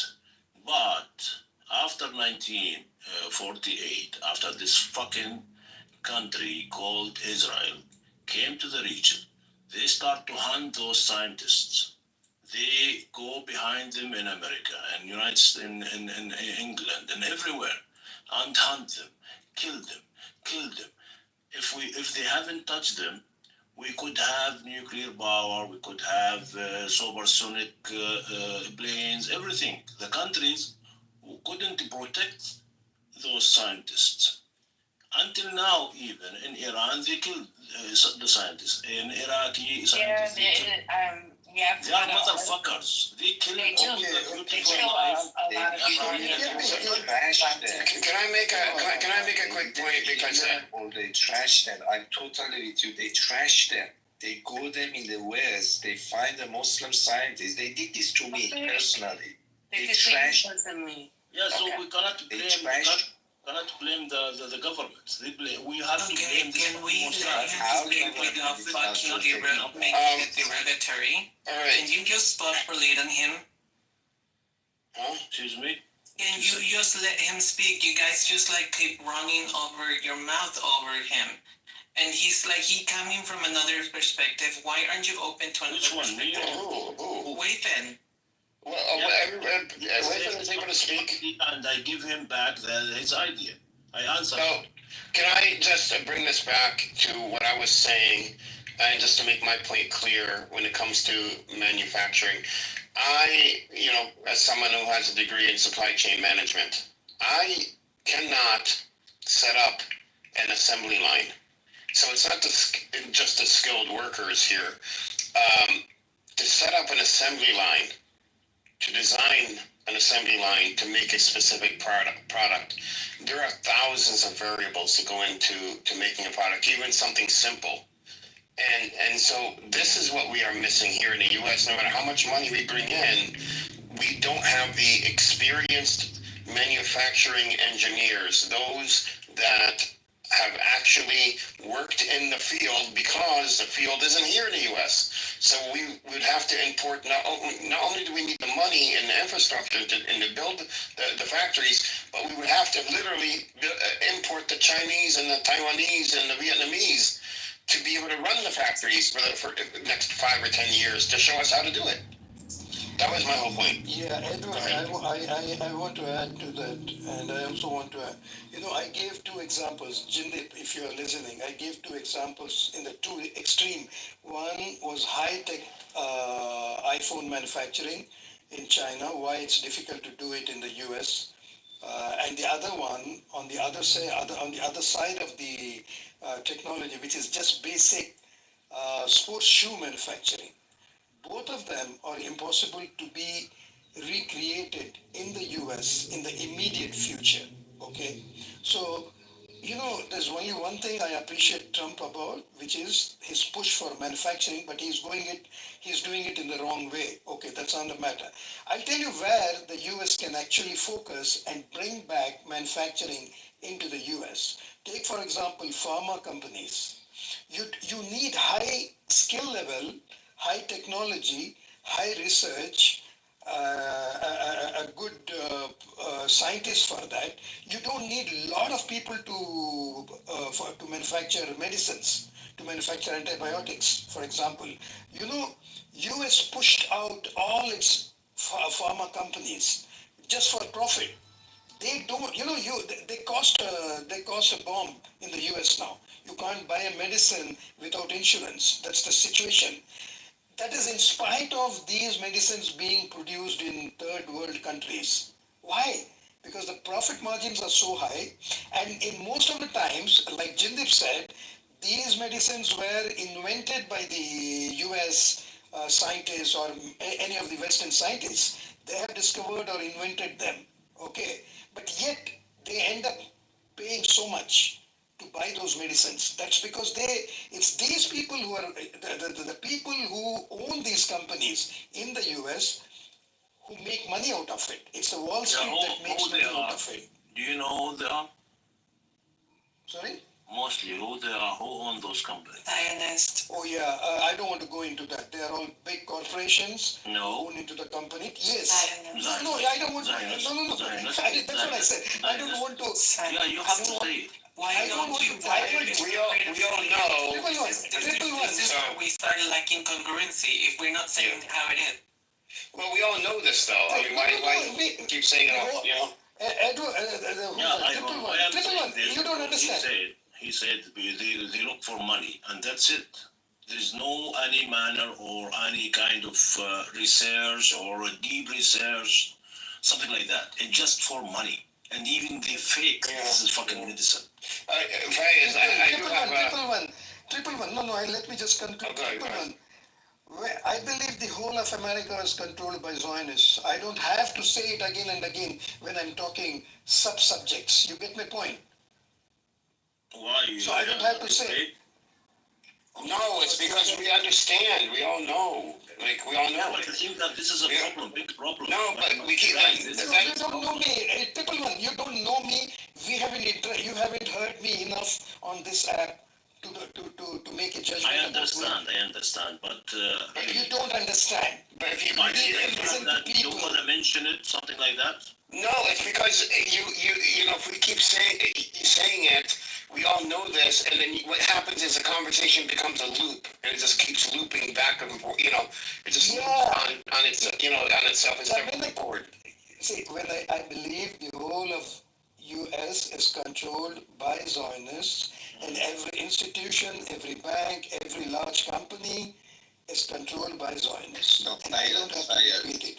Everybody knows it, okay? But when I keep mentioning it again and again, somebody will come and say, oh, why are you dragging Jews? Because many people will equate that to mean Jews, okay? So I don't want to divert our conversation. Our conversation at this point in time is about manufacturing. Why US cannot manufacture in US? That's all it is. Can I give a quick fun fact to Fayez? Actually, I think you find this interesting, Fayez, because I know India went to the moon. They had probes. They sent probes to the moon about 15 years ago now. So the U.S. landed on the moon. Apollo mission. The Apollo mission landed on the moon. Today, if we wanted to go to the moon and land on the moon, we would have to reinvent that technology because we lost that technology because we lost the experience of how to make those engines for those rockets to be able to land on the moon. Because the engineers and the manufacturer work together and they, and we're able to fix the issues in manufacturing, vibrations in the engines and the parts, in real time, and they work together. And that knowledge they did not write down. They did not record it. Hold on, let me land. So they didn't record that knowledge. Because they didn't record it, they have the blueprints of the engines, but the blueprints do not represent the actual engines that were used. So they would have to literally go back and reinvent that technology and do testing and, research, development, testing, everything from the beginning, just to be able to go back to the moon again. So that's a parallel example. Do you believe that they've been in the moon? They what? This is. No, they never landed on the moon. It was just a mirage. Yep, and the Earth is flat. Yeah. The Earth is flat. Yeah, the Earth is flat. What else? They didn't land on the moon. Oh my God! You believe that they've been in the moon, and that's why. No, I don't. No, we believe I made sure. I wanted to make sure they landed. I went to the moon and I checked that there was no one there, and I came back. That's that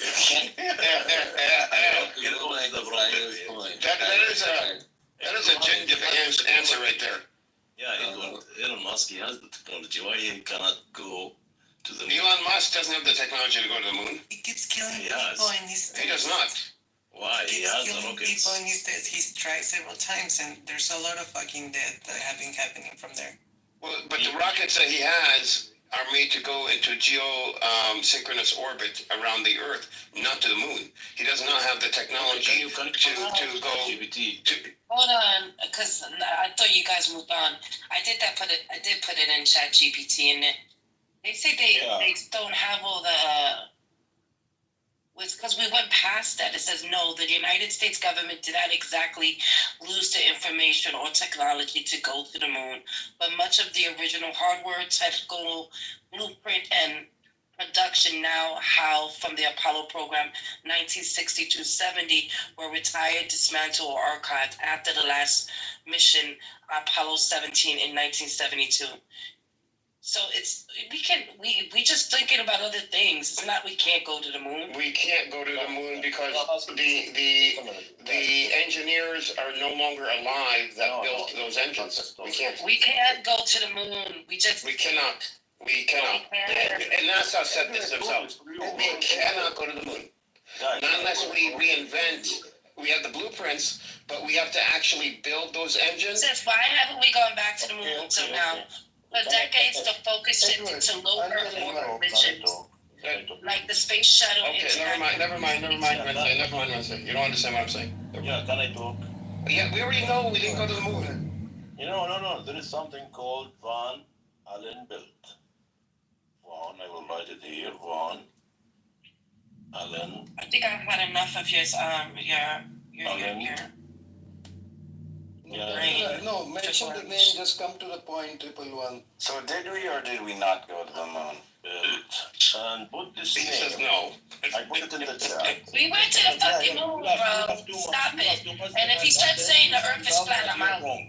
I think it's probable we. Wait, Wednesday, you don't know the Earth is flat? The Earth is not flat. Yes, it is, Wednesday. It's not flat. Wednesday, look it up on GPT right now. And in the Quran, it says it's shaped like an ostrich.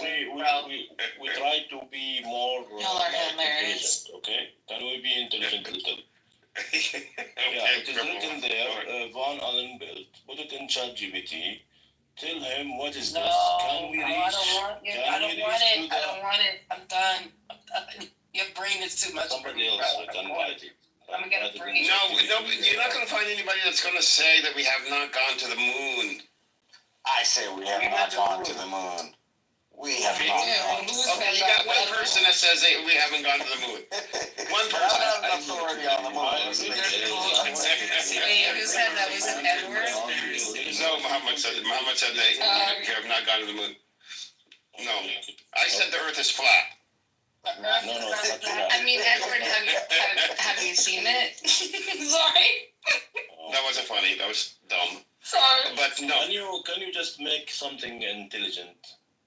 Go Yeah. and check But this. how are you going to say intelligent when you're talking about we haven't gone to the moon? You know, That's possible. That's a Yeah, possibility. take this. Edward, that's your Palestinian brother. How could you say this about your Palestinian brother? No. I just saw it. He's a Palestinian brother. How could you guys demean him like that? I don't know. I highly doubt and suspect that Triple One has any Palestinian. No, I don't know. I don't want to go really hard. In the Palestinian passport still. Okay, I'm sorry, but are you sure about that? Yeah, and Gazans were living good before. Okay, before I'm gonna be upfront. And you have not been. Also claim. And you have not been driven in your lifetime. I'm going to right now. I am a Palestinian from Gaza, and I have a passport too. Prove me wrong. Yeah, I believe you because you have cynic's accent. Okay. With the poet. I graduated astronomy. Just wait. Now I have to say something about anything. No. How? Astronomy? Yes. And he says we didn't go to the moon. Astronomy. And we didn't go to the moon. Oh, come on. This is ridiculous. Could it be Do you know what gastronomy? is astronomy or you don't Wait, know who what doesn't believe we went to the moon? Triple one. Yeah. Yes. Me too. Yes. No, and Muhammad. If you give me time, I can explain to you. I was gonna say Edward, but if you believe we didn't go to the moon, I don't. No, I said the Earth is flat. Oh, If we didn't go to the moon, then the Earth is flat. The two are not necessarily connected. It's not like that. I can explain to you if you give me time. No. Guys, I'm the mod and I didn't say no to him. What about Amir? Amir, No. These Palestinians can't believe it. They're demeaning their own Palestinian brother. One is from Gaza. I knew Amir was going to do this. I knew he was going to do this. Just give me time. You have to. No. You have to. No. Listen, we're not going to go. Listen, you're Ludwig. You're Ludwig of the Middle East. We don't need this. No, you cannot. Oh my God. Oh my God. At least I would understand Ludwig. At least he stops at. Well, I don't know if he believes that we went to the moon, and I don't know what Ludwig. Okay, who's the first step in the moon?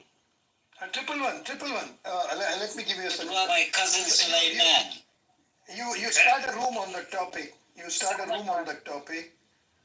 Whoever is interested can go into that room. Yeah. Just start a topic, room topic saying U.S. never went to the moon, and I guarantee you 90% of the people that are going to be in there, that 90% are going to be flat earthers, and 10% are going to be crypto bros. I'm sorry, no. He's into investing. People want the COVID virus vaccine. Oh my God. What do you think about the vaccine, Triple One? I haven't taken this. Triple One. There's a film that you should watch. It's called Hidden Figures. You may enjoy it.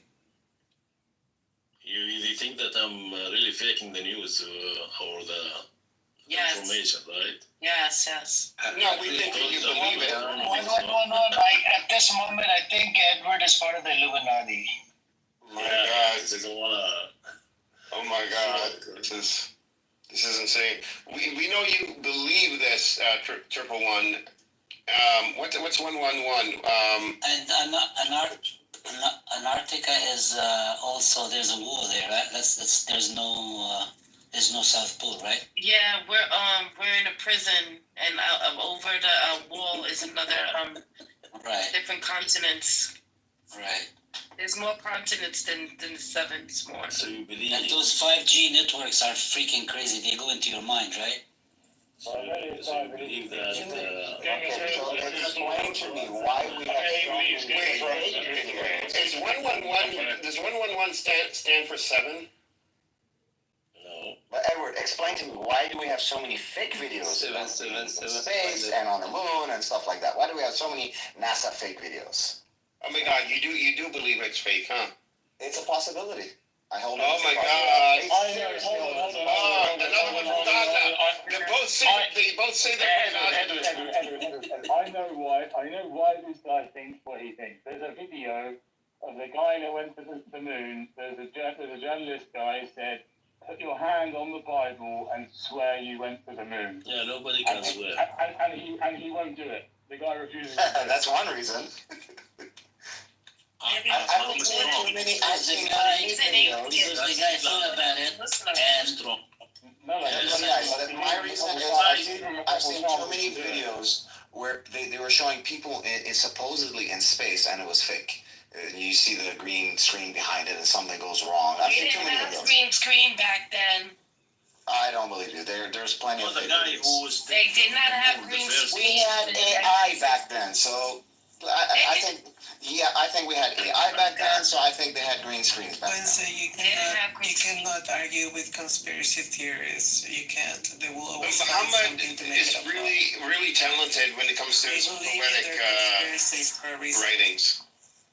Well, that has nothing to do with conspiracy theories. I'm not a conspiracy theorist, but I do all this as possible. You're starting to say things that are not factual, in the moon, bring but they any lost the facts and technology. Yeah, see, that's highly improbable. That's very questionable to me. We have plenty of fake videos, like stuff, screens and people on screens. We have that. 111 can go to their own room and talk about this. Thank you. Why? Why are you scared to talk about the truth? We're not scared. It is. Nah, There's a ceasefire. There's a ceasefire happening, not happening. Is there any new updates of the ceasefire? I'll check. Let's talk about the ceasefire. Yes. Ceasefire. Hopefully soon.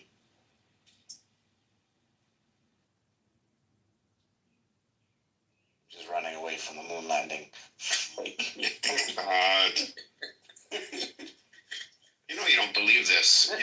There's so many reasons why it would be. There's so many motivations why it could be fake and reasons. They brought back moon rocks, and the moon rocks have been studied in laboratories all over the world. Could have been drones. They could just be like a meteorite. Drones? Drones could be meteorites. That's 2 points. No. Edward, this is Teddy, you too? I think you should get together with my nemesis. His name is Ludwig. He hates my guts, but he'll be buddy with you. Ludwig is cool, man. I think he's cool. Yes, I think you should talk to him in a room and maybe people jump in. Even Dean, I think some of the things. Dean. Let me ask one question, okay? Please. No, well, I'm about to tell you. Just wait. Just one question. Go on. We allow Palestinian voices. Go on. One. There is an interpretation. Let me ask this question. Who was the first guy in the moon? Mr. Booty Clapper. I told you my cousins. You saw his video when he just jumped to the. My cousin Ahmedan. Why is booty clapping? Jindip's cousin went to the moon, okay? No, when he jumped to the ground. If they had AI, they were twerking at that time. I've seen a Mickey Mouse on going to the moon. Have you guys seen a Mickey Mouse video? I saw that too. Yeah. Yeah, I watched it when I was in Saudi Arabia. So deep down really believes in that the moon landing is fake. To finish the question. No, go ahead. I have one. That guy, everybody saw that jump from the spaceship to the moon, right? Everybody saw that video. What about it? I wasn't born at that time, but I've seen it. Yeah, I've seen it. Me too. I wasn't born, but who took that video shot?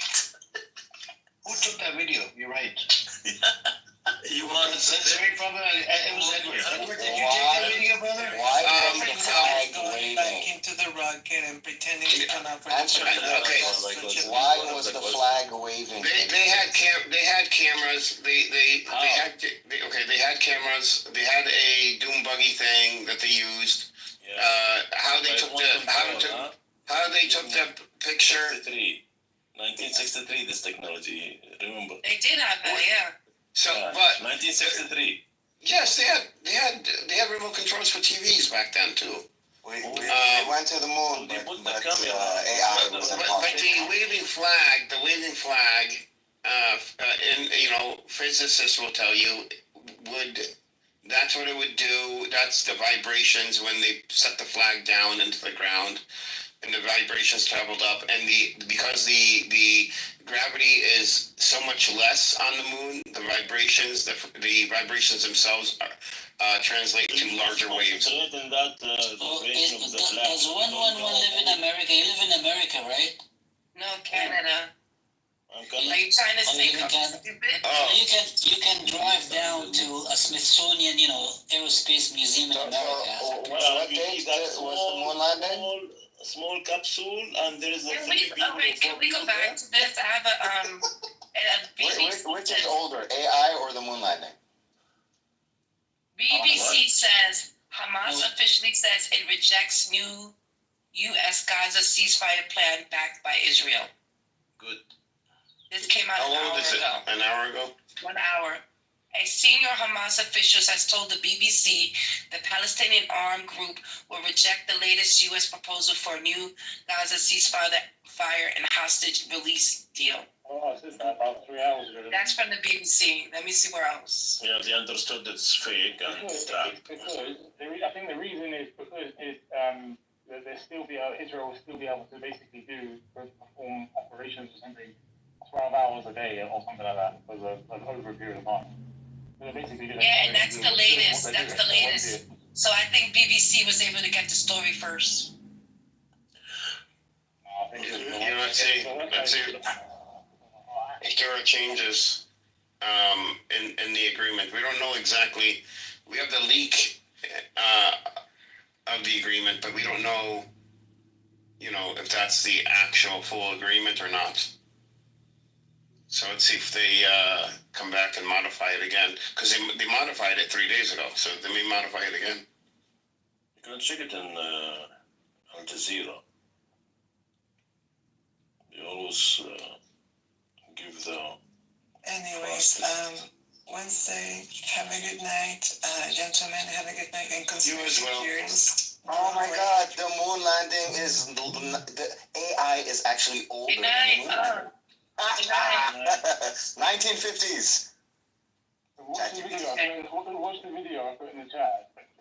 I'm gonna just leave, and when I come back, I hope this subject is done. You got it, Wednesday. AI is older than the moon landing. I never said it wasn't. I'm just saying. I'm gonna come back, and I hope you guys have changed. What? I don't know for what we're here for. Oh my God, you are Americans, guys? That's right. You're Canadian? Yeah. You like Americans, that's why you believe in that. Do you like American dream? Do you like the Americans now running away from United States. Oh, yeah, we're all going to Canada, yeah. They are coming here first. I don't think we are, but okay. They are. You're going to have, you have to run. You guys are going to be our 51st day. I don't know if you guys heard about it. I talked about this earlier. Israel approved 22 settlements. It's like the biggest expansion of West Bank settlements in decades. Yeah, and it's very disturbing. And I think, which country was it? Was it the UN or no? I think it was the UK or something. They came out. They started accusing Israel of now, thanks to this settlement, they do not want to. They don't want to they don't want to get out of West Bank. They want to grow and and just get bigger and bigger in the West Bank and just pretty much take over all of it.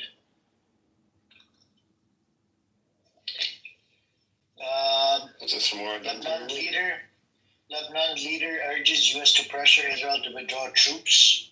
We want Israel out yesterday, not tomorrow.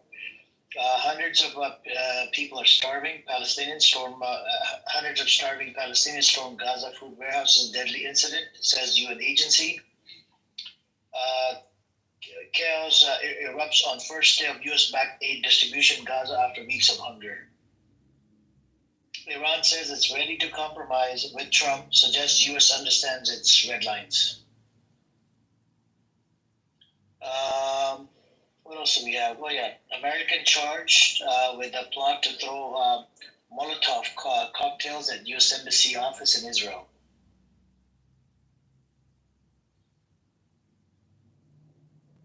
And this was a pretty big one, right? So this is coming from a hostage. That was a hostage under Hamas. Every time I was sure this was the end, former IDF hostage in Gaza says one of her biggest fear was Israeli strikes. And they're actually scared of the Israeli strikes versus Hamas, kicking them or, punching them or whatever.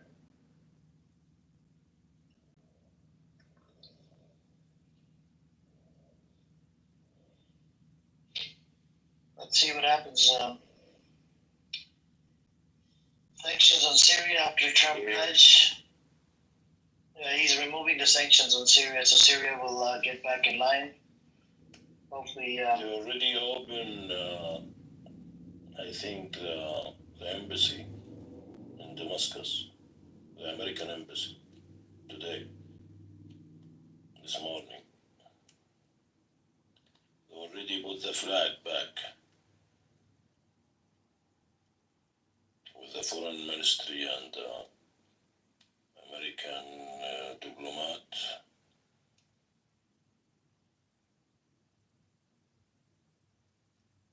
That's the next. What happened on 7th of October? I know there's a lot of things that are questionable, right? But do you agree to what took place on 7th of October? What is what? Do you agree to what happened on 7th of October? Do you mean I support or not support? Yeah. No, it's a stupid move.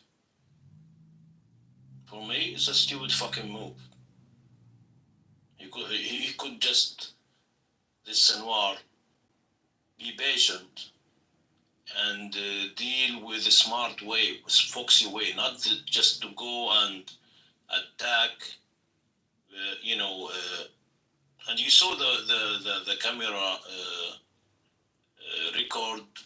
recording him and his wife and two sons running, hiding somewhere 6th of October.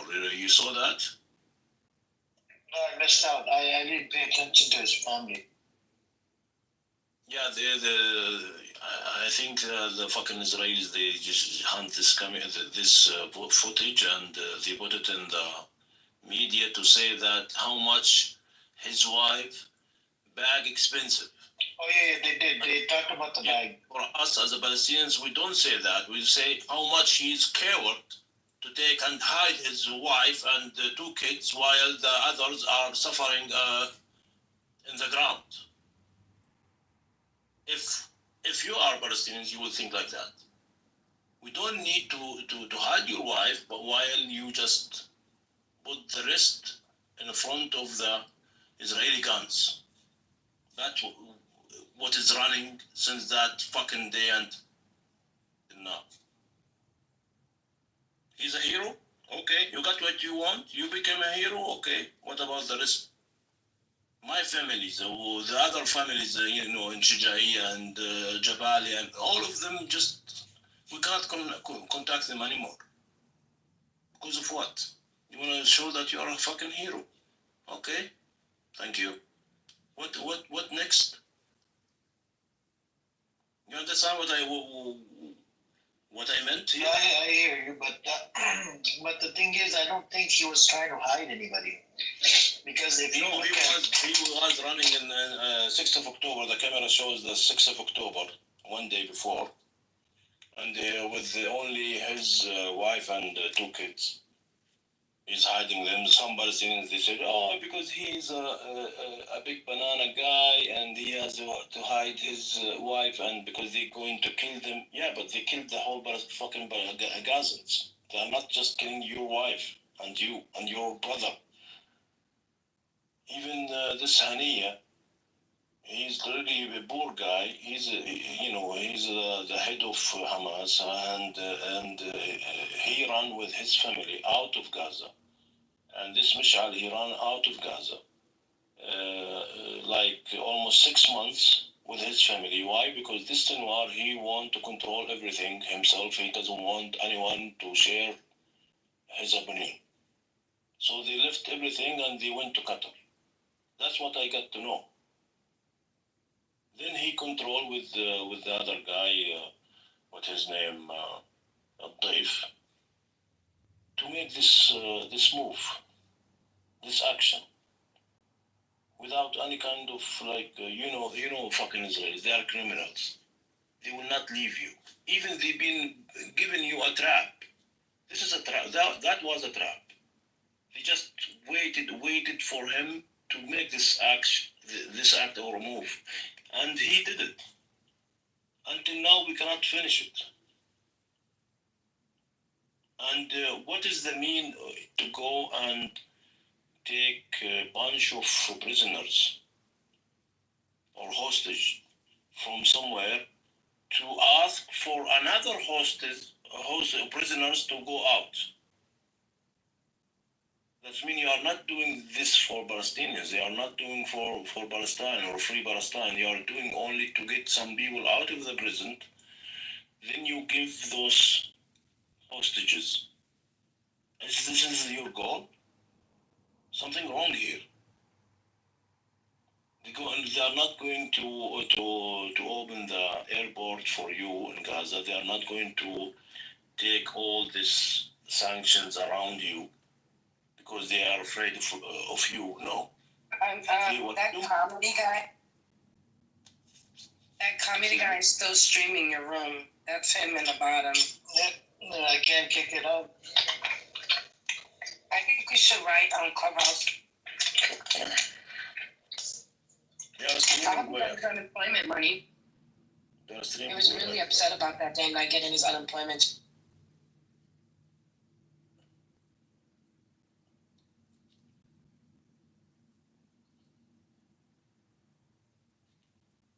Anyway, you asked me a question and I answered to you. It really helped. Everybody has agreed with me that it's been a trap. That 7th of October been a trap. And everybody understand that, or everyone understood this kind of a trap, endless. Until now, you see, they are just negotiating and who give the prisoners, who's taking the hostages, and those stories, endless. Who's suffering? The civilians, kids, normal people is just suffering. They are dying every day. Why at the end?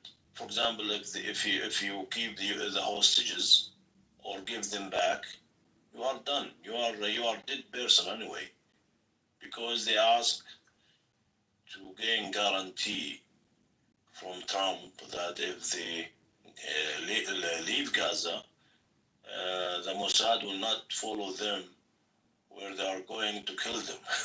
Motherfuckers. You already caused, you fucking killed most of the Gazans, and you don't want to die? Oh, then don't give up.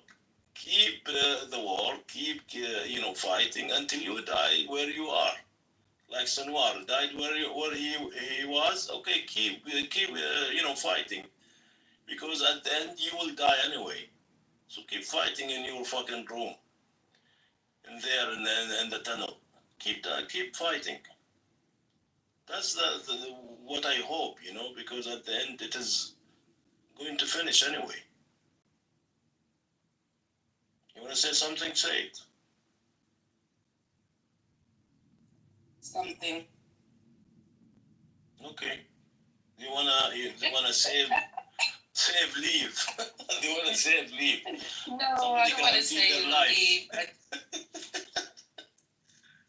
Those assholes. You said you want to say something, so I did. You said you want to say something, so I did something. No, you opened your mic, so let's say something. So they want to guarantee their life. They are afraid from death. Oh my God. That's why you can imagine that those people, they are not Hamas. maybe they are like kind of like idiots. Something going on wrong here in Gaza, and it doesn't want to end, and they don't want to end it. At the same time, they are asking for safe, way to leave Gaza and keep their safe in a safe place outside Gaza. What do you think? Amir, what do you think about this? I don't know. We're gonna have to see what happens with the ceasefire, and then after the ceasefire, we'll just have to see. Inshallah. I hope it, something works out with the permanent ceasefire, and then hopefully they can maybe, start doing some sort of reconstruction and come to a final, full and final ceasefire. No more killing.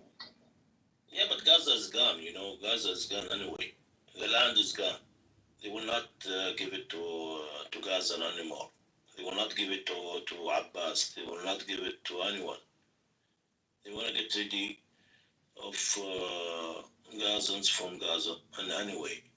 So by killing or give up and just say that we want to leave this land, they will not keep any Palestinian in because they promised Trump to give them his tower. And some investors they are coming also to build up Gaza, but not Gaza, the Palestinian Gaza, no, the Israeli Gaza or American Gaza. They might change the name even.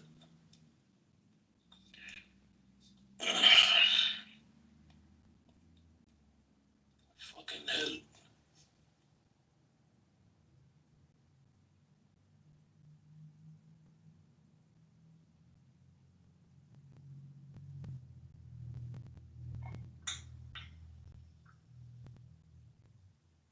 Yeah, go. Apparently, this guy, this idiot, what's his name? He's recording the room, the anonymous account of the audience. You see it at the bottom? Who was the guy, the idiot, the mental retard? Comedy comedian. His real name is, what's his real name? Do you know his real name? I know his real name. I actually have a picture of his as well. I can't remember. Yeah. This is the biggest problem with the clubhouse. Is he Arab or what? No, he's just a white person. He's a crazy mental retard. He's got about 30 phones. That's all he does. He records other people's rooms. He's got no job, no nothing. It's somewhere. If you check his YouTube channel, barely like 20 views, 30 views. Idiot. He just take it and put it on YouTube. Yep. Yeah, but this is against the terms and conditions for YouTube. Anyone can. We can't kick this anonymous account out. I can't kick it out. Why? It doesn't give me the option. When I click on it, it just gives me anonymous listener. Where is his name? Is the account that he's streaming from, his name is Comedy Comedian. Yeah, but maybe he's using another phone. He's here, but he's using another phone. Yeah, he's using the other phone.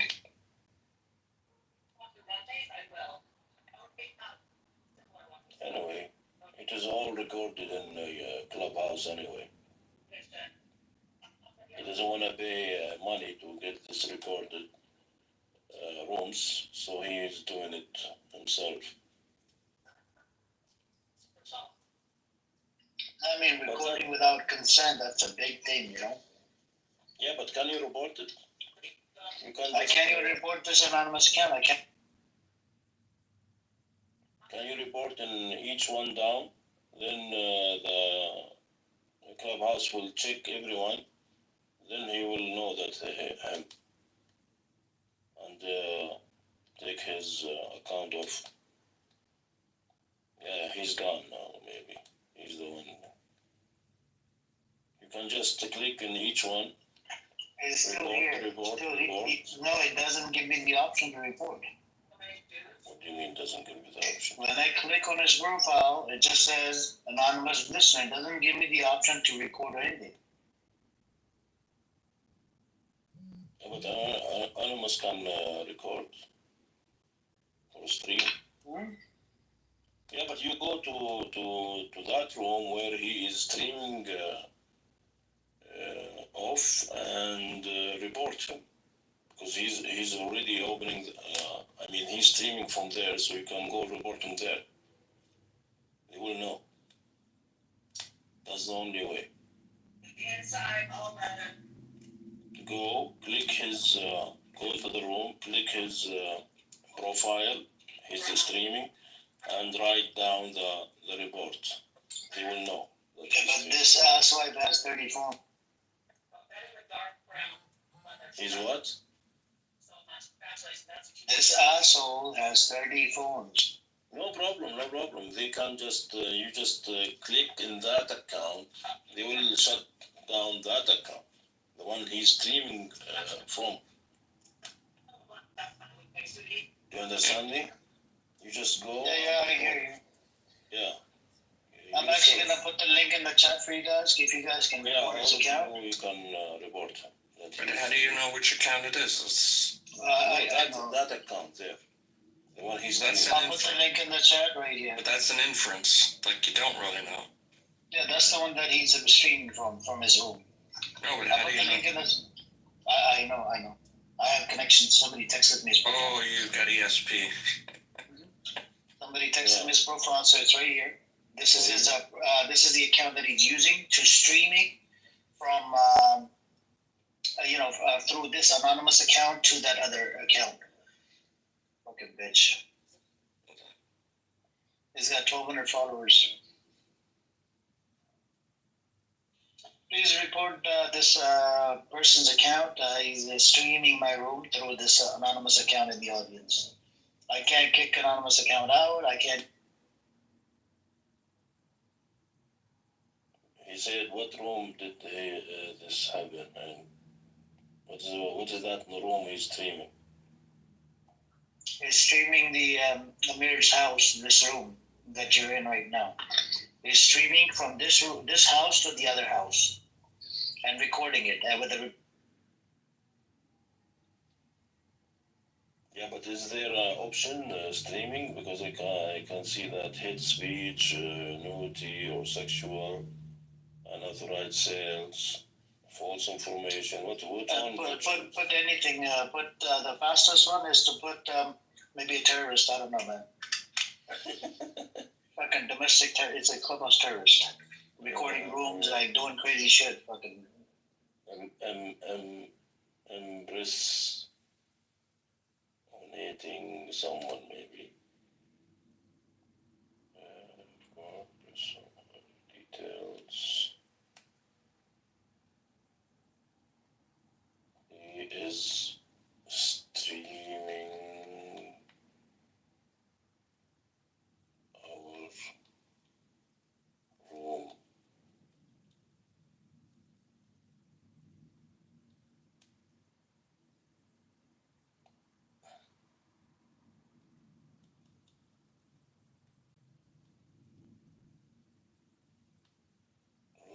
From Amir Club to another room. Is live stream. That's it. They will know. They will investigate and they will know. That's it. You do it, guys, the same. You click on his fucking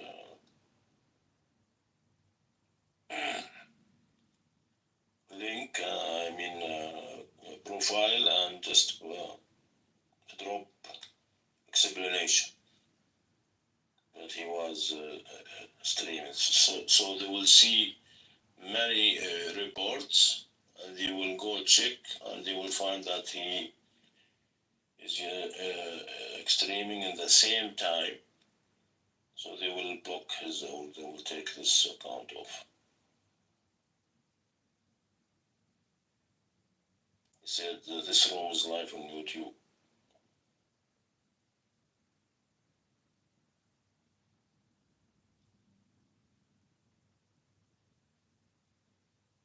Yeah, write down that this room was live also on YouTube.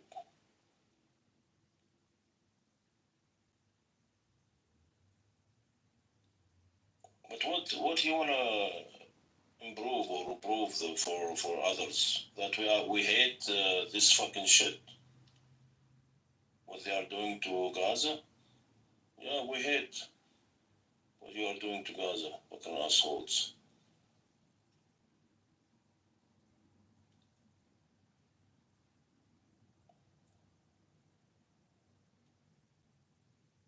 It is about 11% what? Jacob, if you remove the West Bank, because the West Bank wasn't part of it, right? In before the 67. No, I'm saying no, but you've been something about your 6.5% didn't make sense for me. The 6.5% is Jewish land ownership, let's say acres, divided by the total acres of mandatory Palestine, which includes that which was carved off in 1946 before the partition plan. So Britain created Hashemite Kingdom of Jordan to the east of the Jordan River. So if you look at just the area to the west of the Jordan River, 56% was given to the Jews.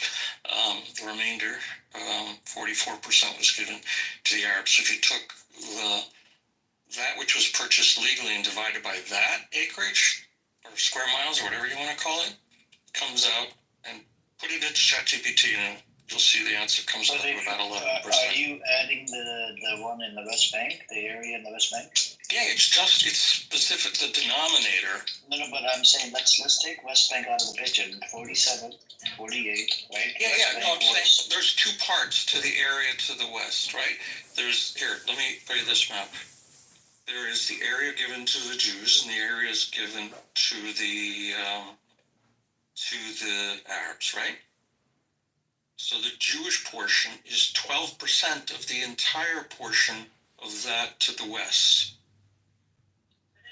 So this is before the 67, right? Yeah, this is in 1948. Sorry, 47. The plan came out in 47, and it looks like this. I'll show you. Let me show you the. Are you sure? Because it wasn't the Jewish state, right? No, but it was that which was allocated to the Jewish state or the Arab state. So here, I'll show you what I'm talking about. There's something about that 6.5. I was like, wow, that seems really small.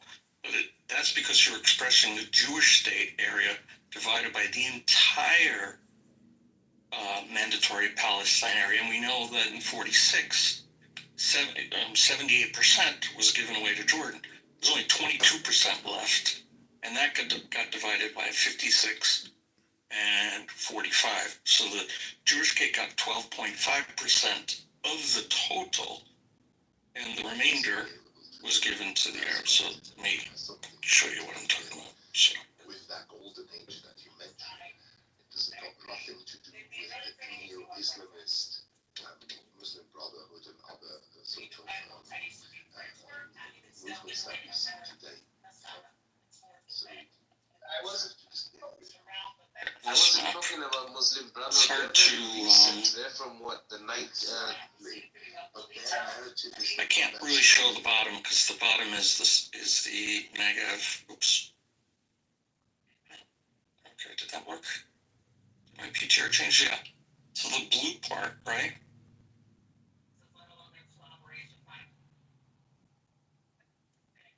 Is that which was allocated. So I asked ChatGPT how much of that area was legally purchased, right?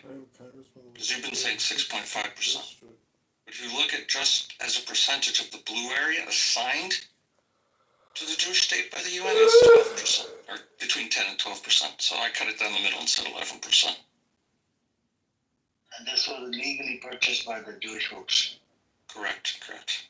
The 6.5% that you're quoting is doing the total that they own divided by the entire mandate of Palestine, which of course doesn't make sense because the area to the right or to the east of the Jordan River was already cleaved off. So we can't include that. Amir, can I buy a Camry? David, Josh, welcome to the podcast. We're talking serious stuff. Thanks so much. What year Camry doing? Well, everyone knows that Emin Rothschild and Moses Montefiore bought up land from the Arabs. It was legal purchases. The Mufti didn't like it, but what can you do? He actually said in the Peel Commission report that it was all purchased legally. That's a Zionist talking point. I mean, it could be. Actually, in the Peel Commission report, in one of the appendices, there's an interview with him, and he says that all of the land that they had was purchased legally. I think that was 1938 that report came out, or they did the research. Was it after the white papers or before? I have to check. Well, I just remember when the Peel Commission came out, was it 39 was the final report? I want to say. Yeah. I mean, I'd have to look into it, but yeah. So that's 6.5%. Grand Mufti told his Arab population not to sell their land to Jews, but not everyone listens. Grand Mufti of Jerusalem actually was worried about the Zionists taking over the property. Who is the Duke of New York? That's why he told them not to sell. Yeah, and that's exactly what you're bringing to light on here. Yeah, that's why he opposed to Hitler. He wanted to he wanted a nation for his own people. Hey, what's up, Benny? Does that calculation make sense to you? Exercise control over their actions in a way that is necessary for moral responsibility or be the ultimate source of or originator of their actions. Yeah. It kind of, yeah. Oh, sorry. Yeah, no, I think like a compatibilist or somebody who affirms some sort of determinism and libertarian, or not, they wouldn't, sorry, not libertarian free will, but they'll affirm a free will and they'll say that you're still accountable for your actions because, you know, you're the ultimate source of those actions. But that's different than what a libertarian would say. A libertarian free will would be the first definition, which is the one I would affirm. And I do think we have it, you know, the ability to choose among available options. But you brought up Robert Sapolsky. I was interested. I don't know, Sasha, are you there? Sasha, I think is kind of familiar with Sapolsky. Has some thoughts about it. But Sapolsky did a debate with Humer. Did you watch that, Alfonso? The Michael Humer debate? No. Oh, it's really good. You should watch the one with Dan Dennett. Okay. Yeah, so Michael Humer affirms free will. And, like, you know, in the sense of libertarian free will. And it's an interesting discussion. I would strongly, I think you'll find it to be fascinating. Yeah. Yeah, so Robert Sapolsky and Michael Humer, Huemer. And it's on YouTube, but, you know, it's free or whatever. But they both go back and forth, and I think it's very interesting. I affirm Michael Humer's position, but I think that you can kind of see the two up against each other. But yeah, if you're determined, it seems like it casts a lot of doubt on a lot of different things, like deliberating between, you know, like weighing options for and against, or weighing reasons for and against affirming some particular conclusion. Seems like if you don't have any freedom over that, it's kind of interesting to wonder how it is that we're coming to true conclusions.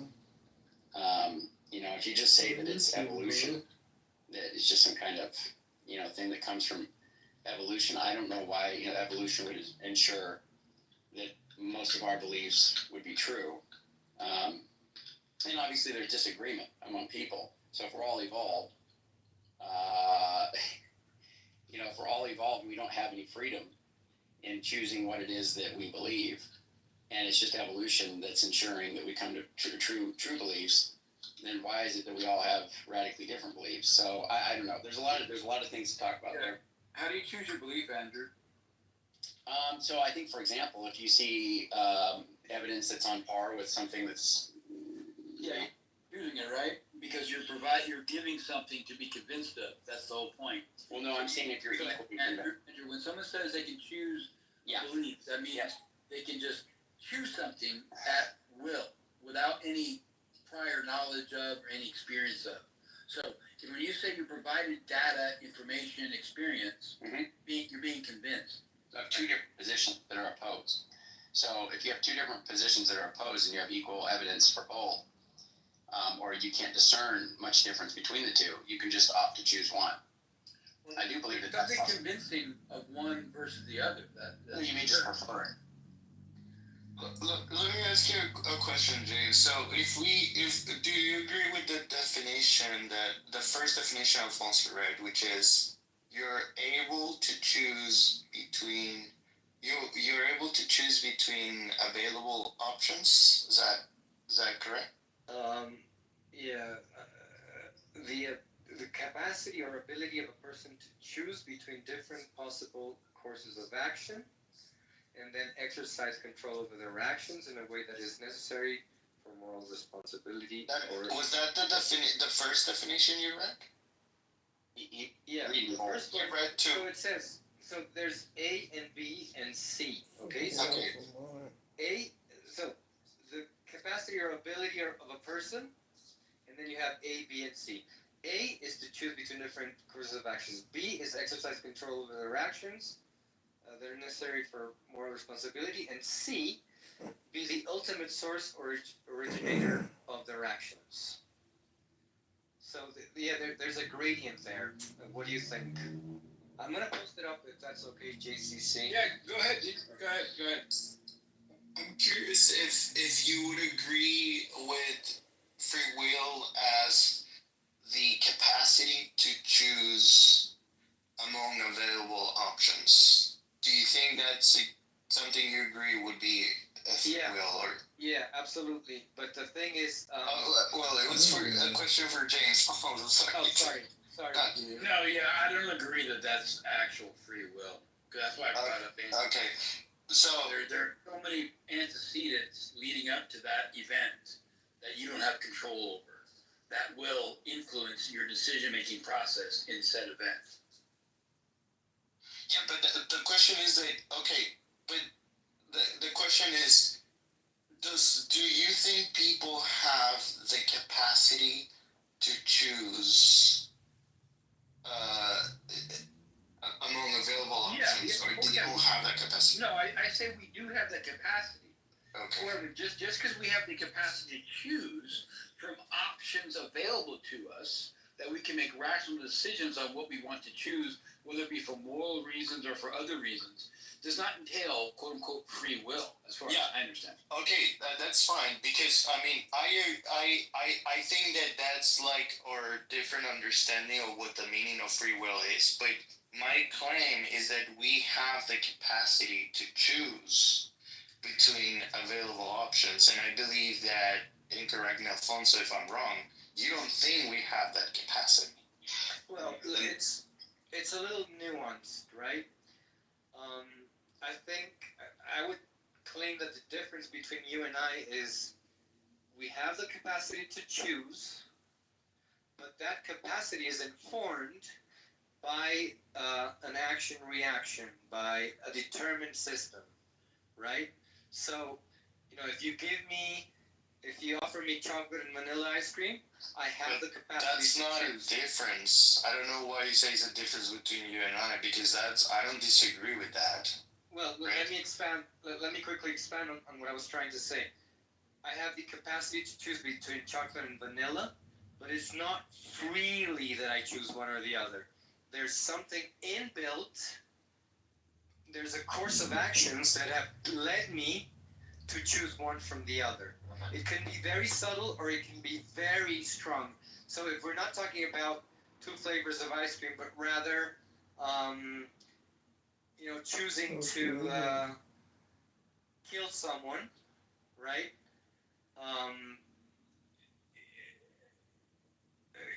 let's say you put me, instead of putting me chocolate vanilla ice cream, you put two people in front of me, right? And one is. I'm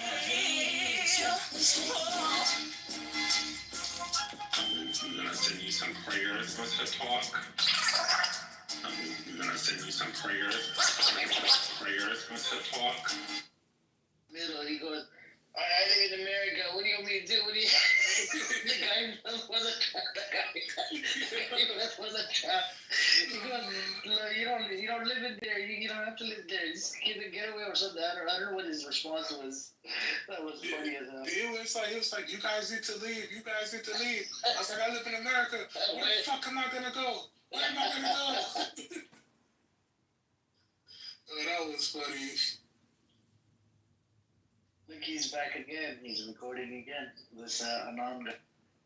Yo, what's the YouTube account? I wanna It's in the chat. It's in the chat.